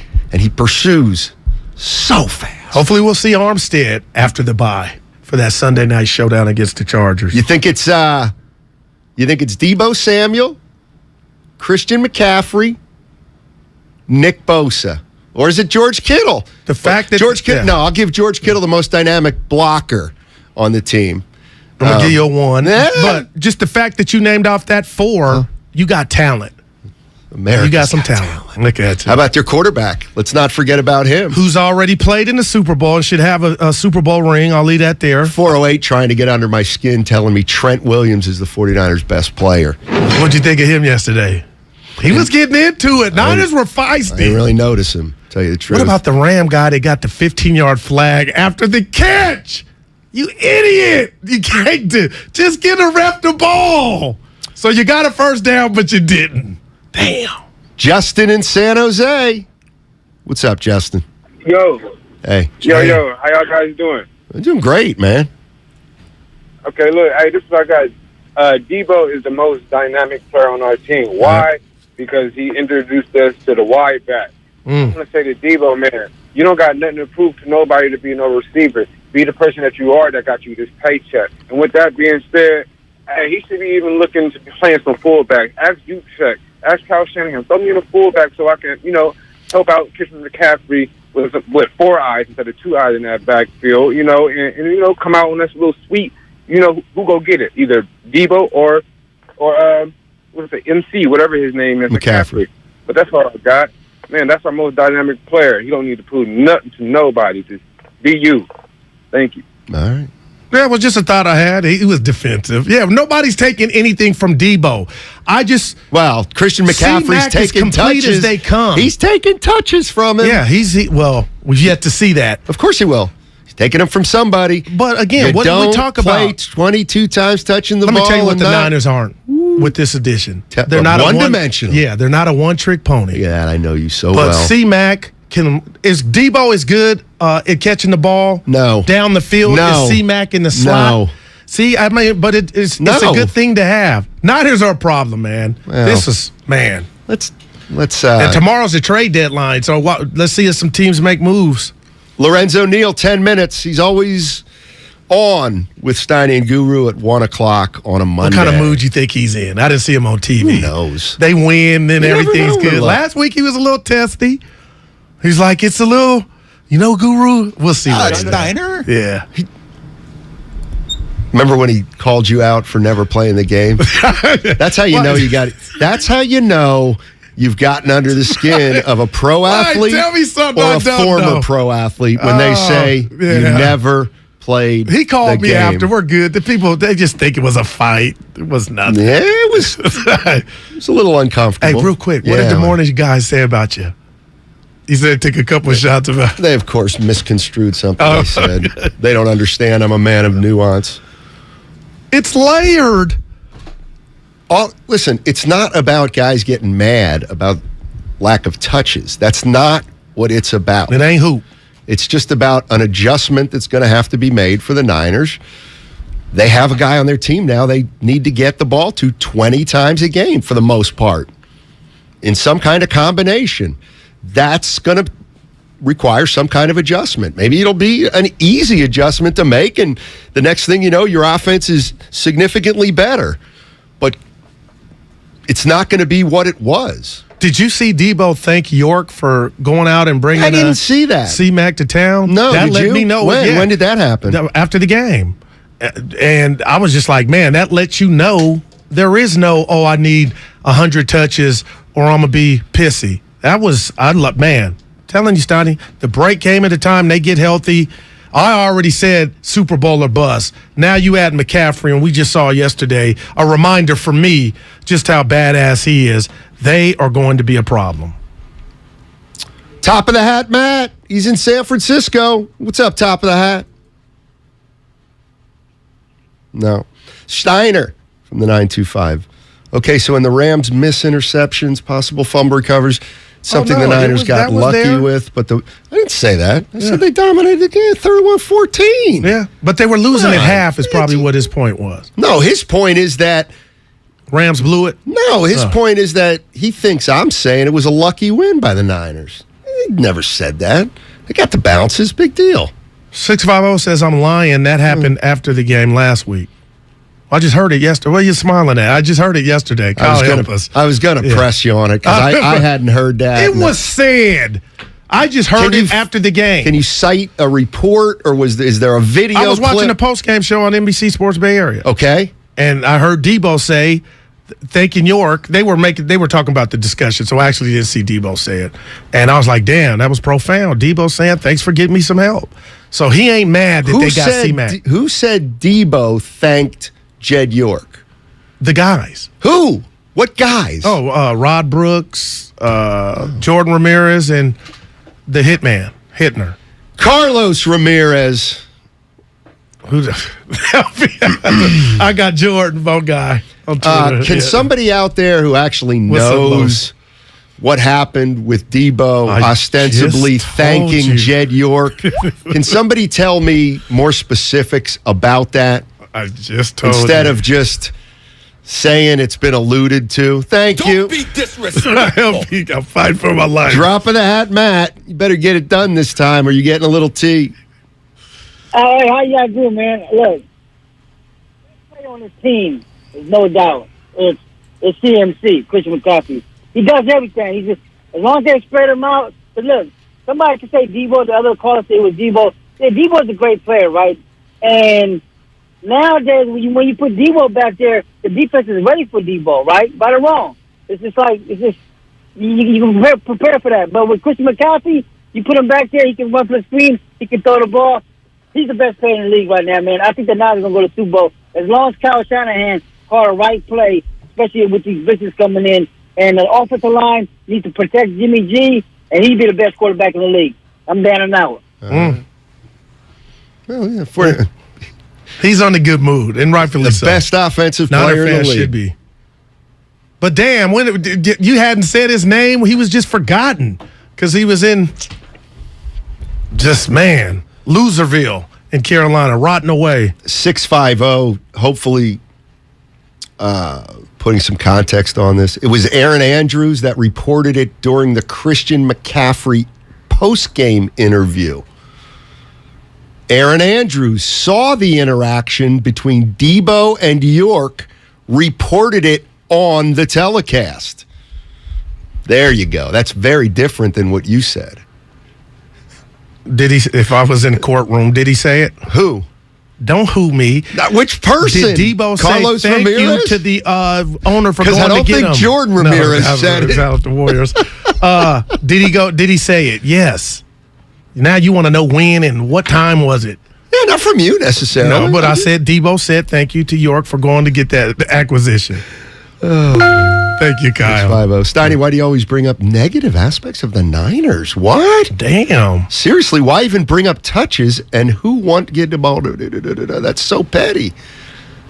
It's petty to say they're going to have to make an adjustment? It's a good adjustment. What's the negativity in that? Because then you're trying to say there's dissension amongst the guys. There's no dissension. It's a fact. They've just hired, essentially, they've just acquired somebody who will touch the ball more than anyone else on the team. That means there has to be some kind of give and take with the way people are utilized offensively. But that can be a good somebody. Said it may take off right away and they score 45 points a game. Right. But my example to the listener that feels like you're coming across negative somebody. Is like Durant coming to the Warriors. It was all good. Well, we don't know how it's going to play out. Maybe it won't. For whatever reason. Jeez. Lorenzo Neal on the other side, ladies and gentlemen, and he's with us every Monday on 95.7 The Game. We're talking San Francisco 49ers. I'm calling it a John Hancock. That's a signature win, baby. We'll be back, and it's brought to you by Fremont Bank. Full-service banking, no compromises. Trick or treat. Oh, I'm sorry, kids. I'm all out of candy. All I have left is this bag full of... Sports talk. We're dishing out the hot takes like they're hot tamales. Damn, the Rams haven't beat the Niners in 4 straight regular seasons. It's wild. That's one of the biggest dominations that I can remember. By the way, no truth to the rumor that Ratto ate all the candy already. November is a great time to get a new TV. Now that the top-rated brands like Samsung, LG, and Sony are at the lowest prices of the year.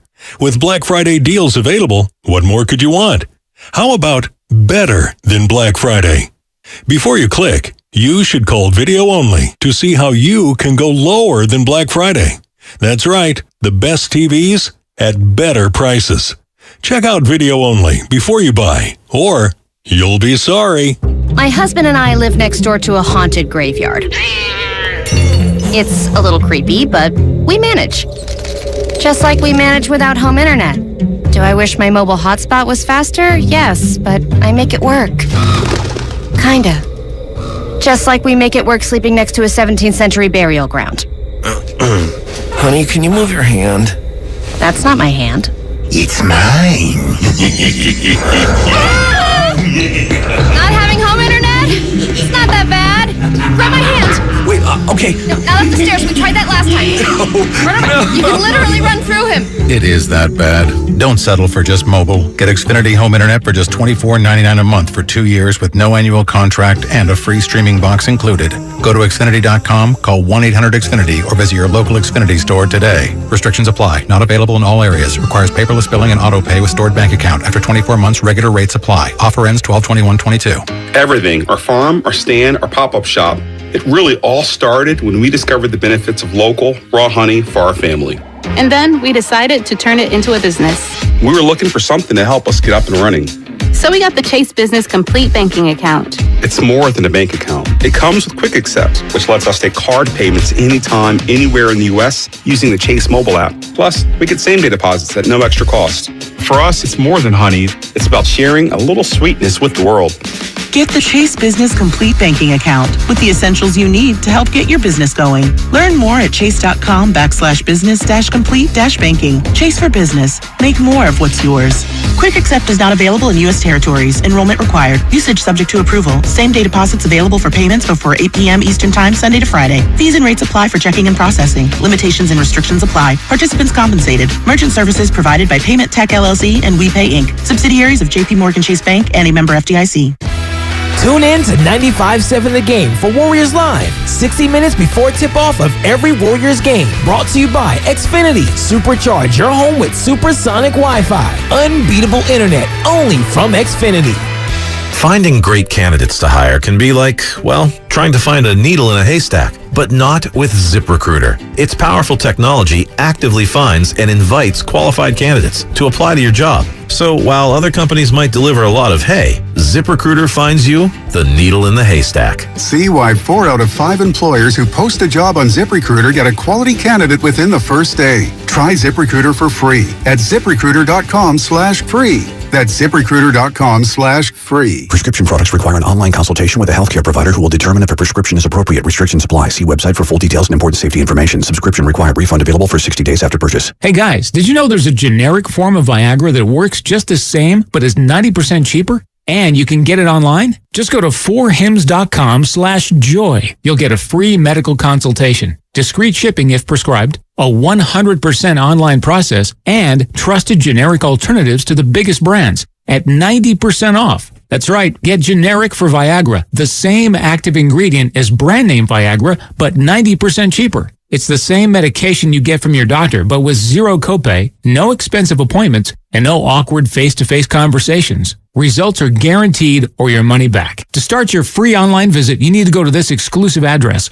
4hims.com/joy. That's 4hims.com/joy for your free online visit. FORHIMS.com/JOY. Chris Cuomo is back with a new show on a new network. Catch Cuomo weeknights on News Nation at 5 and 8 p.m. Pacific. To find News Nation on your television provider, go to newsnationnow.com/join us. If you own a business, this has been a bumpy ride. From pandemic to inflation, I'm sure you could use a break. If your business has 5 or more employees and survived COVID, you might be eligible to receive a payroll tax refund of up to $26,000 per employee.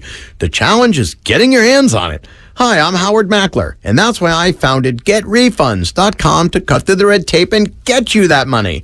The team of tax attorneys we have put together are highly trained in this little-known payroll tax refund program. We do all the work, charge not a dime up front, and simply share a percentage of the cash that we get for you. Businesses of all types qualify, including those who took PPP, nonprofits, and even those that had increases in sales. We have helped return over $1 billion to businesses, and we can help your business too. Just go to GetRefunds.com and answer a few questions. This payroll tax refund is only available for a limited period of time. Don't lose out on up to $26,000 per employee. Go to GetRefunds.com. That's GetRefunds.com. You're listening to 95.7 The Game, KGMC FM at HD1 San Francisco. Always live on the free Odyssey app. McCaffrey behind the line, looking to throw it. Airs it out, has Ayuk wide open. He's got it for the touchdown. McCaffrey, the touchdown pass to Ayuk from 34. What a dandy. Now, back to Steiny and Guru on 95.7 The Game. All right, welcome back. Matt Stein, Matt Darrell, the Guru Johnson with you. Joining us like he does every Monday, one of the greatest fullbacks of all time, Lorenzo Neal. You can also hear Lorenzo Neal tonight at 6 o'clock with Sean Salisbury on the Football Hour. Lo. Well, that was the best win of the year for the Niners, right, Lo? Absolutely. You know it was, guys. It was very, very, very, very good win for the Niners. That's it. Very good. I need an elaboration sensation. Oh, well, I'm going to give you plenty. I just was trying to say hello and let you guys get it in because, man, we got so much to talk about. Where do we start? We start right with the trenches. Football games are won and lost in the trenches, Guru. We looked at the game last week. You look at what Kansas City was able to do to the Niners. We're like, what happened? Third down, bombs away. They gave up over 5 yards to carry. They've given up over, passing. Their defense was in the top 5 and everything, top 2 or 3 and everything. In the last 2 weeks, it's been ferocious. It's been absolutely despicable. We're watching games, Jimmy Garoppolo running out of the end zone, giving up a safety. Just a lot of things happen against Atlanta. Guys missing wide open catches, balls dropping, guys missing passes. They haven't been great. Couldn't get off the field on third down. And yesterday, guys, early in the first half, if you watch that, Jimmy G, wide open receiver down the field, underthrows the deep ball. He's got to get better on that. Had a touchdown, took 7 off the board. Easy touch-up, layup, miss the layup. You can't miss the layups, especially when you're playing against teams a la Kansas City. You look at, Buffalo. There's teams out there, the Dallas Cowboys. You can't miss layups. And that was a layup. That one pass from first quarter, wide open down the field. And you watch early in the game. You saw a quarterback. You saw when the Rams quarterback, when he had time, he was lighting them up. You saw Cooper Kupp early. You saw him open up in the end zone, wide open. He had time to go left to right, the middle, and hit the touchdown right in the middle of the field. So you saw the Niners in the first half wasn't necessarily great. It was okay, but it wasn't great. Yeah, Lo, I was telling Steiny and the listeners, had you called me at half, I would have been like, man, 3-5 is, they're staring it in the face. 100-play drives from the Rams. Anything they wanted on third down. What did DeMeco Ryans do to take away Kupp and prevent L.A. from scoring a point at home in the second half? I think, Guru, that's a great question because, I watched the same game and saw them the way that they were just taking advantage and really, really, on third down, converting, running the ball, had some success. And you say, what did he do in the second half? Second half, it was just a different team. They came out. You saw him sack the quarterback. They came with a lot more games. You saw Fred Warner. Usually they dropped him in coverage a couple of times, but they also mixed it up. You saw that ET where Fred Warner was at the Mike position. He went to the C gap right between the guard and the tackle. Nick Bosa looped inside. Fred Warner got skinny, was able to cut the corner, and they really start to put some pressure on Matthew Stafford. They start making him feel uncomfortable. They start making him go to his first read, and if the first read, the second read, boom, the pressure was there. When you can put pressure on a quarterback, and like Stafford himself, if you look at Stafford in the first half, Guru, answer your question, they got to go through 1, 2, 3 reads, and they necessarily didn't blitz, and they said, we got to try to get there with the 4, and let's play some soft coverage, let's try to, pick guys up, and let's just play zone, and you saw what happened. They weren't good enough on the back end. So what did they do? They said, let me bring some linebackers. Let's bring some pressure. So now when you can bring one more guy that they can't block or you free up a guy and you saw it, now Matthew Stafford, it's not that he wasn't throwing the ball well. It wasn't that he wasn't completing passes in the first half. What happened, though, Guru, now he would go to his first read. If it wasn't there, boom, the pressure was in his face. So that's what they started to do. They started to bring more pressure. They started tackling better, and they stopped the run. Lorenzo Neal joining us on 95.7 The Game. Lorenzo, like on the one hand, I get that people say, nice win for the Niners. Now they get to enjoy a win during the bye week. Is there anything to the other side of that where you feel is there any other feeling where you might be like, God, we really put it together. I wish we were playing next week again. No, because I'm going to tell you right now, guys, the Rams aren't that good. I think I hope you guys are saying that on your show too today. And let's not crown them now because you beat a Ram team that hasn't been playing well. You beat a Ram team that you've been owning. The styles make fights. You've been always playing well against the Rams. So was it really a great win? Absolutely. But the Rams aren't making the playoffs, guys. Let's be real. The Rams are not good enough offensively. They do not have enough. They can't run the ball well enough, and they can't protect their quarterback on a consistent basis. They're not getting in. When you look at Seattle, the way that they're playing, Seattle right now is the best team in the NFC West, including the Niners. Even though the Niners beat them, the Niners are in a great position because they're undefeated in the conference. Right. So you look at that and you're saying, but who's playing better? Who's able to run the ball better right now? You look at Seattle, what they're doing. And by the way, guys, Pete Carroll, is he not up for coach of the year? Man. Guru, Pete Carroll, they wanted to run him out of the place. But has he not shown? Is he not playing well? Has he not gotten those guys, those men to play at a high level? Yeah, I can't wait to see it. Listen, Lo, I'm watching that game, and I'm thinking about Deebo Samuel. And I know we got a short sample size here in Kansas City last week to where we saw Debo and C-Mac at the same time. But yesterday was about C-Mac. And I was reminded what he's meant and what he's done in this league. Has he done more than Debo, Low? Like, I don't want to say who's better, but I'm asking Steiny, like, if you had to pick one, has C-Mac done more? Well, I think when you look at Christian McCaffrey and you think about what he is, the guy's always been MVP of the league. You watch what he's done. You watch the way the guy that plays. He's absolutely a game changer. When he's leaving, he's got incredible speed. He's going to win 9 out of 10 foot race. He might be, I think, Kamara and him. If you think about, I don't think there's 5 backs that can beat him in a 50 or 100-yard dash. I really believe he's one of the fastest running backs in the league. You saw it in the guy, Guru, when he was in Carolina. Even though Carolina's not a good team, how many times you watch on ESPN where he's even with the guy and he gets his hand and he waves and he takes off and run past brothers? Doesn't matter. He's that type of guy. Right. So when you ask about his body of work, is who do you rather have, him or Debo? I think you can't. I think it's unfair to both of them because you said, okay, line up Debo and say, Debo, you're going to go kickoff returns, you're going to play receiver, and you're going to have a guy that's going to get you the ball and do all this stuff.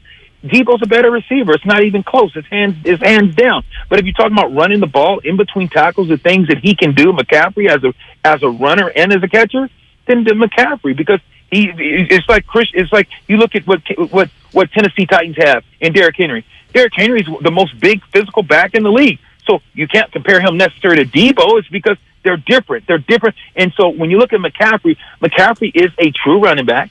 He's not a receiver, but he's a running back that's a receiver that can do a lot of things. I mean, you look at what he did.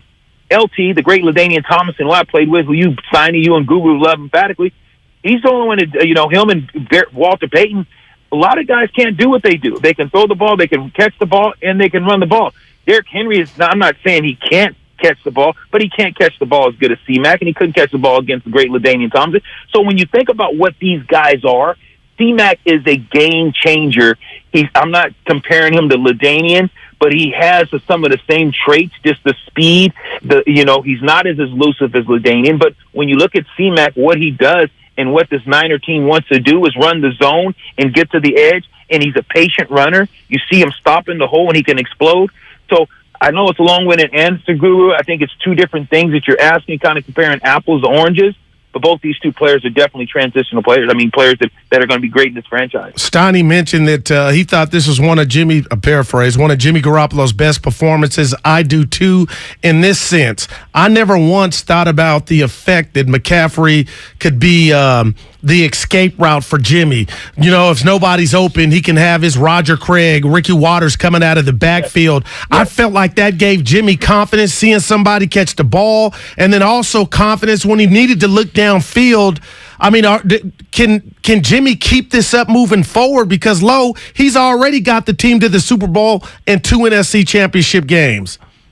Yeah, and I think that everyone talked about Breida the Cheetah, and you looked at another guy, Raheem Mostert. Those guys were fast, and they could do a lot of different things. They're really fast. But I think Christian McCaffrey's a better back.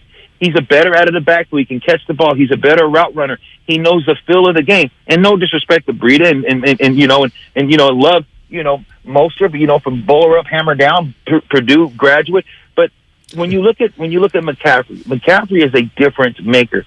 Can he make Jimmy G's job a lot easier? Absolutely. He knows how to be a pro. You watch him on that check down. It was just a check route, a check swing route. But then he felt the corner come up and try to get him, and the corner had his eyes in the backfield. And what McCaffrey do? He just widened and he didn't just sprint, because if he would have sprinted, he would have ran out of the end zone. He just started jogging, gave Jimmy the chance to throw the ball, laid in the spot, and the DB came up. So McCaffrey, the difference is, Guru, what you're talking about, McCaffrey, the guy is a student of the game. He makes guys their job easier, because he knows football. You watch him on the screen game. I think when he and Debo and Ayuk and Kittle get going, this is going to be a matter of how do you distribute the ball and how do you get guys involved. That's what Shanahan has a bag of riches, and I'm telling you, the offensive line played tremendous yesterday. I'm looking at the way that they've got Brumfield, the big brother at 75, on D-line next to Trent. I mean, watch the way this offensive line, they played a lot better. Yeah, they gave us some sacks. They showed some vulnerability at times. But, man, I'm telling you, they're playing a lot better, and they're protecting. And they protect against a pretty good defensive front in the Rams. So, proud of the offensive line. Defense got to continue to get better. The offense got to continue to get better. But Jimmy did answer. He did play well yesterday. He was very, very efficient and didn't turn the ball over. Yeah. Lo, thanks as always. stuff. Appreciate it, man. No worries. Cheers, guys. All right, that's Lorenzo Neal. You can hear him every Monday at 1 o'clock with us, and you can also hear him at 6 o'clock tonight, every Monday also, with Sean Salisbury, the Football Hour. And we had Sean on, I believe, Friday, Steiny, and he kept it real. He had questions about this team and what direction they were going. And what's funny is, I don't have to tell you that, well, you play D3. Winning is the best cologne. It's the best deodorant. We didn't hear anything in the post-game pressers, anybody calling anybody out. It was all good. And I got to feel like, man, they are going to take this week to rest up, be healthy, and they got 2 primetime games coming up. One with the Chargers Sunday night, and then Monday night at home against Kyler Murray and your boy Cliff Kingsbury. I'm juiced. Yep. About what Everything. specifically? We got World Series, we got Warriors, we got football. Come on, man. And Halloween. Oh, my You're God. rolling your eyes. Why? No, I'm playing. I'm dressed up. You know what? We were talking about this earlier, and somebody questioned it on the text line. You said, was it a blowout or not? The 49ers game. Not in my book. Okay. Got ugly late. You watched that Ohio State-Penn State game? I had some investment in it. Yes, every play. Was that a blowout? It got ugly late, but for the most part, no. Kind of got ugly in the third quarter, though. But technically, it was. It went into I fourth think they quarter. got blown out. Wow. See, blown out is you don't show up. It's 40. You're right. You know what I mean? That was, Penn State got. Lemon booty. On line that one. was not lemon booty. That was getting outclassed. Come on, dude. Yeah. By the way, Ohio State number 2 in the nation. But that guy 44, I think I say it right, JT Tumaloa. I'm proud of you for taking this. No, he impressed you, huh? Wow. Big dude. We don't. Yeah. God, do we ever talk college football? This is the Bay. I was just, I was supposed to go. Here's why. You need to stop doing that. You've been showing a little bit. Streets talking. About what? Going to the Cal game. You were like, you told Let me somebody ask you a question. Why would I go to a Cal game? Why would I go to Cal, Oregon when I can watch Penn State, Ohio State? Because your boy was there. Who's my boy? Me. The team. You weren't there. I had to do some stuff, but I didn't commit like you did. I didn't commit. You said, you know what? You put your hands on the table. I think I'm going to that game, and then you did your walk off. Look at everybody. I texted Steiny there, and it was no. All right. Like, damn it. When I left here Friday, I was hoping. I said, let's keep in touch. Oh, I didn't hear that. We kept in touch. And at 11 o'clock, I'm talking to my main man, Dana. Ali. And I say, he's like, hey, what do you think? Let's do something. Cal, Oregon. I said, we can go to the Cal, Oregon game. Now, my friend Dana, he is just a great guy. No, he is. A great, great guy. He's a little overweight. He's been working on that. Okay. He's a little bit overweight. Anyway, it's about 11:30. I call up Dana. I'm like, what's going on, man? Let's He go. goes, what do you think? Maybe make a city run? Maybe go out to the creek? I said, what do you think about Berkeley? Go see Cal, Oregon football. He goes, no, I'm not going to Berkeley. Come on. I said, why? He goes, they fat shame in Berkeley. What? I said, what? He goes, damn right, they fat shame in Berkeley. He's like, I am not going to see Cal. That campus is too hilly. What? I'm never. He said, I am not walking up and down Dana. to get beer. He could have got it in, I will end up. He said, I do not. He said he wasn't fitting to work out on a Saturday. Wow. And so he said essentially that all you could do is appreciate the honesty at that point. Like, damn. He said it's Berkeley's way of fat shaming and keeping overweight people out of Berkeley. Well, so that explains why Dana didn't go. Right. You could have. But what about you? Well, we went and did something else. But the plan was you and the crew here. I'm just throwing. I got a possible from Steiny at 8:30 on Saturday morning. Talk to me. It was possible. It was close. Yeah. Dana said it was too hilly. I told I said him and Grant, send me some pictures. The pictures came. None of you. I said no, Steiny. Nah. Yeah, no, I don't do pictures. Goo, you were on that game, right? Yeah. Bo Nix, Oregon. Boy, they fast break. Move up and down. David in Brentwood. Hey, David. What's going on, man? Hey, guys. Hey, guys. Good afternoon. You know what? The ones thing that CMC did yesterday that really sold me on him as a player, I mean, as far as being a game changer, was that catch. I mean, the minute I saw him, the first thing that came to my mind was Julian Edelman making catches like those. And I kept thinking that he's going to be the Julian Edelman to Jimmy G, just like Edelman was to Brady. That one player that is always going to be there to bail him out because the guy is that good. And second, my second point was that the way he was used yesterday, I think Kyle did that on purpose. He just wanted to put it out there. If you're going to try to guard CMC, you're going to guard him as a QB, as a running back, as a receiver. Yeah. That's going to be tough. Who do you assign? Do you assign a linebacker? Do you assign a cornerback? Who do you put on the guy? The guy is that good. Like I said, and once we get Debo back and also Elijah Mitchell, man, it's going to be a really, really good team. I think things are looking up. All right, things are looking up. 31 points. And you know what? I'm ashamed of what I asked Lo a little bit, Steiny, because it came across like Debo or McCaffrey. No, it's like Clay and Steph or Durant and Steph.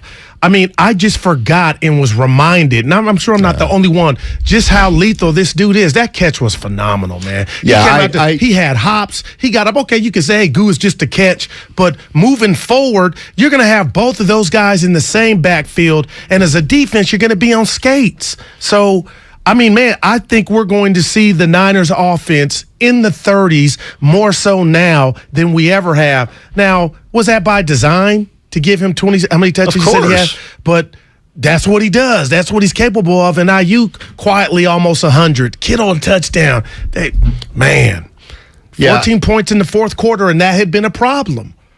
What happened to Kyle's offense in the second half? Did they get down 10 in this game, the 49ers, or was it? Wait, it was only 7. Yeah, I was thinking of it's a good losing at half. Like, if I had called you at half, what would you say? Like, I'm not answering you at halftime. I wouldn't have called, but I could pick your brain. I know what you were saying.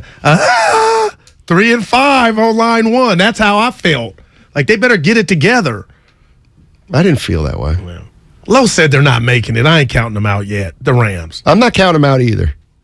I'm not counting out the Rams either. I'm with you there. I feel like you can't count out anybody in that division. You're right. They're the 9th seed right now. 9 or 7th. If I heard Bonte and the gang this morning, if it ended, you don't want to hear that. If it ended today. If what ended today? The season. Which season? Golf. The football? The PGA. No, the NFL. Yeah. Okay. The season. Where would we be? I'm trying to figure it out. It's a trap. I heard him this morning. I'll get back to you. My question is, how many times? To me, I got it. They'd be in Minnesota. Well, go ahead. Okay. Yeah. I forgot what I was going to say. You are now free to move about the country. I had something in mind, and then you went like that, and I lost my train. Wow. No, it's Elijah Mitchell and Jeff Wilson Jr. Probably the guys who are going to feel it the most.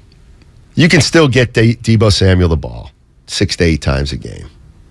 Oh, no doubt. And if shade at those two guys. But it's not like you can. Like, Mitchell's not going to get 8 to 10 rushes, and then 5 for Jeff Wilson, and then 12 for McCaffrey. No doubt. And if I'm another team and I need running back help, I'm calling the Niners to see if I could get a Jeff Wilson Jr. Is he available? And I'm sure he's looking around like, yeah, I want to play, but I understand why my touches have decreased or even gone away. But if I'm another team out there, Steiny, and I need help in the backfield, I'd be picking up the phone to call John and Kyle to see about his availability. And then what are you getting with that? What do you want back? What do they need? A draft pick. Okay. 3rd or 4th. Any concern for Christian McCaffrey's usage in the final 2 minutes of the game? I'm not that guy. What? I'm not that guy. Willard is. Okay. No, I'm just. To each his own. What if he would have got hurt? What would you be saying today? Okay. You knew he had injury history. The game was over. I'm not that guy.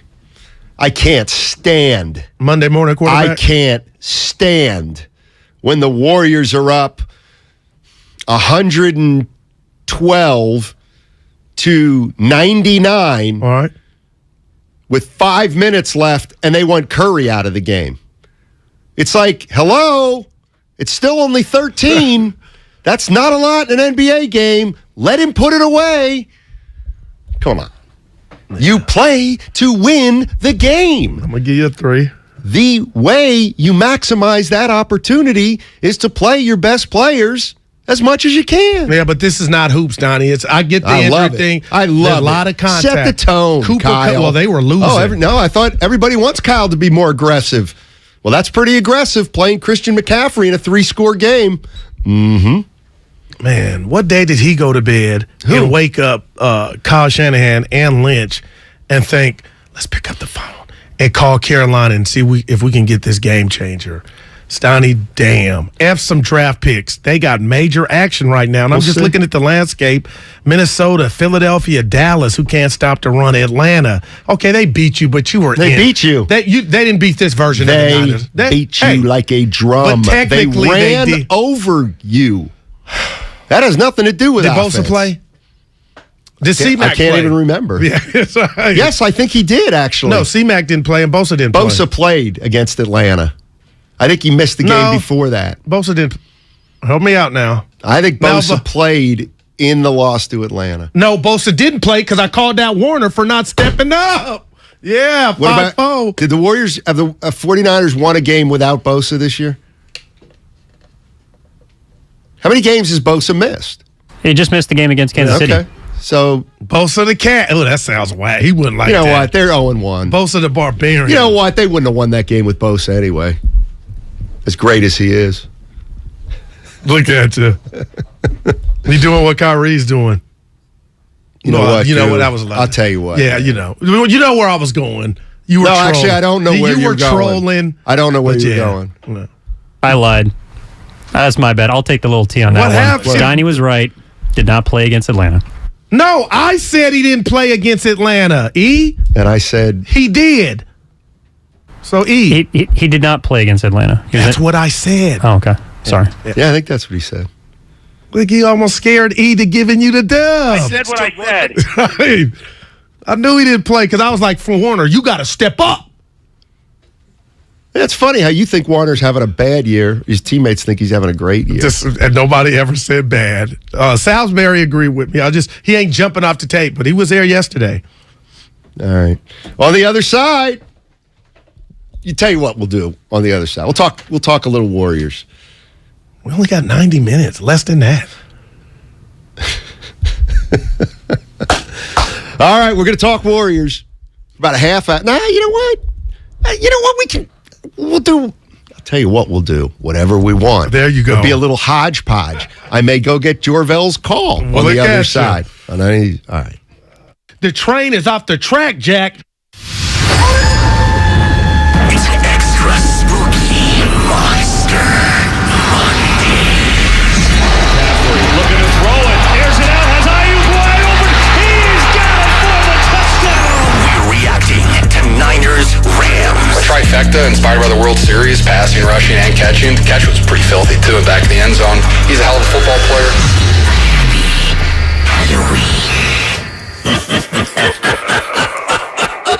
Black Friday is coming, and that's the smart time to shop for a top-rated TV from Samsung, LG, or Sony. But why wait? You can get those Black Friday TV deals right now at Video Only, and then enjoy Thanksgiving with your new TV. Still want to wait? Then how about better than Black Friday deals? The top-rated TVs at stupid low prices. Check out Video Only now before the rush, or you'll be sorry.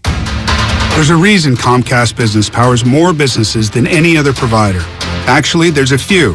Comcast Business offers the fastest, reliable network, the peace of mind that comes with Security Edge, helping to protect all your connected devices, and the most reliable 5G mobile network. Want me to keep going? I can.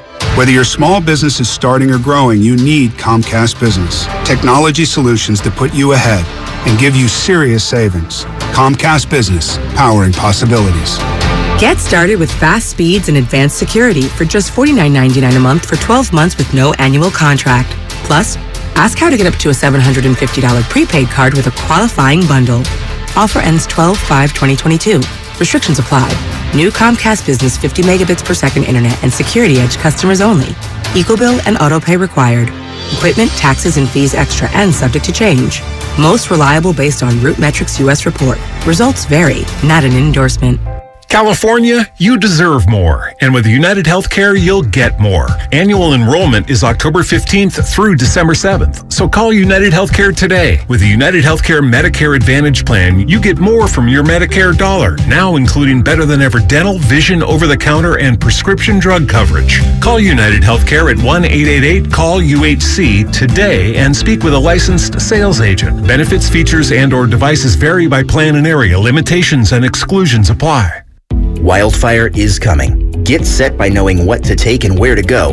If you need to evacuate, go early to protect your family and community. Wildfire is coming. Do you have a plan? Learn more at readyforwildfire.org.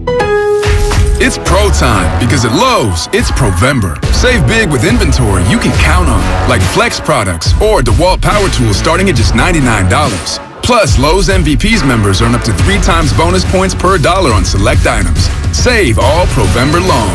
Bonus points calculated before taxes and fees after applicable discounts, if any. MVPs Pro Rewards Program. Terms and restrictions apply. See Lowe's.com/L/Pro Loyalty Terms. Subject to change. Prices valid from 10/17/22 to 2/3/23 or until supplies last. This is Loyalty Lab Interview 6. Subject, grandmother's loyalty. Margie, what do you do when your grandson misbehaves? Angels don't misbehave. Here we study the most loyal, like you and... Oh, there goes the lamp. Shouldn't have put it there. Shell and the Fuel Rewards program has our members' backs too. It's super easy to save on every gallon. Loyal, just like how you acted like that wasn't his fault. Someone should clean that up before he gets hurt. Yes! Loyal, just like that. 10 years of FR.com. Terms and conditions apply. AT&T Fiber presents a straightforward moment inspired by straightforward pricing. And now we just cube the pancetta as such. So what's on the menu tonight? This carbonara I found online. It's fire. You gonna love it, Mom. I hope you hold on to this AT&T Fiber, son. It's nice. Yeah, you should settle down now that you're a gagillionaire. Oh, I am. I finally found the one internet I've been looking for my whole life. So, no more one-year stands? No, I'm done with all that. With AT&T Fiber, there's no price increase at 12 months. What about equipment fees? Nope. Those were never any good for you. Exactly. But now, everything's completely straightforward. Well, in the spirit of being straightforward, I never liked any of your old ones. Me neither. Blah. Y'all never told me that. But we're being straightforward now, which feels good, yeah? Yeah. Now let's get straightforward about that girl he's been seeing. Straightforward is better. No equipment fees, no data caps, no price increase at 12 months. Live like a gagillionaire with AT&T Fiber. Limited availability in select areas. Visit att.com/hypergig for details. So as you graduate and head out into the world, there's only one thing that you need to know. Hi, this is Jamie from Progressive. Yeah, I can talk now. Progressive protects you 24/7. So, tell me what happened. Oh, I'm sorry, Gene. Can you give me 1 second? Brush out for every meal. Congratulations and thank you. Sorry about that. I'm back. So tell me about this fender bender. Contact us 24/7 on the phone, online, or on the mobile app. Progressive Casualty Insurance Company and affiliates covered subject to policy terms. Okay, smile naturally. Perfect. Cam's Photography knows wedding season ramps up in a flash. They need to say I do to a studio assistant before clients go full bridezilla. I'm so sorry. I have to get a different lens. I'll be right back. Indeed can help them hire great people fast. I need Indeed. Indeed you do. We instantly connect you with quality candidates whose resumes on Indeed match your job description. Visit Indeed.com/credit and get $75 towards your first sponsored job. Terms and conditions apply. Ray Magliozzi here for eBay Motors. You're driving along and some nimrod cuts you off. You hit the horn. Jeez, it sounds like a goose in distress. Time to head over to eBay Motors. They have horns for every make and model, not to mention horn pads, steering wheels, wiring, and more. 122 million parts. You can even go for an upgrade. It looks like Mr. Cutoff Man needs a new seat cover. Try eBay Motors, pal. Get the right parts at the right prices. eBay Motors. Let's ride. McCaffrey's back in. 3rd and 2. Garoppolo, pressure, sees it, throws it. McCaffrey, he's got it for the touchdown! Wow! Now, back to Steiny and Guru on 95.7 The Game. Yeah, that was a nice throw by Jimmy Garoppolo. 49ers 31, LA Rams 14. Most impressive win of the year? Check. Good feelings going into bye week? Check. You got a new weapon? Check. You got a quarterback that looked pretty good? Check. Jimmy. With this new toy. Yeah.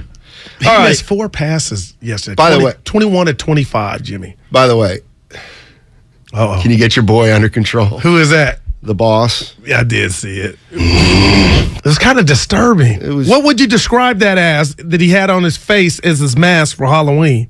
Our boss, who's, believe it or not, a grown man, is walking around the office right now with an oversized mask. Yeah, what do they call It's that? like one of those fat heads. Exactly. But it's a mask of a baby crying. Yeah, it was kind of weird. God, we're so stupid. Yeah. I was out. I tell you what. Here's what you do, and I did it to him, and it bothered him. Oh, you didn't say anything? No, you ignore him. Yeah.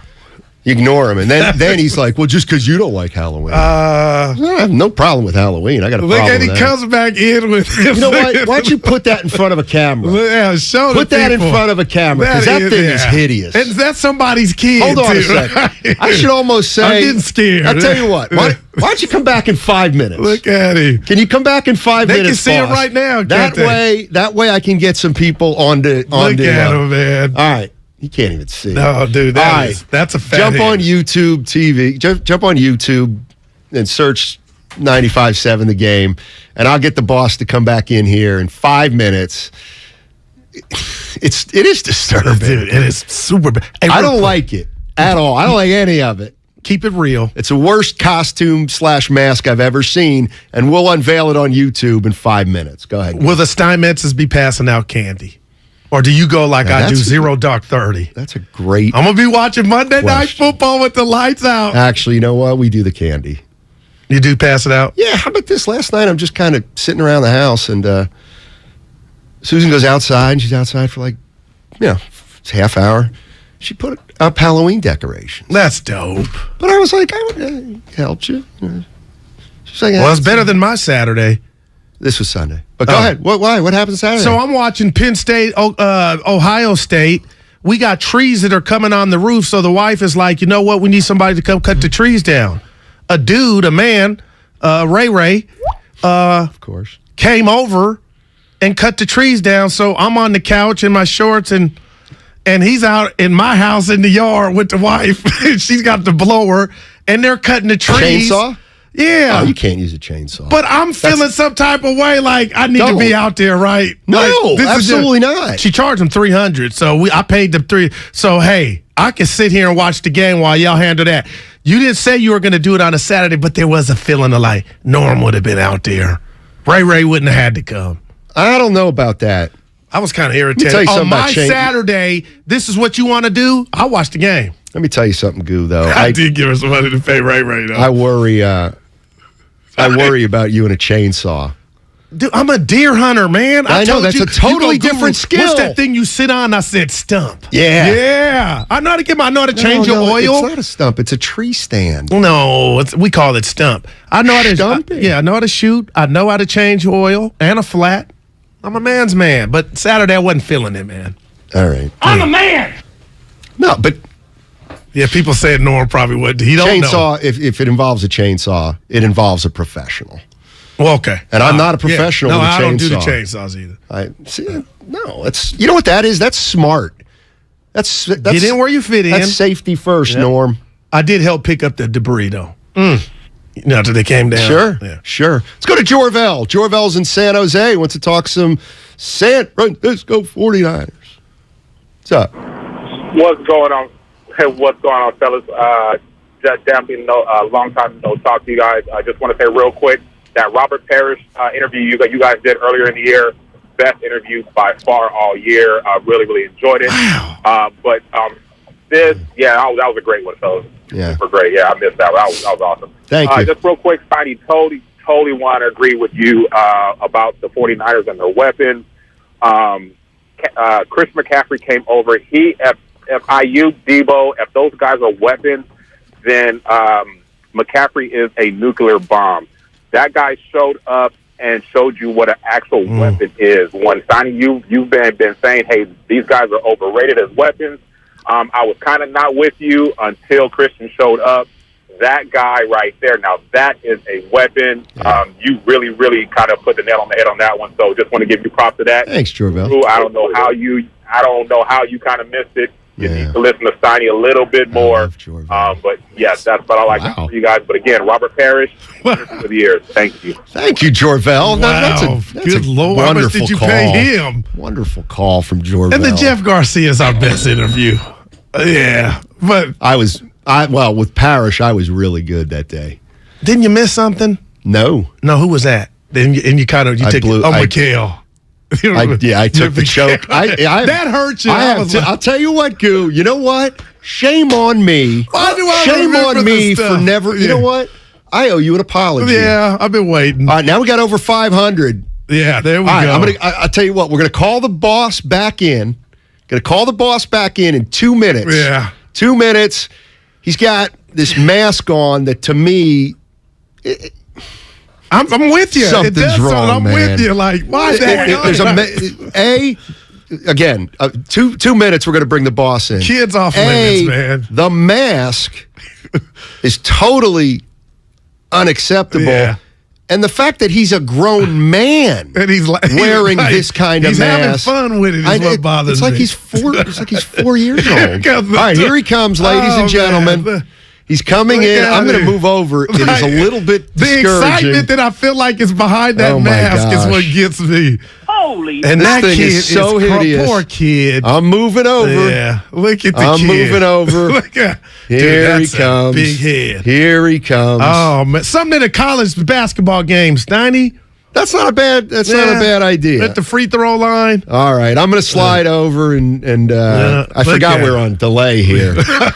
Not Tom Delay. Remember Tom Delay, the old the congressman out of Texas, no longer a congressman. But well, you can leave now because it'll eventually come I'm looking at it right now. There you go. Little delay. This is crazy. All right. 888-957-9570. We're talking Niners. Quick, you have 8 seconds to jump on YouTube and see what our boss is made of. You can also scroll back at about the 140 mark in the show. Scroll back, you can see it. It's for all those, Okay, thank you. Odyssey app? No. YouTube. Oh. It doesn't translate as well on radio because they can't see. Real quick, what about the last caller? Why did he separate me from saying McCaffrey was a stud? I don't know. No, he didn't. That's a 4. What he's saying is... I didn't jump in the water. I've been saying... Here's what he's saying. I've been saying 49ers weapons are overrated. What he's saying is Christian McCaffrey came in here one game and showed you that's a weapon. That's people a typing weapon. that, but yeah, anyway. Yeah, that is a weapon. Duh. That's great. Oh, boy. I'm worried about Clay. Aren't you? I'm worried about everybody else. I'm not worried about Steph. Okay, well, I'm not worried about Steph. It ain't the Steph Warriors. It's the Steph defense. Detroit had 30 points and a half against Orlando. Basketball. Hey, Cade Cunningham. Hate that. Stamp of approval. Going to be a problem. Let me tell you something. There's some young talent in this league. This is where, as a Warrior fan, you got to, I'm not saying you don't acknowledge it, but other teams have young weapons, boy. And that's other teams have young players who are going to get better. What about the Dennis Smith Jr. defense on Steph? I said Friday night, we're about to see were you shocked? He didn't get his... No. He said he was playing hero ball. That's why I love Steph, because he was at home. That's what he said. He got caught up in hero ball, and that's what Dennis you love. Stay down. So you love. I was shocked. So what do you love? That he acknowledged he made a bad play, or that he actually made a bad play, but you want to acknowledge it? No, I want to acknowledge his mindset of he was going for I'm at home, let me do the walk-off. But it's still, Dennis Smith Jr., I'm giving you your flowers. Not too many people in that situation would have stayed down. There would have been, I thought a foul was coming. I know. The chef. Exactly.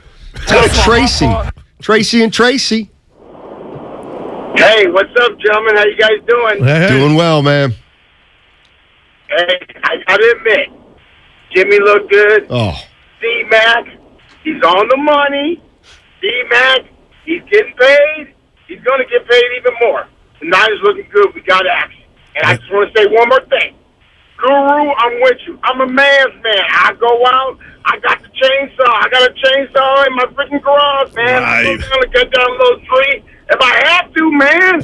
You know, I can change an oil. I can change the freaking tire. I do it all, bro. I'm a general contractor, baby. I can change the faucet in the kitchen sink. Hey, I got to. Do you have any electrical? Yeah. What about electrical? I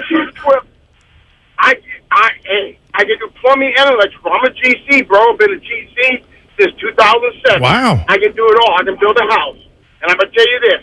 When my daughter, I got a 3-year-old daughter, by the time she turns 12, she'll be able to remodel the bathroom. I feel sorry for her husband. That's wow. I tell you what, Tracy, I need somebody to install some motion sensor lights. You can't do now that. What? That sounds easy. Are you kidding? It involves electricity. Now, the one thing I can't do is paint. I got a shaky hand. I can do As I'm that. getting older, my hand's shaking. Yeah, I can do that. Yeah. You know what I'm talking about? Not a doctor. Yeah, a couple shots of Jameson will smooth that out for you. Wow. Mhm. That's a mob in. Yeah, no doubt about it. No doubt about it. 49ers, no doubt about it. Like, who's not feeling good if you're a Niner fan? But put the right. Like, if you're a Niner fan, there's no. You are you can't be loving 4-4 any more than you're loving this 4-4. I don't even think if you're it's a San 4-4. Francisco 49er no doubt. fan, right? Can I give you a team or a locale that they would have to go play? I know they still got to qualify as early, but with this Philly. move. No, I'm not. Hey, no shade at Philly. Yes, it is you shade made at the Philly. playoffs last year. It You is lost shade to at Tampa Philly. Bay, but you're telling me if you said It's they shade at got to Philly. link up at the Vet or wherever they They don't play, go into the Lincoln Vet and win. Financial, I'm not worried. Like, okay, we got to see it play out, but there is no, now you got C-Mac, Debo, Ayuk, Kittle, Philly's and got the that best defense in the league. Yeah, I'm. You know what? And you're stating You're the only facts. guy. They're 7-0. They got the brightest young mind at coach in the league next to Kingsbury. But they should have lost. See, I They're watched it 7-0. They shouldn't have done anything. They should have lost to Arizona at Arizona. See, I watched the game. No, dude, it's football. Was that a drop or you? That was me. Let's go to Joe. Joe's in Livermore. We call it the Moor. Mm-hmm. What's up, Joe? Joe. Forget it. Huh? Trick or treat. Forget it. What's your candy? I heard they were talking candy. This is my Starburst. What would be your triple crown of candy on Halloween, Steiny? Man, it's a home run. My triple crown would be just the Hershey bar, the plain Hershey. You kidding me? Like, that's boring. How But go ahead. It's often your list. do Go you- ahead. I have an unconventional one on there, Sweet Tarts. I'm at Sweet Tarts, Hershey, and then Reese's Cup. Yep. Wow. If you want to hear Well, mine. I actually don't want to hear yours. The people do. They're asking for it. $100,000. Oh, my gosh. Mambas and a Snicker. There you go. All right. I haven't seen you eat a Hershey since I've known you, though. No chocolate. I've been trying to cut back. Yeah, I'm fasting today, actually. And I just realized it's Halloween and we're going to have all kinds of crap in the house. So maybe it was a good day to do that. Or maybe it's going to be too much of a challenge for me. I don't know. By the way, we're taking reactions to the boss's face, the mask he was wearing. Kind of disturbing. How does a Super Bowl contender, the 408 asks, be so happy about 4-4 at the bye? Come on, Bay 408. You know, context matters. Come on now. Come on, 408. It's nuance. You know. And technically, this version of the team is not 4-4. To catch my drift. Joe's in Livermore. What's up, Joe? What's cracking, y'all? Hey, man. Give it to us. I just had a little bit of Warrior trivia for y'all. Question for y'all. When's the last time Steph, Clay, and Dre lost the playoff series? Clippers. For you. Clippers. Clippers? Yeah. No, it's not. It's Toronto Raptors. Clay got hurt, so I don't see what he's doing. I see. Right, Clippers. Was it LeBron? Well, thanks, Joe. He got us. He got you.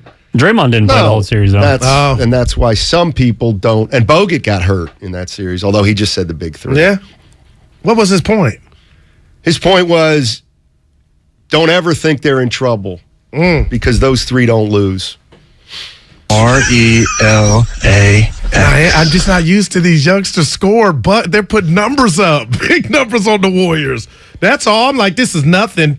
But yesterday I thought the Warriors, and who said it, Dibs or Willard, the fact that they didn't sit everybody and Poole played after spraining his ankle, and you give up 128 to the Pistons. So I want to hear I'm going to play a little Christian McCaffrey sound, okay? And just to let everybody in on what we do here, I have a soundboard, and each of the pieces of sound, there's a description. And the description I'm going to play right now, it says, Christian McCaffrey asked what he thought of getting the Triple Crown. Yeah. Yeah, that's awesome, obviously. Yeah, that's awesome. Obviously, those things are really cool. I think the biggest thing is coming out with a win and, playing a second half like that too. And I think the thing I'm most happy about is just this whole team welcoming me in with open arms and, especially the running back room, guys like Jeff Wilson and Juice, they just helped me all week learn everything. And I don't know, I think that just means a lot to me. So obviously those things are cool, but I'm just proud to be a 49er and felt good to get a win today. So I have no problem with anything Christian McCaffrey said. But this is labeled McCaffrey asked what he thought of getting the Triple Crown. There's no such thing as a Triple Crown in football. That's a baseball term for a guy who leads the league in batting average, RBIs, and home runs. Right. That's a Triple Crown.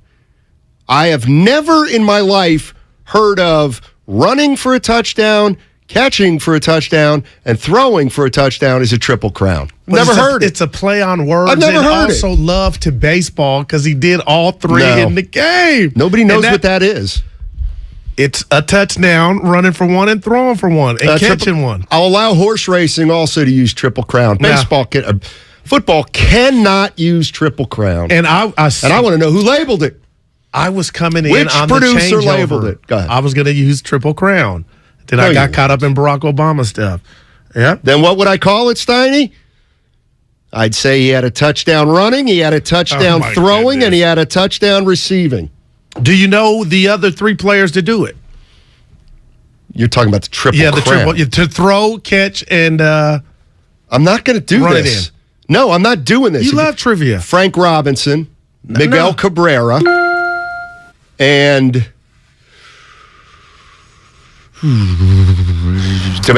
there's someone Ted related. Williams. He and I just looked it there's up. also one more. And, he's related to a current Giant. Is Trumsky?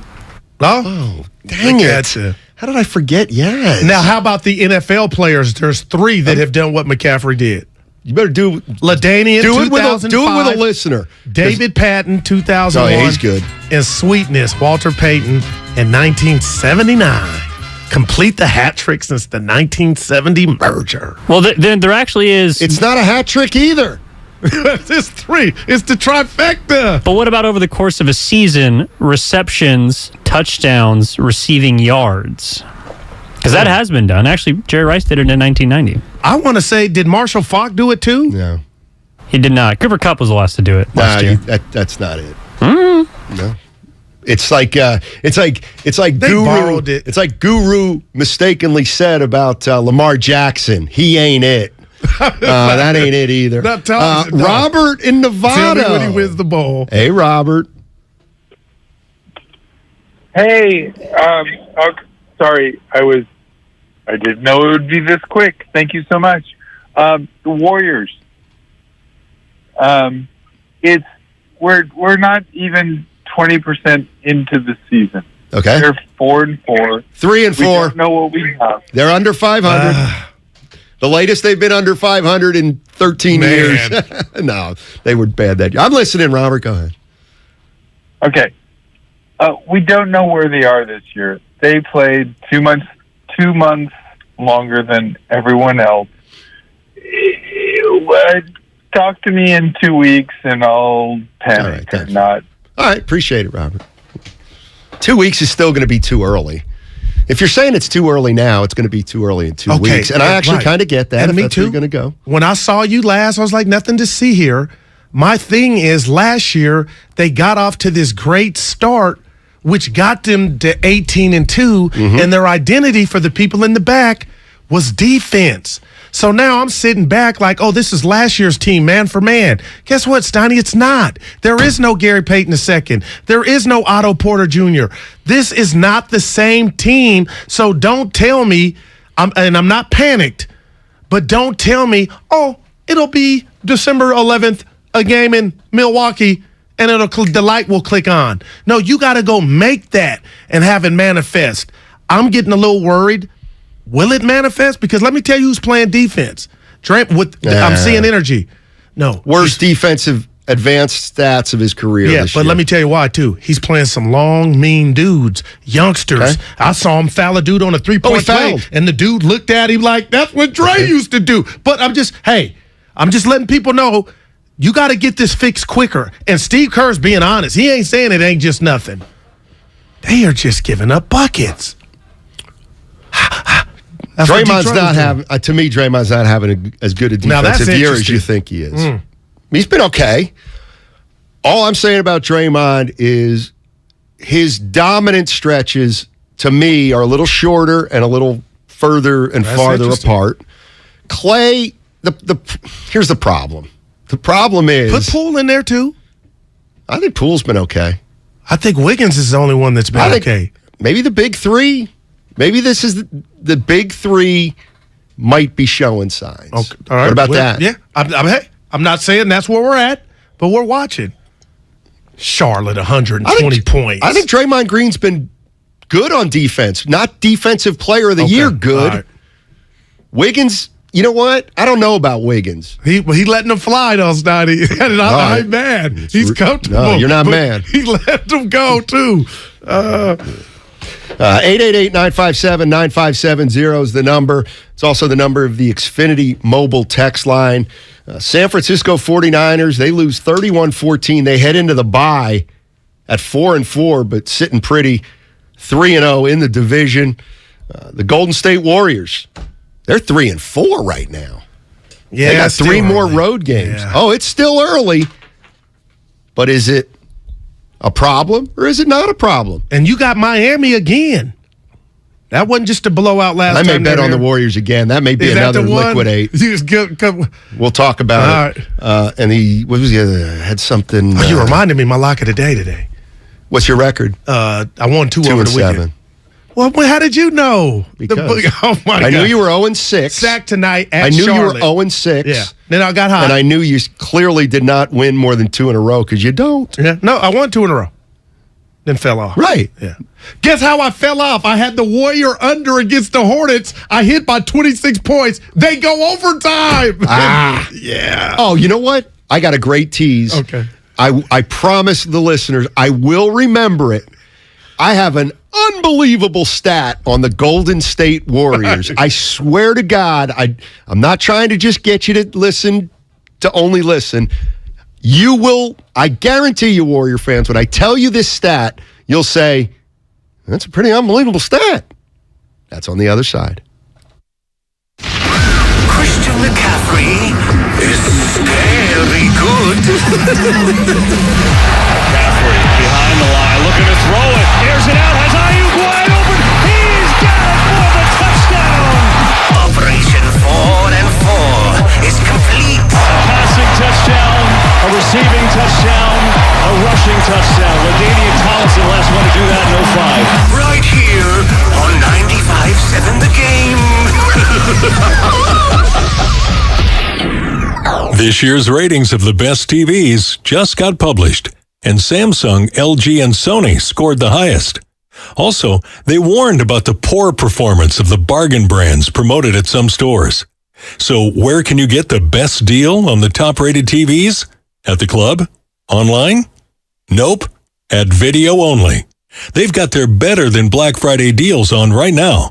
Don't be sorry. Check out Video Only before you buy. Do you have neuropathy? Are you experiencing numbness, tingling, and pain that just won't stop? Are you taking dangerous drugs that have serious side effects and never fix the pain? If so, please listen to this message. Neuropathy is a serious, progressive condition that only gets worse if not treated properly. Call SF Bay Wellness at 844-94-NERVE to get back to doing the things you want to do. There is no drug, exercise, or surgery that can heal nerves. Don't wait until your condition gets worse and stops you from living your life fully. SF Bay Wellness has a time-tested, proven track record of helping hundreds of patients to improve and reverse their neuropathy. If you're ready to regain your independence, contact SF Bay Wellness at 844-94-NERVE. Call now for your $99 neuropathy special and receive a personal treatment plan that is tailored to your needs. Call 844-94-NERVE. That's 844-94-NERVE and start to enjoy life again. Are you interested in new career opportunities in the Bay Area and want to make a difference in your community? The SF Sheriff's Office is looking for people considering a job in law enforcement right now. If you're at least 20 years or older with a high school diploma or equivalent, the SF Sheriff's Office wants to hear from you. Enjoy full benefits, flexible schedules, and opportunities for growth and promotion. For employment announcements and more information, visit sfsheriff.com. That's sfsheriff.com to apply today. No one knows where this market will go. Things could change tomorrow, next week, or next month. At Merrill, we've been here before, and history shows this is the time to stay focused on your future. Because through every market, the bull will always have your back. Find an advisor in San Francisco at ml.com/bullish. Merrill, a Bank of America company. What would you like the power to do? Investing involves risk. Merrill Lynch, Pierce, Fenner & Smith Incorporated, registered broker-dealer, registered investment advisor. Member SIPC, a wholly owned subsidiary of Bank of America Corp. My husband and I live next door to a haunted graveyard. It's a little creepy, but we manage. Just like we manage without home internet. Do I wish my mobile hotspot was faster? Yes, but I make it work. Kinda. Just like we make it work sleeping next to a 17th century burial ground. Honey, can you move your hand? That's not my hand. It's mine. Not having home internet? It's not that bad. Grab my hand. Wait, okay. No, not up the stairs. We tried that last time.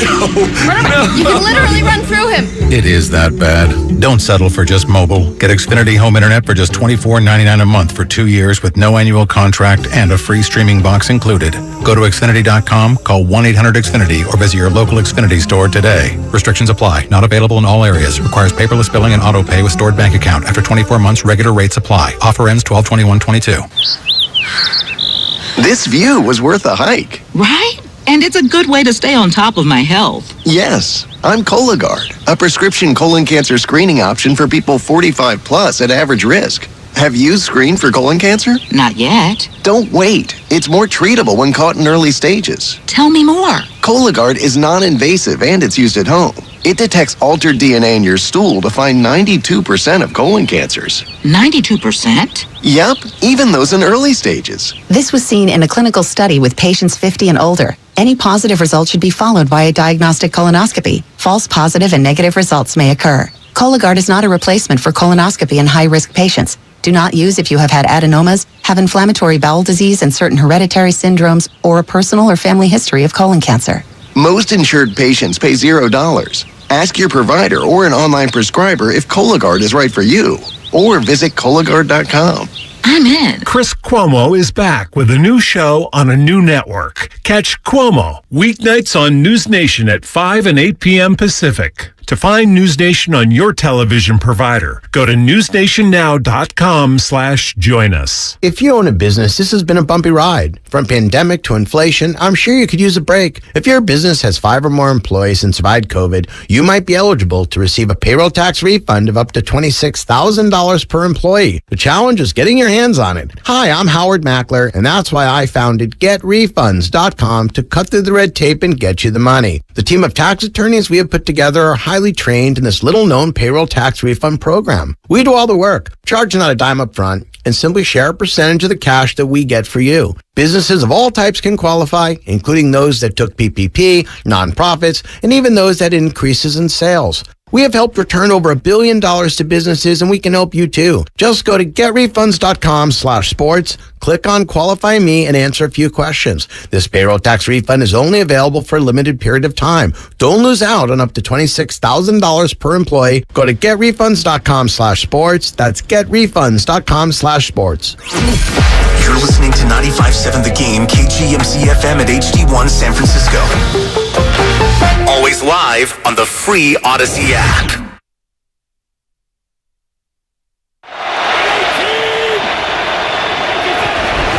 Garoppolo rolling, looking, throwing, caught for the touchdown, George Kittle.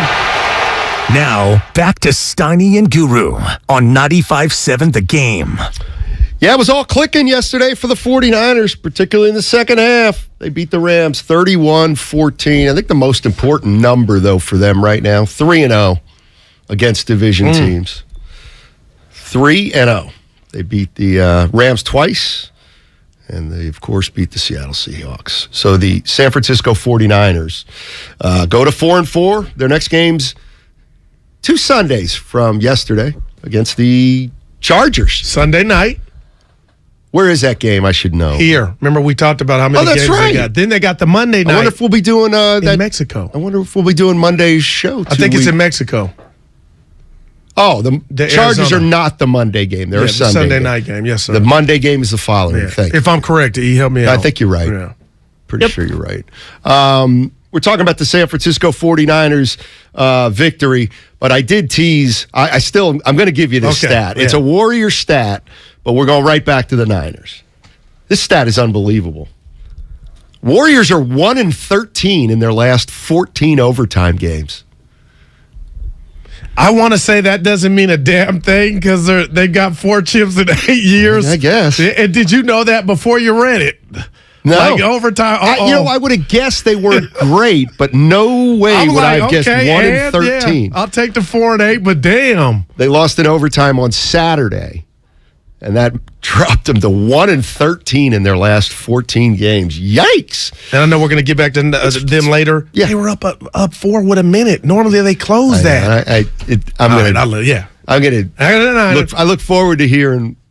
Oh, okay. You talking about Curry's defense on the Dennis Smith drive with 23 seconds. Yeah. Let's go to Fillmore Mike. Get back to Niners. Oh, he's happy. What's up, Fillmore? How you doing, man? Oh, man, I'm chilling, man. I'm chilling like a villain. Hey, Steiny, man. Yeah. You said, what you say? You said, swear to God?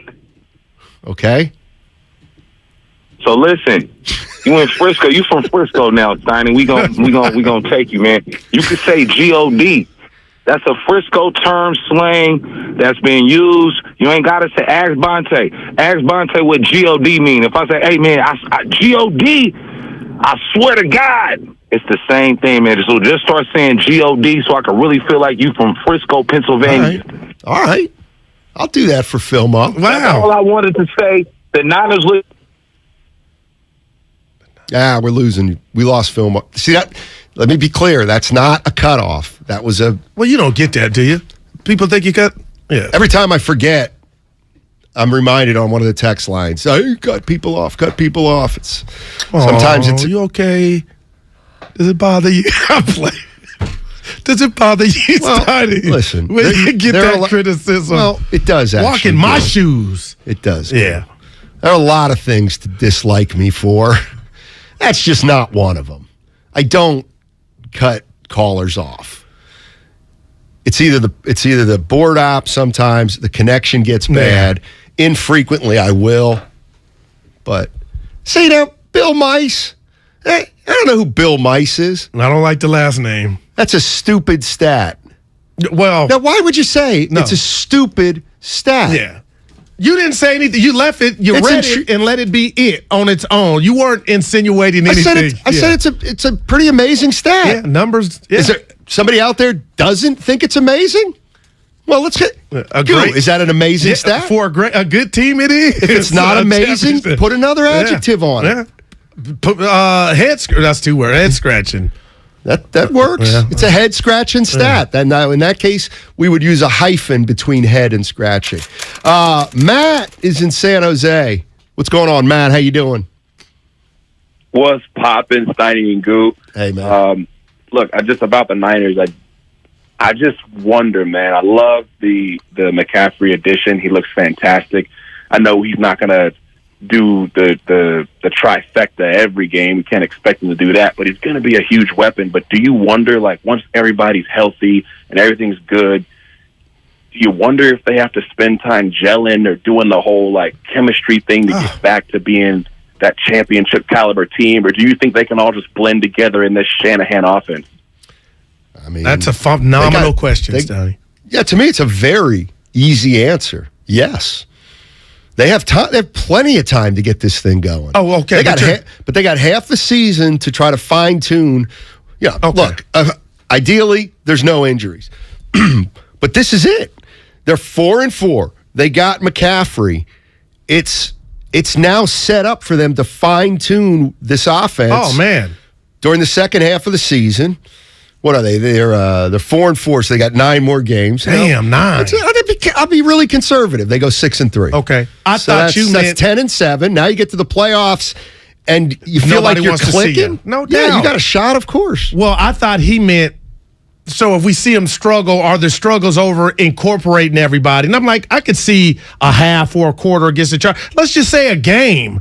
That doesn't mean it's wrong, but it's going to take some time to manifest because you didn't have Debo yesterday. Now, they may hit the ground running, but Steiner, you do have to work on what your identity is going to be. And I know sometimes it changes, all depending on who you play, or I could be totally wrong. You are who you are, and you got to make teams adjust to you. But I cannot wait to see the Debo effect of, okay, all depending on how the game plays out, how are they going to utilize each other? See, and are we done seeing Debo get the ball out the backfield 5 times a game? Is that off the table? I think so. Eh? I think so. But that's kind of my point. And that's my main point. And I'm not saying it's a challenge that can't be overcome. Because once you got McCaffrey, once Kyle Shanahan and John Lynch got McCaffrey, at that moment, they knew, okay, our offense has to change. What do you mean?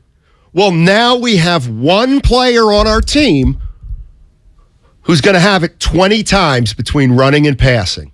They had nobody close to that on average. All right, let's look. What was it? Elijah Mitchell, maybe 15 carries when he was healthy. We know Shanahan likes to do it by committee. So his running backs were only going to get 12 to 15 carries, and they weren't going to catch it for the most part. Well, now, again, it's not about touches and guys getting bad attitudes. It's just the adjustment of, yes, like you spread it around almost to a fault. Yes. The first six games. And now you've got, for lack of a better term, your bell cow that's going to touch it 20-plus times a game. And that could change game by game, Steiny. Could it? I'm letting you know. Could it? Okay. Well, I think Christian McCaffrey from this point on, obviously, will start with he's going to lead in the next 9 games. He'll have more touches than any other 49er. Right. Will there be games where he doesn't lead the team in touches? Maybe a couple. Yeah. But, he's their guy now. Right. And you're going to ask him to run between tackles, which he can do. But I was watching that game yesterday. Nobody is on the football field immune to the brutality. And I'm like, damn, when the Rams played good D and shut them down, I was like, man, that's a lot of wear and tear. My point to Niner fans that I have not heard, and I'm not being negative with this take, Steiny, is, to me, C-Mac was the ultimate Geico.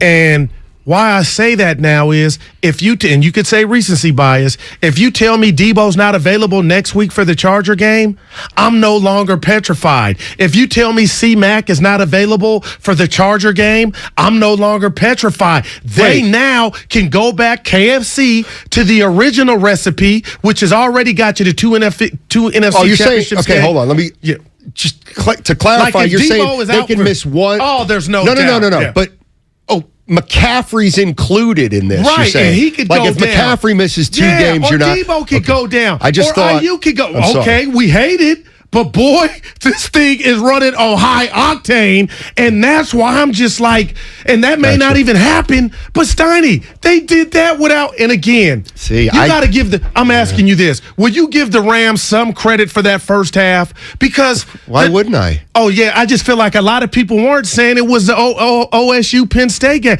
Like they had the lead, the Niners had to punt.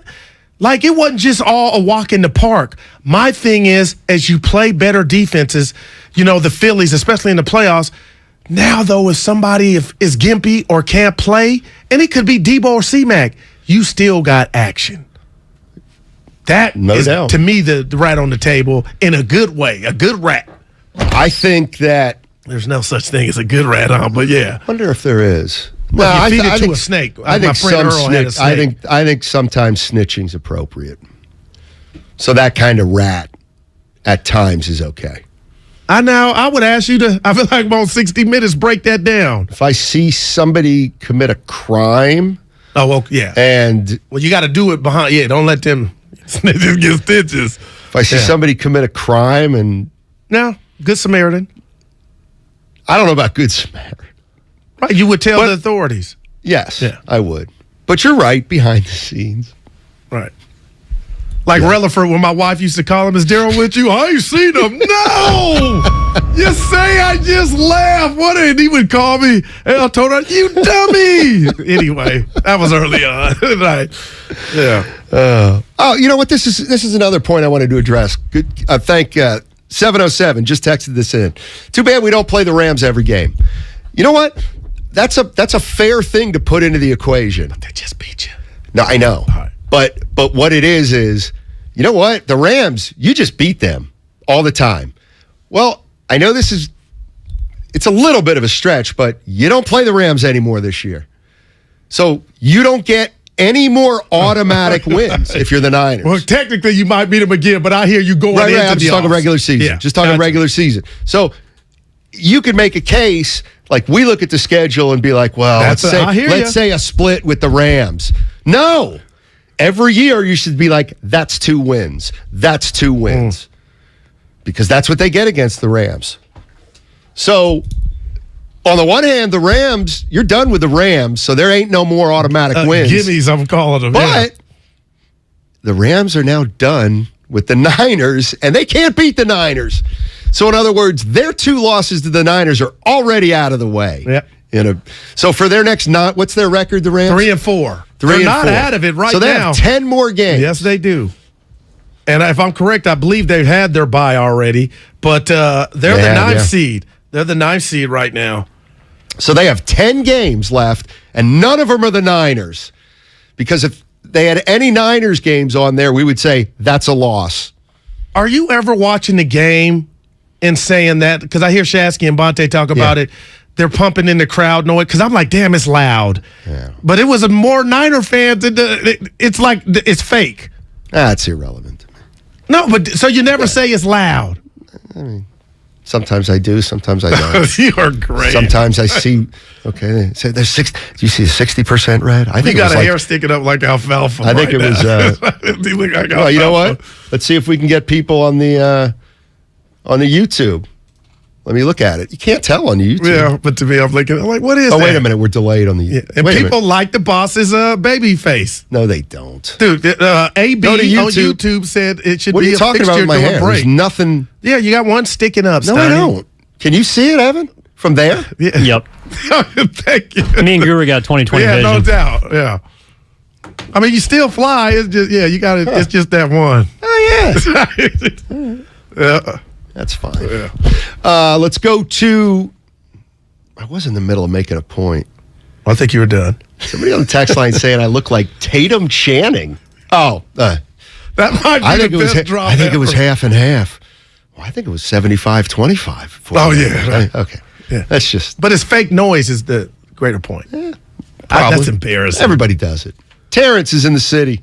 What's up, Terrence? How you doing, man? Except, of course, Bay Area teams. Don't worry about that. Not much, just chilling. Yeah. How you guys doing? What's up, baby? We're doing well. Oh, man. Hey, look. Hey, I'm gonna ask you guys a question. When Debo get back, will you see that dynamic playmaker in Debo lining up next to McCaffrey in the backfield, also taking some fullback snaps away from Juszczyk and playing those slots more, and also not only slots, number one receiver spot too. Do we see that happening and making McCaffrey better than he already is? I think Shanahan's going to do that, right? You has to. Like, you can't tell me that part of Debo's game is gone because of C-Mac. So essentially they have 3 positions they can line up in the backfield if they want. There you go. McCaffrey, Debo Samuel, and you can put Kittle back there on infrequently if you need it. Juszczyk. And Juszczyk. Juice, I call him. Yeah. Okay. 1-0 without Juszczyk. And they did win yesterday. So was that their first win with Trent Williams playing? Just stop. Is that the 49ers' first win with Trent Williams in the lineup? What would you say to his big ass? You wouldn't say anything. You'd be like, "Hey, Trent." No, I would. You're a 99 on Madden. Did you see him hit Richard Sherman in the helmet when he was with the Redskins? Here's what you don't. You know what? I now I get this. This is the difference between, what are you, 6'4"? Yeah, 6'5" when I'm tipsy. Yeah, 6'4" and me being 5'11". Everything you ever say about a person, you might have to worry about getting your ass kicked. No. Me, being a smaller guy, like Trent Williams wouldn't bother with me. We're regular people, so they wouldn't mess with us. No, I'm saying you're a big guy. Yeah. So, like, if you said something to Trent Williams, he might want to knock you out. Yeah. You're almost his size. I know how to navigate. Me, I wouldn't be He dumb. would laugh. Yeah. He would laugh at because I wouldn't even be worth it. So I can say anything to anybody. Yeah. Stephen A. ain't got hit. Ain't nobody getting hit. Skip ain't got hit. Ain't nobody getting hit. Troy Aikman looking for Skip, though. Yeah. Is he still? Yeah. Dude, it's been like 30 years. He said something about Troy didn't like. He's still looking for him. He's in Bristol 5 days a week if you really want to do it. No, he's in L.A. now. Skip. That's good call. Good call. Absolutely good call. 49ers, anyway, they head to the bye 4-4. And again, I think the big thing is a 3-0 record inside the division. It's funny, you said McCaffrey insurance. Oh, man. But the way I look at it, and this is 2 different points of view. You're right. I see how you look at it as insurance. I look at it as though they just got a core. Yeah. They got a core. They got their Durant. When I think of insurance, I'm like, well, they always have McCaffrey in case things don't work. I look at it as you got McCaffrey. He's going to work. And now can you have the guys around him Those doing are 2 different. whatever? No, that's why I can't wait. I hate they're off. Being selfish. Now, I really do. Because I want to see it. But that's 2 different things. Shanahan still has to answer that, but now I'm way more confident than I ever have been that, dude, just call the play, it's going to work. Feed everybody, it's going to work. And that's why that rollout or bootleg, play action, Jimmy to Kittle, it's like, dude, hello, throw to your mismatch. And I know he did that a couple games ago in, what was it, the Monday night game, or when did they play? It was the Rams, and you cited Kittle being out of bounds. He couldn't keep his feet in. Yeah. But, they've done that before. But I'm talking about, hey, Coach Kyle, guess what? Debo can't go. The offense will be fine. Guess what, Coach? C-Mac can't go. Oh, we still got the guys that got us to last year's NSCJ. Yeah. I mean, I don't want to put the rat on the table, but if you have to what if it comes down to one or the other, McCaffrey or Debo? Like, that's fascinating to me, but to be honest, and I'm not sure, tell me if I'm being sometimey or recency bias. Let's keep it real. McCaffrey coming out of college and Debo coming out of college. Kyle has made Debo into a badass. But if you're telling me which way would you like it done, your steak, the guy that can run it 20 to 25 times, catch it like Roger Craig, McCaffrey's a badass, that's all. And that's not, I forgot how good he was. Now you got with the boy genius, and man, I'm not saying it's going to be easy. I guess, do you think there's a possibility there might be too much overlap with Deebo Samuel and Christian McCaffrey for the long term. That's not, you know what? That's your best thing today, and you've been swinging. Yes. And that's why we had a caller last week. I'm not trying to start no mess. We don't know what this does for Deebo in the future, this McCaffrey thing. So that'll be something that's going to manifest naturally, but we got to watch play out. And can I put one of my favorite phrases? Too many cooks in the kitchen, maybe? Okay. We'll see how this plays out to where, if you remove one, it would be easier because you said the word I was looking for, the bell cow. And that right now is the guy that carries the ball in the backfield naturally. Do you guys think that essentially having two players of a similar skill set might, this year, just simply make it more difficult for opposing defenses, and then one can have 25 touches one game, one can have 25 touches the other, and maybe it helps both of them, players with injured past, try and make it to the finish line? I'm very open to that. And maybe that's why they went and did. Maybe that's why they went and did it, Steiny. The only thing is they're both going to make a lot of money. But, yes, I would be open to them winning it this year. It's going to be, we'll see if they keep both. But I do think that, they both are going to make a lot. They're both making a lot of money. Yeah. And he could be right. And that's why they did what they did. It could help preserve both of them by breaking it up, Steiny. Yeah. You don't got to shoot 28 times a game.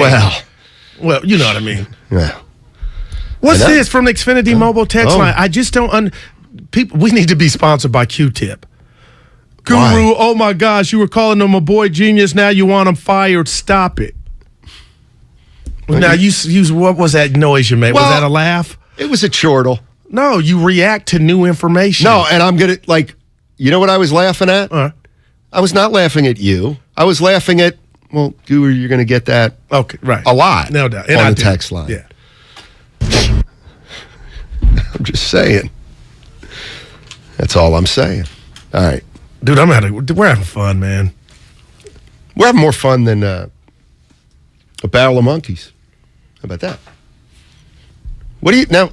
Yeah. You want to? I never liked the monkey term. No. But you were. I used to watch the monkeys though. Hey, with the monkeys, people say you're monkeying around. Remember that? What was his name? Davy who? Crockett? Davy Jones. Davy Jones. Boy, you a bad dude. Let me see what else. Davy Crockett. Nestler. I'm out. Michael Nestler. I'm out. A guy named Nestler, maybe. I need some help. And who's that straight-haired guy? I'm trying to think. You know I ain't gonna get it. I love it. Thank you. I was waiting to get out until that and dropped. You put on your readers. It was. Thank you. Hey, I forgot to mention this. Get continuing reaction to the Niners win over the Rams with the 415ers podcast. That's our producer, Evan Giddings, and Mark Grandy. They bring you all the analysis, what went right, what went wrong, the 415ers on the Odyssey app or wherever you get your podcast. We'll be right back.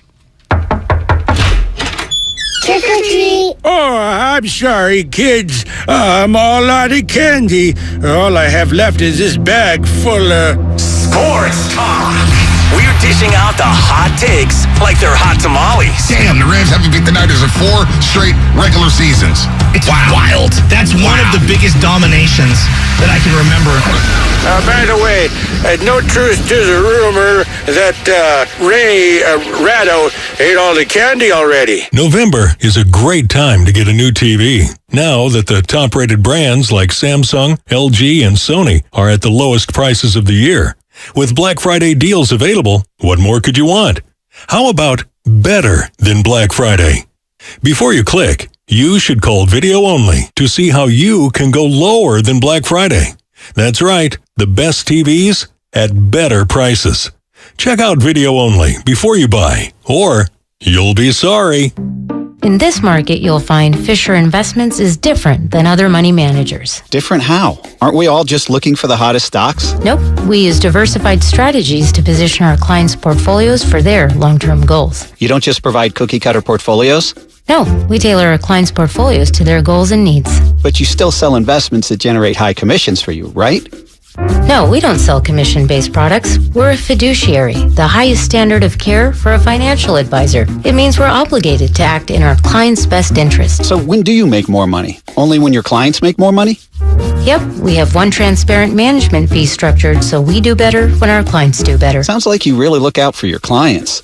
We do, because our priority is helping them achieve a comfortable retirement. That might be why most of our clients come from other money managers. Visit FisherInvestments.com to find out why investors like you switch to us. Fisher Investments. Clearly, different money management. Investments in securities involve the risk of loss.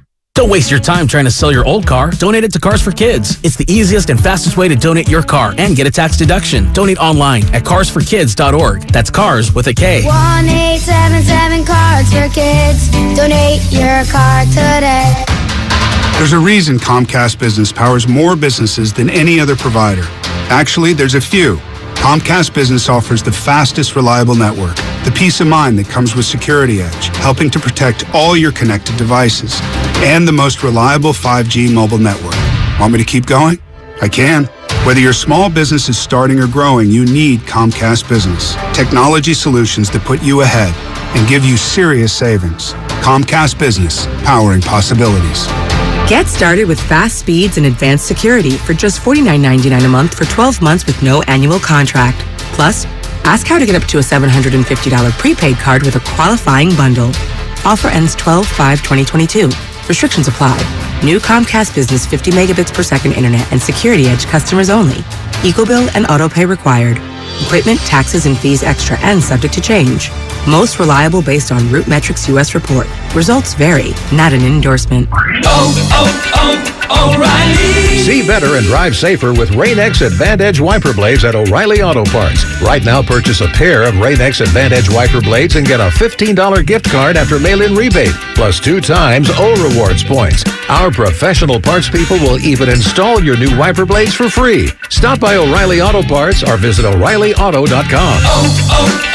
O'Reilly Auto Parts. At Harris Ranch, we do beef, just like we've done for over 50 years. Beef that's raised locally right here in California. Tender steaks, awesome burgers, and California classics like tri-tip roast. The flavor you crave, the quality you trust time after delicious time. Come on, it's time to get out and grill. Harris Ranch, we do beef. Legendary beef. Legendary quality. Finding great candidates to hire can be like, well, trying to find a needle in a haystack, but not with ZipRecruiter. Its powerful technology actively finds and invites qualified candidates to apply to your job. So while other companies might deliver a lot of hay, ZipRecruiter finds you the needle in the haystack. See why 4 out of 5 employers who post a job on ZipRecruiter get a quality candidate within the first day. Try ZipRecruiter for free at ZipRecruiter.com/free. That's ZipRecruiter.com/free. When you can't stop, there's Vicks VapoRub. Vicks VapoRub sends powerful medicated Vicks vapors right to the source of your so you can experience cough relief and breathe easier. Generations of families have trusted Vicks VapoRub to help relieve the worst cold symptoms. So next time you have a cough, reach for the Vicks VapoRub. Vicks VapoRub. Cough relieving is believing. Anywhere fans go to cheer on their team, there are behind-the-scenes MVPs ensuring everything is game day ready. We see you, Joe, fixing seats so every fan can enjoy every game. And Allie, who keeps her stadium running smoothly from the moment the first game starts to the last play of the season. At Grainger, you're our MVPs, and we're always here for you with supplies and solutions for every industry and 24/7 customer support. Call, click Grainger.com, or just stop by. Grainger, for the ones who get it done. Halloween Day in San Pablo will be cloudy with highs near 61. Weather brought to you by one thing. Install a low-flow shower head and keep water off when brushing teeth or shaving to save water every day. Join Odyssey, and together each of us doing one thing makes a greener tomorrow.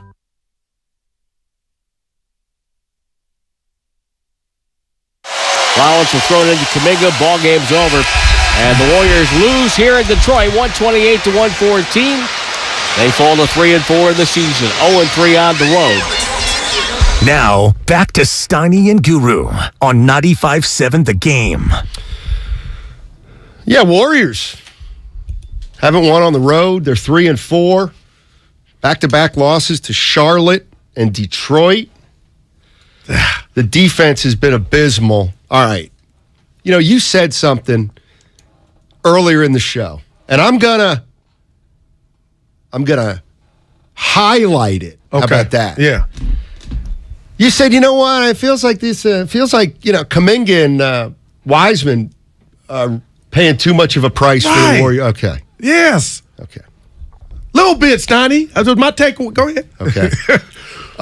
Let's look at the Warriors defensively this year. This is why every year's different. Steph Curry has been below average defensively this year. Okay. He probably will tell you. If you want to say, he's gotten better over the last year, okay. Then he's below average. I'm feeling right now. There. Okay. Klay Thompson. I'm feeling that. Klay Thompson. He'll tell you. Ain't where he used to be. All right. And he certainly can't guard ones. We're talking about two starters already. Correct. All right. Draymond Green, by the defensive metrics, has slipped. So your core three have all been playing poor defense. Not poor, but they're. How about this? None of the big three are playing as good a defense as they did a year ago or whatever in recent years. Okay, so that leaves Wiggins. I'm sure he's been fine. But then you get Kuminga. But here's the problem. Kuminga, Wiseman, and Poole are terrible defensively. Right. I mean, terrible. Right. Okay. So at this point, you don't have any defenders other than Draymond and Wiggins and Looney. But Looney sometimes pays the price for a lack of athleticism. But I'm not mad at that. But the other night, they're playing Charlotte, Friday night. I'm watching the game, and offensively, I know we're talking about defense.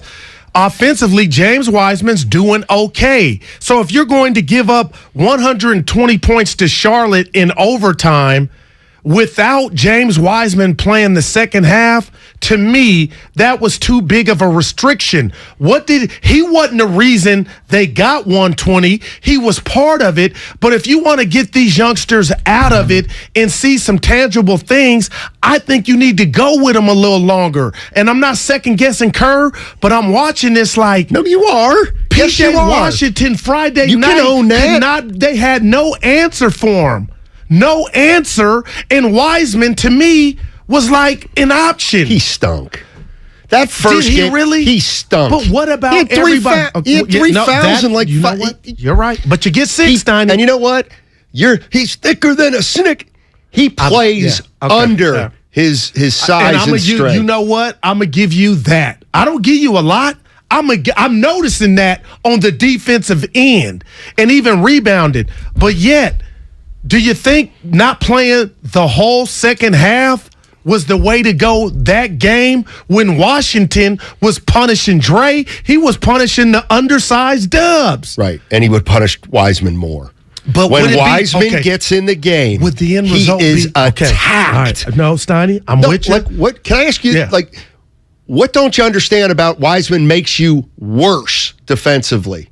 If you're going to give up 120 in the end result without Wiseman, how is he ever going to get better by getting bloodied in the mouth? That would have been a game to where I say, well, damn, we don't got anybody that can stop a guy like PJ. Okay, Wiseman, hey, you may fail, but it's about later.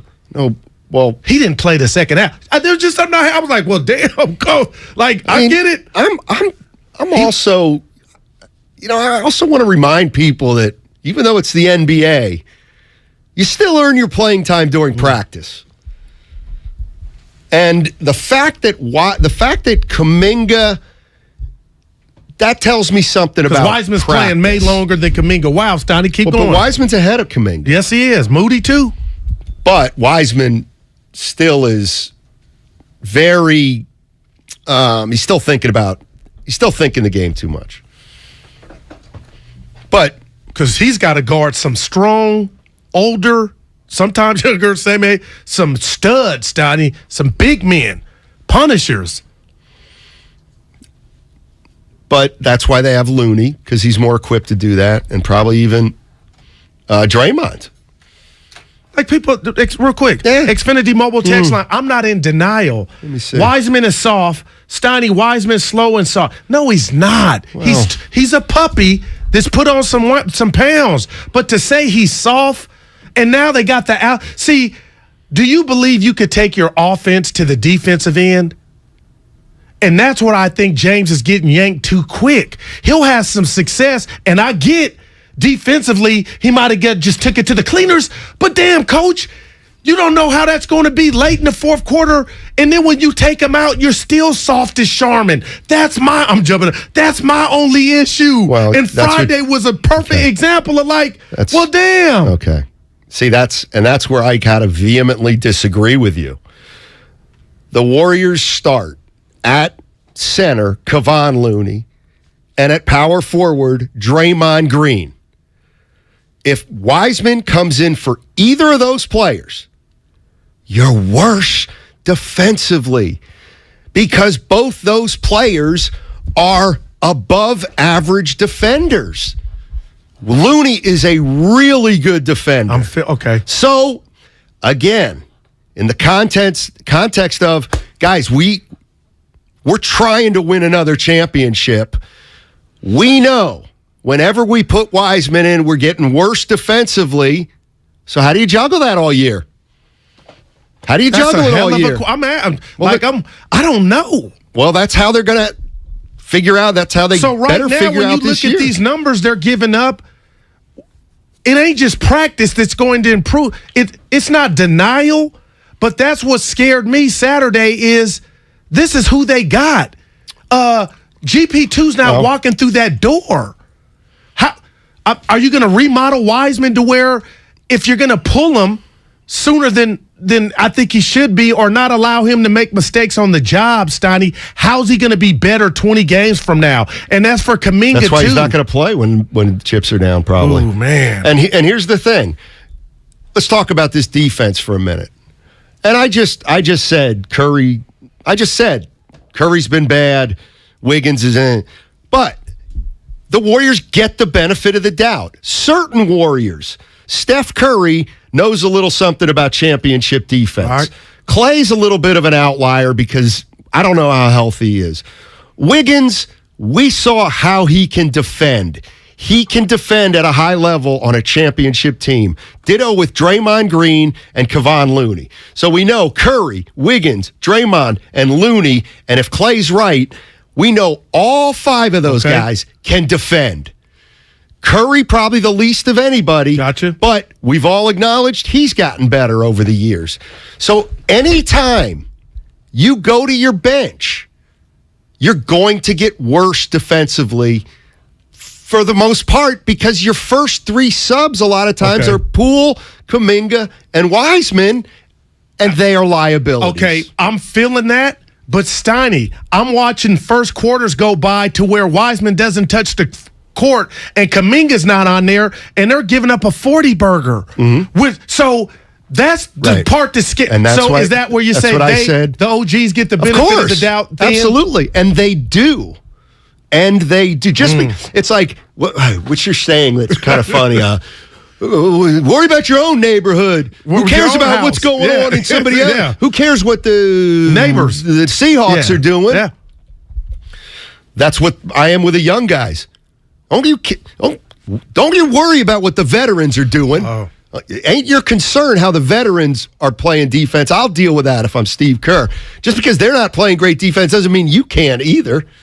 And you're going to pay the price for more than those guys. What if you made a Green, not Draymond? Now, just back to Draymond. I would say, you know what, Steiny? To hell with the metrics because what I've been judging is his motor. But his motor doesn't mean you're telling me the numbers are telling you something else, but I've just been sitting back watching his motor, and his motor's been Ferrari-like. Draymond. But that ain't, right. But you're looking at the numbers. What about your Michael Green? What about him? He ain't the best defender in the world, and he probably wouldn't tell you. But I'm watching him sometimes like, okay, not a problem, but you ain't playing hellified D either. There's not one guy playing hellified defense. No. And even Draymond, who's still their best defender, I don't think's at Draymond level. He's still the best defensive player on the team, but I don't think he's quite. Who did he foul? And they got an and one, and it was like the small guy. He was taller than Dre. The small guy, he slapped him on the thing, and the dude just looked at him like and one, but like it was nothing you could do about it. And I'm like, I ain't seen Dre in that position in a minute. Things happen, but it was just like a realization of like. RD ain't where it's supposed to be. And Kerr is saying the right things now, but I'm getting how much do you practice in a season? There are no bye weeks. Like, that's why I'm asking for the people in the back, and I'm with them. Oh, this will get fixed. Will it? Well, the young guys practice. Curry doesn't practice, and those veterans don't practice. But the way it typically goes, so the Warriors are coming off a back-to-back. They don't have practice today. All right. But the gym's open. So is South Beach. The gym's open. So is South Beach. For the guys who didn't play a lot on Saturday and Sunday. So I'd be shocked if like Kuminga and Wiseman and Moody in there didn't practice today. Of course they got work in. And the coach is probably looking at that too, like, I ain't going to say nothing if you ain't there, but the gym's open. I mean, that's something where I wonder. Poole probably doesn't. Poole probably does show up. That's kind of his MO. If I were in their position, I would show up to let my coach know. The youngsters trying to get time. Of course. It was like Mark Jackson. I'd go to church if I think minutes are being dispersed. Sure. Because let's be honest. You're happy I showed up to church. Go through the list. Be there. Curry don't have to be there. No. Clay don't have to. Although Clay probably got some work in. No. Wiggins doesn't have to be there. Draymond doesn't have to be there. Looney doesn't have to be there. Now everybody you about to name, and I'm liking. Yeah, you know who I'm making go now? Iguodala. Yeah, you must go to practice. He's getting close. Did you hear? He doesn't want to reveal the date yet. That All-Star game? I'll be there. Yeah. Yeah, but dude, Plato. He's Plato, Socrates, and Aristotle all wrapped up in one. And you know what it is about his when he's watching his game from the seats is I'm like, oh, he's saying something so profound that they're taking it out on the court, but then I'm looking at the end result, 128, 130, 120 to these dump truck teams. What I'm finding out is, and I already knew this, but the NBA's littered with some youngsters. Detroit's, they got talent. They're hungry. And I'm asking you, how much do you think that had to do with the outcome of the game? A lot. And that's the one thing that, to me, the Warriors are going to have to overcome. They got to meet These young teams are athletic, and they're going to play hard. They are. And Curry, Draymond, and Clay, they can win a lot of games against a lot of these teams, but it's not as easy as it used to be. And Steve Kerr's got to make decisions every night about, do I try to win a game and play Steph 37 minutes? Or do I bite the bullet and maybe take a loss? Like, that's the thing. I get it. They're 3-4. It's still very early in the season. But, okay, let me throw hypothetically. Yeah. And I got one for you. You tell me what you're thinking. All right, they're 3-4. What if they're 8-9? Then I'm going to be this is a problem. And this team didn't win a championship last year because now what you've been saying and the people out there, and I thought was much of nothing, the youngsters are going to have to carry their weight in a bigger role than they did last year. And now you're telling me a natural slippage just with the OGs who have played. So now that's a recipe for disaster. So are you going to win it offensively to combat the slippage in D? That's concerning if this keeps going this way. Think about this. And I was thinking about this. When the Warriors went to their bench last year, they might have been bringing in, and he started some games, but they might have been bringing in the best defensive player on their team, Gary Payton II. And that's what I was about to ask you. And so now they're bringing in Jordan Poole. A terrible defensive player. As much as we love Jordan Poole, Steiny, his defense ain't there. No, it's not. So with that said, it's 7 games in. Let's say we get to the 8 and 9 you just proposed to me. Mm-hmm. Is it fair? And I mean what I'm about to say, because Warrior Nation was upset. And this is just one man. Do you think Myers and Kerr and company may regret letting GP2 go, or was this too early for that? But no matter what we see by All-Star break, let's just say they're middle pack defensively. When is one man the reason that the slip is all on him? It's not going to be the one man. Okay. It's not going to be Peyton. The second. Steiny, Clay's been worse he had defensively. mitts like a lion on the Serengeti. Yeah, you're right. So Steph it has ain't not been wise. as good So when the defensively. games start, they set the tone. That's what's bothering. I watched the game again last night. They've earned that right. All right. But okay, Curry, Clay, Draymond, they've earned the right till when to go out and try to outscore an opponent. All right, but till when? Kuminga, probably January. I mean, that's one thing, and maybe we'll talk about this tomorrow. It's like, seriously, and that's Dickinson and I have talked about this a lot, is one of the things about this year is I think there will be a lot of fans who aren't worried about this team, even if they're 15-13, 20-16, 25-20. I think 25-20. Those people are basing the non-worry on. He's got championship pedigree. Yeah, but okay. And my only thing with that is I was there, but if you don't see any improvement defensively, you saying, okay, it's April, we're going to turn it on? That's what I'm worried. Because last year. I'm sorry, they did it last year. Well, yeah, and you know what? They were hungry. But when we thought that, at times I was like, this might be a fluke. They took that defensive identity all the way to the chip. They started out with that. They're starting out the other way. So I'm just, that magic button, I'm a little worried. If you say Mother Nature's real, Father Time is real, and the youngsters don't make that leap. Well, you know how I feel about the Warriors. I don't think they're going to win it all. And we bet on the championship of the field. I ain't changing. I bet the field. But I'm watching these numbers, man. These teams are going to the rack in the paint. Yeah, they are. You're absolutely positively right. And their defense, it's got to get better. Everybody's defense has to get better. You know what I was thinking about? Even the veterans. Saturday. I said, and I know Memphis has had some bad losses. I said if Ja came to town now, he might score 40 or 50. He was doing. Well, he did anyway. There's no resistance right now. That middle Why is not? wide. Because who's nobody can keep a man in front of him. So again, say what you really mean. Whose man is that?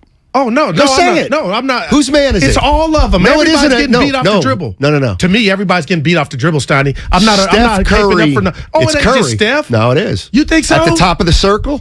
You see Dennis Smith go by him for a layup. I did see that. Layup. Hey, I did see it. But they I were saw down Jordan 4. Poole give up the same. Let me go. Turnstile. Jordan Poole stinks defensively. Okay. And so outside of Wiggins, and we don't know where he's at, it's a team thing. That's why I didn't point out Curry. I ain't in denial. Yeah. Dennis Smith, Snotty, I know exactly what I said all day. Let me guess, you love him.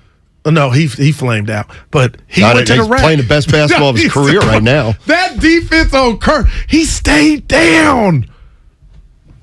You think his coach said something to him after, like, hey, Dennis, that was a great deal on the chef? Because you were playing two people, the ref and Steph. I would have been right over the. Well, if I would have been on the bench, I would have been pissed because I wasn't playing. But assuming I had a good attitude, I would have been right off the bench saying, he's barbecue great job. Chicken. Yeah. 925. There you go. Warriors lost 3 defensive players in GP2, Otto Porter, and Bielitsa. Bielitsa a little bit of a stretch, but he tried. How are they going to counter that? Defense is half the game, Goo. Anybody out there? Dwight Howard? Oh, my God. Your laugh. Stop doing That's that sinister laugh. Stop doing that. He's out there. He stinks. Yeah, we'll see where this goes, man. Let's finish up with Ray. Yeah. Ray's in Marin. What's up, Ray? Hey, thanks for taking the call. Yeah. I just wanted to talk about the Warriors for a second, like we're on the conversation. As far as with the Warriors, the problem is that they get the ball and they got to go to the hoop right away. So they'll get the ball, they get it across half court, and then what happens is they got to go right to the hoop right away. So they have like about maybe 15 seconds left on the shot clock, and they miss the shot, and then they get beat on the going back down the court. So, and the other thing I think with the big man with James, he needs to be able to catch a ball and be able to pass. Same with all our new guys. With Belisa, he was a good passer. He was. Guys that we lost were good passers. The guys that we have now, none of them can pass. That's Ray and Marin. Otis Bird III. You can never have. Dwight is washed. You can never have too many passers. No, passing is real. I was a great passer. Speaking of which, you were not. Dude, I could pass my ass off. St. Anne's. 20 seconds? Oh, wow. Who they got? I kind of wanted a little more time than that. I can certainly give you some more. Oh, no, we don't get in trouble. Ray will get mad. Yeah. Ray will get mad. We didn't even get into your favorite athlete these days, Kyrie Irving. Okay, we'll do that tomorrow. To tease people. All right, who do they have? They probably have the usual, which is just Michael. The playmaker. Yeah, Michael. 5 o'clock. Michael Irvin. Michael Irvin, 5 o'clock. Go Niners. Black Friday is coming, and that's the smart time to shop for a top-rated TV from Samsung, LG, or Sony. But why wait? You can get those Black Friday TV deals right now at Video Only, and then enjoy Thanksgiving with your new TV. Still want to wait? Then how about better than Black Friday deals? The top-rated TVs at stupid low prices. Check out Video Only now, before the rush, or you'll be sorry. AT&T Fiber presents a straightforward moment inspired by straightforward pricing. And now we just cube the pancetta as such. So what's on the menu tonight? This carbonara I found online. It's fire. You gonna love it, Mom. I hope you hold on to this AT&T Fiber, son. It's nice. Yeah, you should settle down now that you're a gagillionaire. Oh, I am. I finally found the one internet I've been looking for my whole life. So, no more one-year stands? No, I'm done with all that. With AT&T Fiber, there's no price increase at 12 months. What about equipment fees? Nope. Those were never any good for you. Exactly. But now, everything's completely straightforward. Well, in the spirit of being straightforward, I never liked any of your old ones. Me neither. Blah. Y'all never told me that. But we're being straightforward now, which feels good, yeah? Yeah. Now let's get straightforward about that girl he's been seeing. Straightforward is better. No equipment fees, no data caps, no price increase at 12 months. Live like a gagillionaire with AT&T Fiber. Limited availability in select areas. Visit att.com/hypergig. The best part about taking ZQuil Pure Z's Sleep Plus Next Day Energy at night is actually the next morning. I wake up alert with none of the grogginess from taking too much melatonin. Pure Z Sleep Plus Next Day Energy is a bilayer tablet with immediate release melatonin and extended release B vitamins to help me fall asleep naturally and wake refreshed. It's my secret weapon for a great night's sleep and a great morning. Hi, Mom. Hi, Mom. Can't beat that. ZQuil Pure Z's Gummies. Sleep better, wake your best. What's your least favorite season? Now, if you're like me, it's cold and flu season. So get relief from it this year with Mucinex DM. With cough and chest congestion relief for 12 hours in just one dose. That's 3 times longer than 4-hour products. Mucinex DM makes any season comeback season. Even cold and flu season. Get 3 times the relief in just one dose with Mucinex DM. It couldn't be simpler. Nothing lasts longer among over-the-counter cough and cold remedies. Mucinex DM provides 12 hours of relief for chest congestion and cough, day or night. Use as directed. California, you deserve more. And with United Healthcare, you'll get more. Annual enrollment is October 15th through December 7th. So call United Healthcare today. With the United Healthcare Medicare Advantage Plan, you get more from your Medicare dollar, now including better than ever dental, vision, over-the-counter, and prescription drug coverage. Call United Healthcare at 1-888-CALL-UHC today and speak with a licensed sales agent. Benefits, features, and/or devices vary by plan and area. Limitations and exclusions apply. Score big with Xfinity Internet. It's made to do anything, so you can do anything. Supercharge your home with the game-changing speed of supersonic Wi-Fi. With 3 times more bandwidth, it covers the field and then some. And blocks billions of threats with advanced security that helps keep you protected at home and on the go. If you're keeping score, that's internet that does it all. That's unbeatable internet from Xfinity. Learn more at Xfinity.com. Restrictions apply. Not available in all areas. Hey, this is Kenny Mayne, host of something called Hey Maine. That's a podcast. We're working busily on season 2, but let's not forget about season 1. Remember Roy Wood Jr.? Wow, opening for Ron White. I've arrived. He's such a nice man. Maybe he wants a ride. Maybe he wants me to drop him off at the American Airlines terminal. Roy, I have a private jet. My pilot hangs with me like my homeboy. If you missed that episode of Hey Maine, check it out on the Odyssey app or wherever you get your podcasts. When people have a craving to explore new and traditional Asian cuisines, they head to P.F. Chang's, where scratch-made dishes come from the 2,000-year-old tradition of wok cooking. P.F. Chang's wanted to explore new possibilities for their website. They turned to AmericanEagle.com. AmericanEagle.com re-architected P.F. Chang's website, integrating multiple third-party systems to create a unified digital experience. The results? Improved page speed and performance, personalized content based on users' location, intuitive online ordering, an increase in organic search visibility, and a 40% increase in new users. For scratch-made Asian cuisine, visit your local P.F. Chang's or go to pfchangs.com for website design, development, digital marketing, and hosting that produce efficiency, revenue, and results. Visit AmericanEagle.com. P.F. Chang's and AmericanEagle.com. Another example of the best businesses in the world, turning to the best in the business for websites. Go to AmericanEagle.com or call 877-WEB-NOW1. That's 877-WEB-NOW1. Everything, our farm, our stand, our pop-up shop, it really all started when we discovered the benefits of local, raw honey for our family. And then we decided to turn it into a business. We were looking for something to help us get up and running.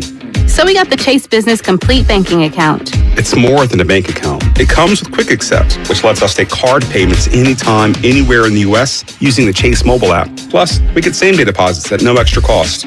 For us, it's more than honey. It's about sharing a little sweetness with the world. Get the Chase Business Complete Banking Account with the essentials you need to help get your business going. Learn more at chase.com/business-complete-banking. Chase for business. Make more of what's yours. Quick Accept is not available in U.S. territories. Enrollment required. Usage subject to approval. Same-day deposits available for payments before 8 p.m. Eastern Time, Sunday to Friday. Fees and rates apply for checking and processing. Limitations and restrictions apply. Participants compensated. Merchant services provided by Payment Tech LLC and WePay Inc. Subsidiaries of J.P. Morgan Chase Bank and a member FDIC. You're listening to 95.7 The Game, KGMZ FM at HD1 San Francisco. Always live on the free Odyssey app.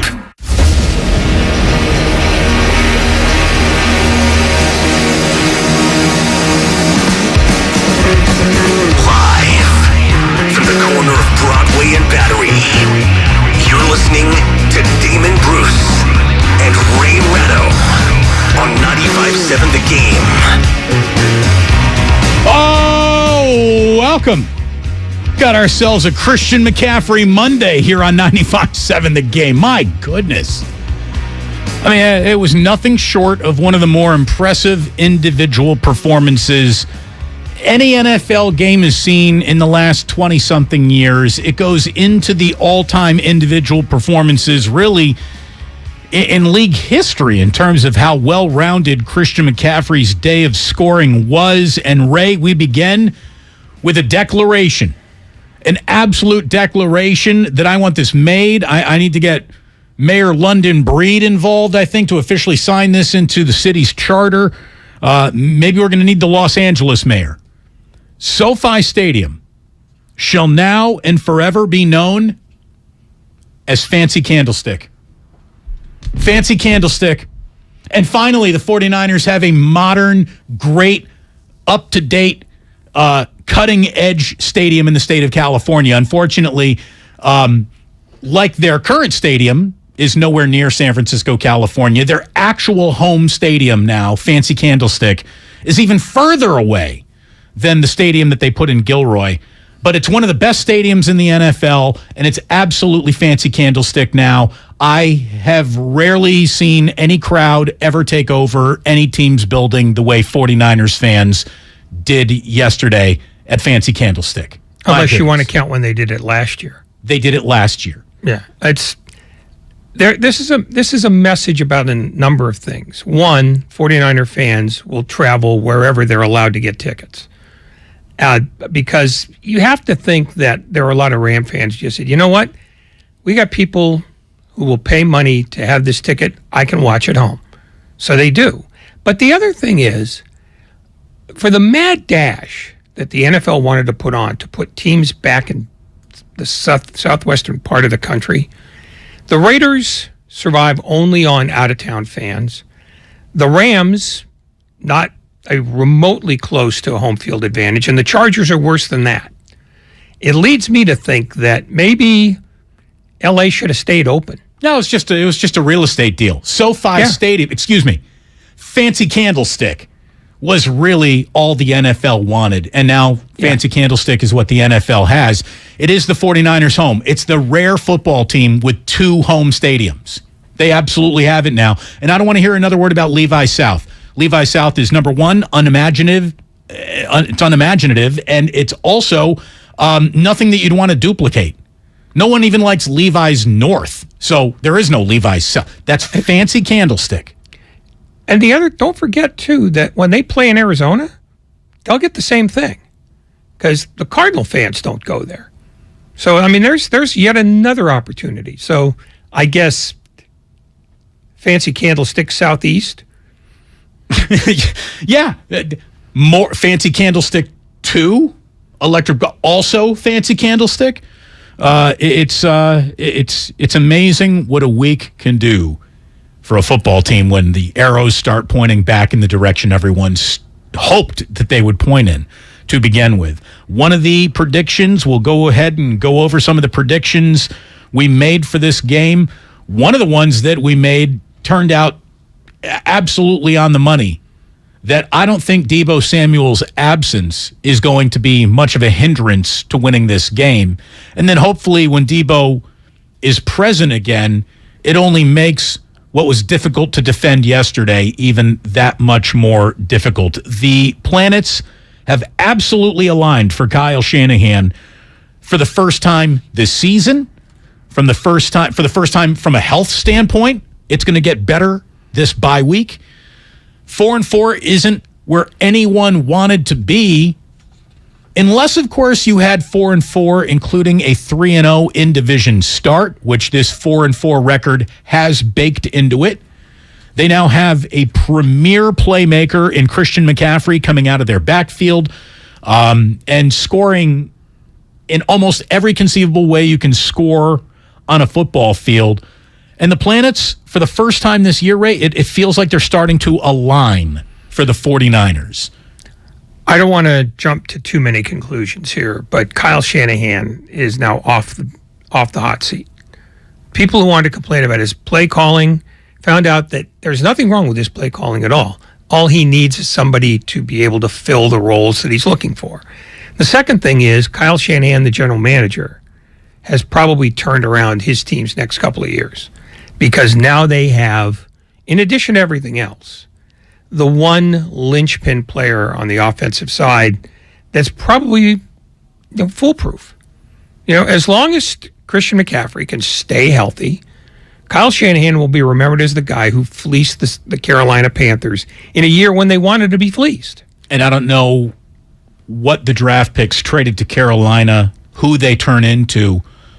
It's going to have to be 4 potential future Hall of Famers for Carolina to even pretend that they're in the neighborhood of talking about winning that trade, because what Christian McCaffrey did yesterday was so unique and special, not just for him or for the 49ers, but to the history of football. And we'll get into some of the numbers that he put up, and we'll try to frame them so they're a little bit more digestible. But it was a truly historic afternoon for him, and the Niners rode that second half to victory. It really was a tale of two halves. The 49ers looked vulnerable early, especially on third down. In the first half, the Rams were 5 of 6 on third down, but the defense battened down the hatches in the second half.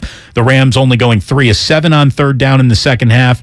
The 49ers dominated the second half with a shutout after halftime. And what I liked about this game is that as Jimmy was completing passes at 84% for the afternoon, Kyle didn't take his foot off the gas. And it wasn't even a touchdown pass, but the long pass to Ross Dwelly late in that game is a pass that you don't see a few weeks ago. You wouldn't have seen it. Even on a day where Jimmy was maybe cooking like that, you would not have seen that. There was a level of I'm comfortable being aggressive today that we have complained, and I think rightfully so, departs the 49ers game plan as soon as it's convenient for Kyle to flush the risky part of his game plan in the name of, I've got my 10-point lead, it's late enough in the game, I'm going to try to sit on this and win by a touchdown. That was a squatter's rights win normally for Kyle Shanahan, but between the day that Jimmy was having, the day that Christian McCaffrey was having, just the overall feel of the 49ers, he kept on playing to the end of that game. So much so where I was like, okay, now get Christian McCaffrey the hell out of there. Like, this is Jeff Wilson, Ty Davis Price, Jordan Mason time. Like, Christian McCaffrey does not need under 6 minutes to play carries or touches here in this fourth quarter. Kyle liked playing with his new toy. Well, that's in large part because his new toy created schematic problems for the Rams that made them sort of not very good defensively. I mean, they seemed to be confused by what McCaffrey was doing, which meant that they were confused about everything.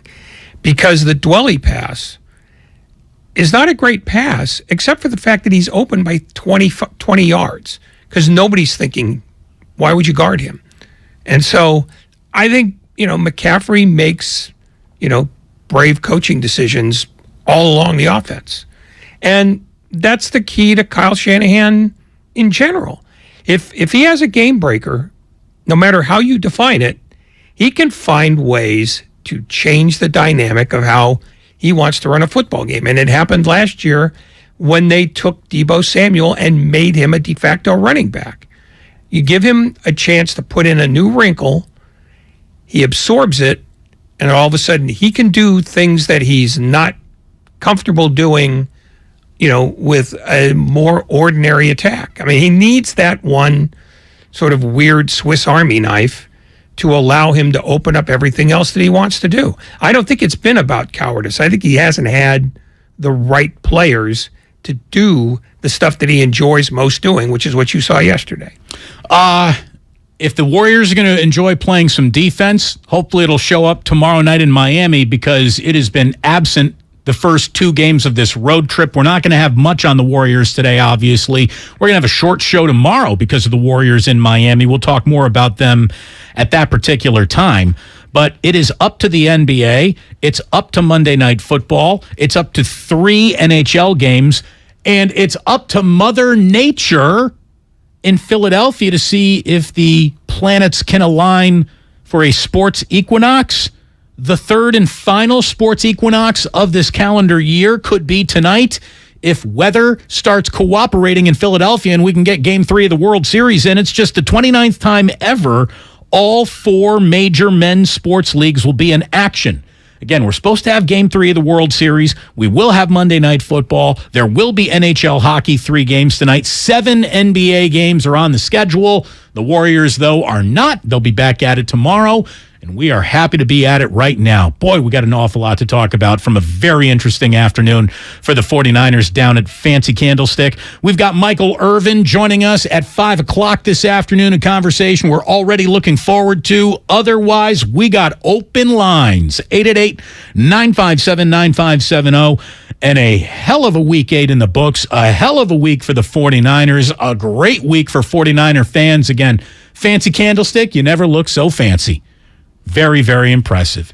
Damon and Ratto here on 95.7 The Game, reminding you that the merch store is now open for business. Go to 957thegame, 957thegame.shop.com. We got to get some Fancy Candlestick t-shirts out there to sell. I got new product. We're cooking up new merch. It's like meth, except legal.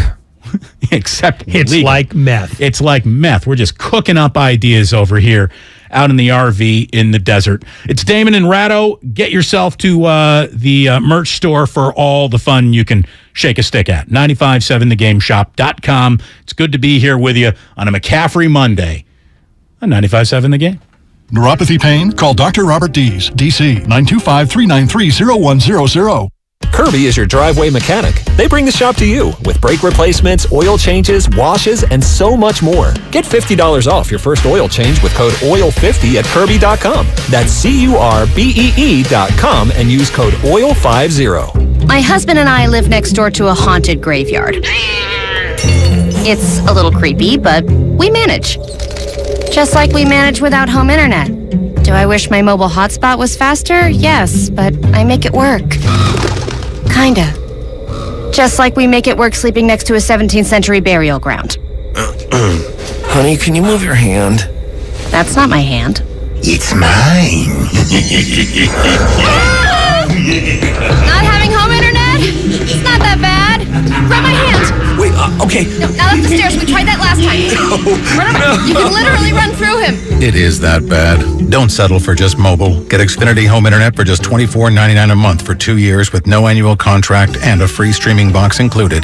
Go to Xfinity.com, call 1-800-XFINITY, or visit your local Xfinity store today. Restrictions apply. Not available in all areas. Requires paperless billing and auto pay with stored bank account. After 24 months, regular rates apply. Offer ends 12/21/22. If you own a business, this has been a bumpy ride. From pandemic to inflation, I'm sure you could use a break. If your business has 5 or more employees and survived COVID, you might be eligible to receive a payroll tax refund of up to $26,000 per employee.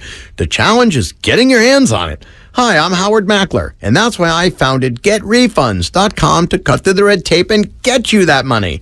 The team of tax attorneys we have put together are highly trained in this little-known payroll tax refund program. We do all the work, charge not a dime up front, and simply share a percentage of the cash that we get for you. Businesses of all types qualify, including those who took PPP, nonprofits, and even those that had increases in sales. We have helped return over $1 billion to businesses, and we can help your business too. Just go to GetRefunds.com and answer a few questions. This payroll tax refund is only available for a limited period of time. Don't lose out on up to $26,000 per employee. Go to GetRefunds.com. That's GetRefunds.com.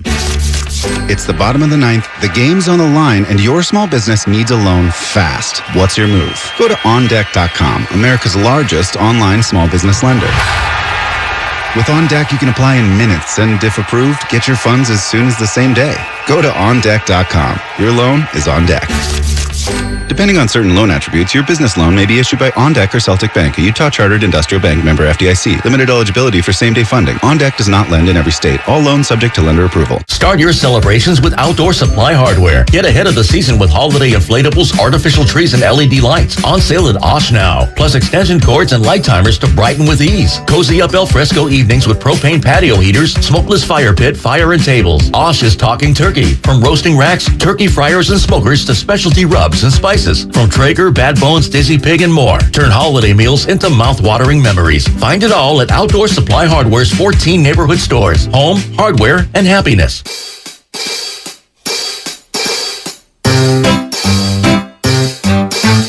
1-877 Cars for Kids. KARS Cars for Kids. 1-877 Cars for Kids. Donate your car today. 1-877 Cars for Kids. KARS Cars for Kids. 1-877 Cars for Kids.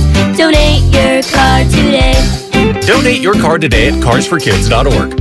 Your car, running or not, can be picked up as soon as the next day. No title? No problem. Call 877-CARS-FOR-KIDS or go online at carsforkids.org to donate today. 1-877 Cars for Kids. KARS Cars for Kids. 1-877 Cars for Kids. Donate your car today. Now accepting donations of land, homes, buildings, or any kind of real estate. Why wait to save? Dell Technologies Black Friday event arrives early with select deals on top tech to power business productivity. The savings start now with up to 48% off performance business PCs powered by 12th Gen Intel Core processors. Don't forget special pricing on the latest monitors, docks, and accessories, including free shipping on everything. Call a Dell Technologies advisor at 877-ASK-DELL for Black Friday deals. That's 877-ASK-DELL. Hey, I'm Andy. If you don't know me, it's probably because I'm not famous. But I did start a men's grooming company called Harry's. The idea for Harry's came out of a frustrating experience I had buying razor blades. Most brands were overpriced, overdesigned, and out of touch. At Harry's, our approach is simple. Here's our secret. We make sharp, durable blades and sell them at honest prices for as low as $2 each. We care about quality so much that we do some crazy things, like buy a world-class German blade factory. Obsessing over every detail means we're confident in offering a 100% quality guarantee. Millions of guys have already made the switch to Harry's, so thank you if you're one of them. And if you're not, We hope you give us a try with this special offer. Get a Harry's starter set with a 5-blade razor, weighted handle, shave gel, and a travel cover. All for just $3 plus free shipping. Just go to harrys.com and enter code JOY at checkout. That's harrys.com, code JOY. Enjoy. What's your retirement look like? With Fidelity Income Planning, a dedicated advisor can help you create a flexible income strategy to grow and protect your wealth so you can stop worrying about the future and enjoy whatever comes next. Investment minimums apply. Fidelity Brokerage Services member NYSE SIPC.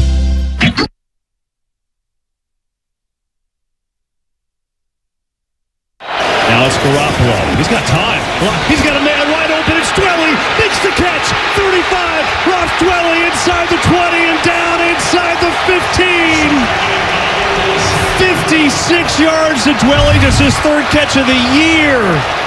Now back to Damon and Ratto on 95.7 The Game.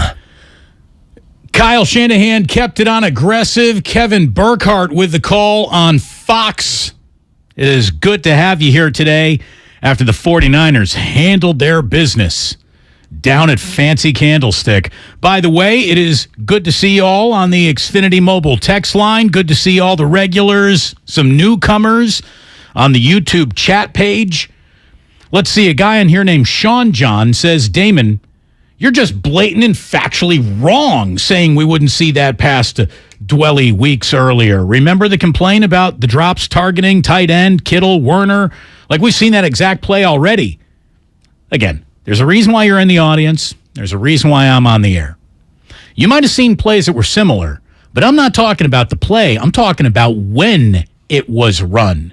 You saw no passes go 40 yards in the air when a game was in the barn for Kyle Shanahan to anybody, whether they caught them or dropped them or otherwise. That was I am speeding down the highway this entire second half, and I'm not letting off the gas even though this car is almost in the garage. That's what makes that play unique. That's what makes that a special moment. Not that it was just a pass downfield. Yes, we have seen that before. So you're 0 for 1 there, Sean John, who later goes on to saying that Fancy Candlestick is terrible. Can't have a good slogan be a mouthful. Fancy Candlestick is the exact same amount of words as Levi's South. So, Sean John, I need you to keep holding these L's and maybe even these nuts. Come on, D's. D's nuts. Hold it all, baby. We're welcoming everyone into the show today, Ray. I can tell. And by the way, there's not much time left for Dan Campbell sound bites. No, let's enjoy them while we can. The 1-6 Detroit Lions have not lived up to the Hard Knocks hype. Well, they have. the hype that you were looking for. Oh, no, I don't know how many quotes he can give to hide the fact that team stinks. And that team has stunk. And I believe in the foreseeable future it will continue to do so. They're awful. Somebody named Spencer says, Damon getting triggered. No, this isn't me getting triggered. This is me dunking on nonsense. You're welcome. It's what I do. I take lesser sports fans and make them even lesser sports fans. And I take good sports fans and make them fabulous sports fans. It's the service that this show provides. We eliminate the nonsense. We elevate the genius. It's what we do. I'd rather have alcohol. That'd be nice. That would be nice. I would trade all of the societal good this thing does for like a whiskey ginger ale. I'll be honest with you. I'd trade every interaction you have with a fan for one glass of cheap red wine. Stafford's run to the pylon. It finished off a 17-play drive for the Rams that was the first touchdown of the day. And even though it didn't go, the way that the 49ers wanted it to, the 49ers wanted to prevent a score right there, the Rams couldn't even dream of running forward for like 1 or 3 yards in that instance. McVay had to pull out every single trick in the book to find the Rams' first score of the day. And honestly, it was a 17-play scoring drive that only happened Not for anything that McVay could cook up necessarily, but because Stafford just tucked it and ran. It was in that moment where I thought, geez, the 49ers are probably going to win this game today. I mean, I have never seen a team give up 2 flags for first and goals in the end zone and then actually give up a score, yet somehow, in a weird way, actually win that possession. And I thought that the 49ers did. You could just see that everything the Rams wanted to do was twice as hard as it normally is when they want to do it against anybody else. It was just all over that field, especially in the first half when, LA was at its best. That second half, though, came around, whatever clamps needed to be clamped down, specifically on Cooper Kupp. I mean, the 49ers just did what they needed to do. Did what they needed to do all day long. I mean, and the fact, again, going back to the Dwelly throw, it just showed you that yesterday was like a tune-up for the entire team's mentality. I don't know if this is now a preview of what we're going to get going forward, or if it was a little bit of a one-off vacuum yesterday. But that's how I would love to see the 49ers play football almost every Sunday. Well, there's one other thing to factor in here, and it's the Rams are in profound decline. Not only did they get the ball to Kupp one time for 6 yards in the second half, even though they had the ball for 17 and a half minutes, they don't have another offensive weapon. They simply don't. They can't run the ball with anybody. And other than the Tyler Higbee drop, there was not much in the way of what the Rams did that looked dangerous at any point. So, before anybody gets too far over their skis about how the 49ers are cured, we might be looking at a 6-win Rams team. They don't look right at all. And once again, anybody remember Aaron Donald? Was he there? I believe he was in attendance. But once again, because they bottle him up and just surround him with, blockers here and there, he can't bust out and show the thing that makes him so dangerous, which is his speed. There's no team in football that turns Aaron Donald into just a dude the way that the 49ers do it every single time they play him, basically. Every single time. And it's really amazing what the 49ers have officially done now to this team. I mean, the Rams, they might be in decline right now, but that's a good football team. They won the Super Bowl last year. They're pretty good. They're pretty well coached. That's the least penalized team in the league. That's a sign of good coaching right there. That's a future Hall of Fame quarterback in Matthew Stafford. Cooper Kupp's going to go to the Hall of Fame one day. Aaron Donald's going to go to the Hall of Fame one day. The 49ers beat him like a rented mule in the regular season. I can't explain it. 4 years in a row. To beat even a mediocre or a bad division opponent and sweep them 4 years in a row is a difficult thing to do, much less a good one. It's impressive, man. I mean, it really is. Kyle's now 9-3 in the regular season against the LA Rams. I mean, the problem that the Rams have, and the reason why they are much different than last year, is last year they had Odell Beckham, and he needed to be minded. Now, it's Tyler Higbee and then Ben Skoranek. Those are their next 2 weapons. I mean, with all due respect, there's a reason why Cooper Kupp gets 12 and 13 and 14 targets a week. And he didn't get that many this time either. But you also have to take away the fact that second half he was hurt for part of it, and they couldn't get him open. I mean, the 49ers did to the Rams what teams like to do to the 49ers, which is we're going to take away the thing you do best. And the thing that the Rams do best is throw the ball to Cooper Kupp, because the thing they do second best isn't very good. And that's why they're less than one-dimensional. And that's why they were easy to beat yesterday. And look, Cooper Kupp, man. Cooper Kupp is on a level of unstoppable right now that guys who are in the Hall of Fame never even really reached. And then all of a sudden the 49ers stopped them. I mean, Cooper Kupp had With 6 minutes remaining in the first half, he had 7 catches for 72 yards, including a 16-yard touchdown. He would finish the game with 8 catches for 79 yards, 2 carries for 10 yards. They did take him out of the game in a way that no other defensive backfield or defensive coordinator has been able to take him out of a game this year, to the point where he's not in a double-digit target, double-digit catch situation. So that alone is impressive. Again, Cooper Kupp is playing the kind of football that, like, at his best, Randy Moss didn't even really play. At his best, Jerry Rice didn't even really play. I don't remember Jerry Rice having, like, another 15-catch afternoon, another 14-catch afternoon, another 12-catch afternoon, just week after week after week after week after week. Well, I mean, part of that is because the Rams have literally no running attack. Well, they're feeding him because they have to. Well, because if they don't feed him, they may as well just kneel down 3 times and punt. That's how bad they are offensively. And when he hurt his ankle and they had to take him out before the end of the game, you saw what happened. The Rams had the ball for almost 60% of the second half and did nothing with it because they don't have anything if they don't have Kupp.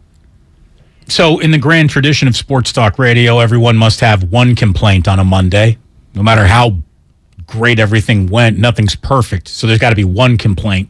And I got it. It's the easiest to fix complaint there is, which is good news. My one complaint is know when the game is over. Like, Christian McCaffrey was getting touches in what was clearly Jeff Wilson, Ty Davis Price time. When that game was over, McCaffrey's got to come out of the game. You got to know when it's over. You got to know when. And I'm praising Kyle for not taking his foot off the gas. But there's a point where you're so in the garage, you do not need to be putting any pressure on the accelerator anymore. And as you all saw yesterday, Christian McCaffrey really is the skeleton key. He unlocks all the doors to all the plays that Kyle's got cooked up on the back of napkins since he was a teenager. At least that's the way yesterday played out. So do not get that guy hurt. Team, everybody's hurt all the time. Don't get that guy hurt. Don't get that guy hurt. Know when to pull the Lamborghini back into the garage because it's raining out and we're good. We don't need this sports car for an all-purpose, any player will do level moment in a football game because the game is over. That's got Jordan Mason written all over it. Ty Davis Price, come get your career going. Those are the plays for those guys. Get Christian McCaffrey out of the game a little bit earlier the next time it is so far decided. That's it. That's my official complaint. That's a really good complaint to have. That's a good day. I'm not going to complain about a couple of near interceptions. I'm not even going to complain about the near fumble by Christian McCaffrey, which on a day where he's throwing the ball, we might as well have just counted that as a pass because it landed in Ray McLeod's hands as if he was throwing it directly to him. It was a freaking miracle. Yeah, so stop complaining. I'm going to stop complaining. 888-957-9570. This is Tracy in Tracy. You're on 95.7 The Game. What do you got? What's up, you guys? You know what, man? Damon and Ratto, you guys are a good compliment to freaking Guru and them. I love you guys. I'm driving down the freeway. I'm a general contractor on my way home. And I'm going to tell you this. You're right. Damien, look. You got to know what... Or Damon, continue. In the garage, bro. Hey, Damien, Ratto. Damien. If you call me Damien one more time, Tracy, I'm going to hang up on you, not just in the city of Tracy, but in all Bay Area cities. If you call me Damien one more time, I will find you and your family. Well, Damien, as it's... My bad, bro. My bad. I'm just letting you know. You're correct. Put the Lamborghini back in the garage, right? But look, they're looking good. And if you can... I know 4-4 don't look good, but the way they played, if they can keep it at that consistency, they can win this. They can do this, man. And I'm telling you, you guys are on point, dude. All you got to do is just play your game. Be smart. Keep your players engaged and play this game the way it's supposed to be played. Dog, you know what I'm saying? Don't go overboard. Just keep consistency. And that's what you need, bro. Thank you very much. By the way, I've so thoroughly mentally wounded the Sean John guy on the chat. I'm going to have to lay him down gently in his grave. We mourn the loss of you, Sean John. I'm sorry to end you today. He's talking about, oh, Damon, you must be so soft. No, what's going on here is you weren't listening. I didn't say the Dwelly pass was unique because of the route or that they had run it. It was unique because of the time. They did not stop playing. They didn't sit on a lead and just let it marinate. They kept the accelerator down. You didn't understand that, and now you are crying on the chat, on YouTube, for everyone to see. Act like a grown-up. Be a better man. Again, this show will help you be a better man. Today you're a boy. Tomorrow you might be a man. Maybe. We'll have Ray do a cup check at the end of the show. We most certainly will not. It's a good game yesterday for Jimmy. It's a really good game yesterday for Jimmy. Again, 2 heart attack. Can't believe Jalen Ramsey didn't pick those off throws. The rest of the day, he was 84%. That's as good as Jimmy Garoppolo can play. It honestly was.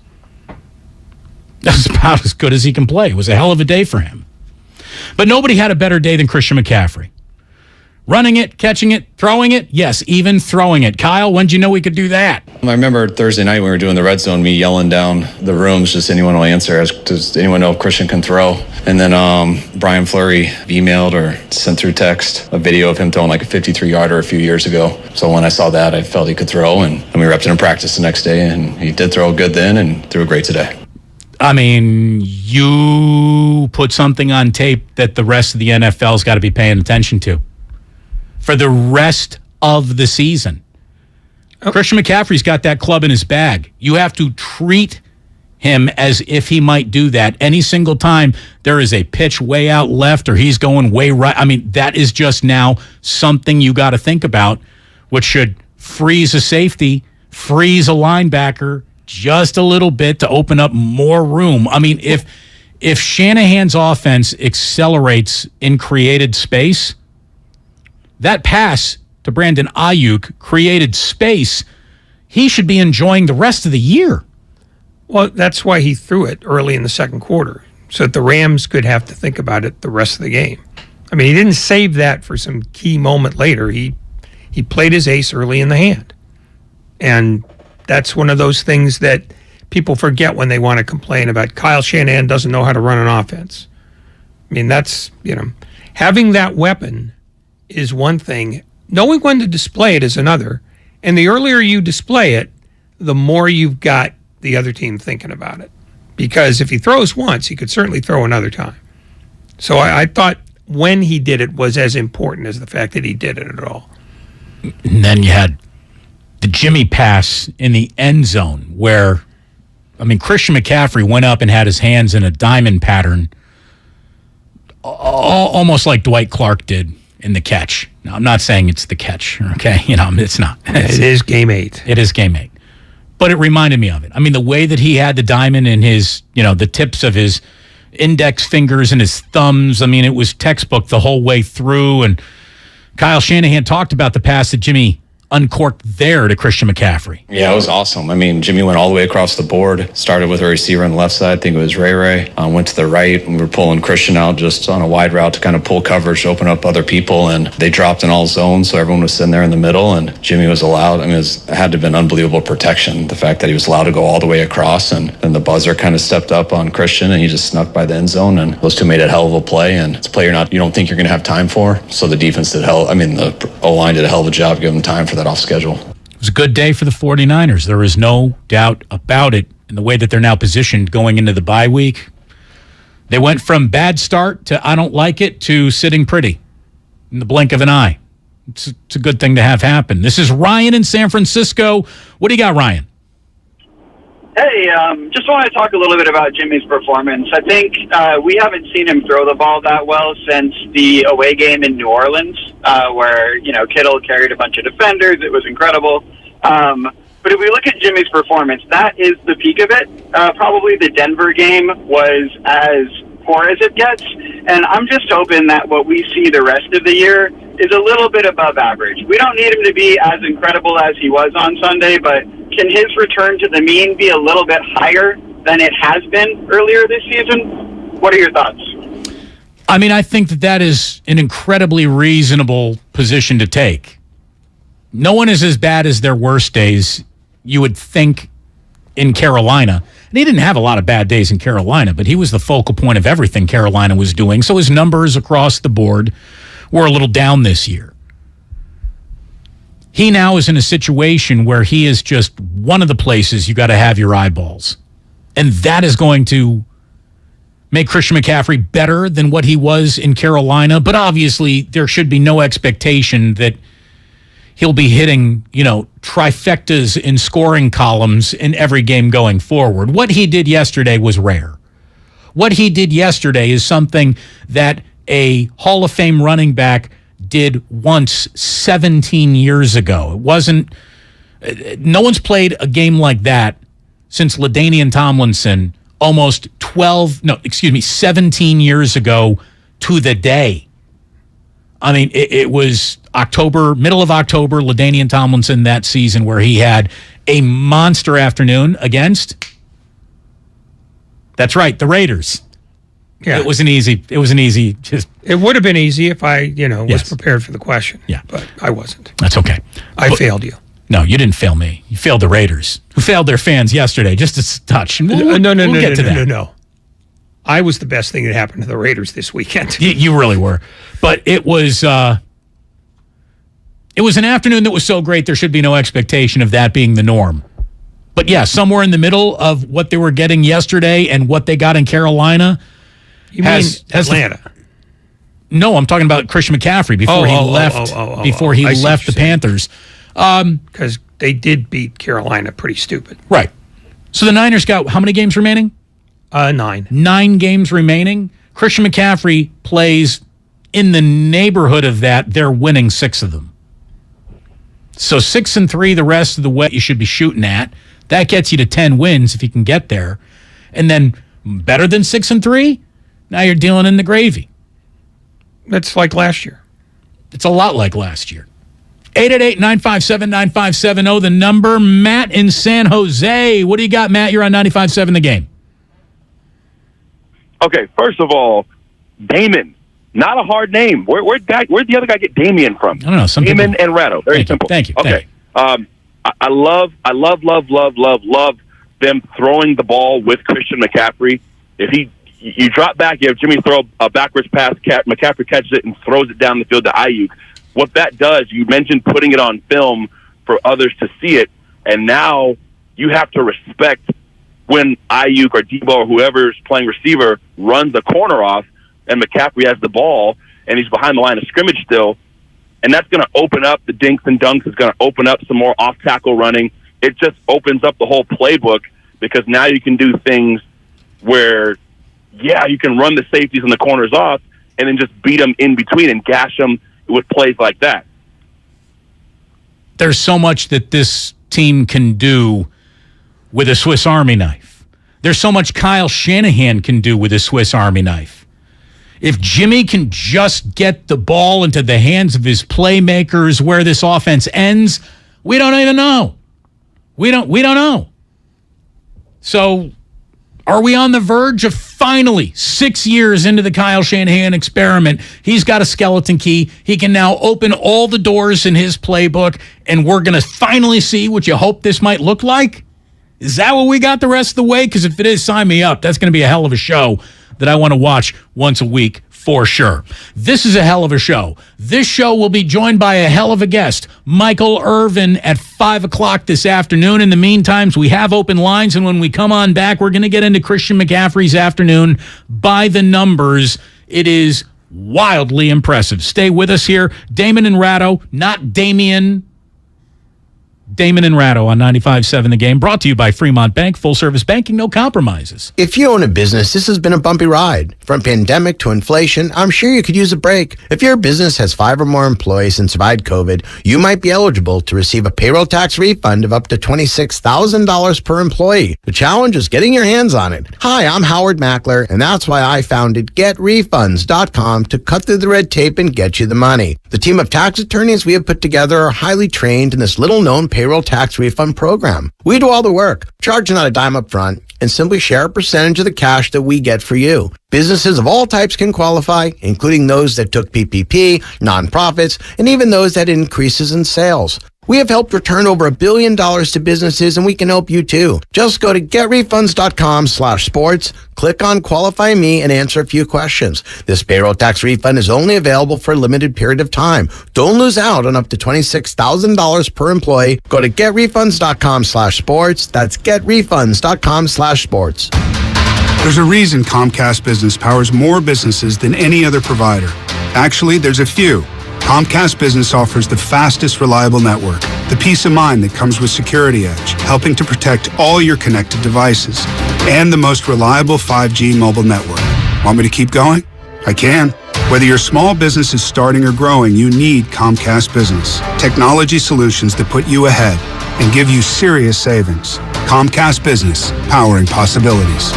Get started with fast speeds and advanced security for just $49.99 a month for 12 months with no annual contract. Plus, ask how to get up to a $750 prepaid card with a qualifying bundle.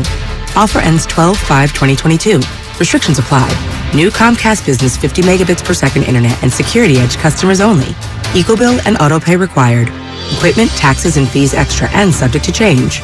Most reliable based on Root Metrics US report. Results vary, not an endorsement.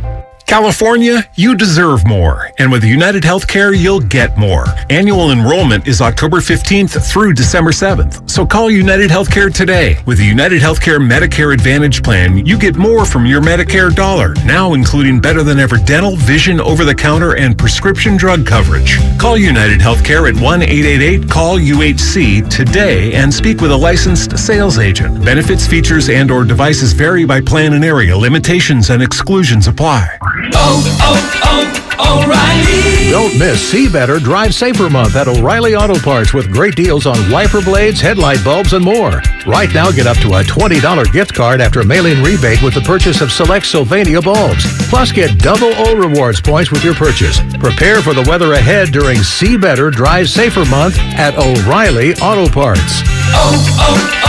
O'Reilly Auto Parts. No one knows where this market will go. Right now, it feels like a wild ride. But one thing's for certain, there's a way through it. And the experience and guidance of a Merrill advisor can help you get there. Because where there's a bull, there's a way. Find an advisor in San Francisco at ml.com/bullish. Merrill, a Bank of America company. What would you like the power to do? Investing involves risk. Merrill Lynch, Pierce, Fenner & Smith Incorporated, registered broker-dealer, registered investment advisor. Member SIPC, a wholly owned subsidiary of Bank of America Corp. AT&T Fiber presents a straightforward moment inspired by straightforward pricing. And now we just cube the pancetta as such. So what's on the menu tonight? This carbonara I found online. It's fire. You gonna love it, Mom. I hope you hold on to this AT&T Fiber, son. It's nice. Yeah, you should settle down now that you're a gagillionaire. Oh, I am. I finally found the one internet I've been looking for my whole life. So, no more one-year stands? No, I'm done with all that. With AT&T Fiber, there's no price increase at 12 months. What about equipment fees? Nope. Those were never any good for you. Exactly. But now, everything's completely straightforward. Well, in the spirit of being straightforward, I never liked any of your old ones. Me neither. Blah. Y'all never told me that. But we're being straightforward now, which feels good, yeah? Yeah. Now let's get straightforward about that girl he's been seeing. Straightforward is better. No equipment fees, no data caps, no price increase at 12 months. Live like a gagillionaire with AT&T Fiber. Limited availability in select areas. Visit att.com/hypergig for details. Throughout the 60s and 70s, cops hunted down key figures of the Dixie Mafia, including its enigmatic ringleader, Kirksey Nix. I'm interested in making money. I'm not interested in hurting people. 15 years into Kirksey's life sentence, the Dixie Mafia was practically folklore, but that would soon change. I'm Jed Lipinski. This is Gone South, a documentary podcast from C13 Originals, a Cadence 13 studio. Season 2, The Dixie Mafia. Available now on the Odyssey app or wherever you get your podcasts. Ad paid for by the Sentinel Group. Attention Marines, military personnel, families, and contractors who were stationed at Camp Lejeune. Were you present at Camp Lejeune between August 1953 and December of 1987? You may be entitled to significant compensation. For nearly 34 years, those in the Marine Corps' base Camp Lejeune were exposed to contaminated drinking water, resulting in devastating injuries, including several forms of cancer, adverse birth outcomes, Parkinson's disease, and more. North Carolina's procedural laws have prevented victims from getting the justice they deserve, but passage of the Camp Lejeune Justice Act of 2022 would allow you or a loved one to file lawsuits seeking compensation for illnesses and injuries linked to the toxic water. Call today for your free consultation. 800-610-9256. Let our experienced attorneys fight to get you the compensation you deserve, and you pay nothing unless there's a recovery in your favor. Call 800-610-9256. That's 800-610-9256. Again, 800-610-9256.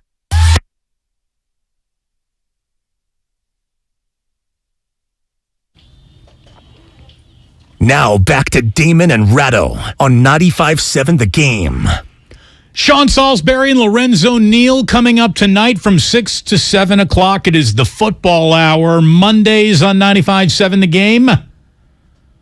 Sounds pretty damn good to me. They got an awful lot to talk about. We got an awful lot to talk about. Obviously, we have a huge week of football to kind of go over and sift through some of the other things that happened that didn't happen down at Fancy Candlestick.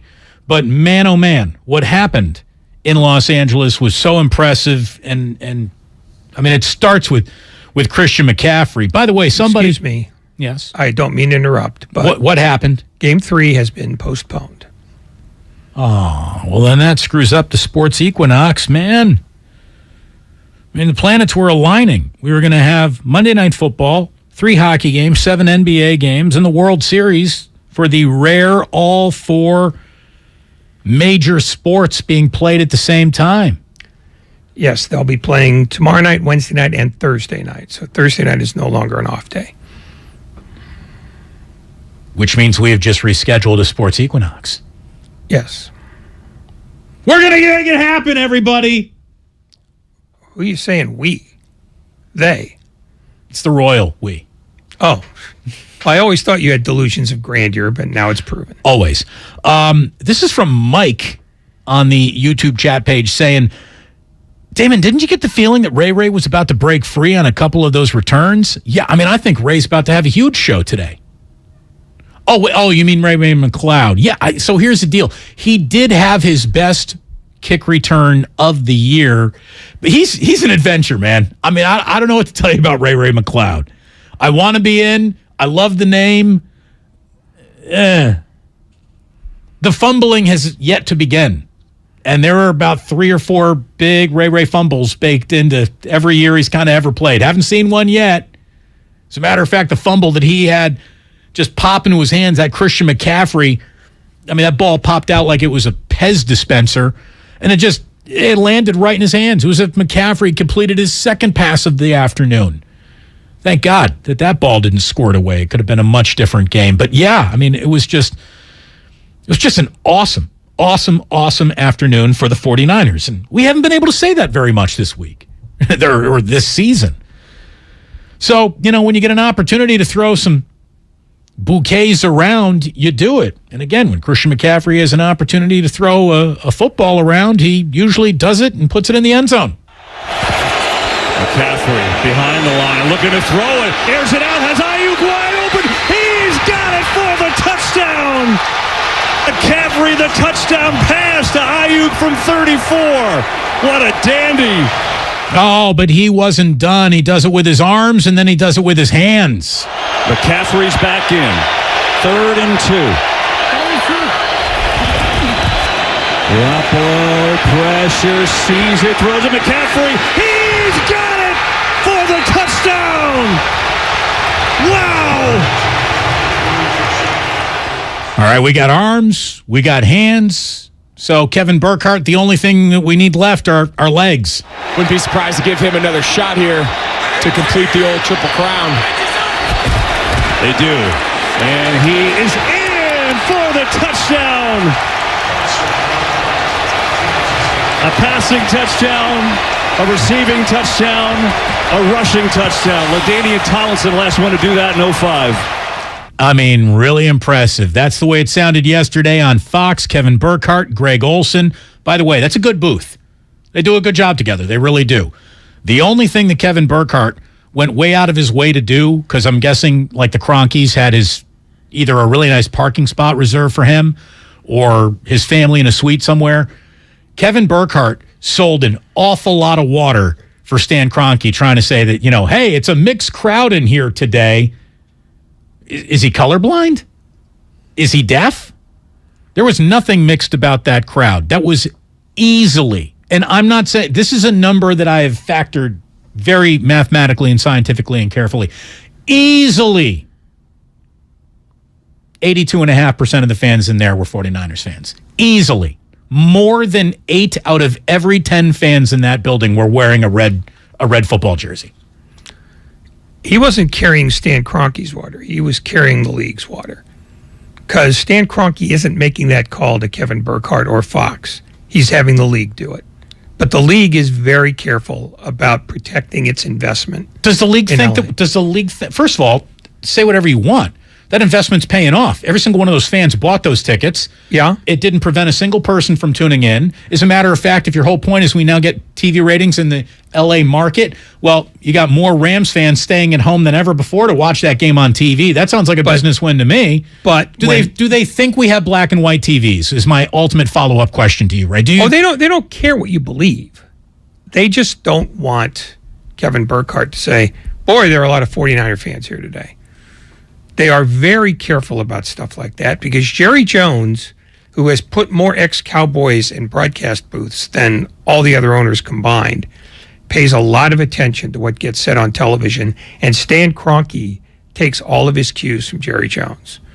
So I'm absolutely convinced that Kroenke makes sure that the networks know via the league, because the league handles all that. Just said, do not point this out. Do not point it out. And I'm sure that's how Burkhardt got the word. Then don't even talk about it at all.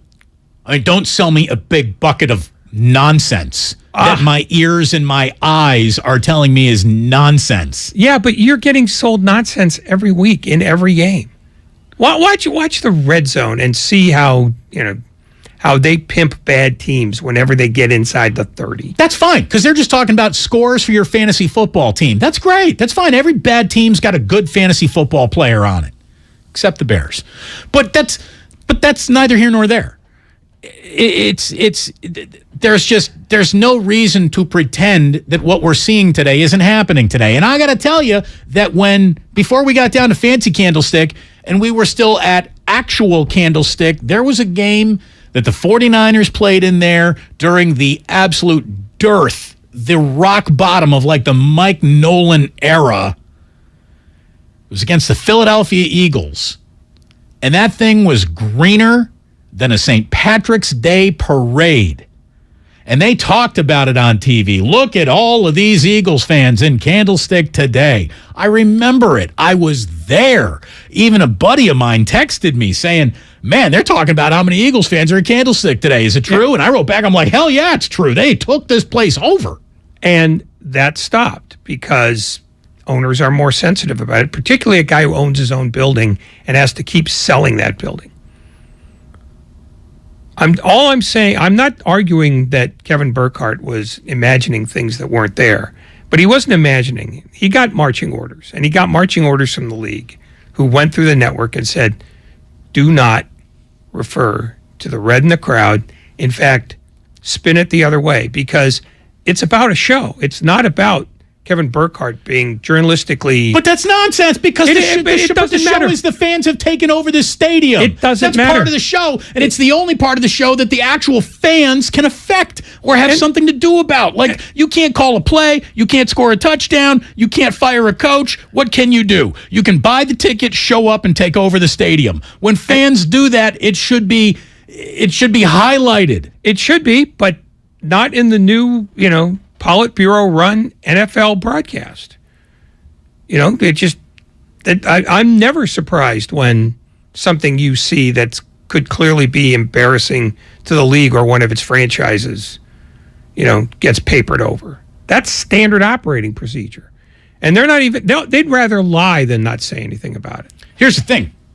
Just not say anything about it then. Because those lies were laughable. Well, yeah, but you get to laugh. And they don't care that you're laughing. They're more worried that somebody we bought and paid for isn't dogging us. That's all they care about. Hey, stadium's built, the money's being made. There's no amount of Kevin Burkhardt telling you what's really happening that's going to affect the bottom line. And we've agreed, if it don't affect the bottom line, the NFL does not care. So why are they caring now? Because the people who run the NFL are the owners. And Jerry Jones has had games in that stadium in Dallas that have been like 15,000, 20,000 people light. And that never gets said.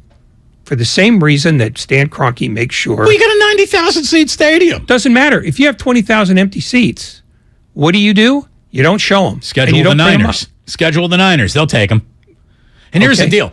Finally, Niners fans have a stadium to go to and be proud of in the state of California. I mean, the choice between going to Fancy Candlestick or Levi's Stadium is no choice at all. You go to Fancy Candlestick. I'm not arguing with you. You're making a reasonable point. I'm just explaining to you why Kevin Burkhardt did what he did. Yeah, I knew why. And if you want to see that, I mean, if you go down the list, there will be plenty of 49er fans at Arizona in 3 weeks. No, they won't. They're going to be in Mexico City if they want to see the actual game. You're right. And by the way, there will be plenty of 49ers fans. Watch 49ers fans take over Mexico City. Okay.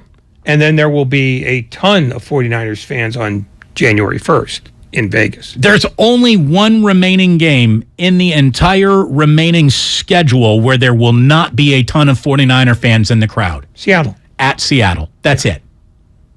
That's it. Otherwise, there should be a pro-Niner crowd in a borderline Niner home game, no matter where they play the rest of the way, except in Seattle, which is wildly freaking impressive what the Seahawks are doing. Let's be totally honest. And we'll get to that all in a little bit. Geno Smith is the MVP. Right now, he is the MVP of the NFL. I would agree with you. Nobody has come from further back to, and he's not having a great year, but he's having a good enough year. He's having a very good year. A very good year. And by his standards, it's beyond reasonable. If the eye test matters at all, he delivers, I mean, I'm going to use a quarterback term here, about as catchable and beautiful a football as anyone is throwing in this league. Feathery, if you don't mind me saying. And welcome to 4 o'clock. You're listening to 95.7 The Game, KGMZ FM and HD1 San Francisco. Always live on Twitch, YouTube, and the free Odyssey app. Damn well better be free. The Kyle Shanahan conference call is something that I see the boys are back in the editing bay, tightening up, making pretty right now when we have the entire Kyle Shanahan conference call whittled down to about 6-7 minutes and nothing but raw, sexy Kyle Shanahan-iness. We'll have it for you here on 95.7 The Game. Mike from Michigan on the Xfinity Mobile text line says, Damon, I'm going to be at that game in Seattle.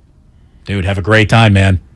You'll be grossly outnumbered. You will be outnumbered, but I heard that it is as great of a place to see a football game that exists on Planet Football. I still have not been up to a game in Seattle. I really do want to go myself one day. It just looks awesome up there. It really, as long as it doesn't rain. Well, even then, it's like a Seattle-y type of day. Like, I'm not going to mind rain in Seattle any more than I'd mind fog, in San Francisco. It's part of the ennui of the entire city, if you don't mind. I'll have an extra strong cup of coffee, I'm guessing, Irished up, of course, in the hand if I were there. And I heard the Seahawks fans are actually pretty darn welcoming and nice right until kickoff, and then they tell your mother to go stick it where the sun don't shine. But then when the game is over, everyone's back to being friends. I've heard nothing but positive experiences from Niners fans who have gone to games in Seattle. All I'm saying is it's a game in December, and the rain there and the wind, it's going to be unpleasant. It's chilly. It'll be a little bit chilly. Prepare. Chilly, a lot wet. It'll be lousy. Well, but they got that overhang. You know, they built that stadium where it doesn't totally rain on the crowd the way Levi Stadium has nothing but sunshine on that crowd. Yeah, but the wind goes sideways there because of the wind. I mean, the rain goes sideways there. Do you have anything nice to say about the place at all, Ray? Yeah, it's a hard place to play football. I'm just saying that if you're going in December, dress like it's going to be out in the open and it's going to be wet and it's going to be windy and you won't have a good time. So do what Damon does. Go drunk. There you go. Somebody says, ennui, perhaps savoir-faire. I mean, that's my kind of je ne sais quoi you're talking about. I am all out of nonsensical French phrases, Ray. No, you're not. You'll have more. I'll think of something.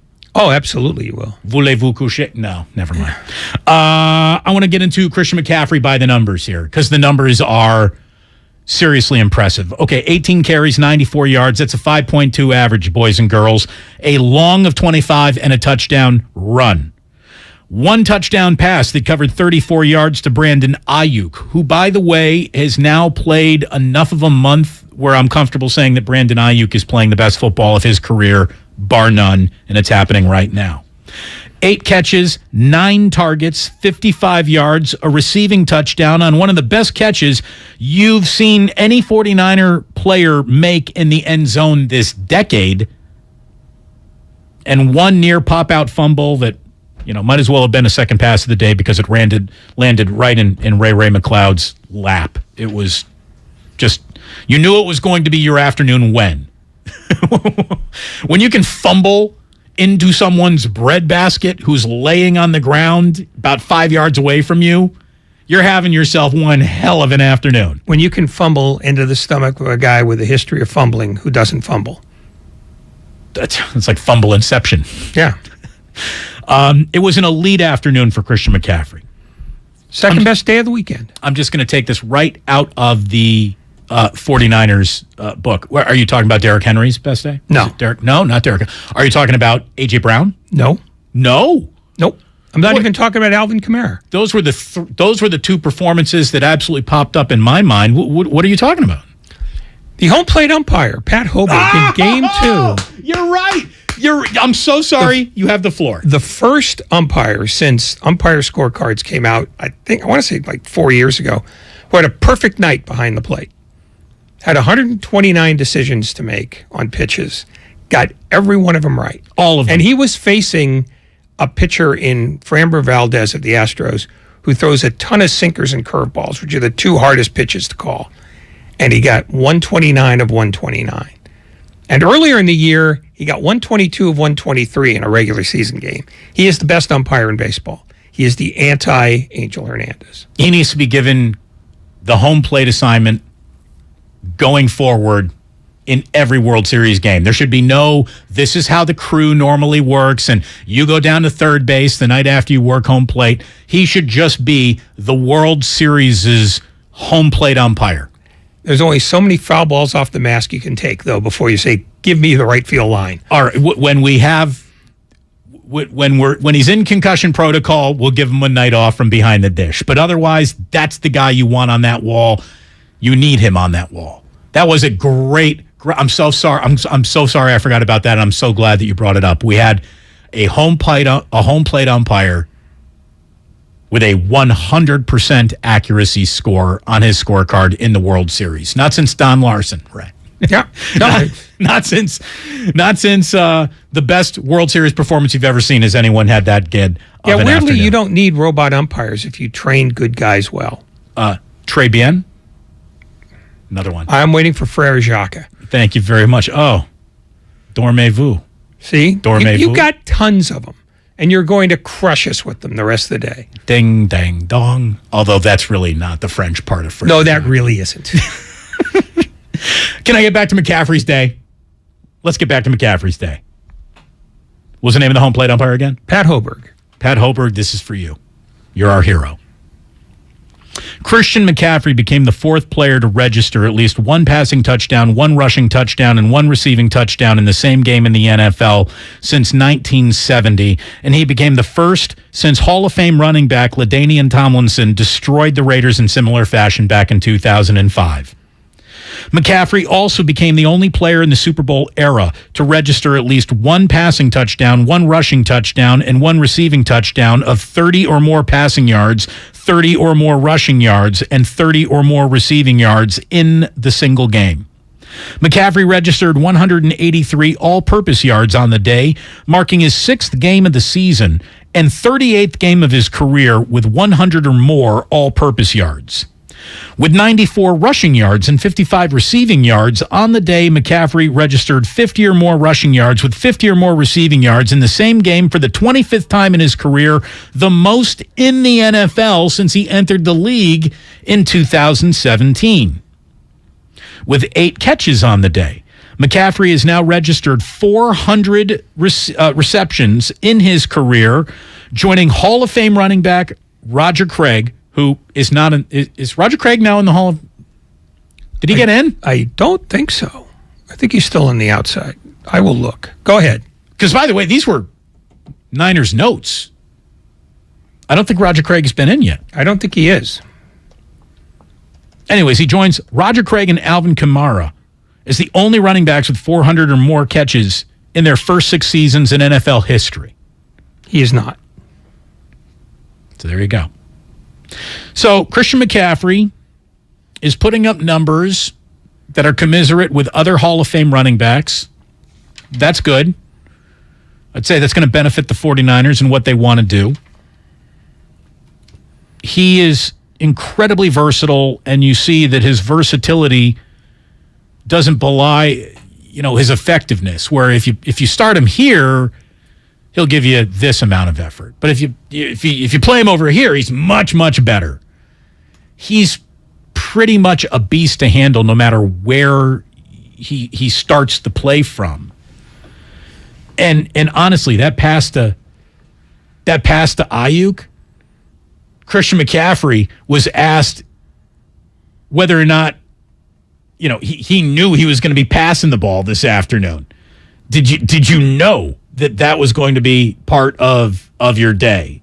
Here he is getting the Triple Crown, by the way. Yeah, that's awesome. Obviously, those things are really cool. I think the biggest thing is coming out with a win and, playing a second half like that too. And I think the thing I'm most happy about is just this whole team welcoming me in with open arms, and, especially the running back room, guys like Jeff Wilson and Juice, they just helped me all week learn everything. And I don't know, I think that just means a lot to me. So obviously those things are cool, but I'm just proud to be a 49er and felt good to get a win today.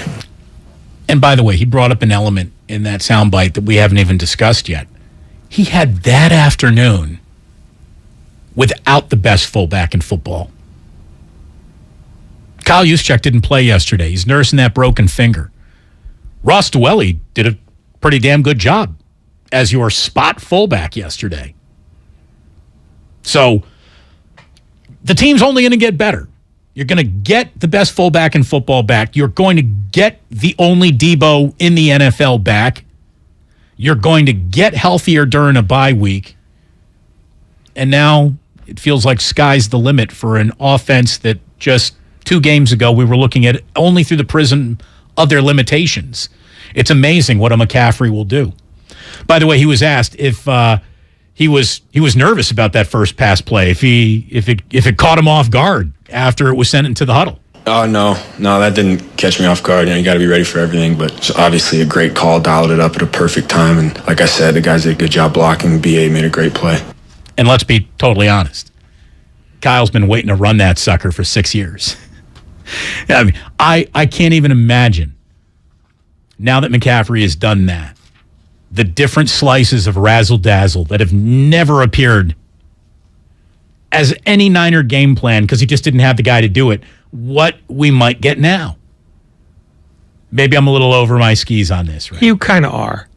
I mean, this is a team that has been profoundly twitchy the whole year long, and thinking that everything is fixed based on one game is as nerve-wracking as thinking that they were screwed a week ago.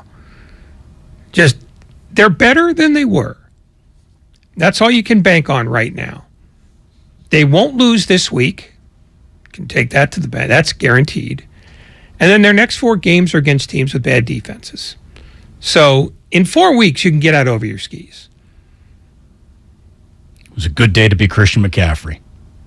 It's almost as good as a day to be Pat Hoberg. It's a good week to be Kyle Shanahan, because all the things that were in the might want to do it pile get put in the can actually do it pile now. He's off whatever hot seat he was. He's fine now. I mean, he was fine before, but now he's really fine. Because even if you don't like his coaching, you got to like his general managing. Comfortable Fanny. Ew. Better Fanny than before. Ew. Damon and Ratto here on 95.7 The Game. When we come on back, we will get the coach off of his fanny and see what he had to say in his conference call. That is going to be part of this segment. And then, oh, by the way, at 5 o'clock, it's Michael Irvin. Exclusively on Damon and Ratto on 95.7 The Game. We're brought to you by Outdoor Supply Hardware. Start your celebrations with Outdoor Supply Hardware. Get ahead of the season with holiday inflatables, artificial trees, and LED lights on sale at Osh now. Plus extension cords and light timers to brighten with ease. Find it all at Outdoor Supply Hardware's 14 neighborhood stores. Home, hardware, and happiness. Hey everyone, this is Chris Hodge with TakingVegas.com, and we did it again on Thursday night. Yeah, we might have been a little lucky, but a win is a win, and we hit with the over. Baltimore, Tampa Bay. We are now 12-3 on weeknight pro football games, and tonight absolutely free on a recorded hotline, 888-9. Win now is the number to call, 888-994-6669. You will get Cincinnati and Cleveland absolutely free, plus our monster initial investment program, Game of the Year. The initial investment program is designed to make 6 times your initial investment, only risking it twice. Guys, it's all one call away at 888-9-WIN now, 888-994-6669. Hey, 12-3 on weeknight pro football speaks for itself. We'll be 13-3 after tonight. Give us a call. It's for free on a recorded message. 888-994-6669. If you own a business, this has been a bumpy ride. From pandemic to inflation, I'm sure you could use a break. If your business has 5 or more employees and survived COVID, you might be eligible to receive a payroll tax refund of up to $26,000 per employee. The challenge is getting your hands on it. Hi, I'm Howard Mackler, and that's why I founded GetRefunds.com to cut through the red tape and get you that money. The team of tax attorneys we have put together are highly trained in this little-known payroll tax refund program. We do all the work, charge not a dime up front, and simply share a percentage of the cash that we get for you. Businesses of all types qualify, including those who took PPP, nonprofits, and even those that had increases in sales. We have helped return over $1 billion to businesses, and we can help your business too. Just go to GetRefunds.com and answer a few questions. This payroll tax refund is only available for a limited period of time. Don't lose out on up to $26,000 per employee. Go to GetRefunds.com. That's GetRefunds.com. The following is an attorney advertisement. If you get sidelined by a workplace injury, the workers' compensation attorneys at Boxer & Gerson can help get you back in the game. Our team of skilled attorneys will fight by your side for the treatment and compensation you deserve. We care about justice for injured workers. That's what makes us Northern California's premier workers' comp law firm. Call Boxer & Gerson at 510-345-2341 or visit boxerlaw.com for a free consultation. Boxer & Gerson, your life is worth the fight. Elise and Carl's Bakery needed a small business loan fast, but instead of going to On Deck, Carl called Lone Falcon! Really? Carl? There's a better way to get a fast small business loan. Go to OnDeck.com. And if approved, get your loan as soon as the same day. Your loan is on deck.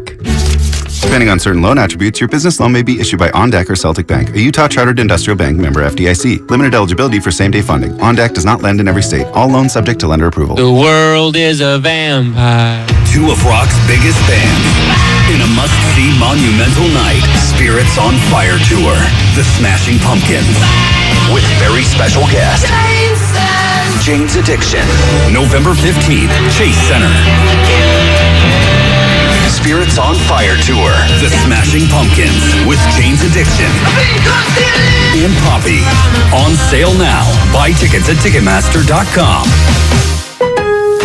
It's pro time because at Lowe's, it's Provember. Save big with inventory you can count on, like Flex products or DeWalt power tools starting at just $99.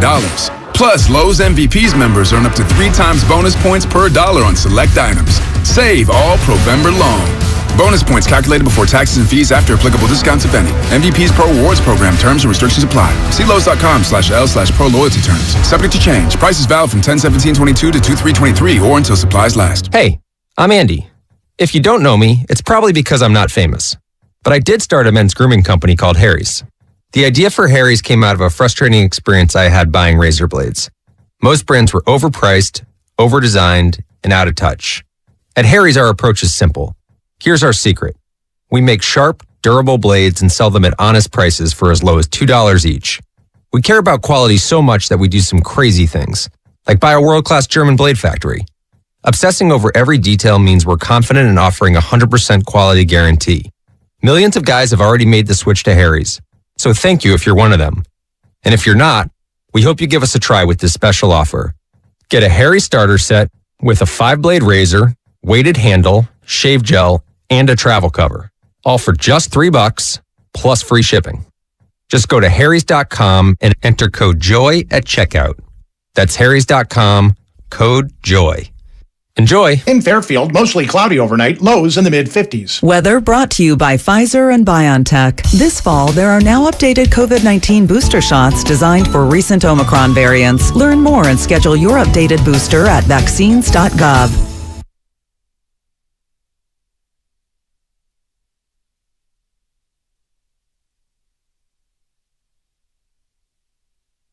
Now back to Damon and Ratto on 95.7 The Game.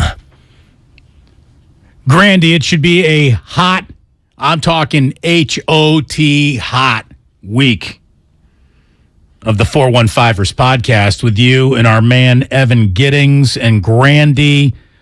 They're going to be reacting to the greatest 4-4 football team ever. Calm down, Ray. Would you calm down? If I was any more calm, I'd be dead. It's the football hour coming up tonight at 6 o'clock. The 415ers available wherever you get your Odyssey podcasts, which is usually on the Odyssey app. Our man Grandy, our man Evan Giddings that got you. Our guy Sean Salisbury and Lorenzo Neal are coming up at the top of the hour. Or no, not the top of this hour. Our man Michael Irvin is coming up at the top of the hour. At 5 o'clock, he's going to join us. Then at 6 o'clock tonight, it's the football hour.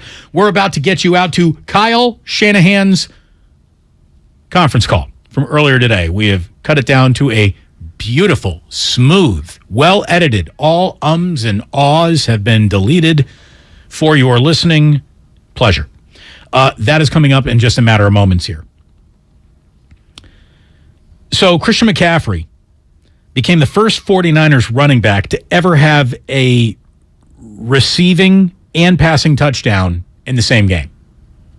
And then again, he ran one in just, to really make it a special day. But just that alone, I couldn't believe that. I mean, the 49ers have been playing football, officially for a very long time. As a matter of fact, this is the 77th season of 49ers football. And like our shows, Ray, they count these things. That was the 1,129th regular season game in team history. And Christian McCaffrey did something that no one who has ever played for this team had done before. Something that doesn't sound so far out of the realm of, well, that can't happen. It would have happened by now. I mean, the team that boasted $1 million backfield, the team that boasted new ways to look at offense throughout the entire decade of the 80s and 90s, a team that had versatile running backs all the time. Really, I mean, the Niners have always had one or two really good running backs in every decade they've ever existed.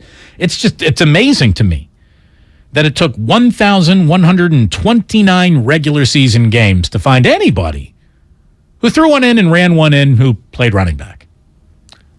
Well, how many running backs can throw the ball well? I mean, there's a reason they're running backs, right? I mean, never in 1,100 games is pretty impressive, but I seem to remember a stat that this has only happened like 4 times going back to 1970. And if they were bothered to count before then, it hasn't happened that much before then either. So let's say generously that it's maybe happened 10 times ever. You know, so I mean, I'm not surprised the 49ers had ever done it. There was a day I was sitting in the student section at Memorial Stadium in Bloomington, and the Hoosiers were playing Iowa. And they gave one up. Dwight Clark, or not Dwight Clark, oh God, who was the speed? He had a touchdown return in the Super Bowl. Dwight, like the fastest white boy of all time. Why is he going? Oh my God, I'm coming up. Help me out, text line. Help me out. Why am I'm blanking on his name. Find another story quickly. Yeah, well, anyways, I saw something that I don't think will ever happen again. Not since Red Grange did a day, Tim Dwight. Thank you very much. It is Tim Dwight, Chris Smith on the text line, on the YouTube text line. There you go. Tim Dwight, baddest white boy Iowa Hawkeye of all time. In that game, he had a receiving touchdown, a passing touchdown, a rushing touchdown, a punt return for a touchdown, and a kickoff return for a touchdown. That's the full Red Grange right there. Who were they playing? Indiana. Oh, I should have known. Yeah, that's why I was going to guess like a Division III school. Well, and I wasn't far off. Might have been. No, but it was seriously. It was the most amazing thing I've ever seen, and there were just reminiscing moments of that moment. And I had the name yesterday. I don't know why I couldn't come up with it. Stroke. I'm going to just blame it all whenever I can't recall. No. It's an easy available The paint medical is starting excuse. to flake off your brain, and you're forgetting momentous moments in Indiana football history. Yeah, all 3 of them. By the way, out of those 1,129 regular season games, for those who are counting along, it's 603 wins, 510 losses with 16 ties. That is your San Francisco 49er all-time win and loss record going into the bye week of week 9 in this NFL season. Ooh, not to mention E. Rich in Fremont, before we get to the conference call with Kyle Shanahan. What do you got, Rich? Hey, Damon, Ray, thanks for taking my call. Hey, I'm just wondering, I was blown away by that McCaffrey. He threw that thing on a dime, okay? And I'll tell you something else. The Rams defense, they were totally unaware that was going to happen. And I'll tell you something. This team, if they get everybody back and everybody's healthy, look out, NFC West, because this team's got more weapons than the United States Army or the Marine Corps arsenal. Thanks, guys. Thank you very much, Rich. Look, they're a team that now has options seemingly everywhere to do something with a football. And I want to give credit to Dave Lombardi. I was reading his article today in The Athletic where he basically came up with the notion. I mean, he didn't come up with it, but he basically said, this is a team where at their best, they're built around complementary football. And in order to have complementary football happen, you have to have guys that pull attention away from other guys. They have that at 5 different positions now. You have to be paying attention to the running back. You have to be paying attention to 2 of their wide receivers, 1 of their tight ends, and their fullback at all times. At all times. Now imagine, just for a moment, you had a quarterback who you had to pay full attention to as well because he was a little bit of a threat to run. I don't want to start talking about what Trey Lance might do in this offense one day because that is way the hell down the road. But all of a sudden you start seeing the grand design that Kyle might have had in his mind's eye come together. Christian McCaffrey feels like, boy, the missing piece that they absolutely needed. Outstanding assist on the Tim Dwight YouTube commenting page. I thank you very much from the bottom of my heart. I don't know anyone on the show who's about to help me. Sometimes the audience helps. By the way, shame on you for not knowing the first guy since 1970 to do that. Antoine Randall? No. Oh, who? Walter Payton. Oh, well, he's the greatest football player to ever live. Yeah, well, how come you didn't know that he ran through and caught? Because it probably happened before 1980, and that means I'm less than 5 years old. Doesn't mean you don't worship the guy. When did it happen? 79. Thank you very much. Okay, so I'm going to let 4-year-old Damon off the hook on that one. No, we're not letting you off the hook. He's your favorite player ever. Mike Singletary was my favorite player ever. Let's get the facts right here. But now I can't root for the Bears, and I certainly can't root for Roquan Smith anymore, and that's that. Oh, yes, you absolutely can. He escaped. Just in Baltimore. Yeah. We will get back to all of that housekeeping, but we have a little housekeeping to do with the 49ers. Kyle Shanahan on his conference call today. You will hear him talk about, obviously, yesterday's game, the big win, Christian McCaffrey, what they need to see happen on the bye week, and why that dominant second half could be right around the corner. Here's Kyle Shanahan's conference call from today. All right, guys. Still the same from the game. There no new injuries to report. We were good, so go ahead. Kyle, when you break down this game, how much different is it, as far as the mistakes made in this game compared to other weeks? We definitely still made some mistakes in this game, but and when we did, we were able to survive it. I think in the past when we made these mistakes, we either turned the ball over or we gave up, instead of giving up a first down, we gave up close to a touchdown, if not a touchdown. So I thought the mistakes we made here didn't kill us, and which gave us a chance to overcome them, and we did that. Kyle, what's your plan for the team for the bye week this week? We met today, just reviewed all the stuff from yesterday. They're going to come in tomorrow. We're going to get a workout, have a quick meeting, and do a little bit of football stuff, nothing versus each other, just get them moving and stuff, and then we're going to let them go till Monday. Kyle, is it fair to assume you're going to get a decent chunk of players back post-bye? Debo, Jennings, Juice, Mitchell, some of those guys? Yeah, we're pretty optimistic to get a number of guys back. It's kind of tough because all those guys stay here this whole week in rehab. So, that's why I didn't want to really give an update on each one. We are hoping that most of them will come back, and we feel pretty good about that. But they got to have a good week here rehabbing, and we'll find out here when we get back for Monday. Kyle, I know you addressed this briefly after the game, but how do you sort of view the state of your team at the bye? Almost the halfway point. Not just your record, but sort of the way you've been playing, and sort of in the context of the rest of the division and conference to be 4-4, but only one game out of division lead. That sort of view. Yeah, I think everything you look at, whether it's at the beginning of the year, during the year, towards the end, you just want a chance to get into the tournament. And with where we stand now, I still feel we have a very good chance of that. So we've got to play good football here going forward. The thing that you want most with your team is that you're getting better as the year goes, and just all around in all three phases. Probably had our best game as a team yesterday, and I think that was real good timing for it. I think we need this bye week. We need to rest up a little bit and hopefully get some guys back. Right when we get it going a little bit, it is always tough to take some time off, but I do think we need it just for our health and stuff, and we got to come back in here and have a good Monday, good Tuesday before we get going with the game plan next Wednesday. Brandon Ayuk has put up some consistent numbers here over the past few weeks. How is he doing with the stuff that we may not necessarily see from up in the press box, some of the option routes and some of the finer details of the receiving position? I think BA's he's been great. I think he's been one of our more consistent players. Just the conditioning he's brought to each play, the effort he's brought to each play, the intent that he's doing. I thought one of my favorite plays in the game versus Kansas City was the way he blocked on a linebacker on one of the plays, and just how he kept going all the way through the whistle. And he's been letting the game come to him, and it eventually has. These past few weeks, he's gotten a number of opportunities, and he's made the most of each one. And Kyle, Brandon Ayuk was on the field for 98% of the snaps yesterday. Was that just because Debo was out, and how has he handled that extra pressure being the number one out there?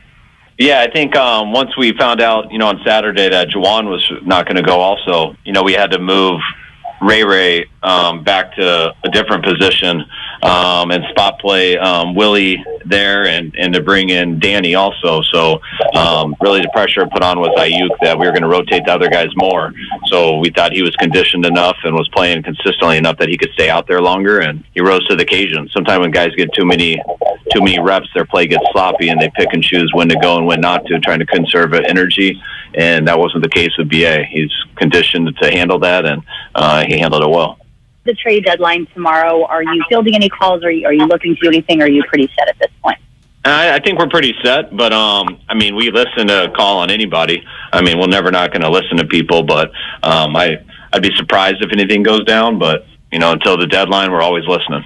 Kyle, you guys haven't necessarily had a running back out of the backfield who can catch passes like Christian. Just curious what having him as an outlet, as a potential check down option, sort of does for your offense and maybe makes life easier for Jimmy.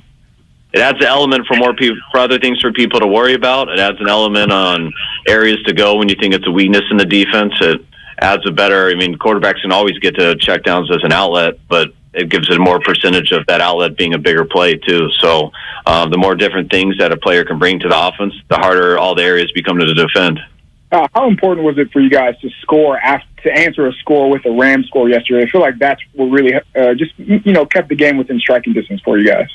I thought the timing of how the whole game kind of went was good. The Rams went 3 and out, I believe, and was great for the offense to take advantage of that, and we didn't on our first drive. And then the Rams got it, and they scored on a 19-play drive, and it was great. After a 19-play drive, we got to 3rd and 7, and you go 3 and out right there, and you never know what's going to happen in the game. But I think Christian moved the chains on a 3rd and 7, and then we went down and scored, answered at 7-7. Then they went and answered, made it 14-7, and then we were able to go get that field goal at the end of the half. And I was excited to come out at halftime with the ball, expecting we would score right away, similar to how it was with Kansas City, but we didn't. But the difference was the defense held them right there, so they gave the offense another chance to get back some momentum. And then the offense, I think, they scored their next 3 drives, and the defense never gave anything up. So that was what allowed us to get a 2-score lead and to really take control of the game. After the game, Robbie Gould and Tabor talked about the little incident with Jalen Ramsey. Have you seen that happen with the kicker before, and how did you think they both handled it? They handled it fine. I see it happen. I saw it happen in the NFC Championship when we played them. I think he likes to say stuff to Robbie after those plays, and I think it's kind of funny to watch. To hold Cooper Kupp to 1 catch for 6 yards and a half of football, do you think you'd see that ever? No, I'll take that. That was pretty impressive by those guys. I thought Jimmy Ward did a great job in nickel this week. I thought the plays that Demo had in there weren't many, but I thought he did a good job too. But our defense in that second half, they really got it going. Kyle, do you believe Drake Greenlaw will be available after the bye week for you guys? I'm optimistic about it. If this week of rehab goes real well, I think he'll have a good chance. But he's got to have a good week. All right, thank you guys. Have a good week. Kyle's conference call from down in Santa Clara today. How about that? For the first time all year, he gets to begin a conference call saying a 3-word phrase we rarely hear on Mondays. No new injuries. No new injuries? Dude, everything's coming up Niners. What, are you kidding me? No new injuries going into a bye week. You even heard that last question there was about Dre Greenlaw.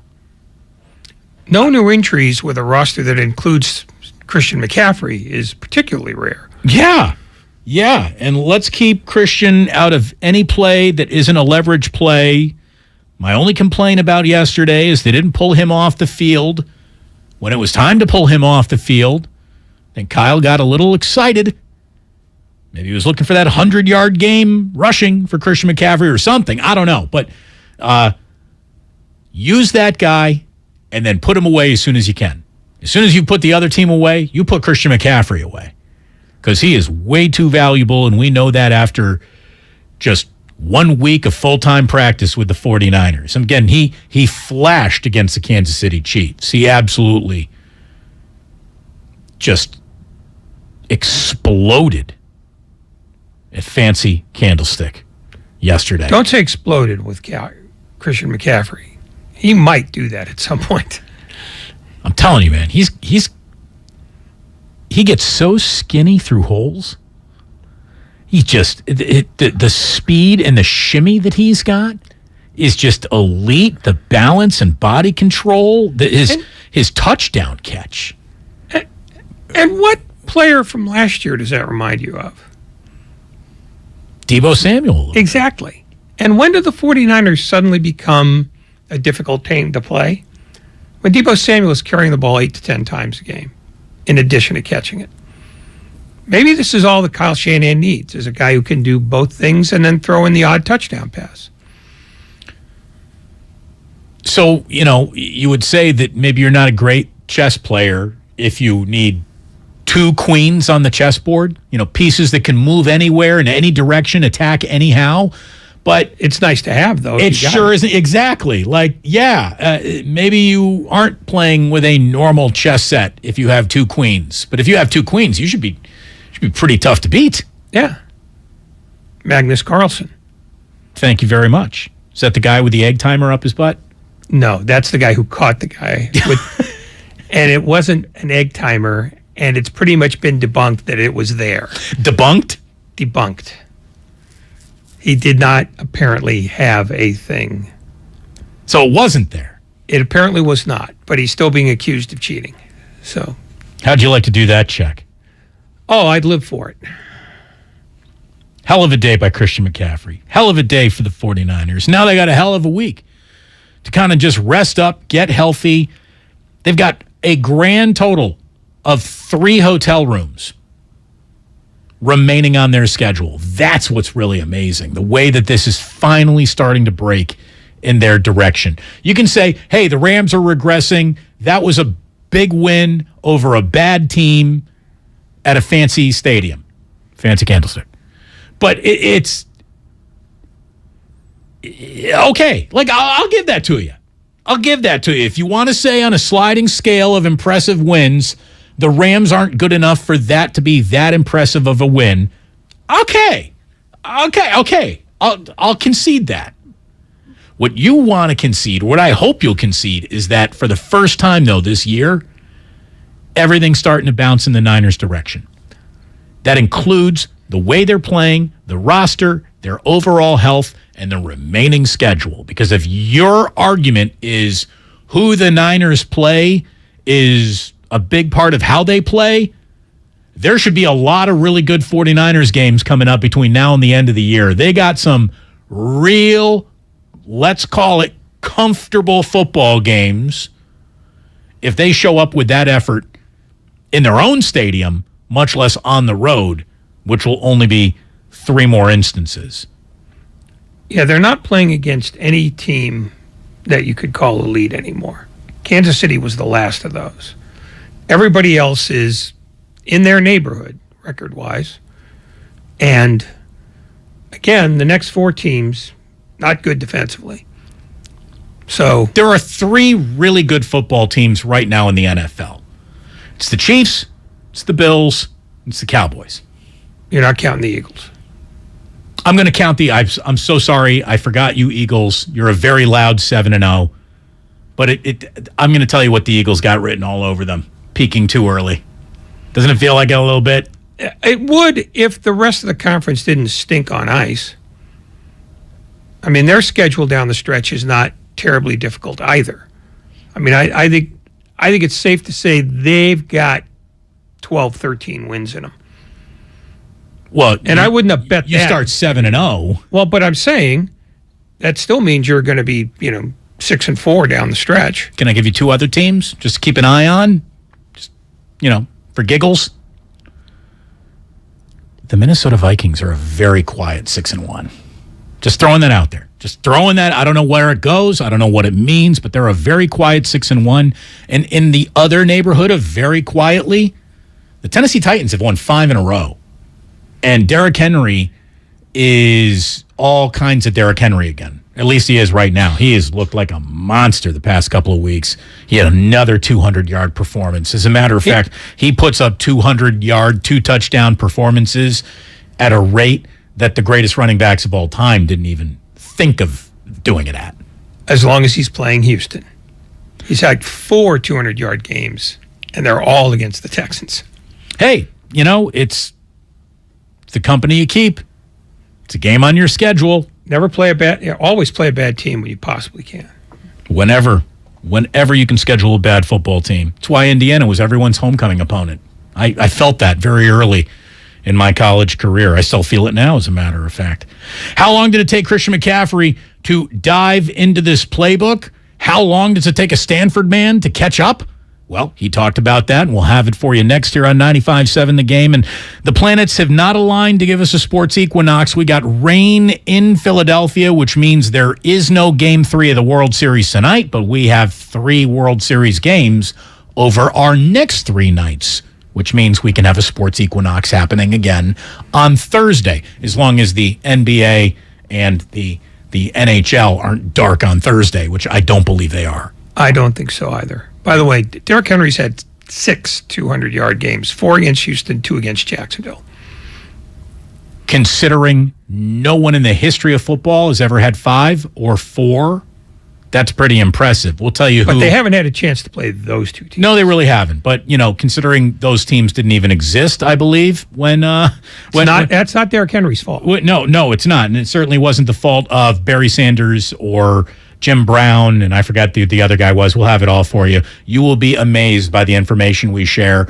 Coming back in our next segment, which is the longest commercial-free segment of the entire day, and at 5 o'clock, remember, the best conversation you get anywhere about the NFL on a Monday afternoon is ours with Michael Irvin. He joins us at 5 here on 95.7 The Game, brought to you by Fremont Bank, full-service banking, no compromises. My husband and I live next door to a haunted graveyard. It's a little creepy, but we manage. Just like we manage without home internet. Do I wish my mobile hotspot was faster? Yes, but I make it work. Kinda. Just like we make it work sleeping next to a 17th century burial ground. Honey, can you move your hand? That's not my hand. It's mine. Not having home internet? It's not that bad. Grab my hand. Wait, okay. No, not up the stairs. We tried that last time. You can literally run through him. It is that bad. Don't settle for just mobile. Get Xfinity Home Internet for just $24.99 a month for 2 years with no annual contract and a free streaming box included. Go to Xfinity.com, call 1-800-XFINITY, or visit your local Xfinity store today. Restrictions apply. Not available in all areas. Requires paperless billing and auto pay with stored bank account. After 24 months, regular rates apply. Offer ends 12/21/22. You're the one who protects the flock, and that requires an eye for detail. Because when safety and well-being are on the line, it's the details that can save lives. Even when no one else is watching, you see everything. Grainger gets you, and we're here for you, and all the ones who get it done with a wide range of safety products and solutions, plus board-certified safety consultants here to answer your questions. Call, click Grainger.com, or just stop by. Grainger, for the ones who get it done. Okay, can I have everybody's attention for just a second? Morgan's media planning firm just landed a multi-million-dollar client. Because we won the pitch. She needs to staff up before trafficking hits a traffic jam. So we're going to need research, planning, buying, obviously, and probably data analytics. Indeed can help her hire great people fast. I need Indeed. Indeed you do. We instantly connect you with quality candidates whose resumes on Indeed match your job description. Visit Indeed.com/credit and get $75 towards your first sponsored job. Terms and conditions apply.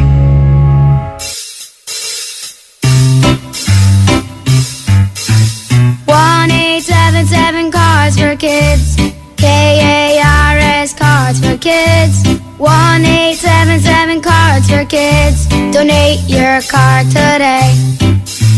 1-877 Cars for Kids. KARS Cars for Kids. 1-877 Cars for Kids.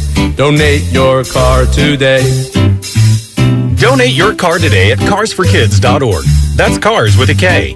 Your car, running or not, can be picked up as soon as the next day. You'll get a maximum tax deduction and a vacation voucher. 1-877 Cars for Kids. KARS Cars for Kids. 1-877 Cars for Kids.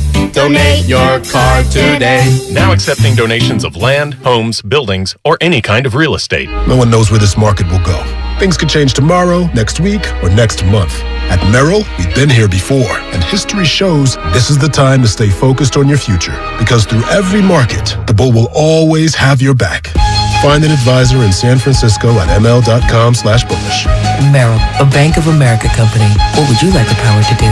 Investing involves risk. Merrill Lynch, Pierce, Fenner & Smith Incorporated, registered broker-dealer, registered investment advisor. Member SIPC, a wholly owned subsidiary of Bank of America Corp. O'Reilly. Count on the professional parts people at O'Reilly Auto Parts to recommend the best products for your vehicle and budget. Get maximum cooling system performance for 10 years or 300,000 miles with peak long life universal pre-mixed antifreeze and coolant. Now just $3.99 after mail-in rebate. Limits apply. Stop by O'Reilly Auto Parts today or visit O'ReillyAuto.com. O'Reilly Auto Parts. AT&T Fiber presents a straightforward moment inspired by straightforward pricing. And now we just cube the pancetta as such. So what's on the menu tonight? This carbonara I found online. It's fire. You gonna love it, Mom. I hope you hold on to this AT&T Fiber, son. It's nice. Yeah, you should settle down now that you're a gagillionaire. Oh, I am. I finally found the one internet I've been looking for my whole life. So, no more one-year stands? No, I'm done with all that. With AT&T Fiber, there's no price increase at 12 months. What about equipment fees? Nope. Those were never any good for you. Exactly. But now, everything's completely straightforward. Well, in the spirit of being straightforward, I never liked any of your old ones. Me neither. Blah. Y'all never told me that. But we're being straightforward now, which feels good, yeah? Yeah. Now let's get straightforward about that girl he's been seeing. Straightforward is better. No equipment fees, no data caps, no price increase at 12 months. Live like a gagillionaire with AT&T Fiber. Limited availability in select areas. Visit att.com/hypergig for details. Everything, our farm, our stand, our pop-up shop, it really all started when we discovered the benefits of local, raw honey for our family. And then we decided to turn it into a business. We were looking for something to help us get up and running. So we got the Chase Business Complete Banking Account. It's more than a bank account. It comes with Quick Accept, which lets us take card payments anytime, anywhere in the U.S. using the Chase mobile app. Plus, we get same-day deposits at no extra cost. For us, it's more than honey. It's about sharing a little sweetness with the world. Get the Chase Business Complete Banking Account with the essentials you need to help get your business going. Learn more at chase.com/business-complete-banking. Chase for business. Make more of what's yours. Quick Accept is not available in U.S. territories. Enrollment required. Usage subject to approval. Same-day deposits available for payments before 8 p.m. Eastern Time, Sunday to Friday. Fees and rates apply for checking and processing. Limitations and restrictions apply. Participants compensated. Merchant services provided by Payment Tech LLC and WePay Inc. Subsidiaries of J.P. Morgan Chase Bank and a member FDIC.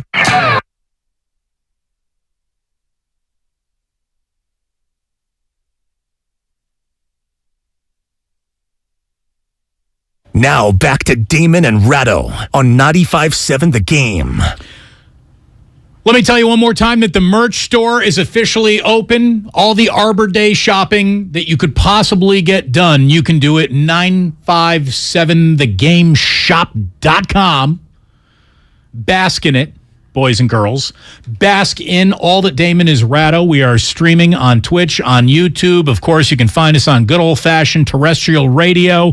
Every segment, every interview becomes a podcast. That goes on the Odyssey app. Free to you. Just giving it away. Also free to you, Michael Irvin, who joins us in 10 minutes for an outstanding recap of what the hell happened in Week 8, which will end tonight. Little Battle of Ohio. We got Browns, we got Bengals. Okay. Big win, though, for the 49ers at the Rams. And in the locker room, Kyle Shanahan and Fred Warner shaking tail feathers. Hey, guys, we all know how awesome that was, but I really mean I can't tell you how proud of you guys I am. And all we talked about was team and how we needed a team win. And I can't think of one thing in that game where one side of the ball or one person stood out above the rest. All I can think about is everybody right there. Run game, pass game, offense, defense, special teams. I appreciate everyone in here. Hey, man. Hey, we answered the challenge at half, man. I told y'all, a full 60 minutes, and we did that, bro. I love the hell out of every single person in here. Now, let's go on a roll. Let's take care of each other. 1, 2, 3. Ray, I hear a fired-up football team. Okay. Everybody's fired up after a win. They calm down today. As they should on a Monday. Before a bye week. You can't get up for bye. The best you could do is tie. The only thing that Kyle got wrong there when he said, it was everyone, full team win. The only thing that wasn't a full team win about it was the first half, because the first half wasn't a win. The Niners won this game because of what they did in the second half. That was not, what your biggest complaint is what? Well, I guess it wasn't 4 quarters of football. But when you dominate a second half with a shutout after halftime, you're cool. Look, the Rams went for 5 of 6 on third down in the first half, and the 49ers batten down the hatches, and the Rams go 3 of 7 on third down in the second half. That's where the game really turned. That and a fabulous drive where Jimmy went 7 for 7 on a drive that came towards, well, it ended by the time it was over, close to the end of the third quarter. But that was the, McCaffrey amazing catch up the sideline of the end zone that dotted the 11-play, 88-yard drive. But that was a drive where, again, Jimmy goes 7 for 7 with catches by Croft, Ayuk, McCaffrey, Jeff Wilson Jr., Ayuk again, and then McCaffrey with a 9-yard touchdown. That is where they really separated themselves offensively, and they turned off the spigot that is Cooper Kupp. 1 catch in the second half. When's the last time Cooper Kupp's been held to 1 catch in any half by any football team? I'd love to see that stat. Stayed high. Exactly. Probably something from college. If that. And they had a monster, weekend against Eastern Washington that week? Cooper Kupp got drafted high playing in the Big Sky. That's all you need to know. Just a monster who is having a monster season, but he did not have a monster half yesterday when the Rams needed him the most. Well, hurting his ankle didn't help him. That was very late, though. And again, what is he still doing in that game there? You still think that you can get back in it. It's not like that's an insurmountable lead, especially against a team like the 49ers, who have not had great second halves. They were having a great second half yesterday. Well, they were, but that's kind of an outlier for them this year. The other thing is, if you take Cooper Kupp out of the game at any point of your own volition, you're basically announcing to your team, we're giving up today. Sean McVay was talking about having second thoughts. He didn't have second thoughts at the time. You don't take your best guy out when you're behind because you think you can at least make it close. By the way, the Rams over the last several years have been among the most volatile offensive teams in football. And 17 points is not like a soul crusher. So, I didn't have a whole lot of problem with them keeping Kupp in the game because if you take him out, but to me, they literally are Coastal Carolina. You're under 5 minutes. You're the Rams. You're on the road in your own building. You're silent counting it all day. The game is over. I don't care about any symbology or symbolism of, we got to have our guy out there so our guys still believe. Nick Bosa even said himself post-game, he was surprised how early the Rams decided to quit. Yeah, I was kind of surprised when they gave up a little early on, I think there was maybe 6 or 7 minutes left and they ran the ball on third down. I was hoping for some more pass rushes there, but I guess they didn't have confidence in coming back. They shouldn't have had much confidence. They shouldn't have had much confidence running the ball. It was a day where that game was over and Sean McVay screwed up by keeping his most important player in a game that was decided, and Kyle Shanahan did the same thing. He did not need Christian McCaffrey getting touches under the 6-minute mark of a 17-point game while you have Jeff Wilson Jr., Ty Davis-Price, and another undrafted rookie in Jordan Mason just waiting, chomping at the bit to get any run. Use them in those situations. Use Christian McCaffrey when the game is on the line. By the way, McCaffrey was asked about the toughest part of learning the playbook. Each week presents new challenges, depending on the game plan, depending on who you're playing. I think for me, just getting comfortable with spacing and timing with the O-line. Those guys did such an amazing job, and I think there's still a lot of meat on the bone that I left out there. And so I think really understanding what we're trying to accomplish as an offense. Kyle's run game and pass game is so specific, and so for me, it's just about really understanding what we're trying to do with the play and helping set up blocks and, finishing plays down the field and eliminating negative runs. And look, we have seen running backs of no regard pick up Kyle's offense early. But that's all his running backs. Christian McCaffrey has been asked to pick up the wide receiver playbook, the slot receiver playbook, the running backs playbook and digest them all as quickly as you can. Luckily, smart guy, you went to Stanford. And not only is he digesting and producing through all the detail of what Kyle bakes into his playbooks, he's even got that, and this is where the great players, reveal their greatness to you by, levels of instant chemistry with guys that they've just met. Christian McCaffrey has had, how many practice reps do you think he's actually had with Jimmy Garoppolo? Like actual team one practice snaps in an NFL, which limits practice, certainly limits contact in practice, and the Niners, as banged up as they are, they should be limiting more contact in practice than any other team in football. There's no way this week they got 50 live actual reps. No chance. 25 a day? Probably. Not live. Not live. I mean, they're walkthroughing at some point? No, well, sure. But Wednesday and Thursday, they're practicing live. Oh, I don't think I think they're only going live one day a week at this point in time. Anyway, whatever that number is, it's not a significant number. It's 52. Thank you. I'm glad you looked that up. The whole point is not only is he getting and ingesting, or is at this point he digesting, not only is he using those 52 reps or whatever the hell it was in practice to get on the same page that the playbook says you need to be on, he's also making instinctual plays with a quarterback whom he just met. Just a little bit backyard football, Play wasn't designed to go to me, but one thing I learned about Jimmy is he's a football player through and through, and he showed that all week in practice, and, we didn't rep that, but that's just a guy going out there playing ball, and sometimes that's the best way to go about it. Not bad. Not bad. Jimmy Garoppolo on that touchdown to McCaffrey. Basically went through the whole read, left to right, came back to Christian. He wasn't even really in the read, and he just turned it upfield. That's just being a football player. And, we've been trying to emphasize that on offense, just being a football player, being in the moment. And I thought guys did a good job of that today. They're football players, all right. I could tell because they were playing football yesterday. They played it well, too. Jimmy talked about what McCaffrey does just in terms of when he's got to throw that, oh, my God, ball. Get it the hell out of my hands. I'm in trouble. And the safety valve that Christian McCaffrey represents is obviously significant. It's awesome. It's all of our backs, too. They played great today. But, yeah, Christian, a couple of those just weren't really scripted. Whenever you got a guy like that, and we got a lot of playmakers in there, but you just got to get the ball in their hands, and that's what I was trying to do today. They took away some of the deeper stuff from us, and we had to go underneath. But, when they do that, our guys run with the ball better than anybody.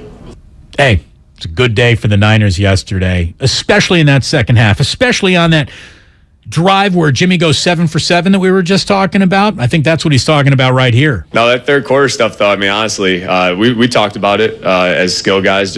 I think that's when the game's won at the beginning of the third quarter. We had a chance, to come out, take advantage of that, and I thought guys did.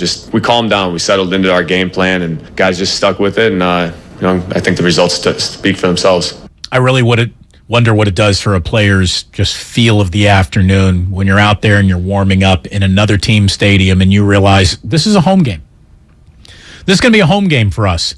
There are a ridiculous number of our fans in this building today. So much so that the city of Los Angeles should not have a football team. Like that the Rams were unrepresented in their own stadium against a division and in-state rival, for goodness sakes. Jimmy, what'd you think of that? Always. You could feel that from the pregame on. Just our fans were out there early and often. They were screaming. You could feel it, and that's an energy that we feed off of. We got to give them the energy to get loud. We got to make some plays for them. But once we got them going, our fans are like no other, man. They faithful. They get loud. Look, Jimmy was at his best yesterday, Ray. Completed 84% of his passes. His 84 completion percentage is the 5th highest in a single game in franchise history with a minimum of 20 attempts. So, very good afternoon for Garoppolo. No doubt about that, which means he gets one of these. Gucci gang, Gucci gang, Gucci gang, Gucci gang, Gucci gang, Gucci gang, Gucci gang. So you're punishing him? No. I'm punishing you. And we do have you-know-who getting ready to go here as we move into our 5 o'clock hour. So let's just punish Ray one more time since we're about to with Michael Irvin achieve Maximum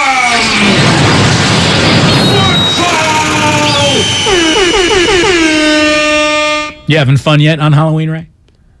It's diminishing rapidly. Welcome to your 5 o'clock hour. You're listening to 95.7 The Game, KGMZ FM and HD1 San Francisco. Always live on Twitch, YouTube, and the free Odyssey app. Damn well better be free. It's a McCaffrey Monday here on 95.7 The Game. Why wouldn't it be? He threw down an incredible game. To talk about that, to talk about NFL Week 8, as it drifts into our rearview mirror, the Hall of Famer himself, the playmaker, Michael Irvin, joins us on 95.7 The Game. I'll tell you what, Michael, Christian McCaffrey had himself quite a month in one game. I mean, first full game as a Niner, first full week to prepare, a rushing touchdown, a receiving touchdown, a passing touchdown. It was more than seamless. It was the perfect fit, like you suggested it could be when we started talking about this a few weeks ago. And you saw why I was saying it. Let me tell you, I was trying to explain this to some other people the other day, how great that grab was that he had in the corner in the end zone right there. And I was trying to just explain to people that really don't get football. I said, you know why running backs don't make plays like that? Because the ball has to travel too far in the air, and they have to track it 30, 40, 50 yards. They don't do. They all their lives they just track those little swing routes and everything like that. That's why they're not great at grabbing the ball. That pass right there told you everything, man. Not many running backs could have gone up and made that play that he made right there. That was an incredible play. It was like the perfect diamond pattern in his hands. He looked like Dwight Clark going up in the back of a Niners end zone once. Yes, he did look like that. You know what? And to be honest with you, right, because I was trying to do something. I was trying to, as I'm watching these games, I'm trying to compare and see where I was. Okay, Seattle. When I was watching Seattle, I was like, okay. I was waiting on Geno to do something and to mess it up. I was like, man, do I trust Geno? But I was waiting. And I used to be a lot like that with Garoppolo. Like, even when he got down near the goal, I said, man, come on, man. Don't do nothing crazy right here now. Don't do, you know what I mean? You're watching the game doing that. Don't do anything crazy right here now. Just hold on the ball. You already got a field goal. Don't mess this up. But I'm telling you, with Christian McCaffrey, it makes me more peaceful about Jimmy G at quarterback with Christian McCaffrey, because now any little dump pass has a chance at doing something. As the Rams tried to figure out what to do with McCaffrey, what were the things that became more available to Garoppolo as the game went on? As they tried to figure out how to stop him, what they were going to do to try to curtail him and get a hold of him. See, that's the whole thing. That's why I say it's a perfect fit. Cal can move you around so much. It's hard. It's hard to focus on that point. And I'm gonna tell you something else. When I was watching the game, I was thinking about. But I was like, wait till Debo comes back, because now, honestly, the first person they're gonna focus on will be Christian McCaffrey. Debo wants that, and then Debo will be taking off when he's back on that field. It'll be an incredible sight to see both of them on the football field. The Hall of Famer, Michael Irvin, here on 95.7 The Game. So, again, you played 12 years. You are in Canton, for goodness sakes. I was surprised. I looked at your box scores today. Never had a rushing touchdown. Never had a passing touchdown. Did Jimmy ever let you any trickeration? And can you just kind of put into context the afternoon that Christian McCaffrey just had? We haven't seen anything like that since about LaDainian Tomlinson 17 years ago. In 05, yep, that's when he put it down. Tomlinson did it, man. I was like, that's insane. That's incredible. You think about it. No one has done it. And that's what I love about even Cal. Cal knew that. And he wanted it. It's the best way to bring yourself over and ingratiate yourself with your new teammates is to have that kind of game. Because everybody now starts saying, boy, look at what we got now. Look at what we got. And so giving him that game in front of everybody, I think that was big. That was huge. We learned that you can win with Christian McCaffrey now. And I'd imagine he must be so happy to be out of that hellhole he was in Carolina. Let's just be real. He must be so happy. By the way, we'll get right back to this 49ers and Rams game in a second, but just since I brought up the name LaDainian Tomlinson, we have a pal that we work with here on 95.7 The Game, Lorenzo Neal, who I think basically helped put LaDainian Tomlinson in the Hall of Fame, and then he actually inducted him at Canton when LT really went in. Do you think our colleague Lorenzo Neal is a Hall of Famer? And you know what? It's so funny because remember Lorenzo Neal, guys like that. When you think about some of the greatest runners, Lorenzo Neal, Emmitt Smith had DJ Darrell Johnston. You know, because it was his 20th year anniversary last weekend. They were playing Chicago when he broke Walter Payton's record. You know, and he had Moose Johnson. And Emmitt always talked about it. Yeah, I heard Emmitt say that a million times.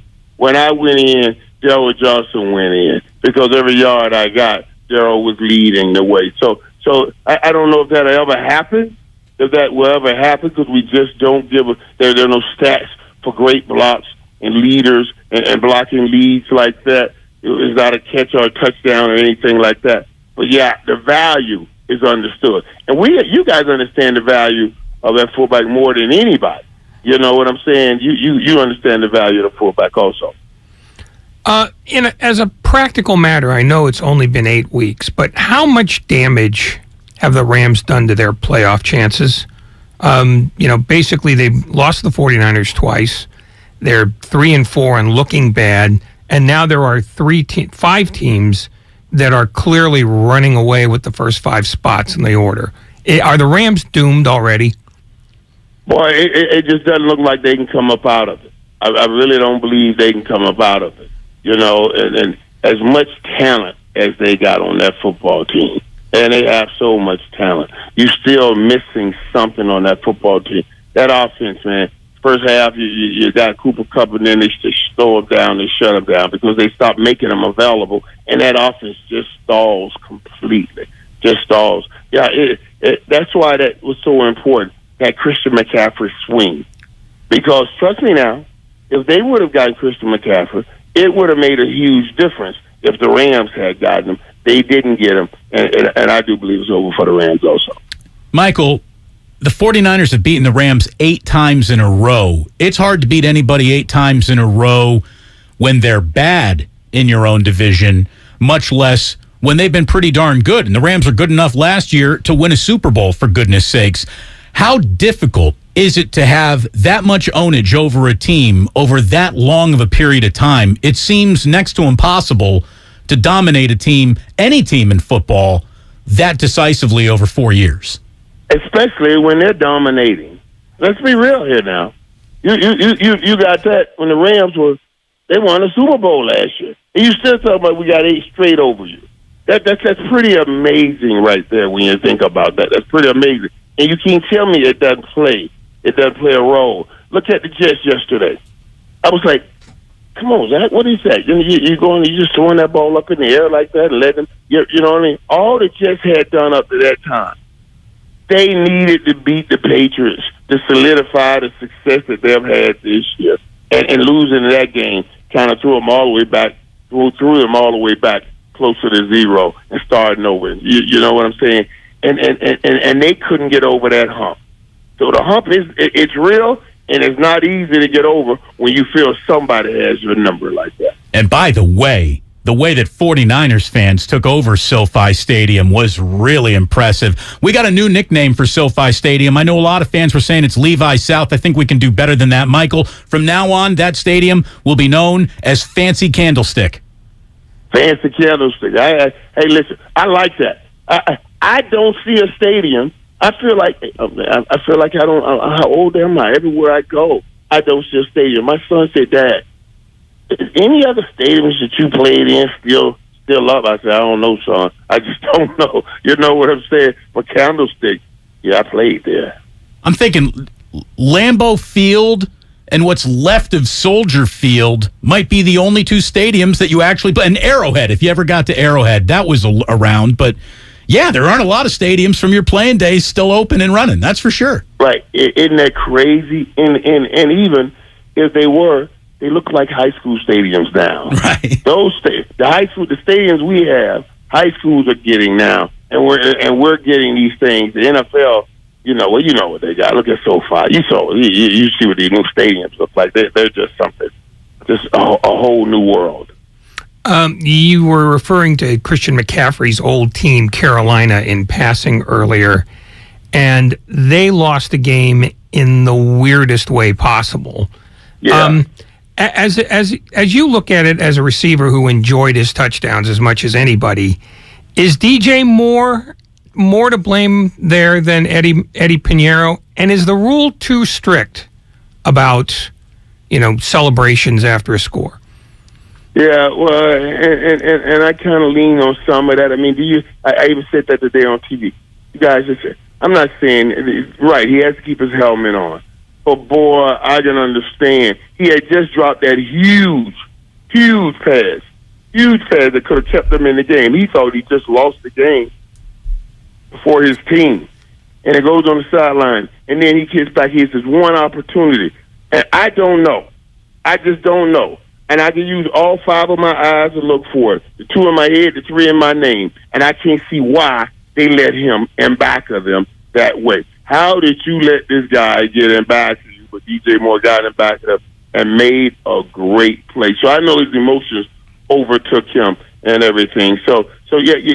But listen, that's the Emmitt Smith rule, taking off the helmet. That's what he used to do all the time. That's when they brought that rule in. We called it the Emmitt Smith rule. Then he used to take his helmet off every time, and this was when we were winning games, scoring touchdowns, winning Super Bowls and everything. And the NFL said we got to stop that. We selling a shield. No individual faces. They came in and they said that nope, we're going to stop that. We're putting a rule in, so that we call it the Emmitt Smith rule. We're talking to Emmitt Smith's Hall of Fame teammate, Michael Irvin, here on 95.7 The Game, and we're not going to let that line just go unchecked, Michael. 5 eyes, 2 in my head, 3 in my name. That is freaking brilliant. That's a T-shirt waiting to happen, man. You could sell those puppies on NFL Network. There is no doubt. You could sell 1 million of those outside Dallas Cowboy games. I promise you that. By the way, Did you ever see anyone jump over a recovered fumble the way that Justin Fields jumped over Parsons yesterday? That was unbelievable. Yeah, and look at that right there, man. Like, dude, first of all, let's give him some love, man. What improvement he's made. Those last few weeks, he's looked good on the football field. He made some plays. He scared some teams. And that team will scare some teams as they continue to go, because I feel they're headed in the right direction. They play hard. They had many opportunities to walk away, quit, and give up, but they kept fighting, and I like that. I really like what I see in them. So, yeah, I can't wait to see what Justin Fields becomes. Now, look at that right there. You've been in the league now a few years. You got to know the rules are different here. How do you not touch him right there? And that's just it. It's so much going through those young guys' head when they're trying to get and figure out everything that's going on. And sometimes you revert it back. And he went all the way back to college days. Now, he thought, boy, you were down, you were down. No, that's that other game. No. Not this game. You can get up and run right here, buddy. You got to touch that dude. But Michael Parsons, he must have run 100 yards on that play. The effort that he always gives is second enough. So, seeing that the 49ers kind of got their legs underneath them here and that they're going into the bye week, do you look at the NFC the same way you did a couple of weeks ago? Do you think that the 49ers have the opportunity to be right there in the conversation of the best in this conference right now based on everything we've seen and the difference that Christian McCaffrey makes? Yeah, I thought that they had a chance even before Christian McCaffrey got there because Tom Brady's Aaron Rodgers is on the downside. And it's a good matchup for Philadelphia because you got to stop the run. You're a good matchup for Philadelphia. And you saw what happened with Dallas in the playoffs last year. So I already thought they were in the hunt in the NFC. This puts them closer to the top of the hunt, And I'm talking about you go Philly and the Philly, Dallas 49ers. Those are the teams that are up there right now. And the next tier starts with Minnesota. Speaking of teams that are in the hunt, Dallas is probably playing as well as anybody, especially after yesterday's game. In Dallas itself, do they like Mike McCarthy now, or are they still trying to figure out ways to get him fired? You know how this thing works now. We love it as long as you're doing what you're doing. I was telling them about my driver, Mansour, he's dude. I'm telling you, 2 weeks ago, he was like, Michael, we got to keep Rush in here. We can't go back to that. We got to keep Rush in here. And then that's when he was picking me up before they played the Eagles. That Friday he picked me up. When he picked me up when I came back home Monday after the Eagles, first thing he said, man, we got to get that guy out of there. I was like, wait a minute. That was a quick change. But that's how fickle it all is. So right now, yeah, everybody's happy with Coach McCarthy. But you know, all of this is good, but it comes down to what we do in the playoffs or what they do in the playoffs. So quarterback controversies can be a bad thing, but to me, a running back controversy is a good thing because you're eventually going to need more than one. Tony Pollard just sort of, I think, gave the Dallas Cowboys a little bit to think about in terms of Ezekiel Elliott, don't you? Well, not in terms of Ezekiel Elliott, because I love what Tony Pollard brings. That was 14 rushes for 131 yards, 14 times. On the other hand, let's do a comparative analysis on this. That Motor, I think he went 32 for 219. Tony Pollard, everybody say, do you start Pollard? Pollard can't give you 30 carries. Let's stop. Stop telling me we start Pollard. What are you going to do? You're going to run him in the ground. He's not that physical presence. He is the explosion. And explosion is good, but physical is better. San Fran has a physical football team. I told you when they were coming down here last year, I don't want to see that physical football team because nobody wants to see a physical football team. I love that Pollard can hit them holes and make a burst and make a big play. But you want to be a physical football team, and Zeke sets that. This thing has an order. Dak and Zeke, they came in together in 2016. The number 214, that's the area code in Dallas. Zeke is 21 and Dak is 4. 214, they're the area code. They run this whole football team. You mess with the structure of this team when you start doing things like that. And you're not going to run Pollard 30 times anyway. So just give him his reps. It's 8-0 when he gets 15 touches. So give him his 15 touches. But still, you start Zeke and you keep the order of your team being more physical than explosive. I'd rather have physical than explosive. Michael Irvin here on 95.7 The Game. So how much in your mind would be too much for Christian McCaffrey in terms of an in-game workload? He had 27 touches yesterday. Obviously, it's a game without Deebo Samuel. You would think that just Deebo being back in the picture probably subtracts 5 touches right there for Christian McCaffrey. But with all the injury concerns that the 49ers have had, you know, that's the next name on the list. Should something now happen to Christian, it's going to feel like the wheels came off again. How much is too much? Where's the sweet spot of a Christian McCaffrey workload? And it's such a great question because I shared with you earlier that when I look at these guys, I got confidence knowing that Christian McCaffrey's on the football field. Well, it gives me confidence in Jimmy G, you know. So you can go in with these set things that you plan on trying to work towards. The game is going to dictate that.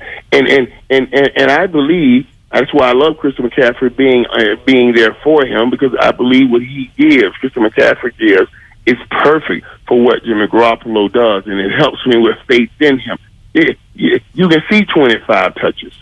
You can see 25 touches. I think you should see about 25 touches every game. To be honest with you, what he did the other day is what you'll do with him every game. And even Christian McCaffrey, he's strong between the tackles. He plays hard between the tackles, so I don't mind that. Even more so than Tony Pollard, I believe. He'll hit it up inside more so than Tony Pollard when we start talking about why he can get that many reps and why Tony Pollard cannot. The 49ers have a bye coming up, and then they have 4 straight games against teams with poor defenses. Does that allow Kyle Shanahan a chance to experiment even more with how McCaffrey fits with Samuel and Jeff Wilson and the rest of the passing game? Or is it too late in the season to get too cute about that? No. And you know, so funny, guys, I was about to cut in on you when you were talking about Deebo's coming back is going to take maybe at least 5 of those touches. I was saying, no, not necessarily. Because Deebo coming back will give you more offense, which means you're going to get more offensive plays. They'll get more reps. You may be able to get that in his because now you're getting more more offense. You're controlling the game more. You're going to get more plays. You get more first down. So, I think that right there, right around that 25, and you don't know how he gets his touches.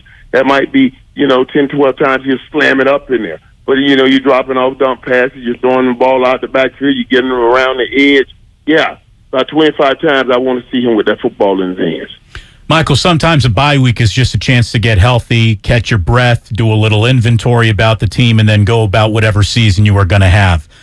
This feels like a fork-in-the-road bye week, though, for the 49ers. They come in at 4-4, but they got to be feeling great about themselves after that 4-4 record. That Kansas City game is now a memory compared to what we saw just yesterday. And it feels like this is a real chance for them to maybe, install a couple of wrinkles, but then very much get healthy and be the team that they want to be. Do you ever remember having a difference-making bye week? Is there such a thing in the NFL? Yeah, and everybody, and I'm telling you this, everybody gets the schedule, and they want their bye week to be right here. Week 8, give me a break. Week 8, and you look at it as this is an advantage. If you get the bye week right around here, this is an advantage. You've gotten enough games in to know exactly what you are, and where you are. You look at the bye week, you start talking about, we get this player back, this player back, this player back, and we're right where we need to be to make that run. So this matters, especially when you get it right here in week 8, because it's the middle of the season, and right now, right here, things do drop off. You hit a low right here, and if I can go take a break and then come back and we're fresh and move forward towards the end, towards the remainder of the season, it's a great opportunity. This is an advantage to have this spot right here, coming off that game right there, going into the bye. I'll tell you what's an unfair advantage, having Michael Irvin as a weekly guest. Outstanding stuff as always. Thank you so very, very much. Enjoy little Halloween. What was your favorite Halloween costume of Michael Irvin's childhood? My childhood? I ain't had no Halloween costumes in my childhood. We couldn't afford anything like that. I used to tell my mom, I want a costume. She said, boy, anybody, you got some costume money? That's what she used to say to me. You got some costume money? I said, no, baby. You got all the money. She said, I ain't got no money, so ain't no costume. You get back there and try to make your own thing, but no, we didn't have that. We didn't have it like that. It's so funny now, because it's just taken off. Everybody does it. Before it was the kids, but now everybody dressed up, and Halloween has become such a big thing. What I also find interesting is all the things that people say, oh, you offended me by wearing that costume. It's Halloween. It's costumes. They're costumes. You know what I'm saying? Right. But yeah.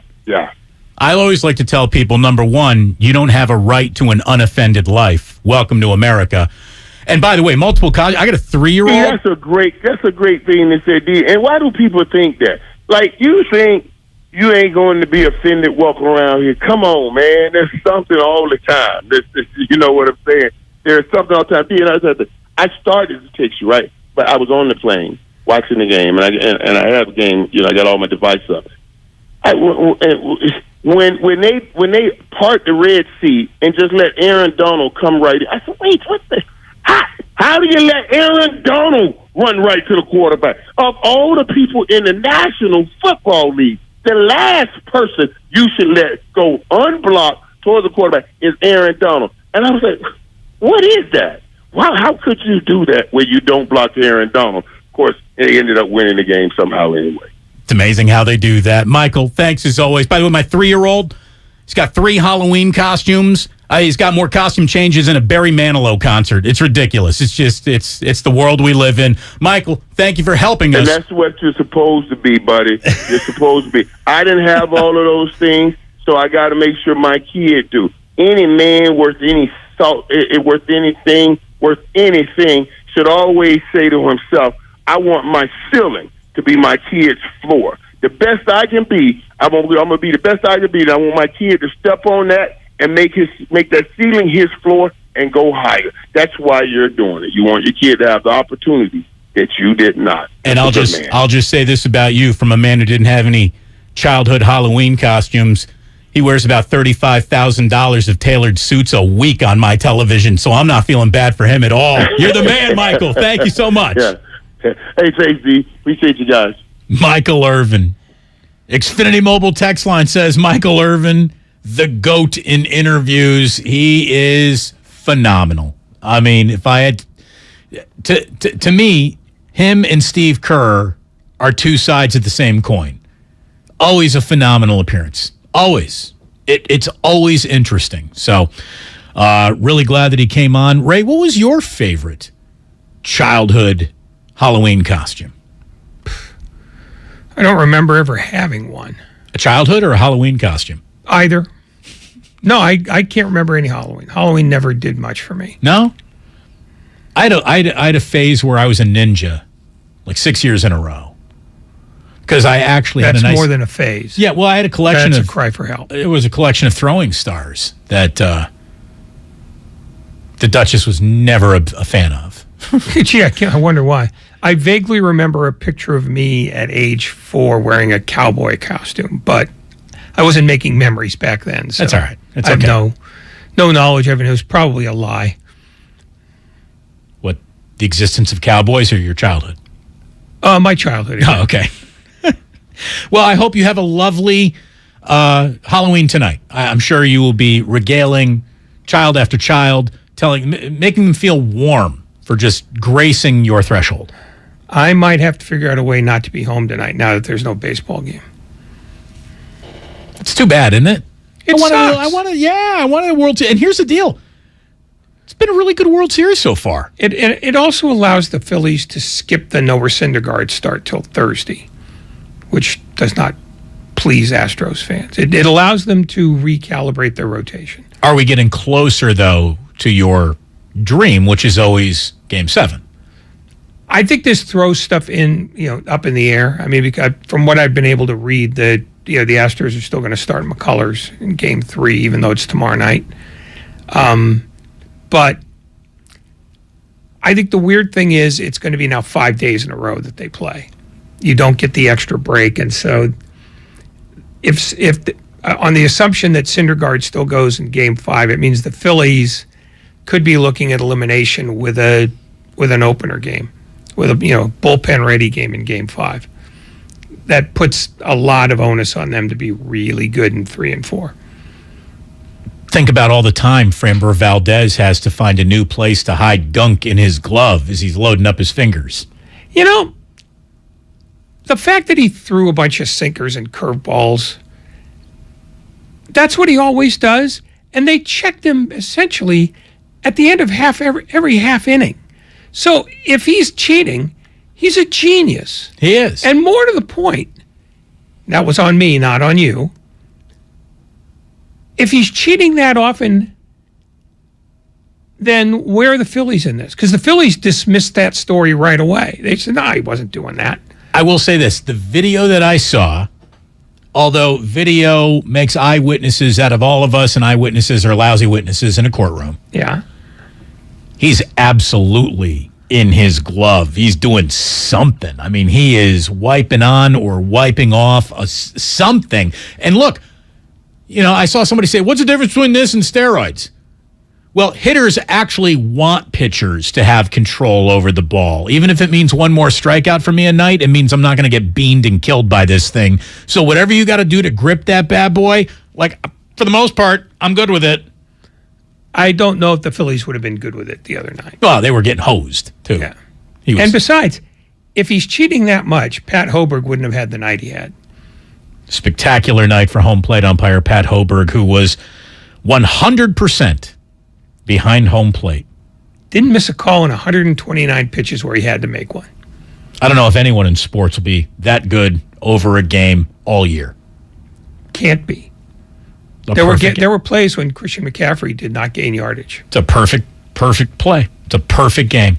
So, look, NFL Week 8 will conclude tonight. We got Bengals at the Browns on Monday Night Football. And look, let's be completely honest. Joe Burrow is becoming the best quarterback not playing for the Bills or Chiefs in football. The Browns, meanwhile, have lost 4 in a row. They're 4 weeks away from Deshaun Watson's return after they closed this week on Monday Night Football. So, everyone excited for Deshaun? He's a month away. Yeah, I can hear people throbbing with anticipation. You cannot say the word throbbing. I just did. Well, you shouldn't, considering who I'm letting people connect their own dot-to-dot puzzles. This whole week started on Thursday Night Football. The Ravens picked up a win over Tom Brady. Today, Baltimore traded for Bears linebacker Roquan Smith, who I can tell you is the best tackler in football, not named Bobby Wagner. He is I don't know who's going to be making the tackles for the Bears going forward. I absolutely know who's going to be making the tackles for the Ravens going forward. It's going to be Roquan Smith. He is a machine in that department. So I think Doug Buffone will be making most of the tackles for the Bears from now on. Oh, hooray. He is the leading tackler in the NFL. And the Bears the Ravens gave up a second and a fifth rounder for him. The Seahawks are still in first place in the NFC West. They beat the Giants and controlled that game pretty much all gosh darn day. Nathaniel Hackett and Russell Wilson were allowed to fly back home from London, Ray, with the Broncos after beating the Jaguars. We haven't really talked about them at all. Why would we? 24-0. The Raiders. Josh McDaniels, he had another closed-door meeting with Mark Davis. He's had two of those now. I saw Trey Wingo tweet earlier yesterday that the Raiders were just shut out by a team that gives up the second most points in the NFL. They crossed midfield once late in the fourth quarter. It's become an abject disaster in Vegas. Their season essentially ended yesterday. And Mark Davis came out today and said he hopes that Josh McDaniels will be his coach for years to come. Oh, so does the rest of the NFL. He won't see Christmas. Well, all right, he'll see Christmas, but he will not see Valentine's Day. Right? Yeah, I don't know if year 2 is around the corner, but it's getting expensive in the this guy doesn't coach here arena for a guy who really can't write checks like that. Yeah, well, I saw another story that says Magic Johnson and the money that he can put together through possible ownership groups would very much be interested in the Vegas franchise should it ever become available. If it becomes available, some sharp in Vegas, one of the casino owners will get it. Magic Johnson may be able to throw money in, but he'll be a 1%er because that franchise will be worth $5. Oh, more for sure, based on that stadium alone. Based on the stadium, you would think that, but I haven't looked at the last Forbes numbers, but I don't think the Raiders are at 4. I mean, there's, the amount of, partners that you have to go through. I mean, the real value there is in being able to run the whole thing yourself. And Mark Davis has partners all over the place who have a sizable chunk of the team. I'm not even sure that Mark's got 50%.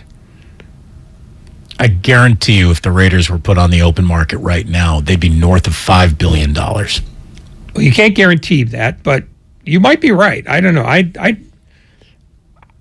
think unless you can get voting control, and that means more than 50%, which means more than Mark Davis have to sell, I'm not sure that it's going to be worth that. You've got to be able to do whatever you want whenever you want to pay that kind of money. Looking around the rest of the NFL here. Vikings beat the Cardinals and are the quietest 6-1 football team in years. Yeah, I mean, seriously. And the Vikings aren't some off-brand, off-the-rack football team. Like, they're get a rich history, a big fan base, an awesome state. It's amazing. Nobody is making anything out of the Vikings being 6-1, but they obviously are.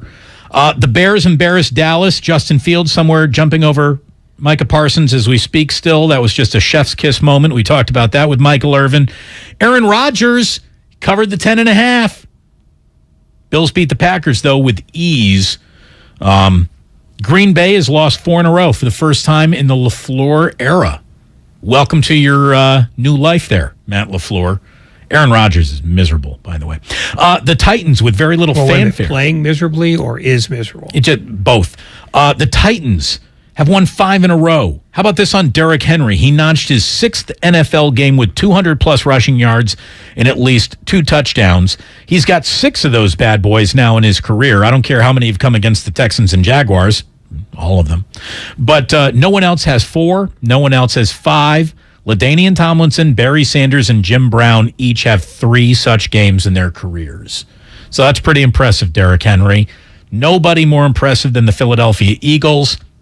If the Vikings are a quiet 6-1, the Eagles are a loud 7-0. And did you see that A.J. Brown played so well yesterday? He was issued I'm making air quotes, random drug test. Yeah. Drug tests are never random.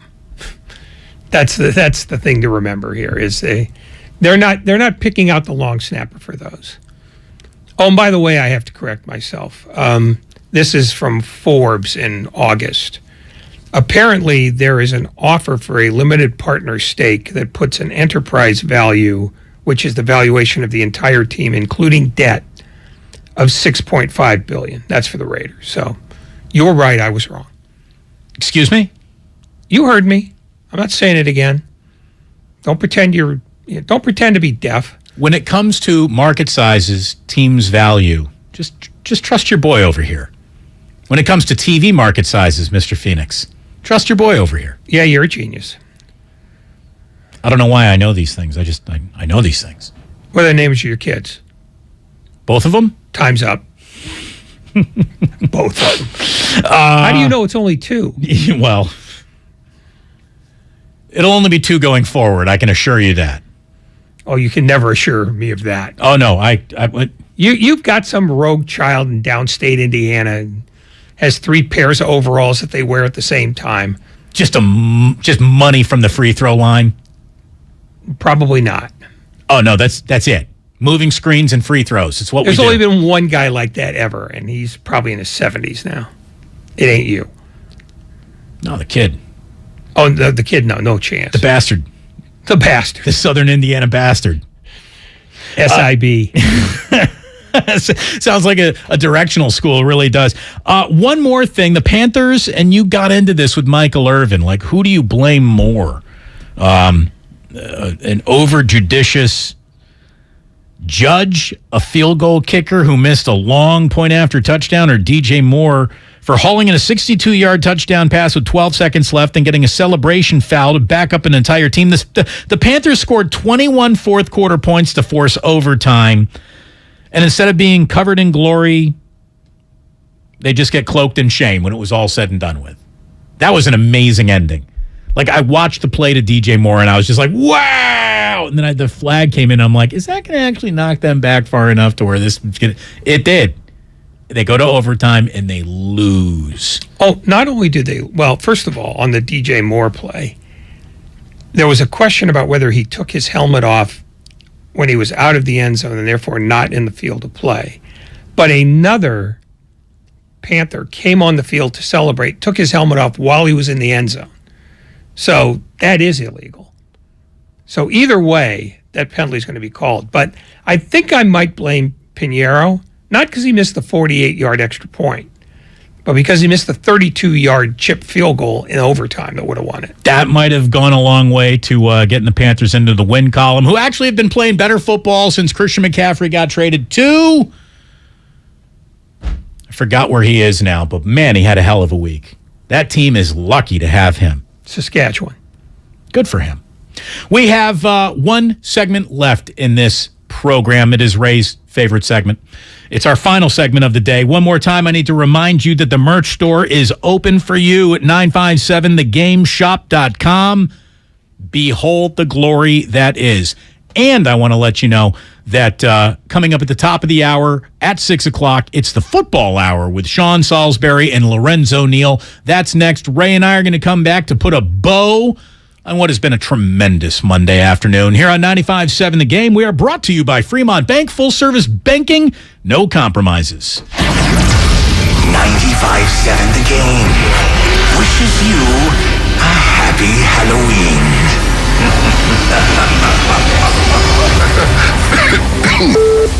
Sorry about that. You could edit that. My bad. We're chock full of candy and sports talk.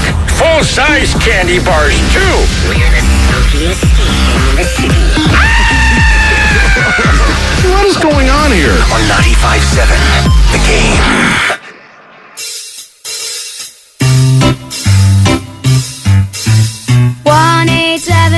Cars for Kids. KARS Cards for Kids. 1-877 Cards for Kids. Donate your card today. 1-877 Cars for Kids. KARS Cars for Kids. 1-877 Cars for Kids. Donate your car today. Donate your car today at carsforkids.org. Your car, running or not, can be picked up as soon as the next day. No title? No problem. Call 877-CARS-FOR-KIDS or go online at carsforkids.org to donate today. 1-877 Cars for Kids.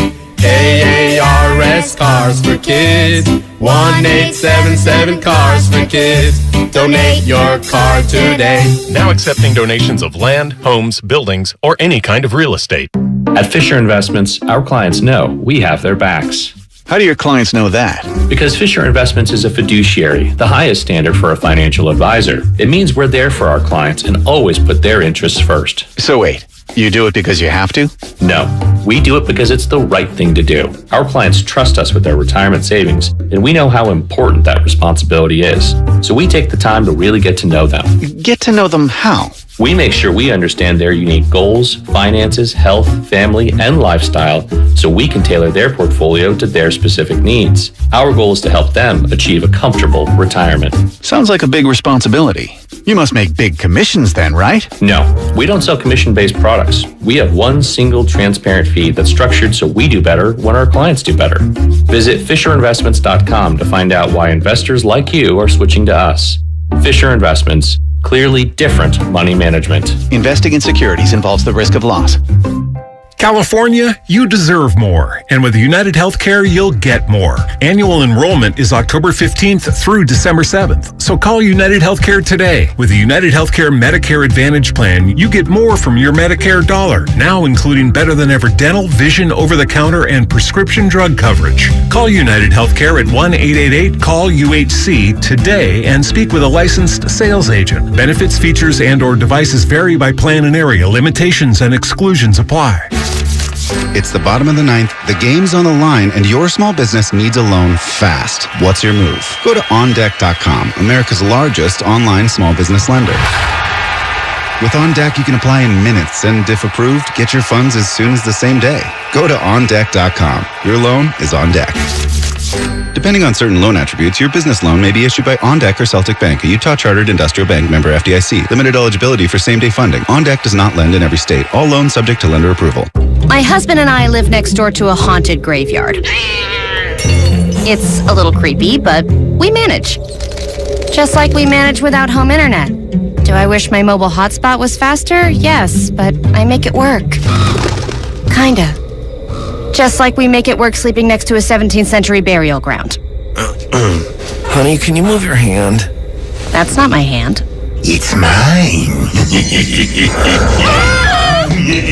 Not having home internet? It's not that bad. Grab my hand. Wait, okay. No, not up the stairs. We tried that last time.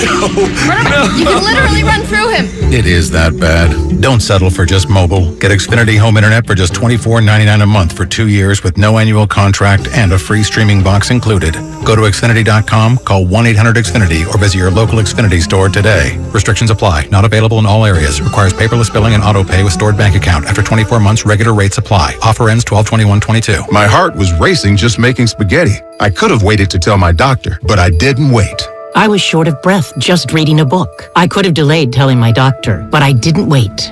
They told their doctors and found out they have atrial fibrillation, a condition which makes it about 5 times more likely to have a stroke. If you have one or more of these symptoms, irregular heartbeat, heart racing, chest pain, shortness of breath, fatigue, or lightheadedness, this is no time to wait. Contact your doctor. Brought to you by Bristol-Myers Squibb and Pfizer. Prescription products require an online consultation with a healthcare provider who will determine if a prescription is appropriate. Restrictions apply. See website for full details and important safety information. Subscription required. Refund available for 60 days after purchase. Hey guys, did you know there's a generic form of Viagra that works just the same but is 90% cheaper? And you can get it online? Just go to 4hims.com/joy. You'll get a free medical consultation, discreet shipping if prescribed, a 100% online process, and trusted generic alternatives to the biggest brands at 90% off. That's right, get generic for Viagra, the same active ingredient as brand name Viagra, but 90% cheaper. It's the same medication you get from your doctor, but with zero copay, no expensive appointments, and no awkward face-to-face conversations. Results are guaranteed or your money back. To start your free online visit, you need to go to this exclusive address, 4hims.com/joy. That's 4hims.com/joy for your free online visit. FORHIMS.com/JOY. Charging a cell phone can be like getting a booster shot. A booster is given to enhance or restore protection after a primary series vaccination, which wanes over time. Schedule an appointment when you are eligible. Sponsored by Pfizer and BioNTech. Trick or treat. Oh, I'm sorry, kids. I'm all out of candy. All I have left is this bag full of... Sports talk. We're dishing out the hot takes like they're hot tamales. Damn, the Rams haven't beat the Niners in 4 straight regular seasons. It's wild. That's one of the biggest dominations that I can remember. By the way, no truth to the rumor that Ray Ratto ate all the candy already. Here's what happened today on The Game. Presented by the County of Santa Clara. The morning roast from 6 to 9. When I said I wanted to start running back. He's a star. I wanted to start running back. He's a star. This is why. This is why you can do so many things offensively. Willard and Dibs from 9 to noon. I want to invite you into the realm where it's okay to say something nice about Jimmy Garoppolo on a football field. Steiny and Guru from noon to 3. To me, it was their most impressive win of the year. Obviously, McCaffrey was tremendous. Jimmy Garoppolo he played one of his best games. And Damon and Ratto from 3 to 6. And Ray, we begin with a declaration. SoFi Stadium shall now and forever be known as Fancy Candlestick. The best of the game, presented by the County of Santa Clara. Book a COVID-19 booster shot now at sccfreevax.org or call 211.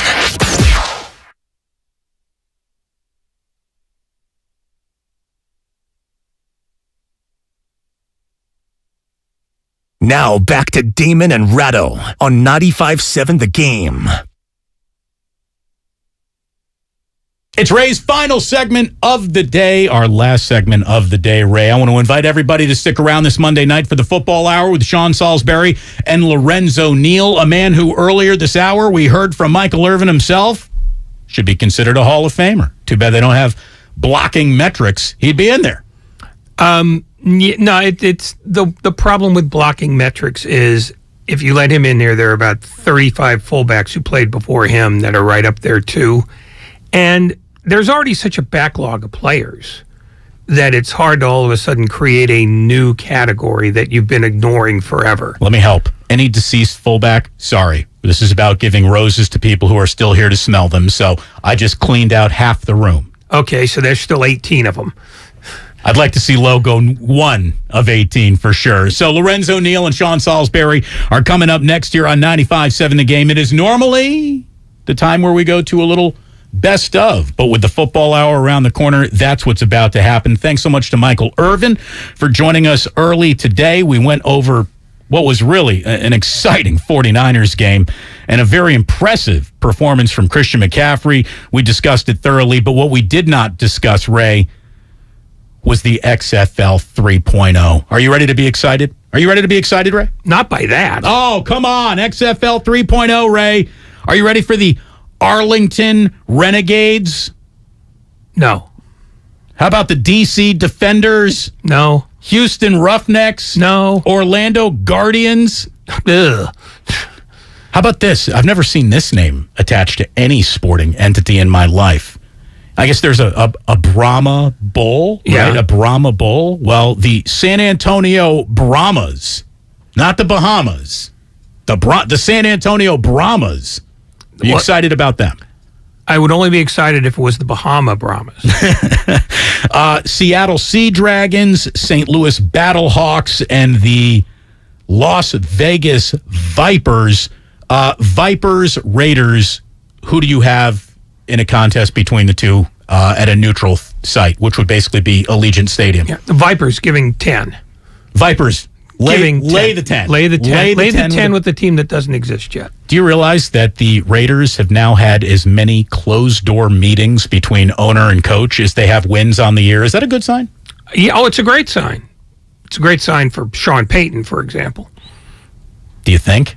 Do you think Mark Davis is already thinking about paying another? Well, I guess it wouldn't be another one and done because Gruden wasn't one and done. No. But he was like done after one. Yeah. But yeah. No, I mean, it's certainly possible because if he's doing what his father used to do after losses, which is go in and chew out the coach, that can't be a good relationship if it's this early.